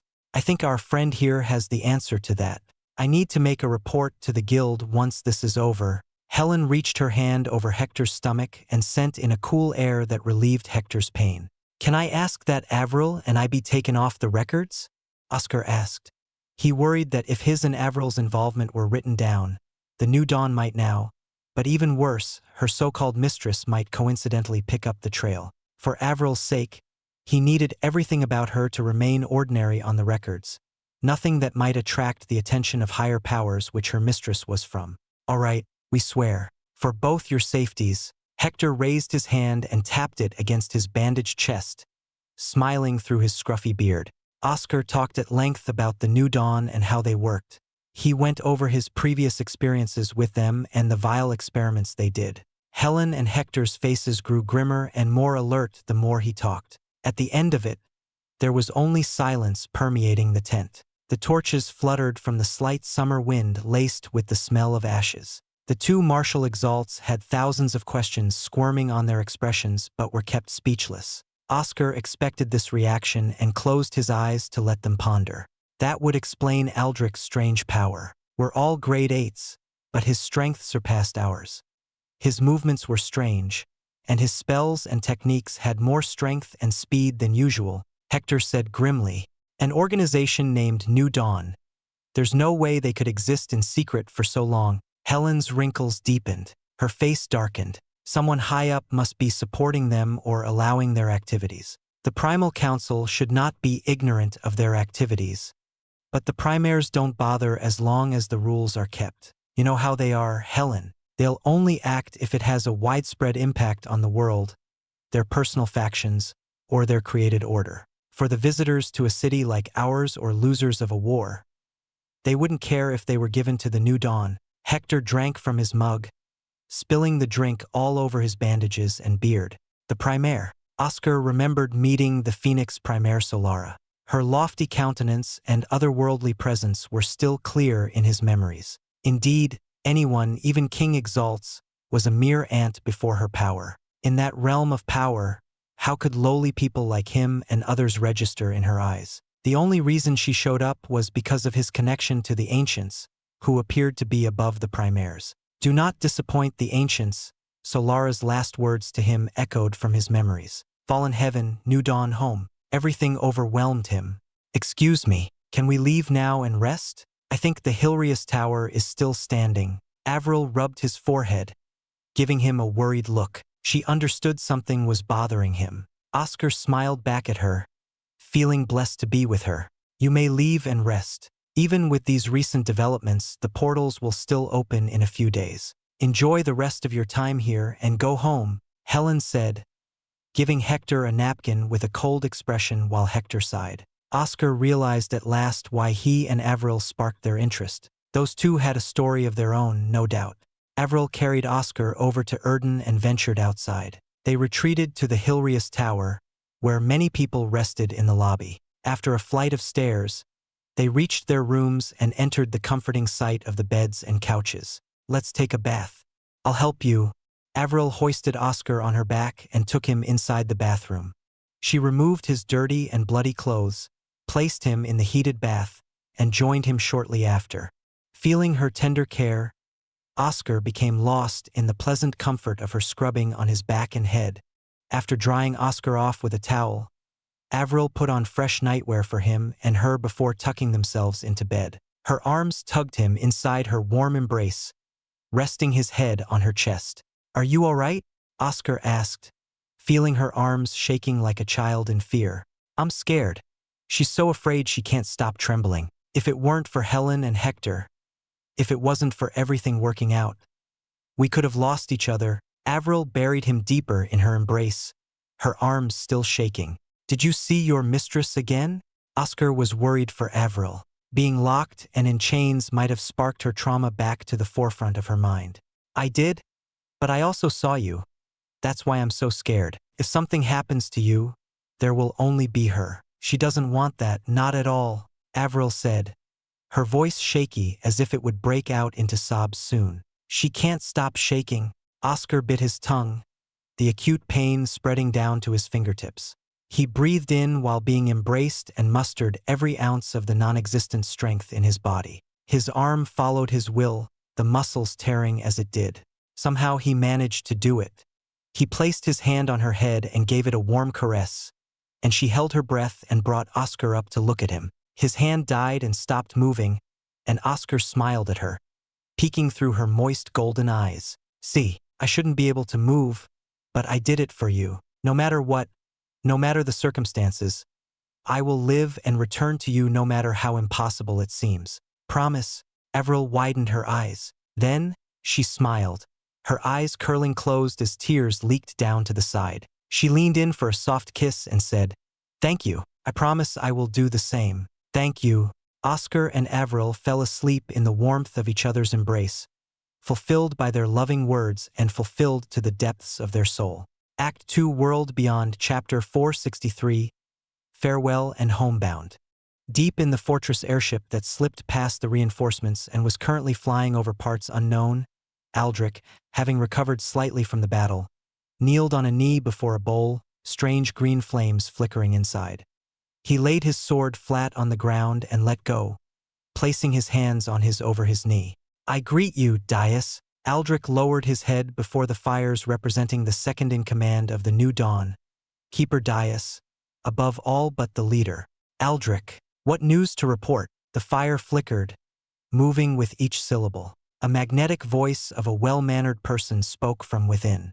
"We have lost Xianxia City and Wolum Valten, as well as the entire laboratory," Aldrich reported. "What?" The fire raged into an inferno surrounding Aldrich. "And you escaped with nothing to show for it. Tell me every detail." "Helen Alkmaar and Hector Brenner somehow knew about our activities. She confronted me and set the alchemists to attack, specifically setting the lab on fire."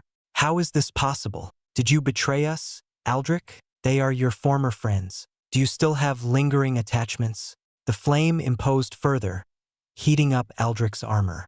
Ignoring the swelling fires around him, Aldrich scoffed and stood up. "I have abandoned the facilities and destroyed all traces of our work. As a conciliation, I accumulated battle data for Kais on the Reese Corps. As for how they knew, that is the point of concern. Helen was not convinced of my betrayal until I struck at her. I admit I acted rashly, but that means someone else's hand is in this." "Who?" Dias asked from the flames.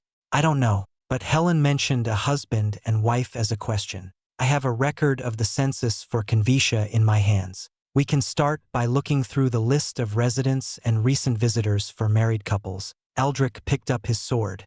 "First, we lost an executive, a branch head, and an entire location in Shadurma. Now we have lost Xianxia City. The leader will be most displeased." Dias sighed, the flames flickering away. The last of his voice sounded out, "Do not fail again, Aldrich." "I won't. I'll find whoever did this to us." Aldrich took out a large book containing all the names of those who visited or lived in Xianxia City. "I'll kill them and present their heads to the leader," It's so warm. Oscar woke up. He smiled and realized where all the soothing warmth came from. His wife sleeping beside him, their noses nearly touching. His morning yawn stirred something in Avril, and she peeked her eyes open slowly. Her golden eyes underwent a series of changes, first confused, second focused with growing clarity, then finally locked onto Oscar with tender love spilling from her pupils. How can she be so damned? His lips suddenly became dry, and he was parched. His body moved on its own, ahead of his mind, and placed his lips over hers, slowly prying them open and deepening the kiss. Her faint moans were trapped behind their locked lips, sounding ever so seductive as always, and she responded passionately. After a while, Oscar parted from her, feeling her hot, rushed breaths on his face. She panted with a slight smile and gave Oscar a heated, entranced gaze, a wordless request. He grasped her message loud and clear and leaned closer to speak into her ear. You had a lot of fun teasing me yesterday, right? Then you won't be mad if I pay it back. Avril was startled, slowly pulling away. Suddenly, she yelped from Oscar's unexpected movements. He sat on the bed and placed Avril in front, hugging her from behind with a mischievous gleam. She seemed to catch onto what he was going to do and stammered out her pleas. Wait, that's going too far. Oscar ignored her words and kissed the nape of her neck, biting lightly for good measure and enjoying the softness. Her reaction came instantly. She arched her back like a bow and let out a cry of pleasure, her body quivering down to her toes. Not to let her relax, he reached his arms up to what she called his favorite place and kneaded, slowly unraveling her loose nightwear as her reactions intensified. Avril still had some sense and squirmed, trying to pry herself away from his attack on her neck and front. Oscar refused to let her go and continued his relentless pursuit. With each kiss and bite, she made the most adorable and alluring actions, kicking her legs on the bed, flailing her arms around until they rested limply by her side, and shouting out her lustful cries full of sweet honey. She slumped weakly after a thorough torture of pleasure, leaning back against him. Everywhere from her face, ears, and shoulders flushed bright red like a tomato, and faint tears of exertion flowed down her cheeks. Oscar rotated her to sit on his lap to the side and drew closer to her face. She lit up the moment she caught sight of him, her eyes flashing with desire, and proactively sought a kiss, falling sideways with Oscar to the bed. Seeing his wife so assertive, Oscar knew her mind had been flipped, her weak spot on the nape too effective in stirring up her lust. His excitement exceeded the limit of his reason, and he sought Avril with all his pent-up passion, built up and amplified by the worry and relief of yesterday's events. He kissed her teary eyes, kissed her cheeks, bit her ear, and kissed her neck, desiring to have every part of her. The room soon became filled with a symphony of the sounds of their love for one another. They refused to let each other go, constantly entangled in the web of their lust and passion. Oscar never let go of Avril's eyes, staring into them without pause throughout the long, pleasure-ridden session. The prettiest jewels in the world could not compare to those glittering pupils. Eventually, the morning turned to night without pause until, finally, the movements on the bed stopped.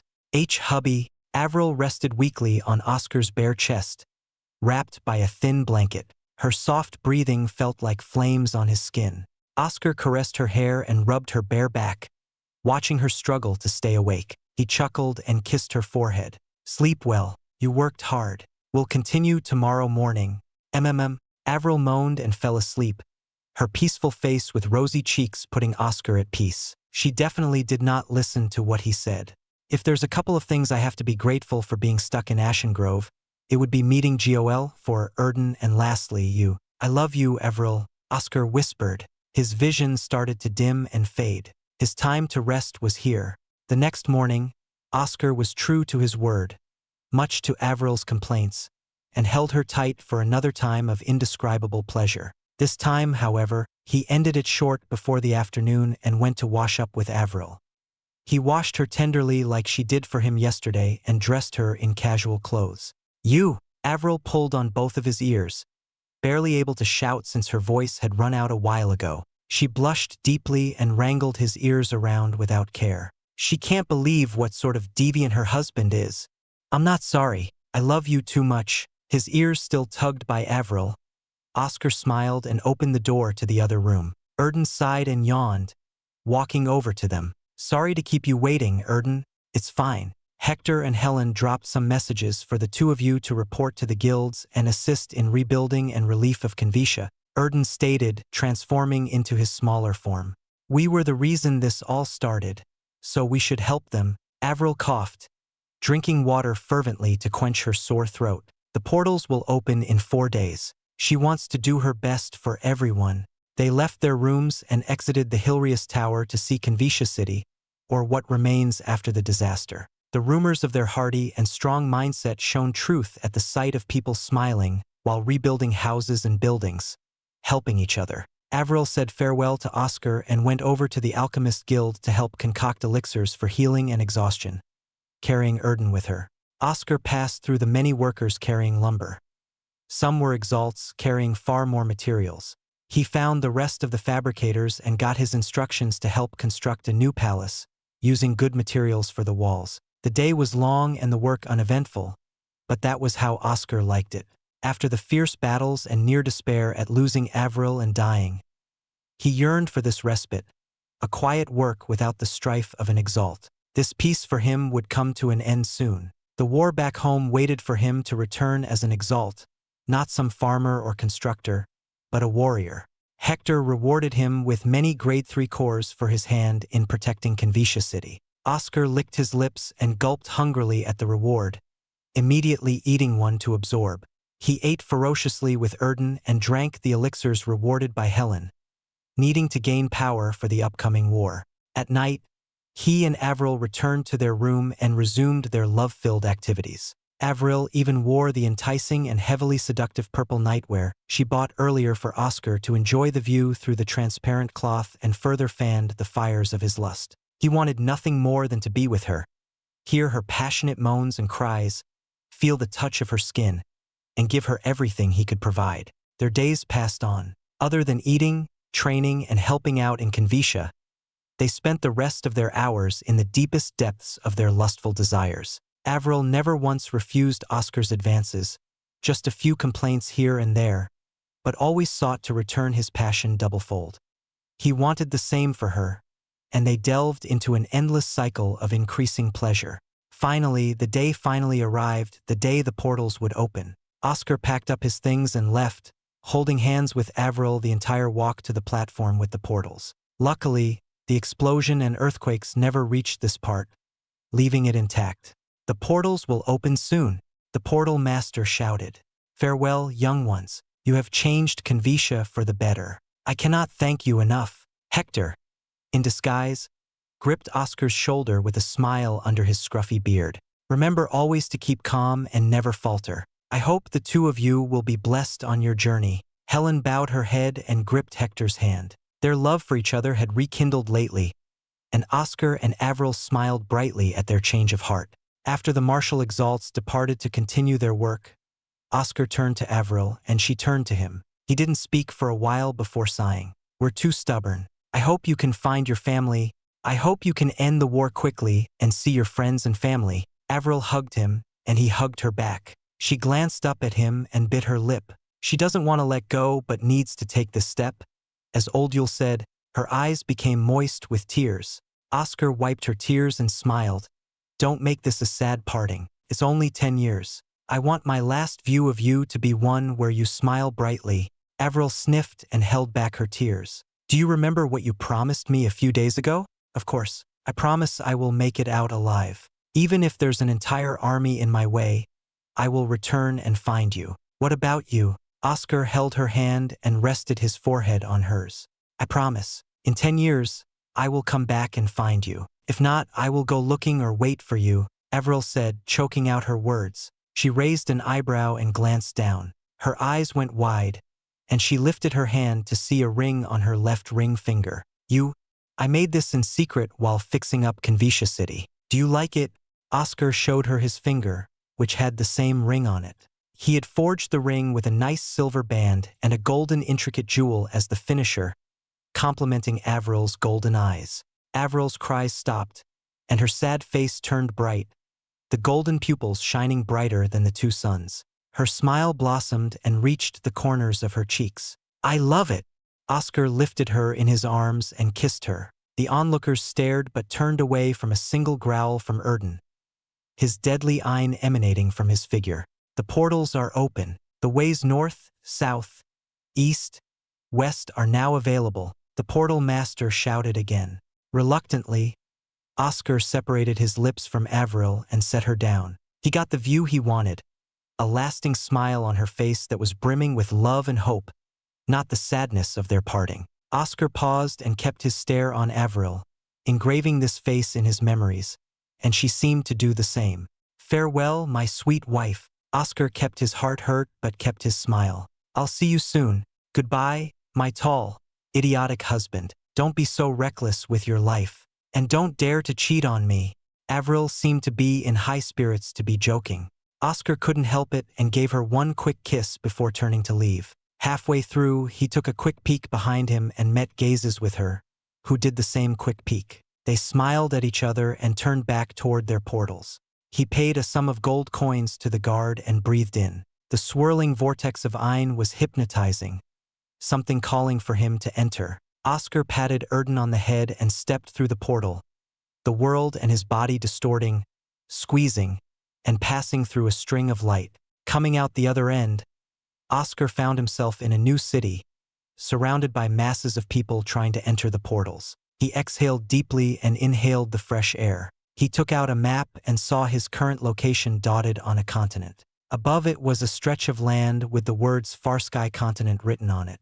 He had been through so much for the sake of returning home to fight in the war. The memories of surviving Ashen Grove with Joel 4 and Erden, meeting Avril in the strange forest, traveling to the Burning Valley, training with Adam and Sevon, conquering cities, fighting against the New Dawn, meeting the Ancients in a Primaire, evolving in the lands of Zerat, and freeing Convicia City all flowed in his mind.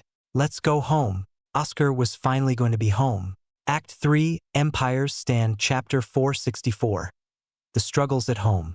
The sky was clear. The blue expanse was void of any and all clouds, allowing the long stretch of sand meeting the ocean to bask unfettered in the heat of the two suns. Tremendous waves, the height of city walls, disrupted this peaceful scenery and crashed onto the cliffs behind the beach. Fierce winds turned into tumultuous gales, lashing and carving into the ground. The contradicting chaos chased away all the beasts and animals from their abodes, great flocks of birds rushing away from the waters. The call of thunder struck violently despite the sky remaining clear and blue. The cause of the disturbance came from the group of Exalts, their eints forming into spells that violently clashed against each other. On one side stood several people wearing the blue draconic armor of the brilliant Drake Empire, and on the other were several garbed in the red griffin armor of the Scarlet Griffin Empire. Further up were the people from the Blue Ocean Pavilion and the Undying Flame sect in their uniforms, unrelenting in their attacks. "Damn!" Terry shouted, snapping his head to the side to see a giant molten fist about to reach him. Before it could touch him, a dense barrier of water vortexed between him and the molten fist, protecting him in time for him to move away. It exploded into a cloud of steam and disappeared into the ocean below. "Nicely done, Susan." Terry dodged several other spells and raised his hands, expelling a rush of wind that twisted and hit several others with a great impact. He rushed out into the opening he created, winds ferrying his legs along, and stabbed his spear multiple times. The air continuously swirled and grew around his swings. Susan gripped her mage staff anima and glanced everywhere around the battlefield. Everyone fought fervently up, below, and to her sides, relying on her water-type healing and barriers for support. But the outlook wasn't good. She spun her mage staff multiple times, sending a flood of water to heal their wounds. Her face paled at the sight of one of her companions suffering a severed arm, and she bit her lip, bleeding droplets down her chin. She could only do so much as a middle knight Exalt with her grade 5 core. "I wish Kelvin were here." Susan glanced at the ring on her hand and sighed, sending out every bit of her ein to protect and heal. Her husband was currently stationed elsewhere for the war, and she hadn't seen him for a year. While her mind turned elsewhere, something crashed into her small petite body, knocking her back to her senses. Urine! Susan cried out at Urine's battered body. She quickly healed him, but his injuries ran deep. Urine's eagle anima perched on his shoulder, barely maintaining its shape in the physical world. Susan, you have to run. Urine choked through his blood. He stared at the undying flame-secked enemy before him. We're outnumbered and barely holding on. I can't let you die for Kelvin's sake. What about Esther? Susan gripped his other shoulder and swelled her waters into him to cleanse out the internal injuries. She frowned and gritted her teeth at the devastating wounds on Urine's body. I can't let you die either. We'll make it out together. Sorry, but we can't allow any of you to leave. The enemy wasted no time, rushed in with his sword raised high, and slashed downward with thunder quaking from its stroke. Urine raised his mace and coated it in dense earth, stacking layer upon layer. His eagle anima enlarged its stone wings to aid in the defense. Acting without pause, Susan covered the enemy in a water prison to slow his movements and created a barrier of whirlpools for good measure. The enemy smiled, his sword not halted by their combined efforts, and mercilessly brought it down onto their defenses. Red lightning expanded and swelled into a crashing storm, large volumes crackling from the blade. Their defenses were shattered apart, and Susan fell back with Urine. Susan grunted in pain, several burns on her body, but she cried out in sorrow at Urine's pitiful state. Most of his body was burned. His shoulder had a deep bleeding cut nearly severing his arm, and his eagle anima broke apart into nothingness, sending back the rebound to Urine, who vomited a mouthful of blood. Tears flowed from her eyes, and she tried her best to heal Urine, only able to soothe the pain. More shouts and wails of pain surrounded her. Her allies were on their last footing, standing with grievous injuries. Some couldn't stay afloat and dropped into the ocean. The enemies had casualties on their side as well, but the conclusion was a done deal. Outnumbered and outclassed by more meld users, their struggle was a futile one from the start. Despair started to grip her heart with icy fingers, and she flashed through her memories, remembering the times she shared with her husband and friends. No, no, no! Susan gripped her staff and used what she managed to recover from Awaken to heal even the slightest of wounds on her allies. She gazed out with determination, unwilling to fall here. In her memories, Susan remembered one figure of black hair and black eyes who fought against unsurmountable odds, saved her and her friends, took the divine essence, and became a hero to all. She recalled his comforting words and advice when she was afraid and alone, words that she lived by to this day. We can still survive. All of us. Every moment counts. Susan shouted for everyone to hear, her body shaking with fatigue. Her eyes struggled to keep awake against the encroaching darkness of her faltering consciousness. Still, she hung on and looked for the chance. "Oh, you got grit and courage. I admit that, but there is no way out for you. Everything was determined the moment we set out to attack." The lightning swordsman brandished his blade. "As proper respect, I'll ensure you're not mistreated when we take you prisoner. A healer is a great asset in this war. If you do well for us, you can live a good life after the war. I won't betray my home. I won't betray everyone who fought and died before me." Susan glared and lifted her staff, her arm barely holding it up. "With that attitude, I imagine many would take a liking to you. But this is not something you can decide." Lightning streamed out and covered the swordsman's body. Susan twitched her brow, quelling the fear within. "You're a stubborn idiot, Susan." Urine weakly raised his mace, even though his iron was spent. "Still, I'll accompany you to the end." Susan chuckled and stared at the swordsman, her mind racking for an answer to their predicament. The swordsman's meld charged the edges of his blade with lightning, bursting like an explosion with each swing. Straightforward and not unique, but extremely powerful and filled with deadly iron.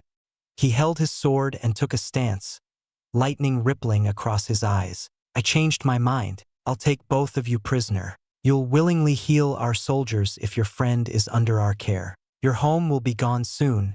Under the threat of the raging thunder, Susan hunched but remained standing. The swordsman was prepared to act, and her back shivered. However, a strange yet familiar voice interrupted everyone.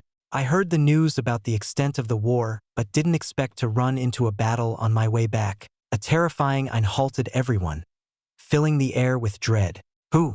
The swordsman gazed up, followed by everyone. A figure stood above them with a strange deer with great antlers on its head, on its back like wings, and on its hooves. Susan saw the man and widened her eyes, her mouth slightly parting from exhaustion and shock. The man above her was tall, garbed in a long white linen shirt, long black pants, and a black formal vest, and had a bed of black hair and deep obsidian eyes. He wasn't extremely handsome, an average face, but he had an undeniable charm, a strange feeling that this man held a uniqueness to him. It can't be, she couldn't believe her eyes. He was taller and looked a bit older, but everything else was familiar to her. Impossible, she thought while a slight smile lifted from her lips. The man who was said to be the hero of Ashen Grove, the one who plucked the divine essence under everyone's eyes, the one who saved her a long time ago and helped her become useful, should be dead. He never came out of Ashen Grove. She recalled seeing his friends' distraught and broken expressions when they landed on the airship to go back home. Everyone thought him to be gone forever, so why was he here now? Susan stammered for a little and said through her weary lips, "Oscar?" The man heard her and turned to see her. "Isn't that Susan? It's been a long while. 21 years, I believe, or 22. It's you? How is that possible?" Susan had forgotten where she was, focusing on the impossibility before her. "We'll talk later. Right now, there are some things that need to be cleaned up." Oscar burst into a strange blue aura surrounding his arms and legs. His strange deer beast beside him transformed into a being of blue metal with bright red flames on its antlers on hooves. He tilted his head and said in the most chilling voice, "Who's going to lose the war?" Act 3, Empires Stand, Chapter 465. An unwelcome? When he first arrived on the Asteria continent through the portal and separated from Avril, Oscar rushed into action and planned a course further north to safely and stealthily enter his home. From the information he gathered, the brilliant Drake Empire was attacked on all sides, losing the outer regions to the sudden all-out assault by the three empires. It didn't bode well for his chances to enter the defensive lines when enemies encircled his home. The Black Tortoise Empire and Earth Core Academy overran the western regions, toppling over fortresses and cities in a slow yet crushing offense. The Emerald Hydra Empire and Thousand Storm Palace swept across from the southwest, leaving no place unturned. The Scarlet Griffin Empire and Undying Flame sect blazed through the lands, widespread and devastating. The northern Erith Ocean was not an option due to the sudden ambush that destroyed Portland Island, teeming with occupant forces. That left only one option, the eastern Draken Seas, its shores sandwiched between the enemies in the north and south. It was an important supply route to trade goods with the outside world, perilous but important nonetheless. It took a month of flying and resting before he finally reached the Draken Seas on the other end. The Far Sky continent beckoned him, calling him to return from beyond the horizon. Oscar flew like he had never done before, the burst of winds from his flight rumbling like drums and thunder. Soon, the smell of blood wafted over, and Oscar frowned from the rush of chaotic undulations of Ein thickening the closer he ventured. Hearing the shouts and cries, he gripped his shield tightly and faced forward with a steely resolve, hoping he would make it in time. Oscar stopped above the rampant battle in the air and heard the cocky declarations of early victory. In a cold rage, he raised his voice and swelled his Ein to affect the entire battlefield, silencing everyone and forcing their attention on him. Shockingly, Susan, the young girl he briefly interacted with during Ashen Grove, was there. Around 20 years had passed, and she had grown up from a young, discouraged teenager to a fierce, mature warrior, bloodied and burned but shining with a deep resolve. He stared coldly at the swordsman from the Undying Flame sect and moved with the invisible Reese movements. In a flash, he appeared before the swordsman, a grade 6 Exalt, and didn't spare him a single word more. Raising his fist, Oscar stabbed forward with a golden drill, weaving his anger into every mote of iron. The swordsman managed to counter with his sword, clashing against his drill, and poured out a flood of lightning from the blade's edge. The lightning stung like a bee's sting, ineffective and weak. Oscar parted the lightning and broke through the swordsman's guard, plunging his drill into the man's chest. The swordsman couldn't make any face or reaction before Oscar's shattering wave forced itself into his body and tore him apart from the inside, becoming a bloody mess of shredded flesh. A lack of preparation and defense was his downfall. He could have lasted longer if he had focused on defense rather than concentrating everything on his lightning slash. Swiping his golden drill through the air, Oscar tossed aside the bloody remains of the swordsman and locked onto his next target. Erden dove in, red flames spreading from his antler wings and igniting above his head, and stabbed his hooves, which he transformed into blades, into several others. His roar reverbed and quelled everyone else down, the pressure of a mythical Exalt beast leaving many quaking in primordial fear. Oscar and Erden struck fast and mercilessly crushed their enemies. One tried to use her illusions to trick Oscar, but his Eliran breaker easily broke through her illusions, unraveling the complex layers she tried to trap him in. He froze her momentarily with his basilisk eyes and killed her like the rest. His rampage continued on to the next. His enemies burned to a crisp from Erden's flames. He held back from using the flames himself to keep his trump card hidden, but his metal and iron with the pseudo-guys were enough. Switching back and forth with Demon, Oscar zipped from one enemy to another, scattering their torn bodies and limbs for the sharks to eat. None mustered a quick enough response, and others failed to comprehend his power, sealing their fate. At the end of it, Oscar stood above a splotch of red on the glittering blue ocean and let out a helpless sigh, glancing once at the mix of charred and torn corpses. He raised his head and gazed over the remaining Blue Ocean Pavilion and brilliant Drake Empire soldiers. All of them suffered heavily from their injuries. Oscar floated with Erden toward Susan and the burned urine. A flash of pity flickered across his face, and Oscar took out several elixirs, gifts from his beloved wife, and threw them toward the survivors. He gave urine a special, cold elixir that helped well with burns and boils, something Avril concocted when she heard about the main powers of the Undying Flame sect. Drink up. These elixirs are precious and shouldn't be wasted. You all had a tough time, but worry no more, Oscar said, meditating to recover his Ein. Wait, who are you? Someone shouted from the side, a person garbed in the pavilion's uniform. It's all right, Terry.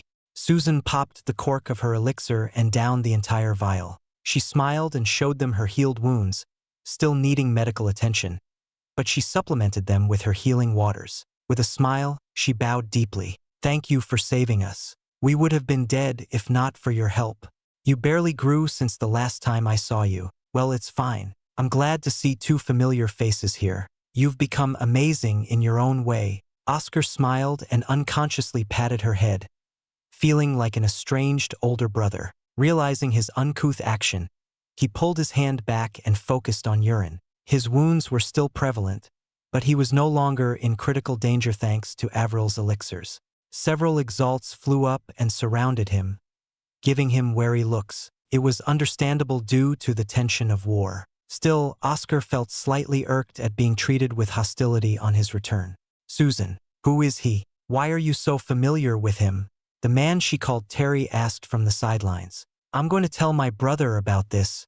Your brother knows him too. We owed him our lives in Ashen Grove. Susan scowled and swung her mage staff onto Terry. Ashen Grove? Wasn't that 20 years ago? Is he some deserter? Who the hell are you? Terry dodged Susan's strike and took a defensive stance against Oscar, beads of sweat dripping down his chin. He had good intentions from what Oscar could tell, just heavily uninformed. Excuse me, I am Lieutenant Grain. One of the armored exalts floated toward him, his expression unable to be seen behind the helmet. First, allow me to express my utmost gratitude for saving our lives. Lieutenant Grain bowed. Second, as Terry here said, I must confirm your identity. May I see any proof? Oscar understood and rummaged around in his space pocket, grumbling about where he had put it. He pulled out his old identity token of the Blue Ocean Pavilion, worn and cracked, and tossed it to Lieutenant Grain. The soldier studied the token through his visor and exclaimed in shock, darting his head from Oscar to the token and to Oscar again. Is this a trick or some insidious ploy? Lieutenant Grain's tone changed to grim and full of malice, and he raised his spear. His soldiers all roused the little amount of Ein they had and surrounded him with piercing hostility. What are you doing? Susan stepped in between, extending her arms out like a shield. He's Oscar Tur. How can you treat our hero like this?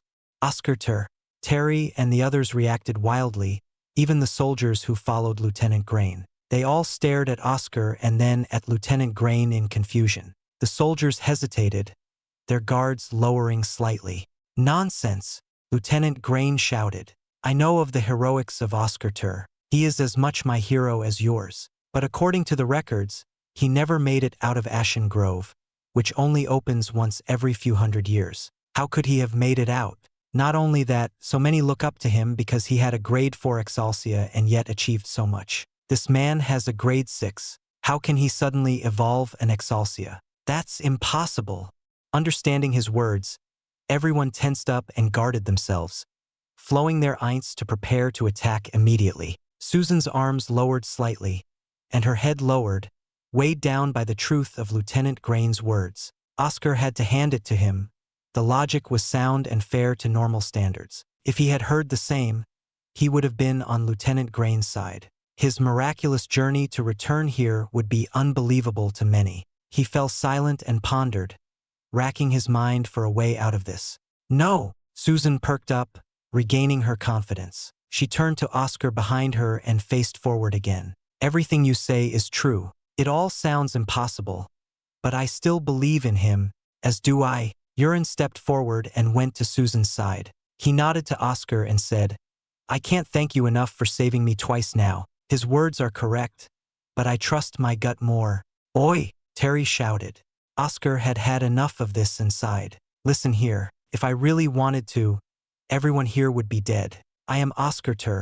That token is real, and I want to go home." Everyone paled from his threat, and he continued. "However, I understand it's hard to believe, and I don't blame you. You are performing your duty well and making sure nothing suspicious escapes your watch. Just handcuff me and take me to your base. I'm sure we can sort all of this out later." "You don't need to do that. They never met you, so they don't know.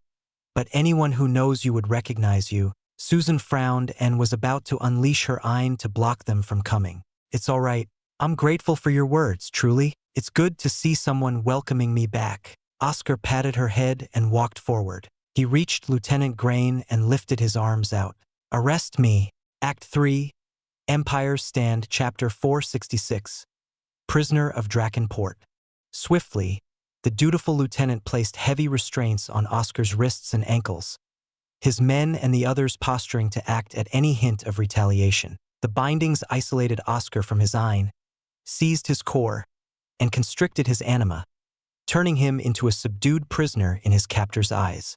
He still maintained his flight since that was a function of his body, not the ein itself. "What about the beast?" a soldier asked Lieutenant Grain, pointing his spear at Erden. He started to shout in excitement. "If my eyes don't deceive me, it's the mythical Prialapos. What a wondrous creature. Leave him be. He's been my companion and a good friend throughout the years. Have any thoughts about his core or antlers, and he'll slaughter you all," Oscar warned, glaring at the soldier. "You can also restrict him, but he's staying with me." Several soldiers restrained Erden's hooves and neck, all seeming relieved at the lack of aggression. Oscar and Erden hovered in the air in chains, but he wasn't too worried about the lack of ein. His fingers traced the restraints on his wrists, tapped them, and scratched them, gauging the material and hardness. It was well made and performed its function perfectly to inhibit exalts. He only needed to use his wrist to break apart these bindings and escape if he had to. Hopefully, everything will be cleared up before taking drastic measures. "No one touches them," Susan shouted, waving the soldiers off with her staff. "This is insulting enough as it is. They don't need you to look down on them or with greed." A few soldiers were eyeing Erden with glints of greed and desire, forced away by Susan's flailing. "Enough! Maintain a safe distance and encircle the prisoners. We return to Drakenport," Lieutenant Grain ordered with a powerful shout, displaying his authority. The soldiers fell in line and surrounded Oscar, treating him warily. Oscar flew with the soldiers and pavilion's people, heading north up the beaches. He closed his eyes and exhaled his irritation and frustration, but his frown remained. He never expected to be treated like a prisoner and enemy on his way back.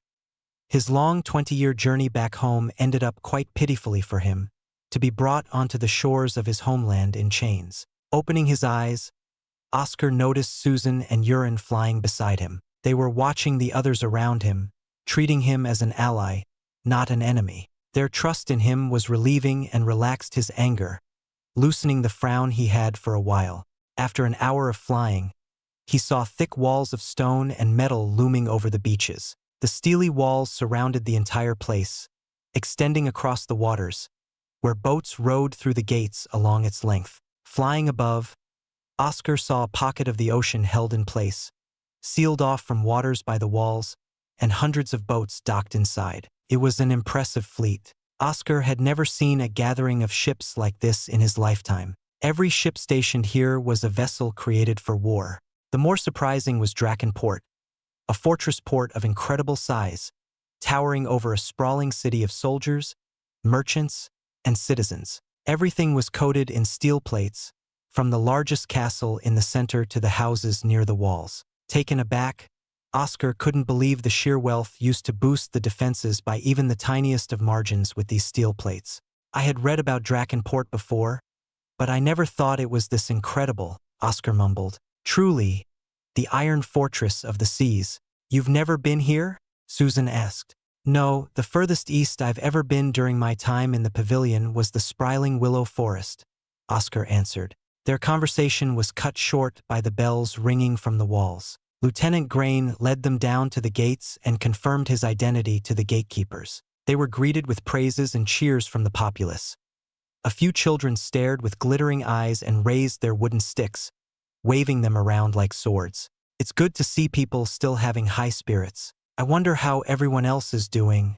Oscar thought about his friends and family. Amid his pondering, Oscar was dragged to the castle, showered with hateful glares from the people around them, and shoved into a prison cell along with Erden, treated without care. He heard Susan shouting at the guards and threatening not to heal anyone if he was mistreated. She entered Oscar's cell, frowning and fuming. Sorry about the treatment. You're way too suspicious. I can understand their wariness. What makes you so certain that I'm Oscar Tur? Oscar asked, leaning back to get comfortable. His senses picked up the presence of 3 martial exalts, who were not at all kind in revealing themselves to him. Escaping this cell was easy, but he would need to deal with the 3 martial exalts. As if I'd mistake my savior for someone else. I realized it from a single glance. Also, you remembered me. Susan chuckled and took out some rations of bread and fish. Rations are strained. It's good we're by the waters to get some fish. We might not need food and water as often, but it's good to fill your stomach. Thank you. I didn't eat at all. Oscar devoured the bread and fish without pause. He had rushed here without eating and drinking, so his stomach craved a good meal. Satisfied, Oscar patted Erden's head, running his fingers along the great white fur. Can you tell me about the war so far? I heard it started 10 years ago. That's quite odd considering the advantages of the divine essence. That's right. I'll have to start from the beginning. After we exited Ashen Grove with the divine essence, the fighting immediately broke out between our elders. Susan shivered, her hands gone white as a ghost. It was frightening. Our pavilion master came himself to hold others back with the Dragner ancestor. The other side also brought their king exalts, outnumbering us. But Susan perked up with a smile. Elder Saul came out of nowhere and smacked several of them back. I couldn't believe it. That old gardener in the outer hall was the strongest Tri-Crown King Exalt. Elder Saul, Oscar remembered that old wrinkled man who enjoyed eating fruits and giving him dry biscuits. He knew Elder Saul was more than he seemed, but a Tri-Crown King Exalt? His thoughts paused in disbelief, never thinking Elder Saul would be that powerful.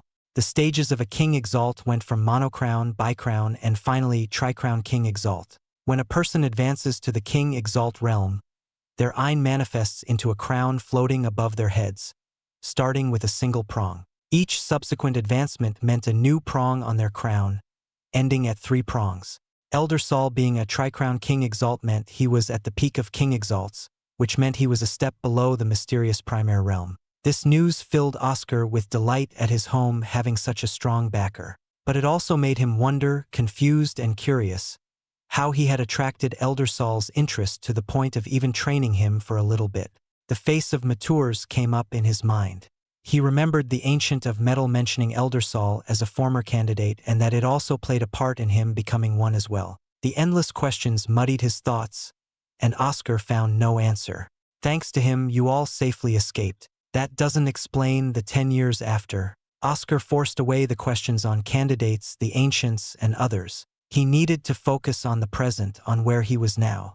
After everything settled down, we all prepared for war. However, no attack came. I don't know, but they said something about an agreement and 10 years. Sorry, I'm not high up to know. Susan apologized, her gaze sharpening right after. When the 10 years ended, we were attacked on all sides. Susan narrated the events of the war so far, which lined up with what Oscar knew. The surprising detail she told was about the military academy that was set up years ago to take in the lower-grade Exalsias the pavilion rejected. They helped out tremendously as well-trained soldiers and commanders of the army, the fine result of a plan bearing fruit after a decade. The rest of her topics focused on the happenings around the eastern shores of the Draken Sea, the skirmishes, and the assaults they weathered through to keep this port safe. Her eyes dropped, and her words slowly lost their enthusiasm as she relayed her experiences.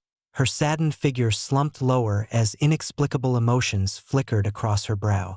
Oscar sighed and patted her head. That's enough. You don't need to force yourself. Everyone's been through a lot in these years. Sorry, can't help it.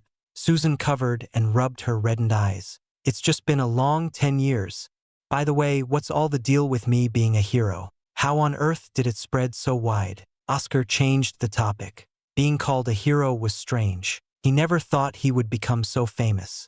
Susan brightened up and smiled widely. That's because you dove in and took the divine essence away against all odds. All as a grade 4. Everyone respected your sacrifice in bringing out the divine essence and praised you as a hero. Many people like Lieutenant Grain and lower-grade Exalt see you as an idol because you showed that everyone can have an impact. Ha, I'll be damned, Oscar chuckled.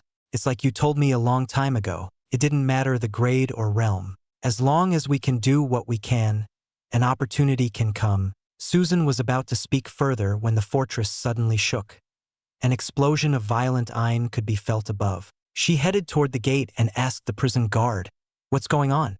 "Another attack. Quickly, go assist them." The prison guard opened the door and hurried for Susan to exit. She paused and turned to Oscar. "I'll be back. Don't worry. We'll get you freed soon enough." Her feet dashed through the door and disappeared off to the stairs. The prison guard locked the door and watched the prisoners dutifully. An attack. Oscar lifted his hands, holding the restraints at his eyes. He was contemplating his next move. This sounds like either a good opportunity or a severe misunderstanding about to happen. Act 3, Empire's Stand, Chapter 467. Entering the fray. Inside his cell, Oscar meditated, gathering his thoughts together, not his sealed eye. Should he break out of prison and fight to clear his name, or should he stay inside and hope they could weather the attack? Drakenport was a well-supplied iron fortress, the people's faces and confidence of the Exalts on the way over to the prison telling a picture of belief and safety in its walls. Susan did tell him about the numerous attempts to siege this area, all for naught thanks to the efforts of 3 martial Exalts and the powerful defenses. Oscar rested on the cold metal floor and knew no comfort. He wished he had Avril by his side to provide him with some warmth and company during this time. His wife's figure popped up in his mind, scolding him, and he smiled and stood, rattling his chains around. Just because they've won the previous sieges doesn't mean lives won't be lost. I'll have to take a look around. He called to the prison guard outside. "Excuse me, sir. Do you know where they took my space pocket? If we're going to fight, I'll need my shield." "What sort of idiot are you? I guess in exchange for your height, your brain shrunk. Do you believe you'll get out of here? Or the fighting will come down to you?" The guard chastised Oscar by hitting the cell bars with his spear, brushing aggressively in metallic clanks. "There should be lots of clothes in there as well. I would very much like it back. My wife selected those clothes for me." Oscar turned his back to the guard and studied the restraints further, finding the latches where they locked and tightened. He sighed in relief at his prudence. He had dumped all his precious treasures into the dimensional cube and other space pockets in Erden's stomach. Otherwise, everything he had would have been ransacked and confiscated. "A wife, let me guess. Your wife is from one of the other empires. Isn't that right? The guard spat on the ground and sat in his chair, grumbling about his job as a prison guard. No, she's from another continent. The stories I can tell you about everything we've been through together can take a whole week. Oscar nodded to Erden while his left hand grasped the restraint on his right ankle and his right hand clenched hard on the restraint on his left wrist. Erden nodded and inhaled before releasing a roar while banging his hooves on the metal floor, kicking up a ruckus of noise. Oscar entered Adamus Rays and broke apart half of his restraints with a focus-shattering wave. "Shut up, you damned beast!" the guard shouted, rising from his seat. He sounded very displeased. "Those restraints are keeping your Ein in check, and this prison is meant to keep in physical monstrosities like you. Tell your beast to shut up." However, Erden continued to create as much noise as he could to distract the guard from hearing Oscar's actions. Oscar focused and broke the left ankle and right wrist restraints. He shuddered slightly from the surge of Ein from his core and the feeling of Ein itching his skin. Rising from his seat, Oscar turned to the guard and dropped the shattered fragments of his restraints, entering pseudo-guise immediately. Before the guard could shout, Oscar punched the prison cell apart, the metallic bars clattering to the floor, and slammed his elbow into the guard's unprepared stomach. He swiftly punched the guard's chin and knocked him out, felling him onto the floor. "Sorry about this. I'll repay you with a fresh new armament." Oscar carried the guard and placed him comfortably on the chair. Outside, the rumbling and chaos grew louder, worrying him. But the inside was no different. All the prisoners started to rise and bang on the prison walls, enlivened by his escape. "Hey brother, help the rest of us escape as well. We can overturn this fortress while they're distracted and gain huge contributions. Maybe we'll be regarded as heroes back home. The brilliant Drake Empire shall fall, and we'll be the ones to play a major part in history." Angered, Oscar glared coldly at every single prisoner and said behind clenched teeth, "Erden, burn them, but don't kill them. Wait." It was too late. Erden, freed from his bondage, scorched their skins and burned off their hair. They all screamed in anguish at their fresh burns, retreating deep inside their cells, away from Erden and Oscar. His control over fire was amazing, splitting not to melt the bars and only focusing on the prisoners themselves.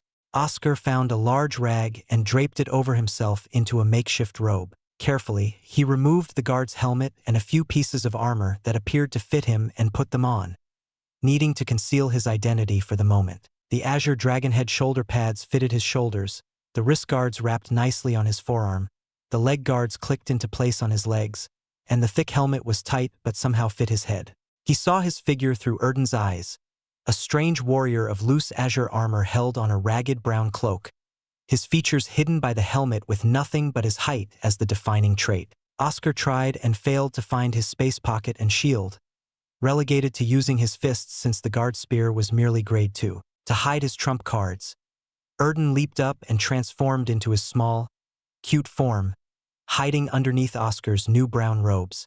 A thunderous clap resounded and shook the roots of the fortress. Oscar's worry increased with each quake, and he rushed through the fortress toward the first window he saw. Flying outside, he was greeted by the explosions of elements and Ein pounding on the barrier from all corners. He had never been in a city under siege, always having been the invader in the burning valley. Molten magma flowed like molasses on the surface of the barrier. Lightning stuck continuously and spread like a spiderweb. Boulders crashed and broke apart. Pillars of light dug and spiraled from the sides, and streams of air, water, and fire poured endlessly like crashing waves. It was a picture of hell. The once happy and glowing citizens stampeded over to what appeared to be shelters built to withstand the worst. Screams and war cries abound everywhere, the defenders of Drakenport fighting valiantly against the tides of enemies, no matter the cost. The enemy had strange contraptions that latched onto the barrier and somehow opened a tunnelway inside. Their armies poured in through the several openings to fend off the defenders while disrupting the barrier from the inside. Those machines, Oscar recognized them. Shocked, he remembered the strange prisms with several spiky legs, thick beams of Ein linking to their tips from the whirling mechanism in the center. Gol mentioned them before, one of his best inventions, the Exalt. The legs stuck onto the barrier and formed a small formation, fed by the beams of Ein. The barrier would extend to the legs and encompass the acanal, but a tunnel laid in its center for the people outside to stream through without a fuss. At least they're not the latest iteration. These are Urkinal 5s. Shuddering, Oscar imagined the devastation Urkinal 7s could wreak onto the city. Thankfully, GOL 4 was a genius beyond even the most prodigious of golem makers. No one could improve GOL 4's designs except for GOL 4 himself. The golem loved to brag about his past, but it held its merits seeing how no one could come up with better golems than him thousands of years later. Oscar snapped his attention elsewhere, toward the source of the terrifying Eins above the port. Squinting, he made out several figures of incredible power, martial exalts, clashing in the high sky. They must be the 3 martial exalts who fought tirelessly to defend the city for several years and were evenly matched against their opponents. Since their attention was wholly focused on the battle above, the key to Drakenport relied on the troops here. Entering pseudo-guise, Oscar rushed toward one of the openings created by the Urkinal 5s and reached the faltering soldiers before the enemy could strike them down. He skewered several of them with his golden drill, a mix of elite and knight exalts. "Who are you?" Someone in the pavilion's uniform said abruptly. "This is no time to talk. Focus on the battle." Oscar summoned his golden maw, the dragon head chomping down on a knight exalt. "I'll be the vanguard and push them back. The rest of you follow me and attack from the sides." Without waiting for their answer, Oscar bolted through the air and raised his hand, pouring out waves of golden rods filled with iron. The other defenders joined in, bombarding the enemy with their spells. The air became disrupted by the clash of their spells, and Oscar bravely charged into the thick of the horrific swirling Ein, culling down the enemy numbers. His followers all shouted, their morale at an all-time high. Their fighting became more confident and forced the enemy back. "They're all grade 6 and below. Where are the others?" Oscar parted the waves of enemies with his shattering wave. He reached the edge of the barrier and was about to destroy the acanal with a wave of golden rods while his newly encouraged defenders fought off the remainder of the enemy. Suddenly, his spell was disrupted and blocked by 3 sources of profound Ein. "Seems this place had rallied nicely," a voice called out, laughing in each breath. "Those lower grades can't get the job done. They couldn't kill off the enemy to allow us to step through." A second person clicked her tongue in dissatisfaction. "That's why I argued we should go through ourselves. We were meant to save our Ein, but it appears fruitless." A third side, 3 greater knight exalts of the Undying Flame sect floated out of the tunnel and stared down at Oscar. Their Ein alone showcased their grade 7 exalsias. What kind of soldier forgets the rest of his armor? Even his clothes are ragged. The laughing man said, "Don't underestimate him, Enver. He fought his way through the rest of our men. I wonder what kind of face is behind that helmet." The third, stoic man warned. "Enough talk, you idiots. If you were going to make a move, you should have done it from the start." Oscar raised his fists into a stance and beckoned them to step forward. "At least you would have had an iota of a chance. But now you will leave your lives here. Haha, it seems we have quite an arrogant person here. Isn't that right, Sasha?" The man, Enver, chuckled. "Nothing to it. Follow Column's lead." The woman, Sasha, scowled and turned away from Enver. "Be careful and kill him." The calm man, Column, waved his hand for them to begin. Act 3, Empire's Stand, Chapter 468. A solo battle. Facing the 3 grade 7 exalts of the Greater Knight Exalt realms, Oscar crouched and made himself a smaller target in the meantime while he went through his current options. He didn't have his grade 3 metal elemental shield to supplement his defense. Using the guys here would be foolhardy for a long, drawn-out siege when the enemy's power was unknown. Though with it, Oscar possessed the power to destroy scores of enemies. He felt Erden wriggling under his ragged brown robe and shook his head, rejecting Erden's intention to fight. He had to keep Erden hidden for emergencies and to conceal his identity from others. It wouldn't be funny if Susan yelled out my name in the middle of battle. Oscar thought about the younger Exalt's enthusiasm and belief, but a slip of the tongue could have severe consequences. Interesting. Oscar cracked his knuckles and stayed silent in the air, waiting for his enemies to act. It was a strange yet familiar feeling, reminding him of days long ago when he fought alone without the power of the guys and a meld. just him and his anima. Going back to the basics, his eyes sharpened, and his skin felt every change of the wind, every shifting of Ein. The three enemies, Xianxia, Enver, and Column, surrounded him amid the chaotic battles around them. Their movements aligned in timing and position, and their eints rose to encompass Oscar like a fish in a bowl. The laughing man, Enver, melded his forest element snake anima into his wide sword and swung it around. The blade was split into 10 distinct metal plates. Wooden snakes extended out from one metal plate and bit down onto the next plate, stretching far from each other to increase the range of his attacks. With a single tap, the plates retracted as the snakes slithered to smaller sizes until the plates formed a singular normal wide sword. He laughed maniacally and swung hard, the plates separating again to reach Oscar from afar. The irritated woman, Xianxia, melded her earth element scissor anima into her strangely large scissor anima, the size of a human body. She sent forth a washing tide of mud and dirt while covering the entire area in sand. Atop floating rocks of her making, she dashed and leaped to the next, and so on and so forth, ramping up her speed from the assist of her gravity powers. Her now craggly rock scissors swelled with dangerous Ein, and she chopped toward Oscar. The calm and cautious Column melded his darkness element net anima into his slingshot armament, a lengthy pair of metallic cords attached to a pouch. From the meld, the slingshot became black, and an orb of dark Ein formed on the pouch to be the projectile to be thrown. Column whirled the slingshot around, his hands grasping the cords tightly, spinning it in a circular motion. The winds picked up from the building rotation of the slingshot, quickening to a dark blur.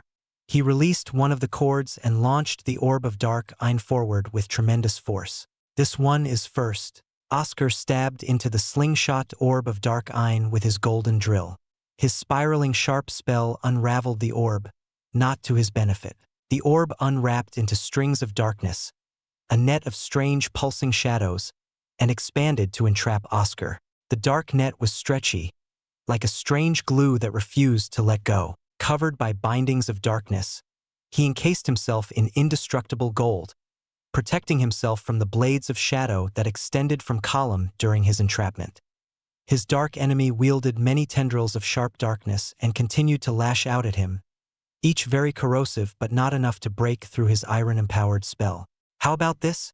Oscar willed his golden dragon maw into form. Its iron gold fangs easily tore through the dark net and broke apart the blades of shadow, crunching on them despite the resulting corrosive smoke from its jaws. Before he could make his move, a blade of metal and wooden snakes sliced at him.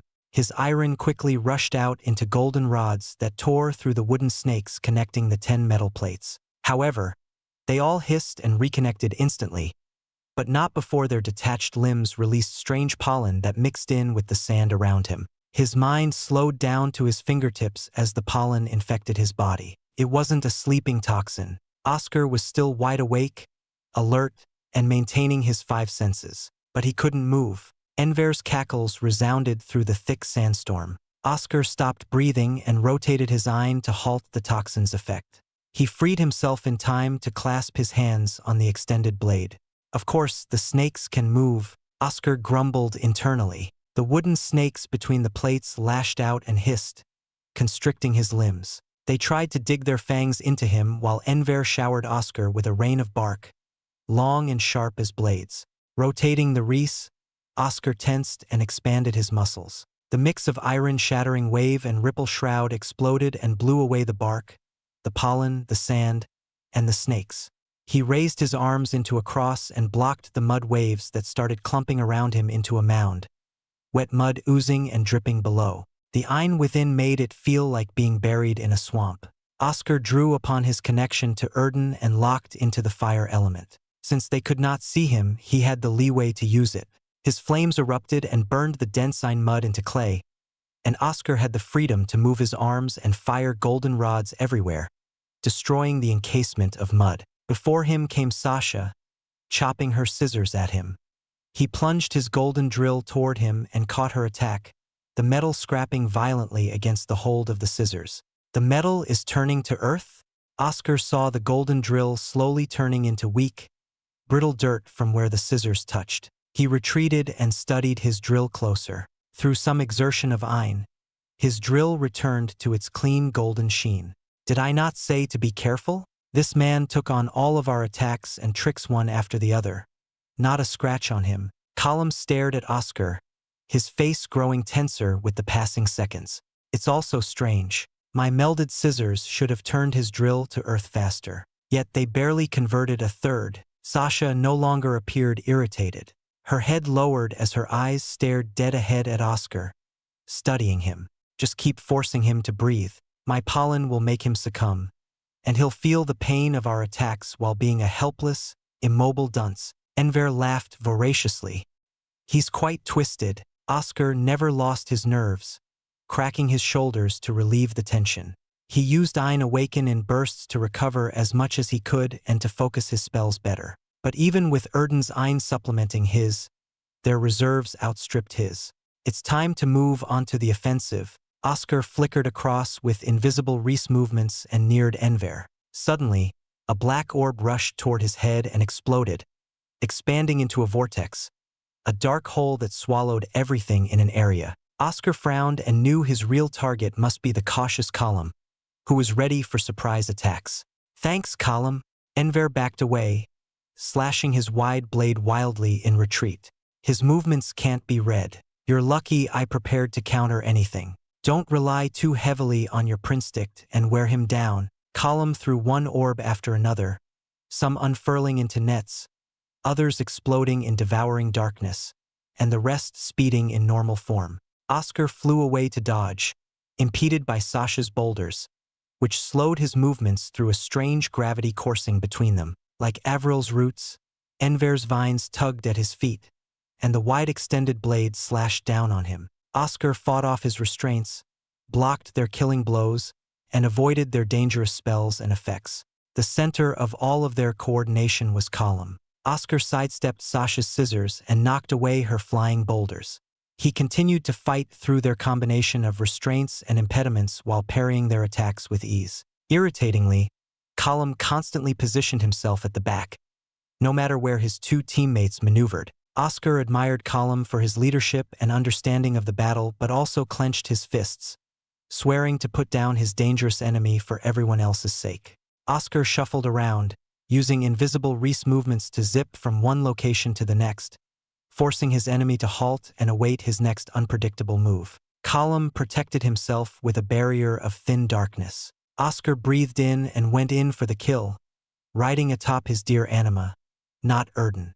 He formed a quartet of golden drills, attracting their attention and their prompt retaliation. Oscar smirked under his helmet and flew around the mass of spells and Ein, aiming not for any of them. Instead, his target was the empty air before them. Even with their defensive spells, the force of his quartet drill and shattering wave forced them apart. Their formation was broken, and Oscar lunged into the opening, arriving before Column and skewering him despite the blades of shadows and barrier surrounding his target. Oscar pulled out his bloody gilded drill and turned to the next one, Enver. Without Column's aid and Sasha blown elsewhere, Enver was easy prey. A golden maw chomped through the protection of trees, a fierce ripple shroud knocking away the blade and pollen. 2 down. Oscar turned his helmet-covered face to Sasha, who didn't run away, swinging her scissors at him. Her gravity-manipulating boulders released tremendous Ein to slack his movements. However, he defied her blockage and bashed her scissors away. Despite her earth-defensive spell covering her body, Oscar riddled her stone form with golden rods, spilling red blood to drip down her stone body. She fell to the iron wall of Drakenport along with her other comrades.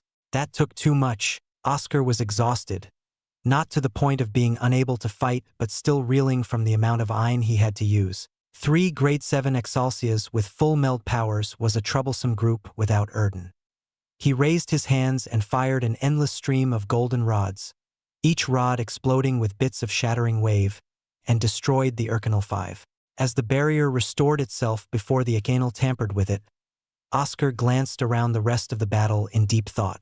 He couldn't slack on his individual power. What if he became separated from Erden? He also began to wonder, what were his new limits if he used the guise and Erden along with dual elements? Oscar wanted to find out, But first, follow me, we're going to help the others. Oscar rallied the remaining defenders of this location and pointed to the next Urkinal 5. Act 3, Empire's Stand, Chapter 469, Port's Dilemma. Aerial battles differed vastly from the ground. Oscar reflected on his current battle in the Second Urkinal.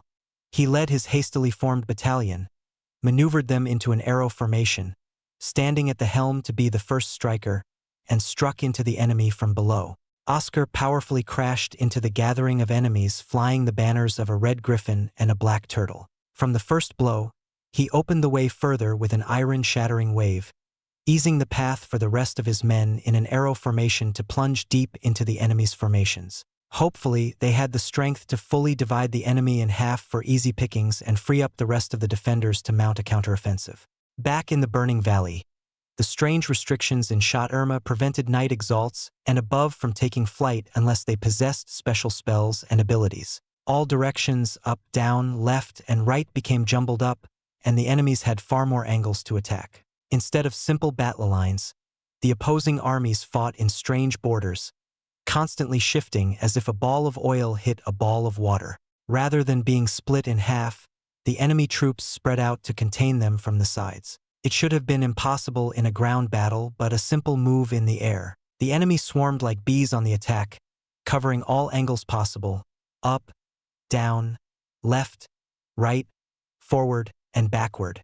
Oscar fought and slew another greater knight Exalt sent to stop him and roared, intimidating the enemy by tossing the dead Exalt at them. Behind his visor, the prince stick glowed and pierced through the veil of warfare. He shifted and separated each individual through the surging tides of spells and explosive iron, a feat he could accomplish thanks to Elder Saul's insane training. There, his men were faltering from the encirclement, and Oscar summoned his dear anima and mounted it. He fused his golden drills into its antlers, the quartet lance, and sped into a deadly charge across the storm of enemies. A flash of gold and blue blurred past, tearing apart the lesser Exalts and forcing others to fall back. Oscar suffered a rain of spells, his Eduricegladd enduring as much as possible. In a single blow, he carved a path and came out the other side, halting before the other army of Draken defenders, their figures worn down and armors battered and bloodied. Oscar scanned the army and locked gazes with the person in bright blue armor and an emblem indicating his rank as captain, a person wielding a large halberd and fighting off several foes.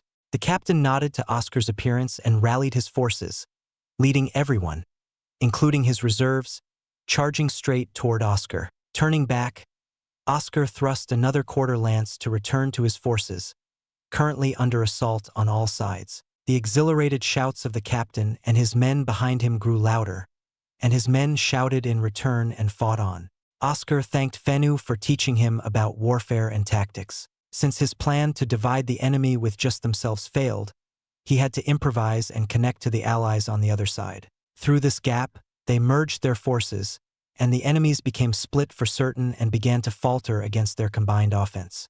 Now it was the enemy's turn to be swarmed, one group after another falling before their trampling. Oscar rested and recovered portions of his iron, feeding on Erden's supply to supplement his losses. He didn't need to worry about the battle of the Second Urkinal 5, seeing the combined forces push the enemy back and overcome the protectors with sheer numbers until the Urkinal 5 exploded into flames.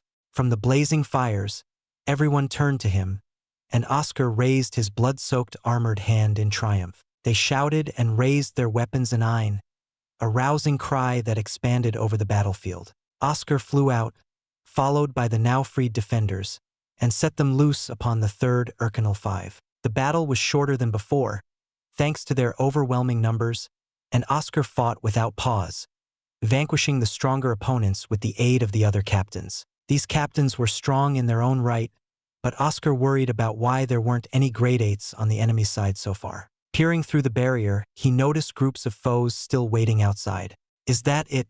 Oscar crossed his arms and observed the enemies when the Fourth Urkinal 5 was destroyed. Some, red-faced, clenched their open teeth and glared with venomous pairs of eyes. But a few remained calm, watching as if they were at a theater or auction, not appearing concerned with their stoic expressions. Something's wrong here, He responded half-heartedly to his growing army, their morale at its peak from the many victories. At the fifth Urkinal 5, defenders and invaders alike paused at the large army behind him. Casting aside his discomfort, Oscar waved his hand to commence the attack, and his army responded by crashing into the enemy with fervent ferocity. He didn't join in the fray and left the battle to the swelling blue army. Oscar flew down and said, "Susan, what is going on here?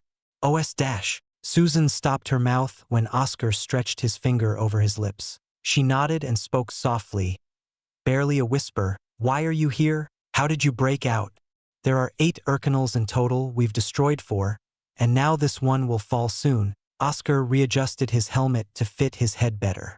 His ragged, bloodied brown robes flapped from the rushing winds of the explosion of the 5th Urkinal 5. Before he could rally them for another attack, loud horns bellowed all over Drakenport, and all the enemies started to retreat into the 3 remaining Urkinal 5s. The Urkinal 5s detached themselves from the barrier and flew away. The enemies surrounding Drakenport all fell back, disappearing into the shorelines. It was concerning. Oscar knew the enemy wasn't a bunch of fools to mount useless sieges like this. What was their objective? Oscar turned to Susan and back to his men, telling them to take care of the wounded. They, including the various captains, followed his orders without question and began to sort their respective armies. "How did you break out? Your eye was sealed, wasn't it?" Susan whispered while waving her staff around. Cold streams of starry water surged to several wounded and healed their ailments. She kept glancing back at Oscar, gazing expectantly. "That is a secret. Right now, I'm wondering why the enemy fell back. They also seem to put many of their powerhouses in reserve or as protectors in the far back," Oscar said, standing beside Susan like a stoic bodyguard. "It's the usual. That's how they've constantly been attacking Drakenport. I told you before that the battles were intense in the 10 years, but recently, their attacks have changed." Susan sighed, wiping the sweat from her brow. Her eyes seemed strained, and her small figure was shaky. "Changed?" Oscar habitually reached for his space pocket to give her an elixir but grabbed only air. He remembered his space pocket was elsewhere. Clicking his tongue, Oscar could only let Susan continue in her weakened state. "How bad is the situation?" Susan grimaced and lowered her eyes. A dark shadow cast over her usually bright face from the black smoke spewing from the burning debris on the docks. She opened her mouth once, then closed, clasping her hand over it. Following a sigh from her covered lips, she raised her head and said, "We're cut off." "Cut off? You mean to say, it's just us?" A year ago, the 2 empires of Black Tortoise and Scarlet Griffin attacked from both sides and successfully cut Drakenport from the rest of our allies. Susan looked more tired, chuckling lifelessly to herself. "I haven't gotten any messages from my husband in a year. I have no idea how he's doing, and he has no idea about me. Surely, the Empire and Pavilion should be trying their best to break through the enemy lines." Oscar frowned under his helmet, clenching his hands on his crossed arms. What on earth were they doing? "They are trying, from what I hear. We have also tried to set out to attack from behind, but they countersiege the port. Drakenport cannot fall. Not with this fleet here and not when the path to the ocean is here." Susan stopped her healing waters, her weary figure lacking the eye to continue. She descended down to the docks and rested on a barrel. "So all of this is just to wear you out?" Oscar found a barrel and sat across from her. "They attack several times a week, forcing us to defend and waste our iron and resources. Slowly, we've been losing more people. Eventually, the barrier will run out, and we'll be so short-handed that the enemy can waltz in and take the port. Meanwhile, they divert most of their attention to the other front lines. We're all sitting ducks here, unable to leave." Susan buried her face in her hands. "The people living here think we're winning every time and are happy. But they don't know we're cut off, that we're running low on everything, even food. But you gave me a meal. Why didn't you save it for yourself?" Oscar asked, realizing how precious the meal she had given him earlier was. Susan raised her head with a slight smile. "That's because you deserve a good meal for coming back here. I'm sorry, it may be a while until you reunite with the others. Maybe if you leave by yourself you could sneak through. Why haven't you? Why hasn't anyone?"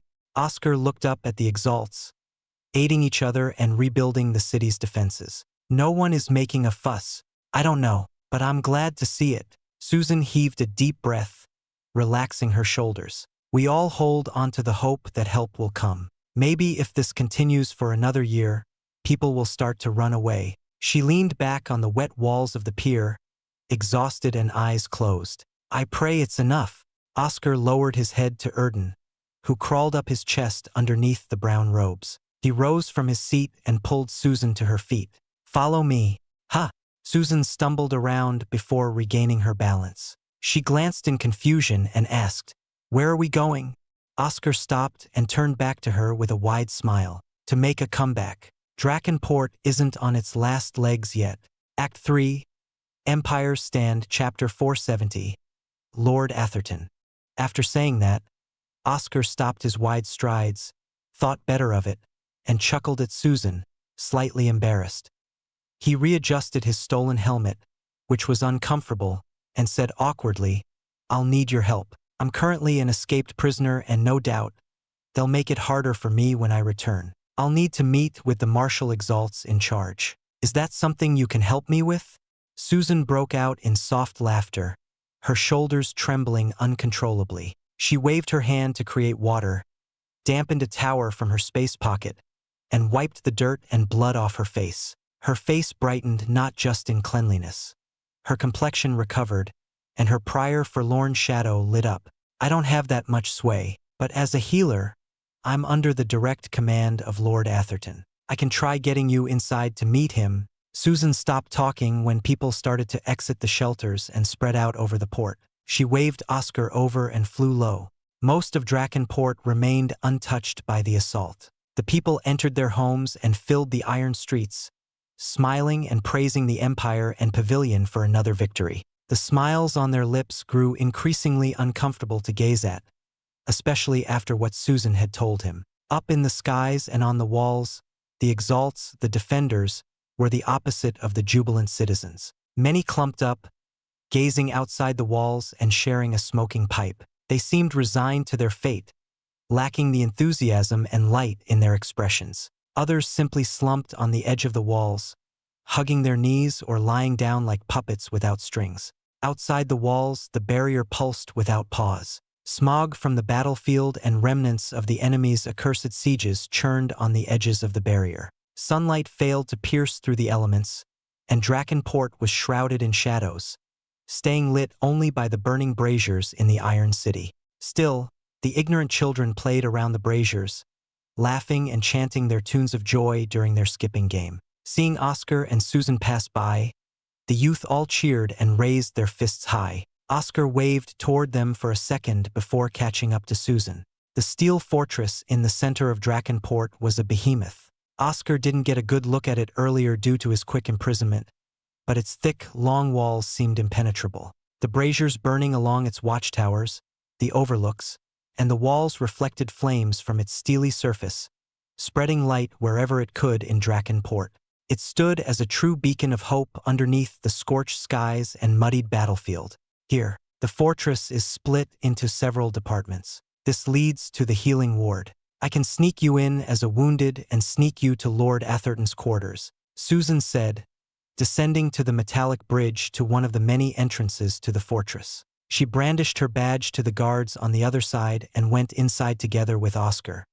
He was overwhelmed by the groans and shouts of pain, some begging for the pain to go away. The smell of blood and rot was choking, unpleasant even after his long stay in the burning valley, where fumes of sulfur permeated the air. Several healers carried away baskets of bloody towels and buckets of blood, switching out for fresh new ones on the sidelines.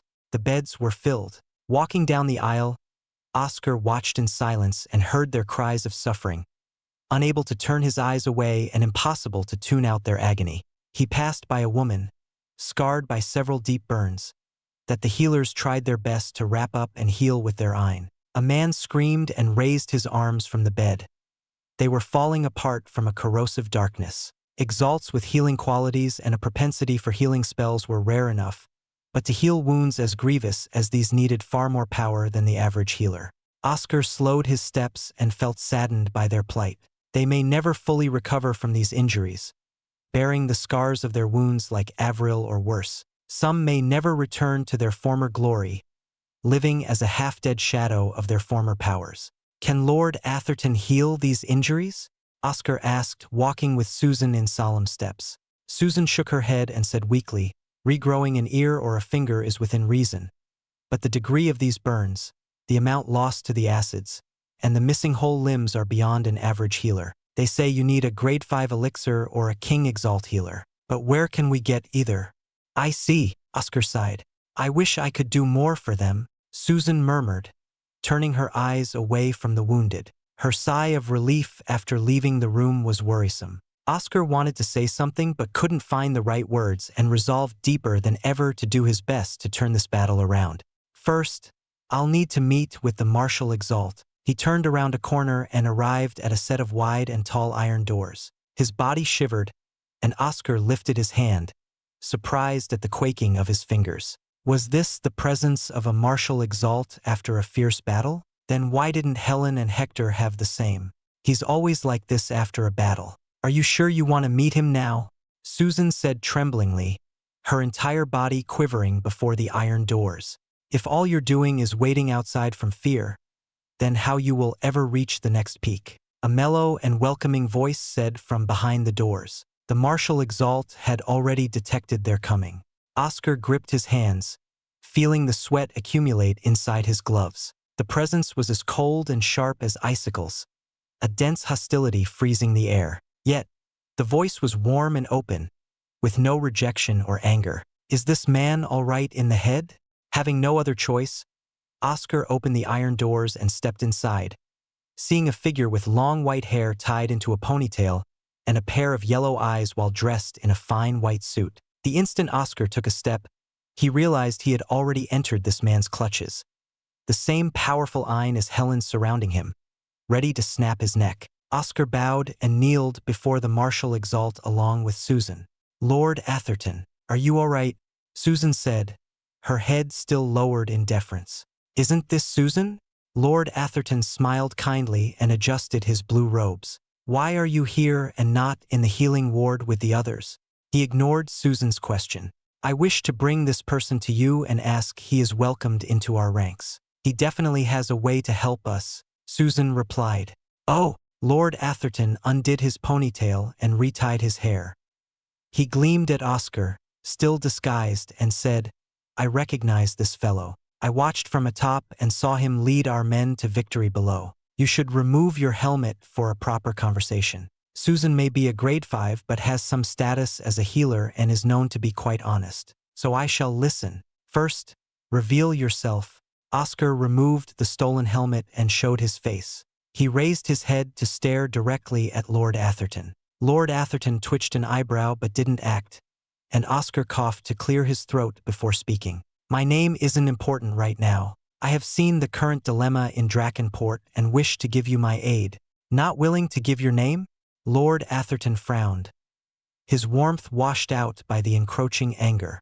Would you believe me if I gave you my name? So far, only Susan believes me while the rest don't. Oscar stopped speaking, watching Lord Atherton. The Martial Exalt remained silent, watching him as well. After a minute, Oscar knew this conversation would not continue without saying his name.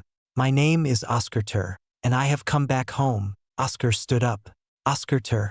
Lord Atherton rose from his seat and released his power, forcing Oscar to buckle his knees. You dare use a dead man's name for yourself, and not just any name, the name of the one who secured the divine essence for our empire. That will warrant a swift execution.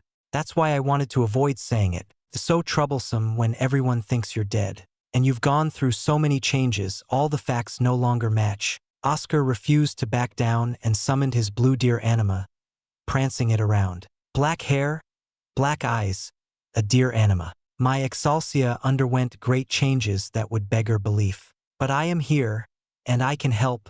It's true, Lord Atherton. I know him from Ashen Grove. It is him. Please believe us. Susan finally spoke, her breathing running weary and rushed. Lord Atherton's pressure was hurting her. Then where have you been? While the rest of our empire fights, you come now to our aid. Lord Atherton forced Oscar into his grip. Oscar couldn't resist as the terrifying Exalt forced an elixir down his throat. In an icy voice, he asked, "Who are you?" Oscar Tur. "I'm not lying. Forcing a truth elixir is a good idea. But as a martial Exalt, you should have better senses than that. By the way, is it wise to waste an elixir on me?" Oscar sighed while in Lord Atherton's grip. He explained the basic rundown of his long journey up to his imprisonment here, omitting the parts about Reese, Avril, the Ancients, and Gol. For he couldn't tell a lie, but he could withhold the details. Lord Atherton listened, his expression flickering in doubt. He released his grip and dropped Oscar to the floor, ignoring the choked breaths. "It's still doubtful you are Oscar Tur. We can't confirm without a proper tool and the pavilion records. But I can't ignore what you did down there. Our losses were far less than before. Let's shift topics and shelve your identity for later. How can you help us?" Oscar smiled while rubbing his sore throat. "Ever thought of using those ships? I can improve them." Act 3, Empire's Stand, Chapter 471. Isolated. "The ships?" Lord Atherton replied coldly. "I'm merely entertaining your boisterous claim about helping us. Do you have any intentions toward our fleet stationed here?" "Stationed or imprisoned?" Oscar retorted sharply. For a while, his irritation and anger had been building from most of these people stopping him from returning home. All the suspicion and disbelief were normal toward him, but it didn't lessen the frustration of being treated like this after a long 20 years. If they are stationed here, why haven't they set out to break through the enemy forces and converge with our Exalts on the other side? Oscar continued without waiting for Lord Atherton's response. "What is it you are waiting for? The Exalts here have no life, no drive, only bitterness of living day by day. Why are you holed up here?" Lord Atherton simply stared at him. Under the gaze of those yellow eyes, Oscar felt his chest grow heavier and the beads of sweat running down his face. He refused to retreat and stared back unblinkingly while Susan remained bowed in her deep, subservient pose. After another few minutes of this standoff, Lord Atherton relaxed his gaze and withdrew his pressure, bearing a slightly warm smile. He sat back in his seat and rested his arms on the table in an elegant demeanor, back straight and exuding grace. He flicked his fingers, and a large map of the Farsky continent appeared over his head. "This should be basic knowledge for you if you are a spy from somewhere else. The war has been going on for 10 years now. The enemies outnumber us 3-1. From Lord Atherton's words, the Ein spilled on the map and glowed in 4 colors: red, black, green, and blue. These colors spread and mimicked the movements of each empire, showing the waning borders of the brilliant Drake Empire. We cut off our outer regions to have tighter and shorter borders to protect with our outnumbered forces. Thanks to the divine essence, we've grown abundant resources to fund our battles and supply the Exalts, but the more powerful materials still need time to come into being. So we're all at a loss everywhere, simply holding on until we have more resources. That can't be the only reason we're holding up," Oscar doubted. "We've only had divine essence for 20 years, the first few years needing to cultivate its growth. If we drag out this war long enough, we'll eventually win against the enemy. After all, in a few more years later, the latest generation of our Exalts will be fully prepared to fight. The ones born after the divine essence was planted. They're not ready?" Oscar said. The divine essence's primary function and why many coveted it was the blessing it provided to the people under its influence. A true holy land for Exalts. It increased the chances of a child being born with an Xianxia core, meaning the pavilion would soon enjoy a larger generation of Exalts over the other empires. 5 more years, give or take. Then another fresh wave of Exalts will come the year after that, and so on. The empire enacted a new policy to give stipends to every family with a new child in the first 5 years, limited to 5 children each. The plan, for now, is to defend and hole up in our bases, protecting the borders until we slowly outnumber them year by year. Lord Atherton snapped his fingers. The blue light representing his home on the map spread and overwhelmed the other colors on the continent. The plan was sound, focusing entirely on defense to wear the enemy out until the benefits of the divine essence swelled to their fullest extent in a steady and larger population of Exalts and richer and higher-grade resources. Oscar doubted the enemy would allow that to happen and could envision a horrifying offense in the next few years. "You haven't answered my question. Why are you holed up here rather than rushing to join the fray? Even with the fresh wave of exalts in 5 years, the enemy still vastly outnumbers us in the present. I don't believe you can hold on for 5 years, and even so, it might not be enough to liberate Drakenport. Oscar realized his question hadn't been answered yet and asked again. Lord Atherton sighed, his warm and handsome countenance fading from the stress he clearly felt. It'll take time to fly the entire fleet over in a good formation, and we'll be out of the protection of the barrier. The airships have their own shields, yes, but they're not as powerful as the cities. The enemy will strike and disrupt our efforts with their larger fleet station between us and the rest of the empire. How can we guarantee the safety of the citizens? Not to mention, we're extremely short-handed now and running our resources thin. Your rallying of our men helped tremendously, but it was a temporary respite. The map changed and showed the blue glow gathered on Drakenport and the rest of the empire. A mix of black and red divided Drakenport from the others, a vast stretch of land separating them. The outlook of Drakenport was truly poor. The only time they set out was to scout like Susan earlier, but even they nearly died if not for his fortunate timing. Oscar cursed his rotten luck at arriving in a place isolated and besieged by the enemy. So tell me, how do you intend to help us? Lord Atherton flicked the map away and rested his chin on his hands like waiting for a play to start. First, can I have my space pocket back? My clothes and hammer are in there, along with some elixirs which I'm sure were taken away. Though my wife made those for me, you can use them. My identity token should also be there. Judge that as you wish. Oscar made his light requests first and took a moment to calm himself. Resolutely, he walked up to Lord Atherton and said, Second, I wish to meet with all 3 martial exalts. Your appetite is too large. How can I be sure there's nothing at play here? The martial exalt clenched his hands. Strip me naked if you have to and put me in chains. My idea will require everything from Drakenport. Oscar raised his arms out, ready to be restrained. Lord Atherton sent an order out to retrieve Oscar's possessions from the prison below. A few minutes later, he had the space pocket in his palm, glanced at the nearly broken identity token in his other hand, and listened to the message from his subordinate. The martial exalt turned to Oscar, as his shock was laden across his face, and waved his men away. I thought you somehow undid your restraints, but you broke them apart? Lord Atherton dug his fingers around the space pocket and spilled all the contents on the floor. Neatly folded clothes wrinkled and crumbled into a mess. A hammer plopped to the floor, and his shield rattled around for a second. Oscar tried his best to restrain his anger, fuming at the improper handling of his belongings. Lord Atherton nodded and absorbed everything back into the space pocket. Nothing's out of the ordinary. He held up the identity token, looking disturbed. This is an authentic token, according to the records and eyewitness reports. Oscar Turn never made it out of the central palace, struck by the monster within. As I said, I survived and lived there for 15 years. Luckily, I had a good chronom by my side. Can I have a meeting with all 3 of you now? If we can reach the pavilion, I can prove my identity. But for that, I need everyone's cooperation. Tired, Oscar sat on the floor, waiting for Lord Atherton's decision. He felt the need to say something. Will you hole up here until you're all gone? Or will you take this chance with me? The white-haired martial exalt leaned back in his chair, closing his eyes with knitted brows, clearly in deep thought. The hands of the clock moved slowly as the ticking of the seconds became more pronounced in the deep silence. Oscar also closed his eyes to meditate even while under scrutiny. And then Lord Atherton rose from his seat. He said, "Follow me." Oscar looked gratefully at Susan, who seemed relieved and waved goodbye to him. Thanks to her, he could make it this far.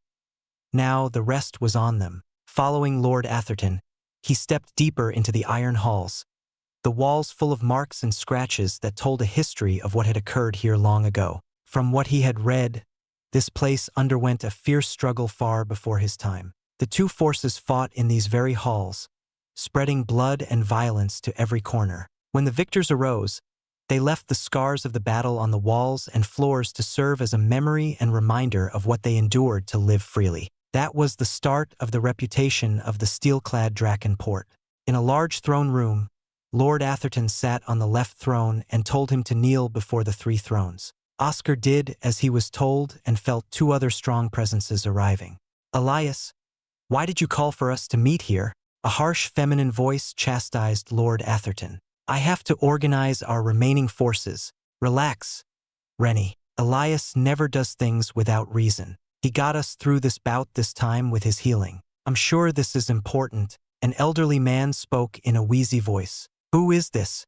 He is the one who led our forces to victory against the enemy today. Even during our battle, I saw glimpses of him fighting. Rennie sounded delighted. Lift your head and tell us your name. Oscar lifted his eyes to see them. The three martial exalts of Drakenport. Rennie Hessen sat on the center throne, clad in blue armor, and watched him through her red eyes. Her black hair wildly flowed down her shoulders and back. She appeared like a wayward ghost, bearing two large scars on her cheeks and having pale skin. The other martial exalt, according to Susan, was Hugh Freud, the oldest of them all, wearing simple brown robes. Wrinkles ran wildly over his face, the skin drooping down to cover his eyes under the large eyebrows. His large beard and mustache reached down to his legs and covered most of his face. Lord Atherton explained everything to Rennie and Hugh. Their attention darted from him to Oscar, their thoughts hidden behind their indescribable expressions. He wondered why there weren't any higher-ups he knew of in Drakenport, tired of having to go through the same process of enduring everyone's disbelief and questioning gazes. Setting aside the matter of your identity, you have made a bold claim about helping us. Rennie leaned her face on her armored fist. Oscar reached into his chest, pulled out another space pocket, and poured its contents onto the empty floor. A mound of ores, plants, herbs, and more. He didn't let up and poured out another space pocket's contents, this pile teeming with a great iron. Smiling, he picked up the Wildersap vial and tossed it to Lord Atherton. This should be enough to show my sincerity. I have a lot of resources to provide. This sap. How did you come by this? Hugh Freud opened his eyes through his wrinkles, glowing a deep blue color. These resources as well. How much have you accumulated? The martial exalt's reactions struck a funny chord with Oscar. He had spent far more than this wealth to pay for his way home out of Shadurma. All of this was simply the excess he had left to take home. Do I have your attention now? Act 3, Empires Stand, Chapter 472. Gol 4's Dream, Garantialum. To come here with so much wealth is a blessing. The sap you have is incredibly rare. Rennie Hessen stood from her throne and headed down the steps to Oscar. Astonishingly, not a single sound came from her armor. She picked up a grade 3 ore, tracing her fingers along its craggly surface, and dropped it back into the pile, smiling and baring her teeth across her scarred cheeks. But this isn't enough to sway me. Really? Oscar smiled back. This woman's greed sure was blatant. With this amount, I can consider letting you stay and lead as a captain. As for your identity, we cannot contact the other side, so that must be put aside. I'll give you a new identity during your time here. Rennie put out her greater space pocket and stored away everything Oscar laid out. Then what about this? Oscar took out another space pocket and created another mound of treasures and materials. Their starstruck faces filled his heart with a mischievous giddiness, a petty form of pleasurable revenge for being shafted since his time here. Before Rennie could speak, Oscar retrieved 2 more space pockets and added more to the pile. Drakenport is severely lacking in resources. Armaments are running low, the supplies for elixirs are low, and you can't even go out to hunt exalt beasts for an extended period. All of this should help you out. The 3 martial exalts were speechless, unable to tear their eyes away from his pile of treasures. Hugh broke out in raspy laughter, choking and coughing between each breath, and slumped over in his throne. Rennie lost her smile and glanced over the treasures, snapping back to Oscar after a few moments. An impressive showing, but if you want to be eligible to be on the same footing as us and make decisions on the fleet, we will need. She couldn't finish her sentence because Oscar dumped another 2 space pockets worth of treasure. He wiped a mental sweat from his mind, thanking his past self's decision to split his belongings in his spare space pockets. You were saying? Oscar said. Surrounded by some of the treasures he brought out of Shadurma and the wares he received from Helen and Hector for his contribution to Convicia City. The damned martial exalts should be swayed by his wealth now. This is an astonishing amount of wealth. Elias went silent, thinking about something. He smiled and asked the other two, should we hear him out? There's no harm in hearing his ideas. If it's trash, we can still confiscate these resources and put him under surveillance. Rennie stomped her feet back to her throne and bellowed in laughter. What a cheeky greater knight Exalt. Fine, we'll entertain this Oscar for now. I'm interested in hearing what he's paying so much to say. Hugh recovered from his laughter, sighed, and rubbed his wrinkled temples. His hands were as wrinkled as his face, covered with liver spots. Then speak. Oscar felt a huge burden lift from his shoulders, finally leaping across the hurdle. It was costly, but he was now able to speak his plan. Hindered no more, Oscar rose, his back straight and tall, and held out his hand, raising 3 fingers. Drakenport has 3 problems. First, the isolation from the rest of the empire and surrounded by enemies. Thankfully, due to the city's ironclad defenses, it could hold on for a while until now. Second, the fleet cannot move as easily and certainly won't be able to defend against the enemy from all angles, not with its weaker barriers and inferior numbers. Third, the lives of the citizens and Exalts are at stake if you recklessly move out. Regarding enemy attacks and the dwindling resources, Oscar lowered the last finger into a fist and waited for their response. That is the gist of it. Our situation is quite precarious as it is. We want to leave this city as anyone else. Defense is a huge concern. After a while, we decided to wait it out and keep some of their martial Exalts entangled with us to lessen the pressure on the other fronts. Rennie pounded her fist on the throne, laying her frustration on the innocent chair. Airships are useful for transport and to serve as a temporary base. When used in sieges, we fire from the weapons mounted on it while Exalts protect it. That is the basics. They are not sending their airships in fear of taking losses from a fleet on its last legs. But you don't have enough Exalts to man and protect the fleet, Oscar said. Then what are you suggesting? Elias asked. You wanted to do something with the ships. Ships are basically golems if one thinks about it. Oscar smiled and tossed around his hammer, catching the handle each time. His confidence grew not from his own abilities but from another's. I learned from the greatest golem crafter in all known history, or at least an echo of him. Let me work on your ships and turn them into something magnificent. What will modifying them do? Hugh scrunched his brow, deepening the wrinkles along his aged face. No matter how good the fleet, it's futile if we don't have enough people to protect and man them. And what of the citizens? Oscar bent down and unfurled a large piece of paper. He started to draw on it the blueprints of the grand design and showed it to the martial Exalts. They all widened their eyes, stunned by the structure depicted on the paper. He remembered having the same reaction when he first saw this insane piece of work. Doubt clouded the martial Exalts, and Oscar pressed on, stomping his foot to get their attention. It's not a gamble. It will solve all of our issues and allow us to enter the war for the sake of our empire. With your permission and the aid of the others, I can start my work. You wanted to meet us here for this work that anyone can say a mere child dreamed up? Greatest golem crafter. My foot. Rennie hunched forward like a predator, ready to tear Oscar apart from her throne. A surge of anger welled up from the depths of Oscar's soul. His face tensed, and his eyes sharpened, spilling out his anger. His chilling and hateful voice came out, unrecognizable even to his ears. Don't you dare insult him. He's an Exalt far beyond what you could ever achieve in your lifetime. If it displeases you, strike me down and continue your fading existence here. Rennie and Oscar continued to clash their gazes against each other. Finally, Rennie slammed her hands on her knees and scoffed. You are truly serious about this. I am growing weary of this fight. Time after time, they don't bother coming in full force, only delaying and stalling. Are you sure about these designs? Hugh groaned. I said it before. Never doubt the greatest in the world, Oscar said confidently. Haha, eventually we would have run out of people. This may be our last hurrah. Seeing you not falter before Rennie makes me believe more in your identity. But that's still unconfirmed. Go on, then. Do your work and show us the brilliance of the one you call the greatest. Elias smiled warmly.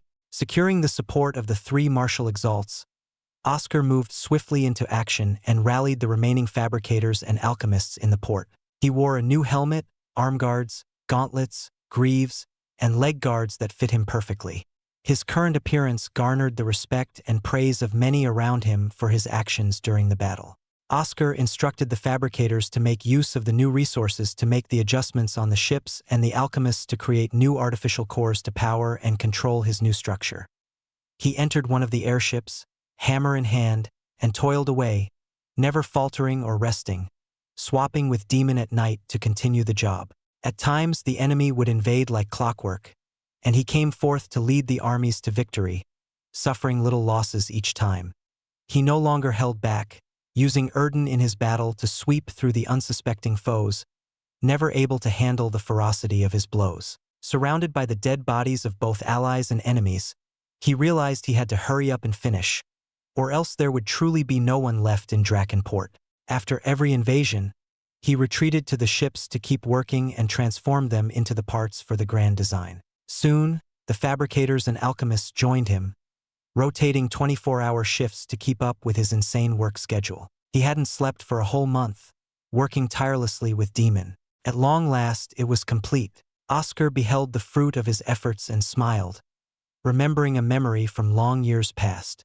And that is my grand design, the quintessence of an airship of fleet warfare. How about it? Dolfer laughed, clacking his mouth up and down, and spun his head up and down. That's insane. Are you sure your memory isn't addled at the moment? Oscar couldn't believe his ears and cleaned them out just to be sure. That can't work. Have you ever tested it out? No. Ha ha ha. Lad, I came up with this near the end of my years. I never had a chance to build it myself. Joel grumbled and rested his head on the boulder. How the hell did you ever lose your war against the Forest Heart clan? I'm sure this ridiculous design wasn't the last of your crazed endeavors, Oscar asked, washing his face on the river. It takes a lot to beat a Primaire faction that had been around for thousands of years. Their resources run deep, and Sylvia was one heck of a powerful Primaire. The golem head accidentally tripped and rolled down to the river, caught by Oscar. Joel chuckled and said, "In any case, you are the one who will build this for me one day. I always wanted to see it in use." Joel 4's delighted voice echoed in Oscar's ears. It's the principle of how a single stick is weak but sturdy in a bundle. We're ready. Raise the ships. A shout called out to everyone. Oscar stood and watched the procession. People make formations and movements with fleets, but none of them ever had the imagination nor the wit to come close to my ideal. Many battles have been fought with airships, and great victories arose from their usage. Too lacking, Joel shouted. From a wave of his hand, the airships all rose from the waters and extended out bridges that locked into holes in other airships, surging with faint iron that coursed between them. They connected, forming a sphere of airships, a strange structure resembling a formation with the ships as nodes and the bridges between them as the link. It's similar to the formation in a beast's core. Nodes and links spread over the surface of its spherical form. I really wanted to see it in action. You must create it for me, lad, Joel. Please lowered until Oscar heard the shouts and cheers of the people at the rising of the great sphere. It took a long while, my old friend and mentor. It's a pity you aren't here to see it. What did you call it again? Oscar rubbed his chin and smiled, recalling the golem's hearty laughter while saying the name. Garantulum. Garantulum. Act 3. Empires Stand. Chapter 473. Garantulum. Move out. Garantulum, Isaac's and Joel 4's design of the pinnacle aerial fleet, was a strange gathering of airships. Oscar was reminded of the long day and nights he had spent toiling away when he saw the modified airships ascend. These airships, ranging from lower class to higher class, small to big, looked vastly different from when he first saw the fleet. The shape of the keel and hulls did not change on the bottom, but the top was covered up. These modified ships resembled eggs, covered and protected on all sides, not a single place exposed. Every single one was coated in iron. Looking at the port, Oscar felt apologetic again at the bare state of the once stalwart port. To have more materials for Garantulum, he and the others bitterly stripped all the metal from the houses, the fortress, and the walls, enduring the citizens' complaints while doing so. "Connect!" Oscar shouted, garbed in his armor and brown robe. The egg-like iron airships arrived at their designated positions and extended out bridges. Their bridges would meet with others and connect. The entire formation was like a many-sided dice made of triangles as its faces. The first layer was comprised of the smaller airships, and they connected to the second layer of medium airships. The second layer connected to the third layer of the 6 higher-class airships, positioned in each direction. Finally, at the center was the flagship, the largest of them all and the core of the entire structure. The Garantulum was ready, and all it needed was its crew. Excited to the brim, Oscar flew in and entered the flagship in the center. Many citizens and non-combatants of Drakenport greeted him, though some didn't seem too pleased at his arrival. Couldn't be helped since he forced them to leave their homes to live on this flagship from now on. Everything went into the Garantulum, draining the port of its resources and the barrier that protected it. The once proudly standing port became a scrap of wood and stone. Anyone who once lived in its ironclad beauty would surely hate him for what he did. He wanted to apologize but continued walking, knowing it would have no impact. These people were dragged from the homes they'd lived in for years, the homes their forefathers and predecessors had lived in. Oscar quickened his pace and arrived at the main bridge, where everyone was gathered, 1,000 Exalts, the last defenders of Drakenport. He regretted being unable to finish his work faster to reduce the number of losses before they set out. Oscar turned silent and walked to the center of the main bridge. He placed his hand and pushed it into an imprint on the floor. The imprint sank into the floor, and the sound of mechanisms at work resounded across the main bridge as the large metallic pillar in front unfurled, retracting from top and bottom. A glowing orb stuck out from the floor, hums of iron pulsing across the main bridge. Reaching his 2 hands out, Oscar surged his eye into the orb, and it fluctuated. It rose into the air, hovered in the open pillar, and retracted its bright light. It revealed its translucent, glass form, sparkling with radiant stars inside, each one representing an airship in Garantulum. "Set out, we embark," Oscar shouted, turning his hand over. Turbines spun, loud as a storm at first, until utterly silent. The main bridge shook for a brief moment, and outside the window the clouds came to their level, or rather they came up to the clouds. Garantulum was operational. Oscar lowered his hands and flicked his finger around, fiddling with the stream of iron connected to his chest from the translucent orb. Through this connection, he became in charge of Garantulum and its movements, every weapon aboard his to use and aim, perfect for a short-handed army like theirs. "You've arrived. Good." Rennie walked forward with Elias and Hugh. She waved off the rest of the army, who were awestruck, to go about their business. "I can't believe those ridiculous designs actually worked. It's completely stable and mobile." She waved her hands in the air, signifying her resignation and defeat. Her red eyes soon sharpened, and she said in an electrifying voice that sparked confidence and aroused fighting spirit, "What shall be our plan? Break through the enemy lines and merge with our allies on the other side. Can we see the map of our surroundings? We need to strike fast before the enemy attacks again." Oscar reviewed the map on the main bridge, placed firmly on the wall for everyone to see. The large map depicted the eastern shoreline with Drakenport in the center, borders drawn to show the current front lines of what they knew before being cut off. Maybe," Oscar mumbled. He had a thought, a strange idea. The current front lines were too chaotic, and they had far too much ground to cover to reach the other side. The best use of their arsenal, the Garantulum, was elsewhere. He didn't want to do it, but there was no choice. Personal feelings or not, this was war, and there was a way to contribute, overturn the Eastern Front for his home. The safest and most optimal choice was along the coastline of the eastern shore, not deeper inside.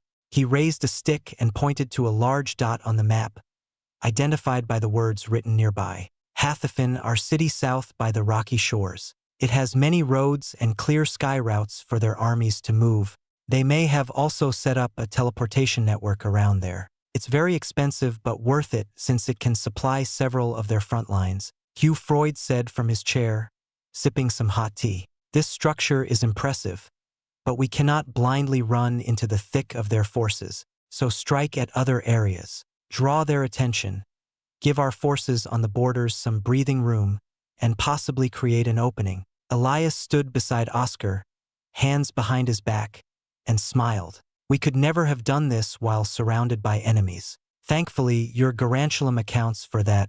Very well then. All forces. Rennie spoke into a wide tube that spread her voice across all the airships and bridges. At last, we shall fight as the aggressor, not the pitiful defenders who were. Be ready for war. Oscar willed the garantulum to set out. It moved fast despite its large size and set a course into the ocean toward Hathafen. The previous lackluster reaction to Rennie's motivated words from the army was troubling. To them, the garantulum must have appeared to be a gimmick, a bluff, and Oscar couldn't blame them for thinking so. He paced around the main bridge and was bothered by the crew's unenthusiasm. The garantulum needed to prove its strength to them fast, or else they might crumble at Hathafen. Then, his ears perked up, hearing the shrill whistling in the air coming from far outside. Enemy attack! One crew member shouted, sounding the alarms. Bells and whistles rang through all of Garantulum. Oscar closed his eyes, using his connection to Garantulum to see the enemy forces. They surrounded his Garantulum from all angles. A fleet of 40 airships, all medium-sized, approached. Flickers of red light flashed from their shapes, and explosions blasted in the air before Garantulum, obviously warning shots. Surrender now or be exterminated. Give up your vessels. A loud voice shouted and reached Garantulum. What's the range of those? Oscar asked Hugh, the oldest and most knowledgeable. A step forward and we'll be in their range. They don't seem to realize that 3 Martial Exalts are on board. We can deal with them. Hugh stretched his wrinkles with a smile. No, Garantulum can handle this. We must show the rest of our army the power it can wield. Or else they won't be ready to fight later. Oscar sent his command to the control orb in the main bridge. Garantulum shot several warning shots back at the enemy, shorter than their blows but covering them in smoke. The enemy moved as expected, their great airships decreasing the distance between them and Garantulum. Oscar shouted at the crew to remain calm through the tube and said to wait. Every enemy ship fired a rain of powerful cannons and harpoons, the noise of their collective shooting deafening the sky. Oscar felt no fear, believing in GOL-4's design. Everyone around him except for the Martial Exalts tensed up and surged their eints, probably to survive the onslaught. However, nothing reached them, and the cannons and harpoons all failed to reach even the smallest airship at the edges of Garantulum. It worked. Oscar turned to the translucent orb of stars. A thin film of colored iron encompassed it, a successful deployment of the barriers. Garantulum wasn't just a unique gathering of airships. It defied the common sense of barriers. Every airship had a barrier and still needed exalts to protect them while they focused their firepower on their targets. The barrier acted as the last line that caught the debris of battle. The highest-class airships had barriers on par with cities, but they required an immense amount of resources to maintain and specialized components that were too costly. In Garantulum, the airships on the outer layers were more focused, the barriers forming and condensed only in the direction of the outside, shaped like a square curving out. Every square barrier was overlapped by several other square barriers from the surrounding airships, layering on each other. The airships of the other layers funneled their iron for the barrier through the connecting bridges to further empower the outer ship's defenses. To finish it off, Oscar put the core of Drakenport City barrier in the flagship and had it work with the formation of Garantulum, the bridges acting as links and airships as nodes, to layer again on the outer barrier. A triple overlap of barriers made its defenses sturdier than the norm. The enemy's attacks hit like pebbles on a boulder. Garantulum remained undisturbed, brushing off the useless assault. You've all seen its defense. Now witness how powerful its attacks are. Oscar spoke to all of Garantulum and activated the weapons. He had great confidence in the weapons since all of them were specially designed by GOL-4. The outer layer of small airships fired first. By all conventions, their weaponry should not have the capability to reach far, but they hit the enemy who was out of the normal range for those types. The onslaught didn't end there. The second layer of medium airships fired, then the third of the larger airships, and finally the flagship. Boom, boom, boom, boom. Oscar heard the repeated firing and saw the enemy airships explode and break apart, their barriers unable to withstand the heavy firepower of Garantulum. The 40 airships fell, burning trails of smoke and landing in bursts of flames and collapsing metal. The enemy Exalts, who were supposed to protect the airships, tried to scramble, but Hugh and the other martial Exalts were quick on the response and led their Knight Exalts into victory. Oscar smiled at the battle report. 40 ships sunk and salvaged, 1,000 enemies dead and searched, and no losses on his side. Now then, shall we go to Hathafin? Oscar asked into the tube, and everyone gave an empowered shout in return. Sighing in relief, Oscar commanded Garantulum to continue on its set course. Now they were ready to enter the war. Act 3, Empire's Stand, Chapter 474. A Sightseeing Siege. Morning dawned, and light began to spill through grated windows, their luminescent beams reflecting off the hard metal floor, appearing like a mini-sun etched in the ground. Showered in the light, Oscar woke up from his deep dreams, exhausted and irritated down to his stomach, and wriggled around in his bed, finding no comfort in any arrangement of his arms and legs. He dropped to the cold metal floor and exhaled in distress, cursing inwardly at how not even the cool touch on his cheek failed to clear away the lingering bothersome thoughts, the kind that lingered on his mind after a harsh sleep. In his dreams, he could see and hear his friends' and family's faces and voices, growing more vivid and pronounced with each passing day on the edges of the far sky continent. Their dull images stopped fading and became clearer, igniting his desire to return over and over again. The goal was near, but the doors were shut for him, leaving him no other choice other than to stay here. Avril. Oscar thought of one name. She was now in his dreams, like new additions to a book series, constantly filling the ends of his thoughts. He smiled slightly at the thought of her bright smile under the light of her golden eyes, accented by her deep indigo hair. His arms unconsciously tightened, grasping only the air and the metal floor, not the one he desired to embrace. He realized what he was doing and headbutted the floor, knocking some sense into his mind. She wasn't here anymore, at least not until he could finish this war. Focus. We're at war. Idle thoughts lead to slow reactions and bad judgment. Demon spoke, indifferent and direct as ever. I know. Oscar waved off Demon's words and put on his brown robe and armor, his helmet covering his face. He adjusted the arm guards and tightened his hands in the gloves, nodding at the perfect fit. Erden woke up from his corner, yawned, and licked his lips. His beast companions greeted him and jumped into his robes, transforming into his smaller form in the air. The heavy metal door opened, creaking and groaning on the hinges, and he walked through the tight, suffocating hallways and stairs, arriving at the main bridge of Garantulum. The floating, translucent orb in the center reacted to his presence and formed the link of Ein into his chest. Oscar admired GOL4's ingenuity in having an auto-control function in the plans. He had used it last night to have Garantulum move on its set course without his control, and it had covered a great distance. How are the rotations for refilling the Ein? Oscar asked Urin, who yawned and sipped hot water. The Ein reserves were still at a good 90%, enough for them to launch an assault on Hathafin. The only way to restore them was to pour a person's Ein. Good. We all woke up in order and emptied our Ein into the orb. This thing doesn't use as much as we thought. It's incredible. Urin answered and started to clean his mace. He looked tense. According to the charts, we're only a few hours away from Hathafin. Oscar nodded and stood before the large, circular window, showing the fleet of connected ships, the clouds whistling by, and the stretch of blue sky. He turned to Urin and said, Garantulum will take care of it. We need to protect it. That is all. Let's assemble. Have everyone get to their stations and be prepared. We're almost upon Hathafin. Urin put down his cup and rose from his seat. He rushed to a large bell, lifted the metal log next to it, and let go. The metal log hit the bell, and its toll rang through Garantulum several times. In a matter of minutes, everyone gathered on the main bridge except for the citizens who were placed on another level, safe from harm. Facing them, Oscar was greeted by their salutes and bows of respect, feeling nostalgic at the sight of 1,000 Exalts paying homage to him. It wasn't long since he left the Burning Valley and his Azure Sea Company. A month.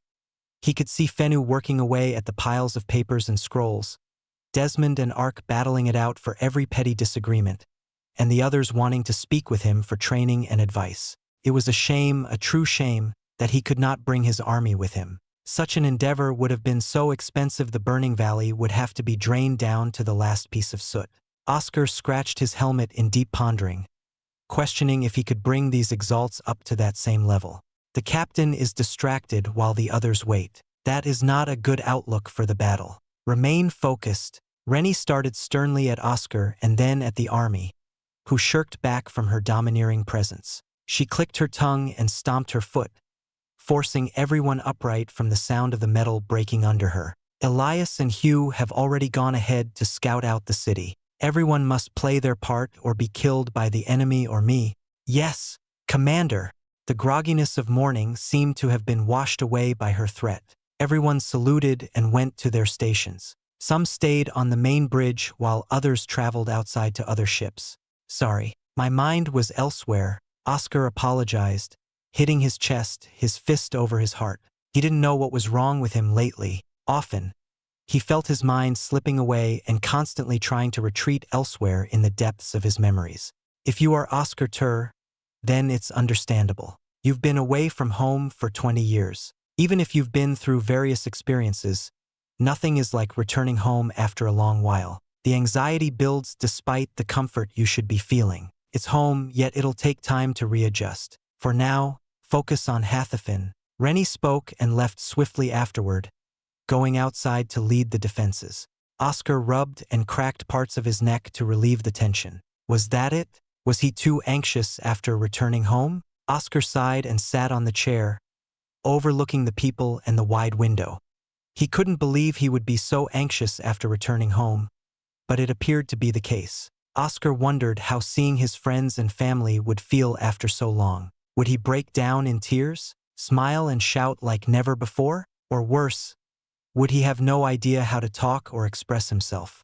Shit! Oscar leaned back over his chair and closed his eyes to see through Garnatulum. It disturbed the large ocean underneath, white foams along the blue waves mirroring the clouds in the sky above. He smiled under his helmet and decided to leave it later.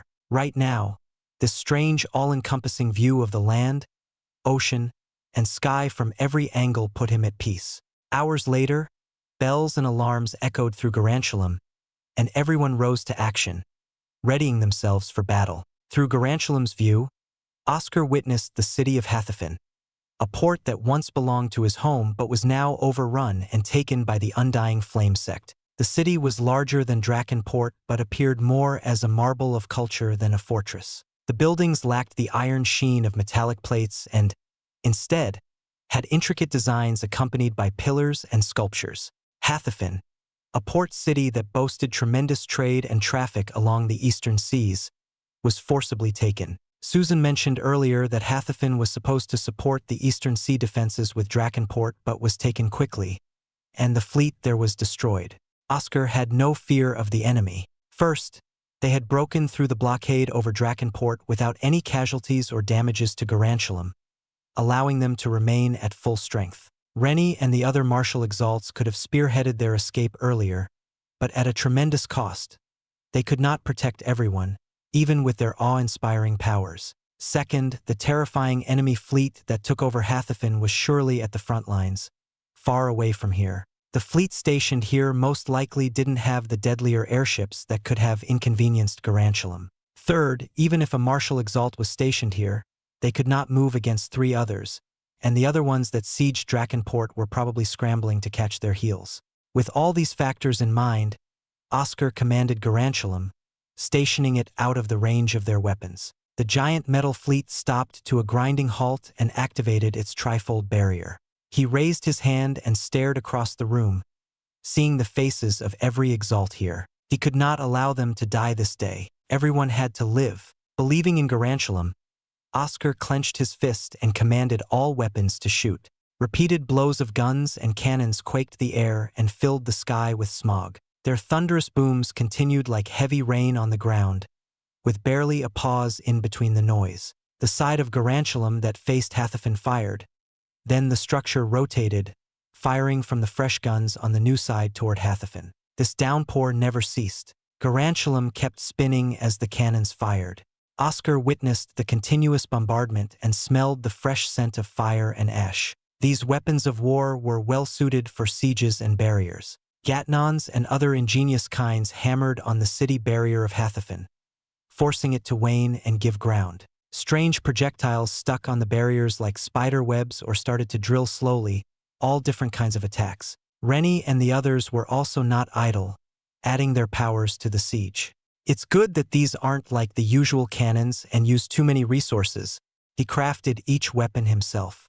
Most of them were akin to Gatnons that used the Ein in a concentrated form, while a few used the precious metals they desperately lacked. Garantulum would not have functioned well otherwise.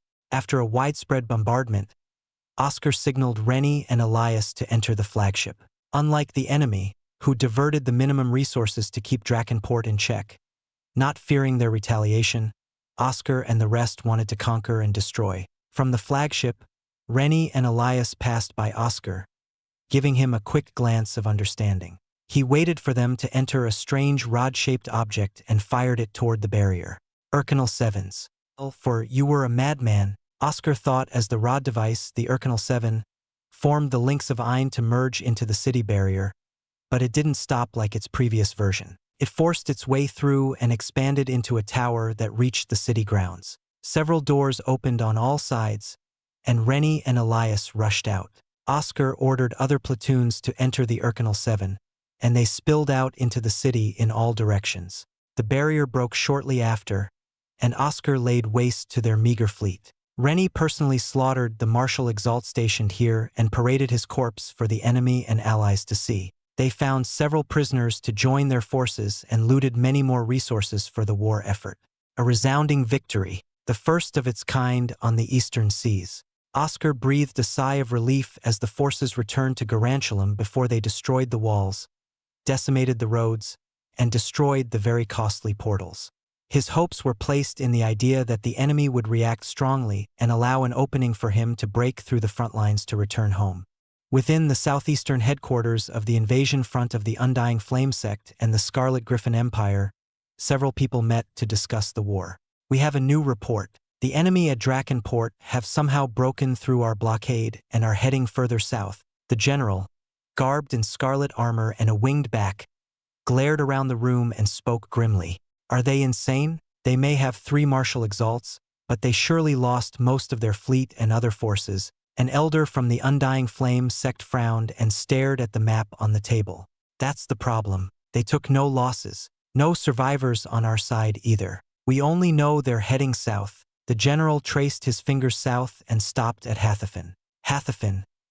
That is their only option here. They seem to have found their courage or stupidity. He slammed the table and snarled. What were the Martial Exalts stationed there doing? Have they grown complacent from a year of playing around? I assure you, they are on their way south. If the enemy is held up at Hathafin, they will strike from the back. An advisor paled and bowed. Then, a messenger burst through the door, out of breath and sweating. He bowed and shouted, Hathafin is lost. The portal has collapsed on our side. What? Everyone in the room couldn't believe it. What on earth was going on? Act 3, Empire's Stand, Chapter 475, Rising Tensions. A few months after the siege of Hathafin, Oscar sat in a council with the 3 martial exalts of Drakenport deep into the night. Large candles and oil lamps were set to brighten the room around them, but the wax had melted down to its base, and the oil was burning through its last drop. He had been in this meeting for several hours now when the 2 suns were still at their highest peak. Yet their discussions had not died down in the slightest, only spurred endlessly by the harshness of a long war. Before him was a map of the eastern seaboard. Several marks crossed out landscapes, towns, and cities. For the past few months, they had attacked several enemy bases and occupied territories with Garantulum as their key weapon. Oscar tilted his cup to his lips only to find it was empty. Another disappointment. Although he had found many victories, none reached their true purpose, to drag out the enemy and weaken their front lines for an opening to escape into the inner region. Oscar put down his empty cup and gazed at the other martial exalts. Rennie's eyes were bloodshot, and her irritation distorted her usually stoic and confident countenance. Elias still had his warm smile, but Oscar could tell it was forced from how Elias tightly clenched his hands, making his knuckles bare white. Hugh was the same as ever. Nothing could be discerned from his aged face, 2/3 in long facial hair and 1/3 in wrinkles. In the end, we may have been irritating as pests on their back. But pests we still are. Elias finally broke the silence. What else can be said of their complete disregard for our activities? 3 martial exalts at their backs is not a meager gathering of pests, Elias. Nor is the might of Garantium. I refuse to believe they're not considering us. Rennie scratched her right cheek over the scar. Perhaps a different approach is needed. One that will grab another's attention, Hugh said, wheezing with each breath. His wrinkled finger tapped on Garantium's current location, miles away from shore. After a few taps, Hugh traced his finger north to the stretch of enemy bases along the northern half of the eastern shores. Oscar immediately understood Hugh's meaning, and the others did as well, judging from their widened eyes. Why did all old people seem to have deranged problems? Oscar cut off his idle thoughts and returned to the problem and the wild solution. Attack the territories under the Earth Core Academy and Black Tortoise Empire? United they may be in their cause against us, but the divisions of the past cannot so easily be washed away even during a war for their lives. Hugh made a series of low grunts that Oscar interpreted to be laughter. The old Exalt was laughing. They should know about our attack south as well. Assault the Black Tortoise Empire, fly the banners of Drakenport, and they will come to the Scarlet Griffin Empire for answers and to pressure them. This time we will get a greater response. What if they double the number of martial exalts? Oscar asked. So far, only the 3 martial exalts who always attack Drakenport have been chasing us. Any more and we may fail horribly. It's an idea. I didn't claim it was the best or the most sound and safe. I know it will get a better reaction than we've been getting. After all these months, the enemy stays within. This might be our chance. Attack a few towns and go quickly south under eyewitnesses, Hugh advised the others. His words no longer held the raspy tone of an old man at the end of their rope but one of a warrior, ready and poised to strike. The bits of wax finally melted away, and the oil burned for a final spark before all the lights waned into darkness. Rennie snapped her fingers, creating a small mote of light, and lit up the entire room. She laughed and pointed at a northern port, stabbing her finger intently and crossing out the location by tearing parts of the map. The 3 of us alone can survive, but the same can't be said for everyone else. I say we do it. We can make the opening needed to get as many of us through the blockade on the front lines. As commander, that is your call. What does the shipmaster think? Elias asked Oscar. The other 2 turned their attention toward Oscar, waiting for an answer. Reading the map, Oscar fixated his gaze on the long and wide stretch of land between them and the front lines, a place filled with seas of enemies and fleets of gargantuan sizes that even Garantium would be hard-pressed to break through. He went silent for a few minutes before giving a faint nod. We'll be working Garantium to its bare metal strips. The decision had been made. Oscar bid farewell to the 3 martial exalts and retreated to his room. He leaned back and laid down on Erden's side, heaving a heavy sigh. He ate a beast core and meditated on the sweet taste of Ein, feeling better from the soothing flavor. Do you believe it'll work? It's quite a reckless plan. Erden munched on his batch of cores and shuffled his body to let Oscar rest more comfortably. You can always abandon Garantium and look for another way inside. Who cares about the lives of these people? They owe everything to you and Garantium. It's only right that we can use them. Demon spilled his poisonous words again. Since when did you believe in what's our right to do or not? You always did as you wished. Oscar ate another core and downed it with an elixir. I don't. I speak from your view. You believe in these ridiculous concepts, not me. We have a better chance of surviving by ourselves. We could lie in wait for years until the Empire can push back the invasion. Demon peered into Oscar from the inner world. Survival is the key. While we should fight our hardest to get everyone through, we must consider ourselves first and foremost. If the situation is too dire, I can't believe I'm saying this, but follow Demon's plan. Erden snorted and sneezed, a strong aversion to linking with Demon. We'll see how the enemy reacts. Oscar didn't want to sleep in his bed tonight and rested on Erden's side. The next week, he commanded Garantium north into the territories occupied by the Black Tortoise Empire and devastated their towns and cities. Fleets fell before their might, stripped bare for Garantium's needs. They recruited more exalts to their ranks and quickly retreated south, awaiting the enemy's response. In the remains of Drakenport, a once ironclad fortress city, droves of exalts in red entered the city. The man flying in front zoomed over the city streets and descended near the fortress entrance. He saluted the soldiers at the sides and entered the throne room where 3 martial exalts waited for him, 2 in red and 1 in black. They say Drakenport is an iron fortress, metal coating every inch of the streets and buildings. Yet, there is nothing here, all gone. The man approached the 3 martial exalts but did not bow. He removed his cloak and gave it to his attendant. His figure was dashing, garbed in a fine red uniform, and his face was handsome, glowing from his white hair and red eyes. "Willett Claude, you are bold and arrogant. Kneel before us," one of the martial exalts in red snarled. "I'm afraid not.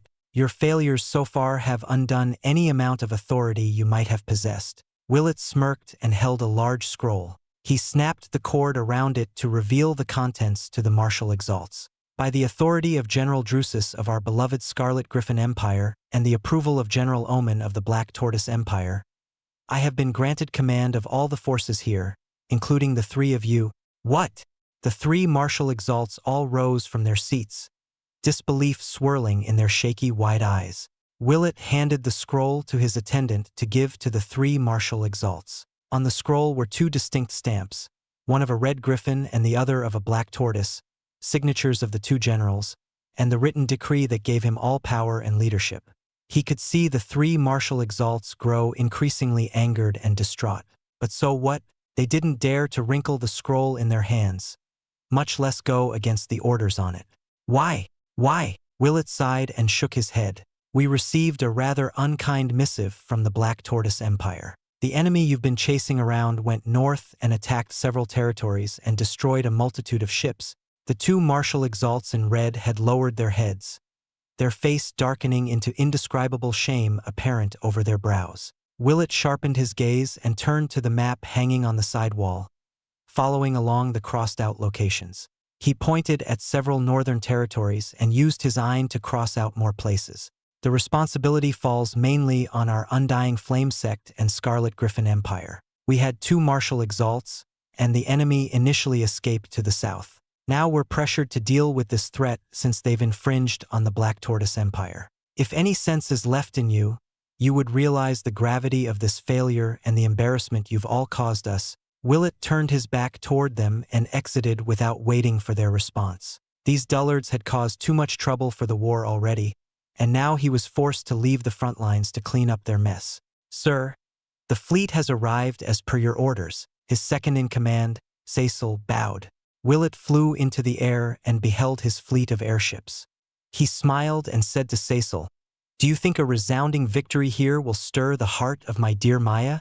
To accomplish what 3 martial exalts could not, and to take care of a problem plaguing 2 empires, will certainly put you in her good graces. Your greatness will sway the lady," Cecil said, still bowed. Willett laughed and nodded. "I agree. Let's dedicate this victory to her." His distant cousin from the main branch, Maya Claude, was always on his mind. Seeing her smiling figure as his goddess of victory, Willett clenched his fists and vowed to be victorious, to return to her with the accolades and acclaim to stand by her side. He only needed to destroy the enemy before him. Act 3, Empires Stand, Chapter 476. The First Move.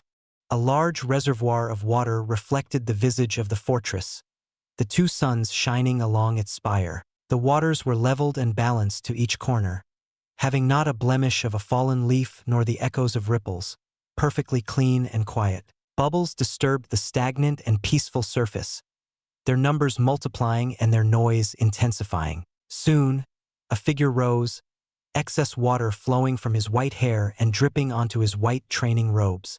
Willett Claude levitated over the pool and floated over to the courtyard grounds, his feet planted firmly on the smooth stone. At the raising of his arms, the maids at the sidelines approached and patted down his body with towels, carefully drying each strand of his hair. Willett waved them away back to their stations, scoffing at their looks of reluctance, and rested himself on a reclined bench. None of these maids were worthy of his affection. only Maya. Footsteps clattered loudly against the stone pavement, and his second-in-command, Cecil, entered the courtyard. Cecil shouted for the maids to leave them alone, and when the courtyard was cleared, he bowed at Willet's side. My lord is astounding as always. What level of pressure are these pools set to? 10? 11? Willet sipped the tea placed beforehand by the maids and chuckled. It is mere light work. Is everyone gathered? They are. They wait for you inside, Cecil answered respectfully. Good. One cannot simply walk into battle without proper preparation. Tell them I will be there soon. Willet rose from his seat and left Cecil to handle it for now.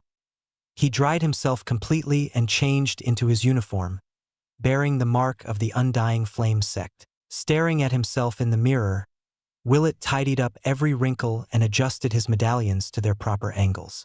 Satisfied, he left his temporary room and paced slowly through the stone halls, stripped of the metal that gave Drakenport its reputation. A smile formed, and a chuckle slipped past his lips. He could not believe that the enemy did such an act that betrayed everything the fortress stood for, to tear down the markings of the past that they once brazenly left behind. Willet stopped his feet and grew curious about what the enemy was thinking. They had torn down the past and their home all for what?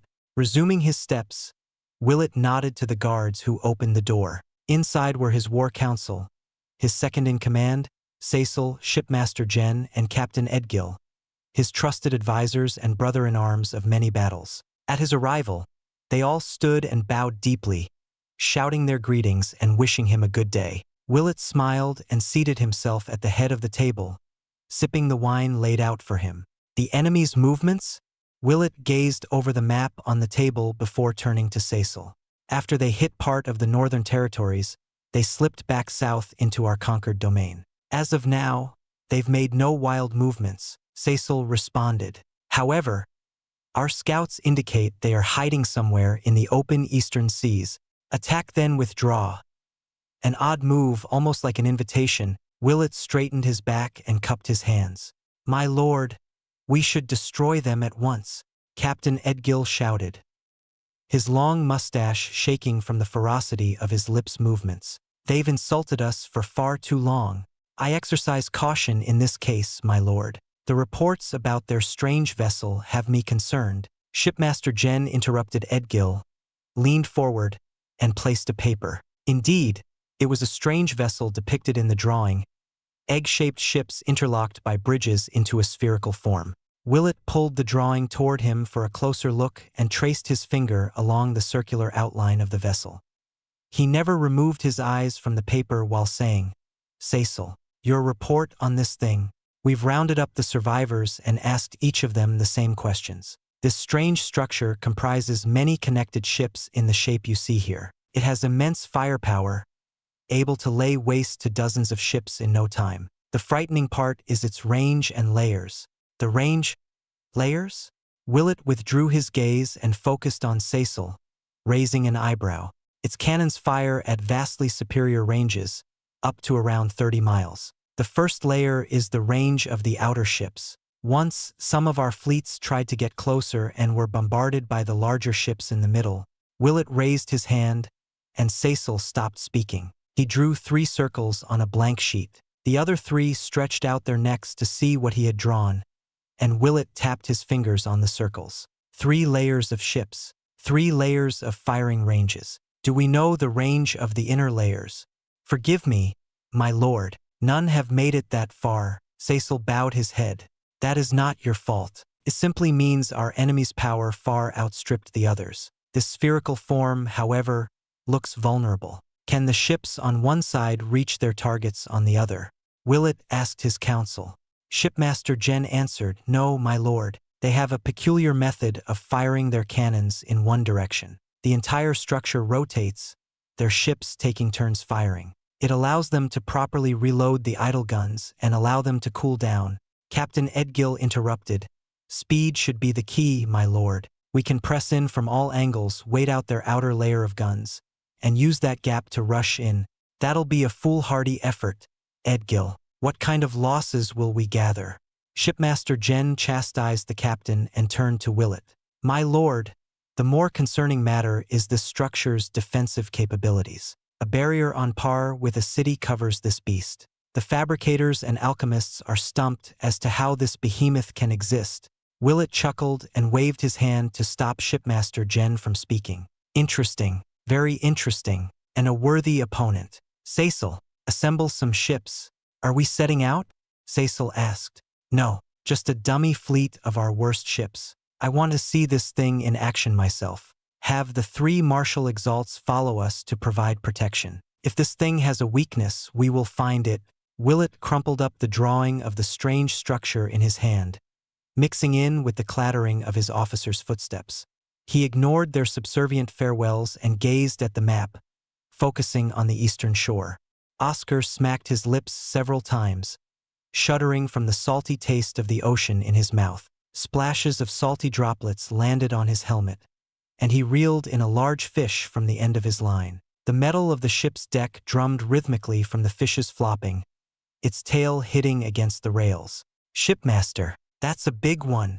Several folks came by and congratulated them, their white hair and face of wrinkles running opposite to the bright smiles across their mouths. Fishing poles hung over their shoulders, and they carried buckets of captured fish. You caught more than me. How is everyone? Oscar asked, tossing the fish into the old man's bucket. Holding up. We were wondering when we could leave this ship and settle down. Some of the others have been, well, we can say they've been less than tolerable as of late. One of the elders answered, sighing and lowering his knees to rest on an upside-down bucket. Oscar sighed and patted the elderly man on the back. I'm sorry about routing you all from your homes.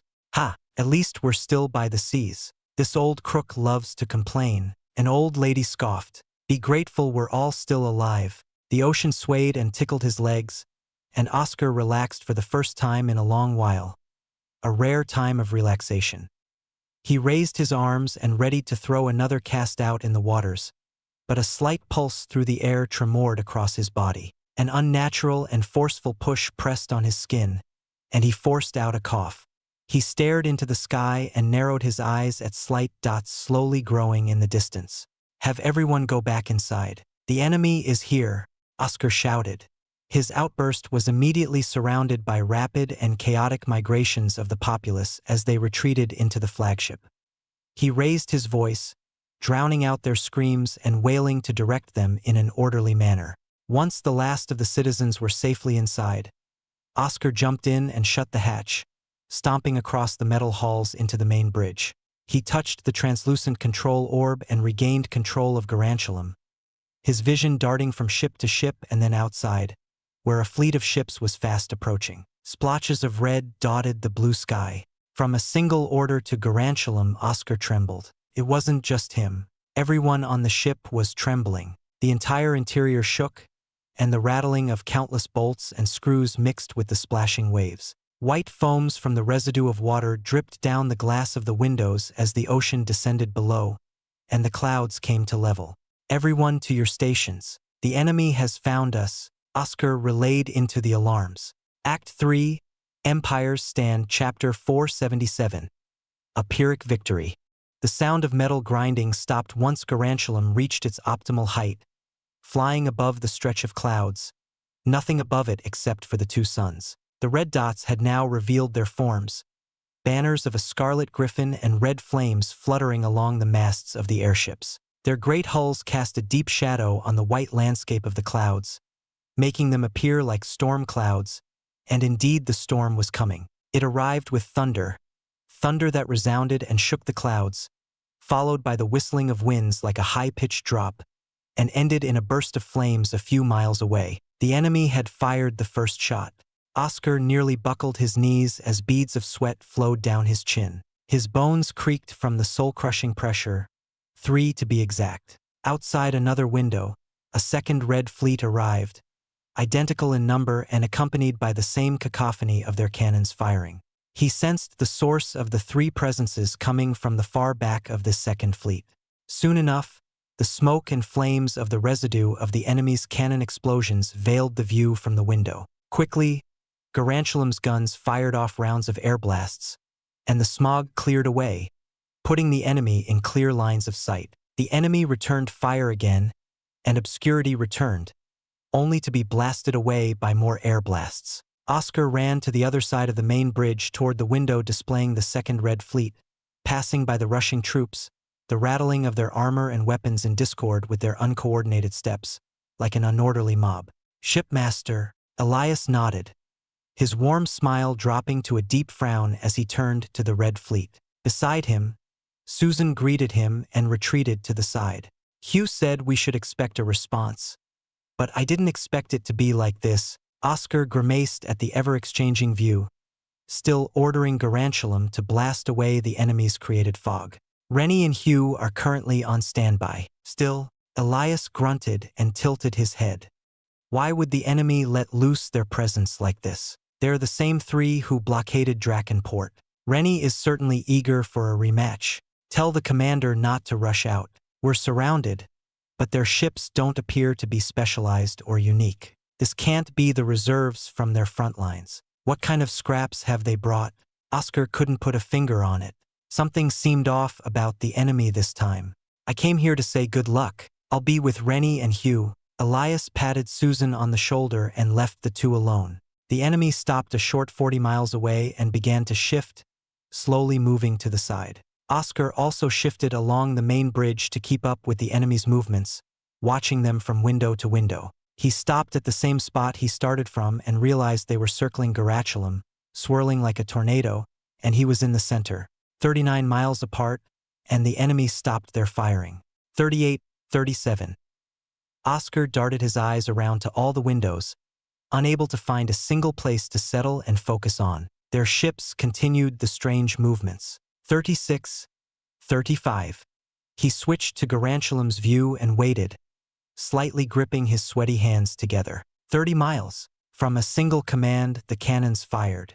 A single collective sound became the sole thing in his ears, and a burnt scent permeated the main bridge. Oscar didn't wince and ordered Garantulum to continue firing, his ears ringing from the sound of continuous bombardment. His eyes narrowed, and he held his breath, scrutinizing the foe, confused at the enemy's response. They acted senselessly, shoving through the falling wreckages of their destroyed ships in a bull-headed rush to get closer. The enemy reached 20 miles away between the violent explosions and the burning flames of their fallen. Oscar activated the middle layer of ships, and they joined in the ceaseless drums of cannon fire.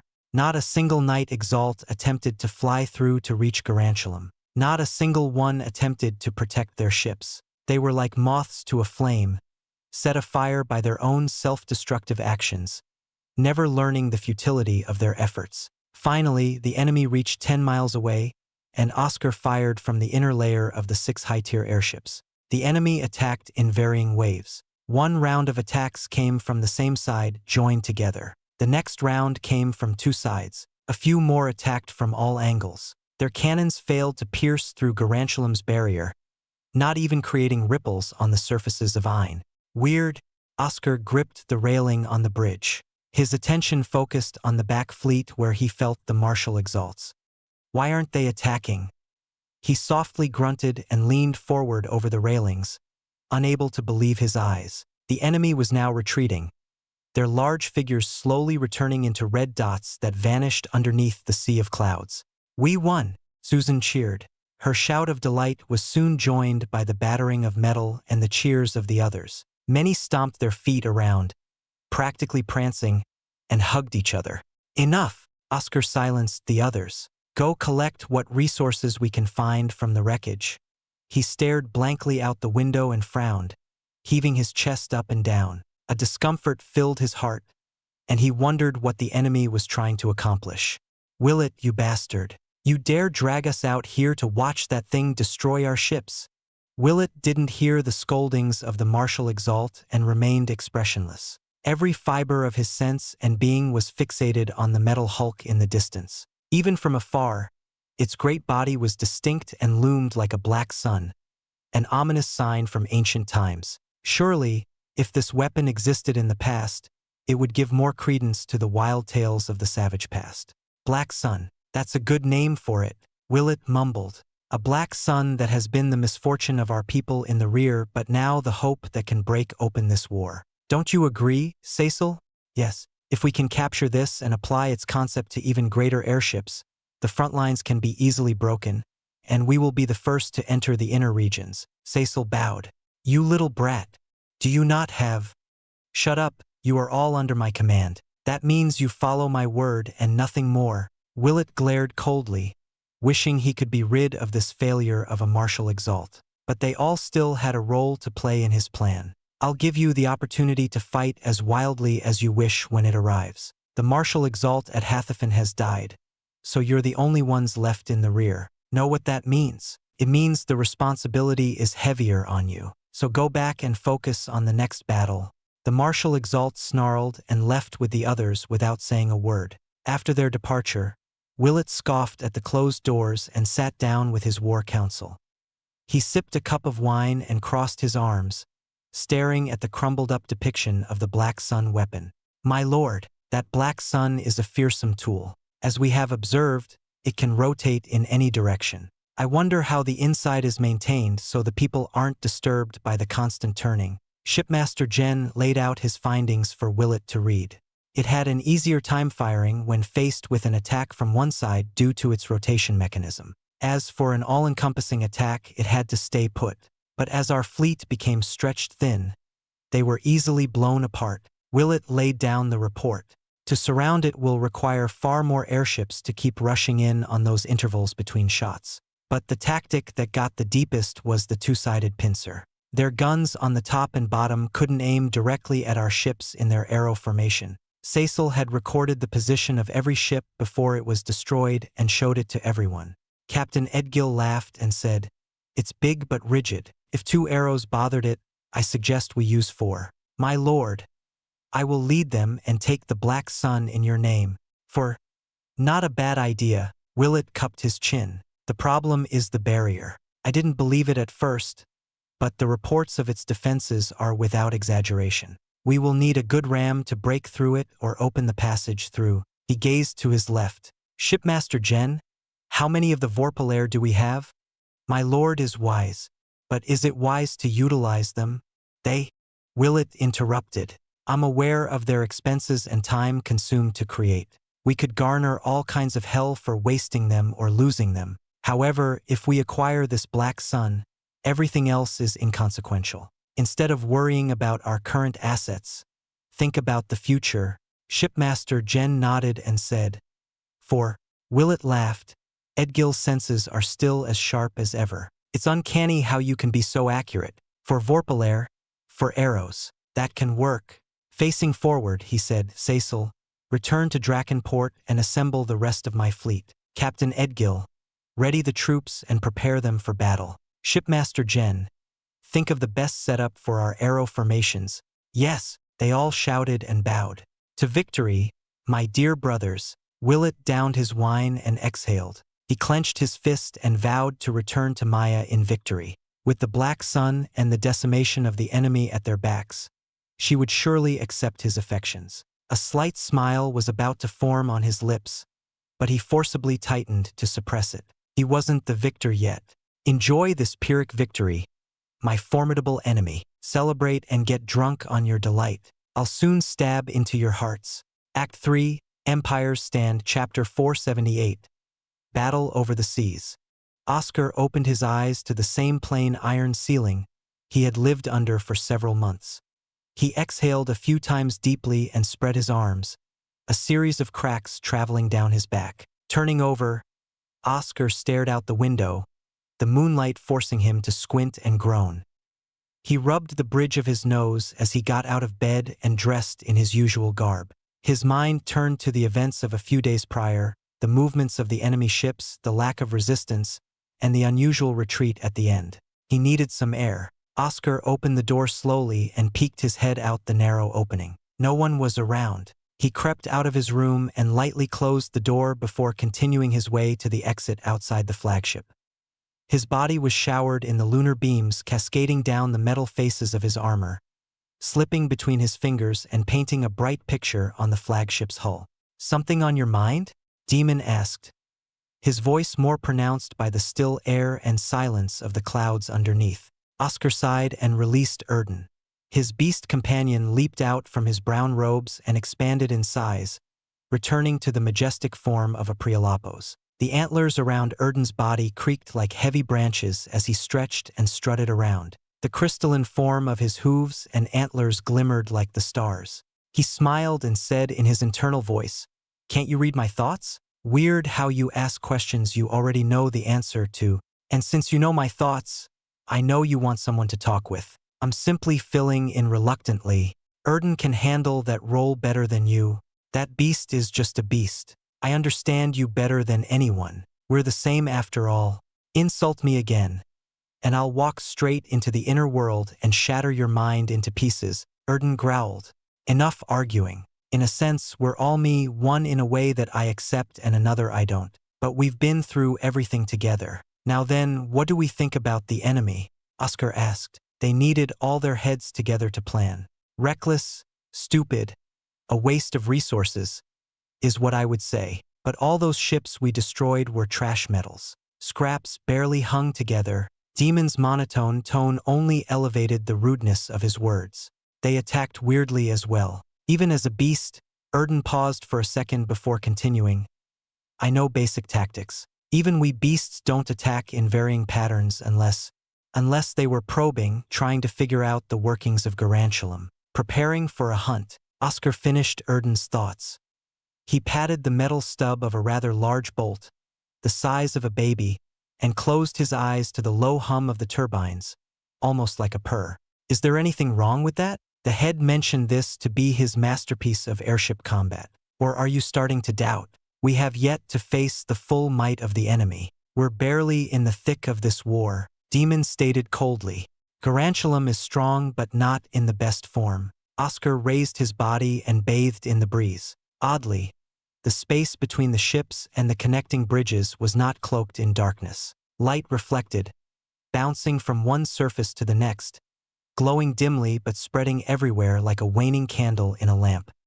He scanned every nook and cranny of Jewel 4's masterpiece with a craftsman's eye, tracing through every blemish, his finger bumping against the scratches and holes, much like worn-down stone. "It can't last longer," Oscar sighed. Garantulum guzzled resources to continue its weaponry, barrier, and, most importantly, the ships. The metal was starting to wear down, far from the clean sheen it had from the start. Soot and ash caked the barrels of the cannons and embedded themselves into the grain of the metal. No amount of cleaning was able to return them to their pristine conditions. "I give it 2 or 3 more big battles. Do you think this one is it?" Erden spread his teal crystalline wings and balanced his hooves along a steel beam.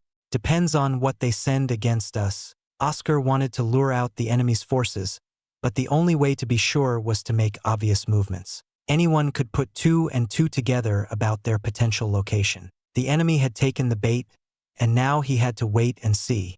"I wonder what they've come up with to break through Garantulum," Demon scoffed. "Run if things turn sour. Who is leading them this time?" Oscar ignored Demon, smiled, and retreated into Garantulum, not before stopping to take a final look at the grand structure illuminated above the clouds. They better bring everything. The next afternoon, Oscar roamed around the main bridge and paced around the edges by the windows, peering from Garantulum's view. Clear of clouds, the unobstructed view allowed him to see a great distance. So far, so good. Not a single red dot dirted the horizon of the blue ocean. "Shipmaster, you need to rest. You've been at this for a few days now. The crew is worried," Susan called from behind. Stopping his feet, Oscar turned back, and a pleasant aroma wrapped around him, hooking onto his nostrils like a fishing line. Susan placed a cup down on the table, the slight thud of its handling intensifying the steam wafting up and around. She bowed slightly with a smile and said, "Enjoy the tea."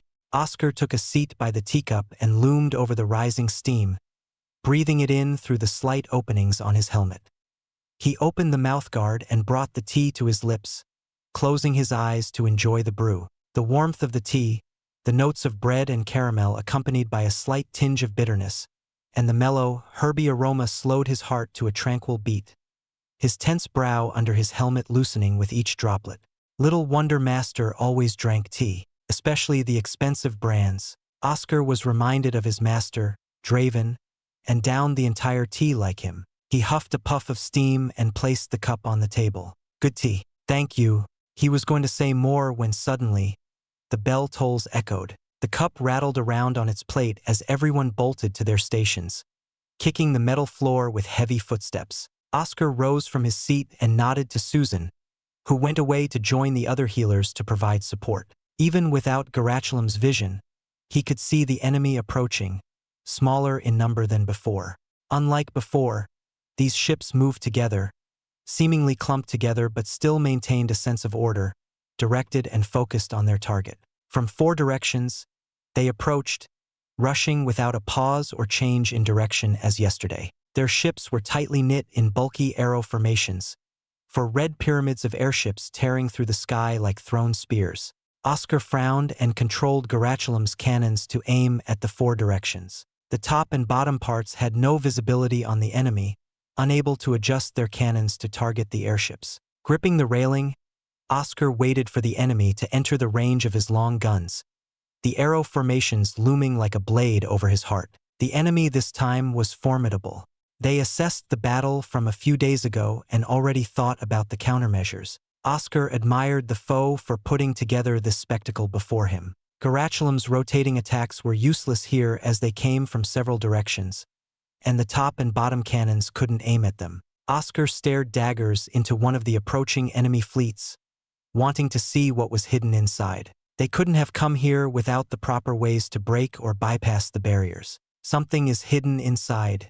He twitched when the enemy was just shy of entering his 30-mile range and preemptively fired his cannons. The enemy immediately returned fire, not at Garachulam, but to the air around them, scattering blasts blocking some of his rounds by making them explode early. A few did go through and hit the airships, breaking past some barriers and setting some aflame. Still, the damage was minimal as the rest of the enemy fleets were untouched. Your goal is to get closer. Then let me see what you got. Oscar flicked his wrist and used different rounds, straight piercing rods that pierced through their scattering blasts and continued to the enemy airships. More enemy ships fell apart, and Oscar finally sensed the 3 martial exalts high in the air. The clashing of their Ein against Rennie and the others diminished bit by bit as the battle carried higher above. Oscar scanned his surroundings. The enemy was now 20 miles away, still no signs of their exalts. His suspicions turned to truth from this strange behavior. The core of their forces certainly rested within the clump of ships that acted as a makeshift shield. Oscar had the middle layer of cannons join in the fight, more airships falling from the enemy's formations like dead bees falling from the swarm. 10 miles apart, the enemy reached the furthest anyone else had ever done. The 3rd layer of the 6 high-tier airships entered the fray, the cannons along their castle-like structures spewing flames and smoke. The sound of their guns drowned out all the others, and the sheer damage of their rounds engulfed multitudes of airships in fire and broke the hulls. 5 miles away, Oscar crushed the railing in his hands, narrowing his eyes to pierce through the slight opening he had finally created after constant cannon fire. A ship was inside, scarlet red to every inch and shaped like a narrow pyramid. Sunlight ran across its clean edges and finished like a star, gleaming from the sharp tip. The enemy exalts showed themselves at last to defend these spear-like ships.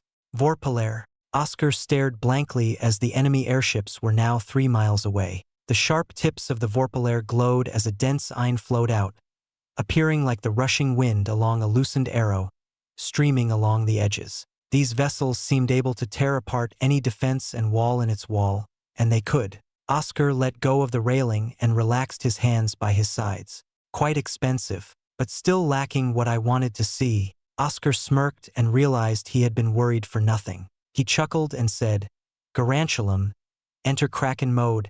Act 3, Empire's Stand, Chapter 479. The tides change. Seeing it closer is breathtaking. How marvelous, Willett murmured. His red eyes glinted like rubies and widened as he stared awestruck. Resting his elbows on the armchairs of his seat, Willett followed along the bridges and ships, delving deeper and deeper into the structure until he stopped and gazed at the largest ship directly in the center. Soon, a smile extended from his lips, and he walked down to the window, an inch away from the glass. No words could describe the sheer majesty of the black sun before him, all lying on the tip of his tongue, yet unable to form. He grew curious about how this structure was conceived and who had thought of it. Surely, the genius behind it, a person capable of creating these weapons beyond what others could barely imagine, would also be a grand prize for his home. A soldier entered the central command room and bowed before reporting. "My lord, all 4 fleets are in position. The 3 martial exalts are currently engaged with the enemy. They await only your signal." "Good. Then, let's start the hunt." Willett lost his smile and hardened his expression. His eyes no longer held the spark of excitement from earlier, cooling down to a narrow shape, sharp like swords. The men around him began to shudder and quickly bowed with their heads lowered to the floor. He pointed at the black sun and said in a commanding tone, "Pierce through them." The black sun enlarged bit by bit, and flickers of red, orange, and yellow flashed across its surface in a checkered pattern. Even from inside the Vorpalair, the quaking of thunderous booms trembled through the metal hull, spilling his wine onto the clean floor. Willett dusted off his shoulders and picked up his fallen wineglass as many of the enemy shells burst apart into spheres of red infernos and black smoke right outside his windows. After the pourer refilled his wine, Willett took a sip and swirled the contents around while his men shouted like a group of children in a sandbox. He had enough. He swung his wineglass on the table, spilling wine everywhere. Everyone turned to him, and he threw the remnant of glass in his hand at one of the soldiers. The wineglass handle hit the motionless soldier, and the soldier quickly stood at attention, as did the rest. "Are you not the proud soldiers of the Undying Flame sect and our beloved empire?" Willett said over the sounds of gunfire and explosions happening outside. "Scared because of this strange machine? Because it's unknown? Because it's hammering us with hundreds of cannons? We've faced many battles together on the front lines and survived through it all. You are all here because I trust you. Don't embarrass me or destroy that trust with this horrid display." "Yes." Everyone bowed and returned to their stations, no longer cowering and facing the scenery of smoke and flames with their sights forward and steady. Content by his soldiers' diligence. Willett sat back in his command chair and asked, "Status report?" "Currently 25 miles away from the Black Sun. 15 ships have fallen so far. Overall, very healthy," one soldier answered to Willett's delight. The flare rounds were doing the job well to prevent the worst amount of loss. Willett enjoyed this feeling of a plan falling together like completing a puzzle. The joy became more pronounced since it was the fruit of ceaseless planning for the past few days with Jen, Edgil, and Cecil. The Vorpalair needed to get close to activate their devastating power and destroy this black sun. 20 miles away, hearing this update, Willett finally let a smile break out, his heart beating faster in anticipation. He couldn't wait to reach it and walk along the wreckage of its ruined form. Now it was no longer a black sun. The fiery burst of bright reddish lights flickering endlessly on its surface turned it into a third sun standing below. As expected, the middle layer of airships rained down their shells onto him at 20 miles range. Incredible. If it were not for our arrow formation for the sake of protecting the Vorpalair within, we would have suffered far heavier losses. "I wonder who's the shipmaster in charge," Willett remarked in admiration, fixating his gaze on the flagship in the center. Completely serious. "Just wait, I'll be there soon." 15 miles. Our ships on the outermost layer have fallen. Their piercing projectiles are strange and highly destructive. Press on. Speed is the key to this fight. Willett didn't glance at the soldier who reported the update. He crossed his arms and watched. Little by little, his enemy filled the entire window, a stretch of black from one edge of the large window to another, allowing him to examine it up close. 10 miles. Their third layer is firing. Have the airships follow the plan. Not a single one can be out of place, Willett ordered. While he had faith in his soldiers, the earlier display made him stop and think. The unexpected could have dire consequences. No one knew anything about the Black Sun's third layer. A single moment of doubt was not tolerable to him. 8 miles, the soldier reported in a trembling voice, not from a hasty emotion or fear, but because of the tremors of the enemy's attacks reverberating through the ship. 5 miles. We are exposed. The time was almost here. Willett also began to quake, starting from his quivering shoulders down to his trembling knees, almost as if he were having a seizure. It wasn't from the explosions outside or from a baseless emotion like fear, which he held in utmost disgust. No. His heart bled with excitement that reached down to the hairs along his skin. 1 mile. Prepare for battle, Willett shouted. Right when he was about to release his ein, something odd occurred. His pupils shrank as a blank stare reached out through the window. A metallic guttural rumble forced everyone quiet, and the black sun stopped firing. One by one, the connectors between the airships detached, and the structure began to unfurl like a blooming flower, inviting them into the opening it had formed. Some connectors remained to keep some airships bound together. Willett no longer thought of it as a blooming flower. All of the airships were still connected to the main flagship in the center, but now they expanded out like tendrils, arching farther past and behind his fleet. It was like entering the maw of a kraken, surrounded by its deadly tentacles. Willett paled and felt his heart still for a moment, a chill flowing through his veins.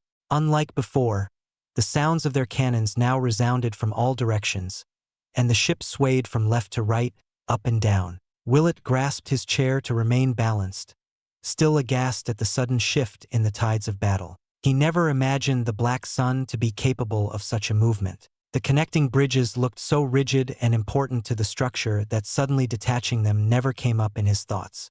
More explosions rang from the top, bottom, forward, and backward. His men lost their balance and also clung to their seats like him. "My lord, we're taking heavy damage from the rear. Our flare rounds are too few to handle the shells in all directions."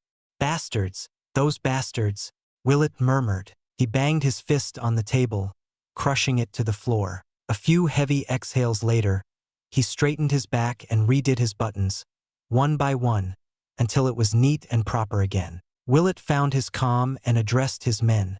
"Give me the update. The distance is now 5 miles to their flagship. Heavy losses of our protective ships in the rear and bottom. However, the enemy's barrier is down." "It's down."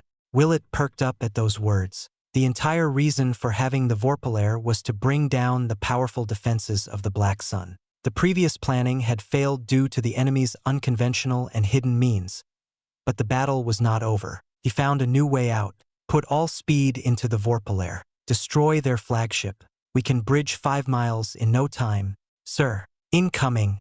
Shouts interrupted him, and Willett saw a strange object fly toward him. Spiraled like a drill. Rays of ein flashed and surged out, concentrating into a dense ball of ein at its spiral tip. It was too late to dodge. Willett shouted for his men to brace themselves. No matter what, the Vorpalair could pierce through whatever they threw at them. It began with a slight shudder, the metal groaning across the ship's body. Then, everything flew out of place. Papers scattered everywhere. Chairs and tables piled to the ceiling and fell into a pile of scraps, and the windows shattered into a million glass crystals. Willett remained floating in the air but was nearly forced forward by the sudden rushing of air that attempted to suck out anything in the exposed room. "Impossible!" Willett gaped, his mouth slightly open as his shoulders hung down. The Vorpalair was unable to move forward. No, that wasn't right. Willett saw it was moving only very slowly. An impossible event was happening before him, let alone a city barrier. This thing shouldn't have the means to accomplish such a feat. "Rush out and destroy that thing!" Willett shouted and burst out through the window, followed by his men. At the very tip of his ship, down the long red side of the Vorpalair, the dense ball of ein was contending with the piercing power of the Vorpalair. Ripples of ein pulsed away from the dense ball, reaching out as far as the tendrils of ships miles away. A closer look showed it spun incredibly fast, faster than anything he had ever seen. "Watch out!" Willett felt a sudden pressure come from above and rose with a burst of flames. He willed his ein into his hands and formed 3 hot meteors, firing them at the same location. They exploded with immense power and rained fire down everywhere. His men protected the Vorpalair while Exalts finally came from the enemy's side to protect their strange device. "Fire, white hair, and red eyes? Are you related to the Claude family?" Within the black smoke of his spell's aftereffect, a voice spoke calmly, consistent without a single breath out of place. The smoke cleared, and Willett beheld his enemy, a strange warrior, donning a brown ragged robe and armored only on his limbs and head, the helmet hiding his face. Beside him was a majestic creature he had only seen in records of mythical Exalt beasts. Its antler wings burned with flames as feathers, the hooves spewing out streams of fire, and the large antlers branching like the branches of a willow tree bearing red leaves. A grade 6? You must be an interesting person to get out of that unscathed. Is that also a Prialapos? Our intel never showed anyone like you ever in the Empire. Who are you? Willett lifted his body to be on the same height as his tall opponent. What does that matter to a dead man? The masked man answered. Willett's red eyes dropped to a frightening chill. Did this grade 6 really declare his own death? His flames erupted along his shoulders and spiraled down to his arms like coiling snakes. He glared at the masked man and said, "Talking is useless now. You can die first." Act 3, Empire's Stand, Chapter 480. A Grade 8 Battle. Garantulam's Kraken mode was the second form of GOL4's prized creation. The airships would detach from several others while keeping the link to one other, forming a line. The airships acted as joints and gained the capability of moving and extending outward like tentacles. The purpose was to lure in the approaching enemies when they came too close and surround them with the arches of ships. In no time, a hellfire of attacks would come in all directions, reducing the hapless enemy inside the prison of ships. Just like a kraken opening its maw to feed on whatever its tentacles had caught, Garatulam fed on the burning shreds of the lured enemy. Before setting out, Oscar activated the Kraken mode on all four sides to entrap the enemy's fleets. Blasts of flames and steel thundered on all corners as Garantulam let loose all its firepower on the enemy's rears, flanks, and fronts. Keeping himself calm, Oscar flew out of the open hatch into the clear sky and observed the enemy, the Vorpalair still speeding, gunning straight for the flagship with the sharpest eye, ever-flowing blades like a churning saw, coursing through their heads. The battle wasn't over yet. Oscar patted his chest on the strand of Ein, which connected him to Garantulam's core.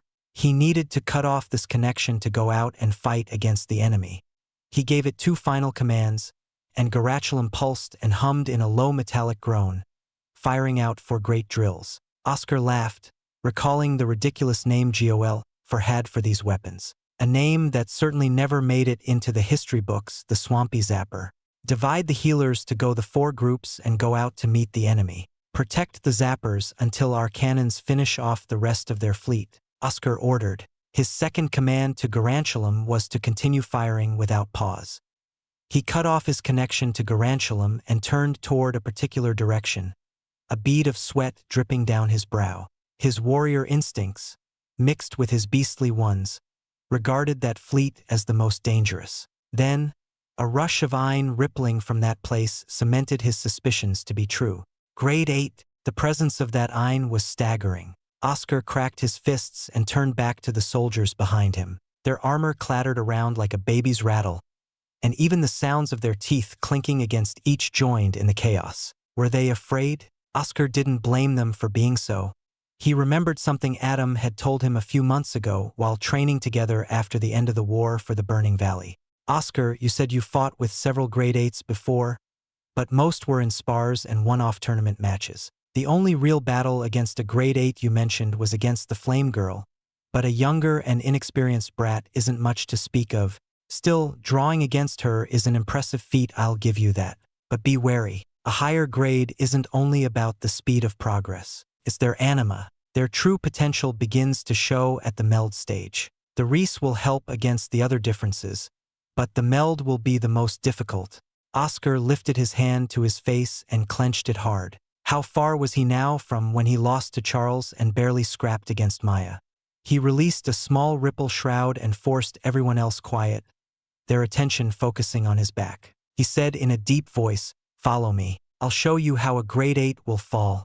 Releasing a stream of Reese from his feet, Oscar bolted through the air and zipped above, staring down at the location of the enemy's Vorpalair. The long pyramid, spear-like airship appeared more like a handheld weapon rather than a ship. At the very tip, his Swampy Zapper already released its dense, viscous Ein into a sphere, an ever-swirling entrapment meant to stall, but only for a short time against these Vorpalairs. "Let's go, Erden." Oscar bumped his fist against Erden's stretched-out hoof, the metal gloves ringing clearly against the crystal hoof. The next moment, he unleashed his eye and saw a figure respond with incredibly hot and powerful meteors of fire aimed straight at him. Past the flames, he couldn't believe his eyes and strained harder to see. The strange person with a familiar bed of white hair and ruby eyes wasn't Maya Claude, but the flames Oscar held back with his shield felt similar. Oscar withstood the harsh explosion, protecting his body with Edgerisklad and Ripple Shroud. Behind the veil of smoke, he said, "Fire, white hair and red eyes. Are you related to the Claude family?" Oscar knew it was far too much of a coincidence to have a similar flame and the same distinct features. A grade 6? You must be an interesting person to get out of that unscathed. Is that also a Prialapos? Our intel never showed anyone like you ever in the Empire. Who are you? The stranger didn't answer and posed his own questions. What does that matter to a dead man? Oscar glanced at the battle below between his men and the enemy forces. He checked the status of the Swampy Zapper and noted the time he had to defeat the enemy, 10 minutes. Talking is useless now. You can die first. The stranger burst into flames, the fires coiling around him along his arms and legs like steel bands of a fighter. His malice and intent to kill burst from the cold, red eyes, landing directly on Oscar. He said in a chilling voice, opposite the hot flames emanating from his body, "I am Willett Claude. Now, who are you?" Oscar scanned Willett from top to bottom. The flames were particularly eye-catching. The visage of Maya Claude overlapped with Willett's at this moment, and he smiled under his helmet. It wasn't her, but the opportunity for a different form of revenge had shown itself, or rather himself, to him. "How is that girl, Maya, doing? You dare speak her name?" Willett's response came instantly in a storm of fire. Embers cascaded into flames into infernos that swirled and rushed out like the mouths of a hydra. Oscar remained unfazed and drove his power to mix and spread over his body. The guise expanded outwardly from his body, enveloping him in the freeing power of iron. His blue iron antlers extended from his helmet. Oscar raised his shield and swiped it across right to left. His golden maw spell bit down on 4 of the flaming heads, melting slightly but holding firmly onto them until they all fell apart into a mess of molten metal and embers. Erden rushed out ahead, flapping his antler wings repeatedly. Fire streamed from the tips of the antlers, forming the wings and gathered into waves of pure flame, exploding on the surfaces of the enemy's spells. His iron and Erden's flames were on par with the grade 8 Willett, the enemy's spells failing to burn even the tips of his robes. "My plans for you have changed, stranger," Willett said, pointing a finger at him. "Your fate is to be my prisoner. Why do you speak her name as if you know her personally? I'll dig it out of you." His eyes spiked to tremendous levels, distorting the air around him. It coalesced and began to take form. The creature that came from this had 6 thin legs, long and bent at the joints, large oval wings without feathers, closer to thin slivers of glass with veins wriggling inside, a pair of large, bulging eyes, gleaming like thousands of diamonds clumped together. A fly? Oscar was flabbergasted for the first time in a while. He had never seen a fly anima before. Most grade 8s had more practical weapons or awe-inspiring beasts as their anima. He found it baffling that Willett possessed this strange anima. Oscar regained his senses and summoned his own dear anima, knowing now was no time to be distracted. He and Willett both melded their animus. Oscar melded his anima into Erden, and Erden transformed into his sapphire-armored form from hoof to antler, not a single spot exposed. Flames sprouted on the legs, wings, and antlers, surging and appearing like divine flames on the mythical Prialapos.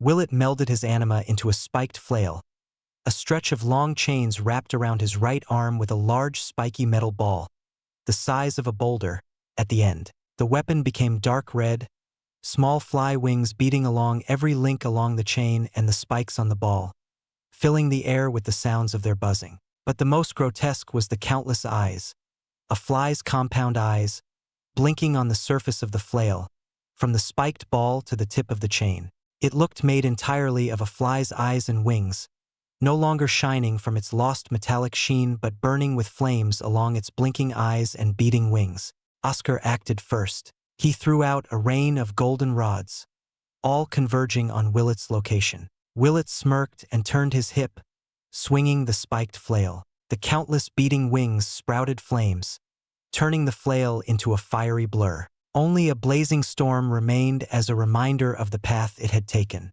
The golden rods shot through the firestorms and melted before reaching Willet.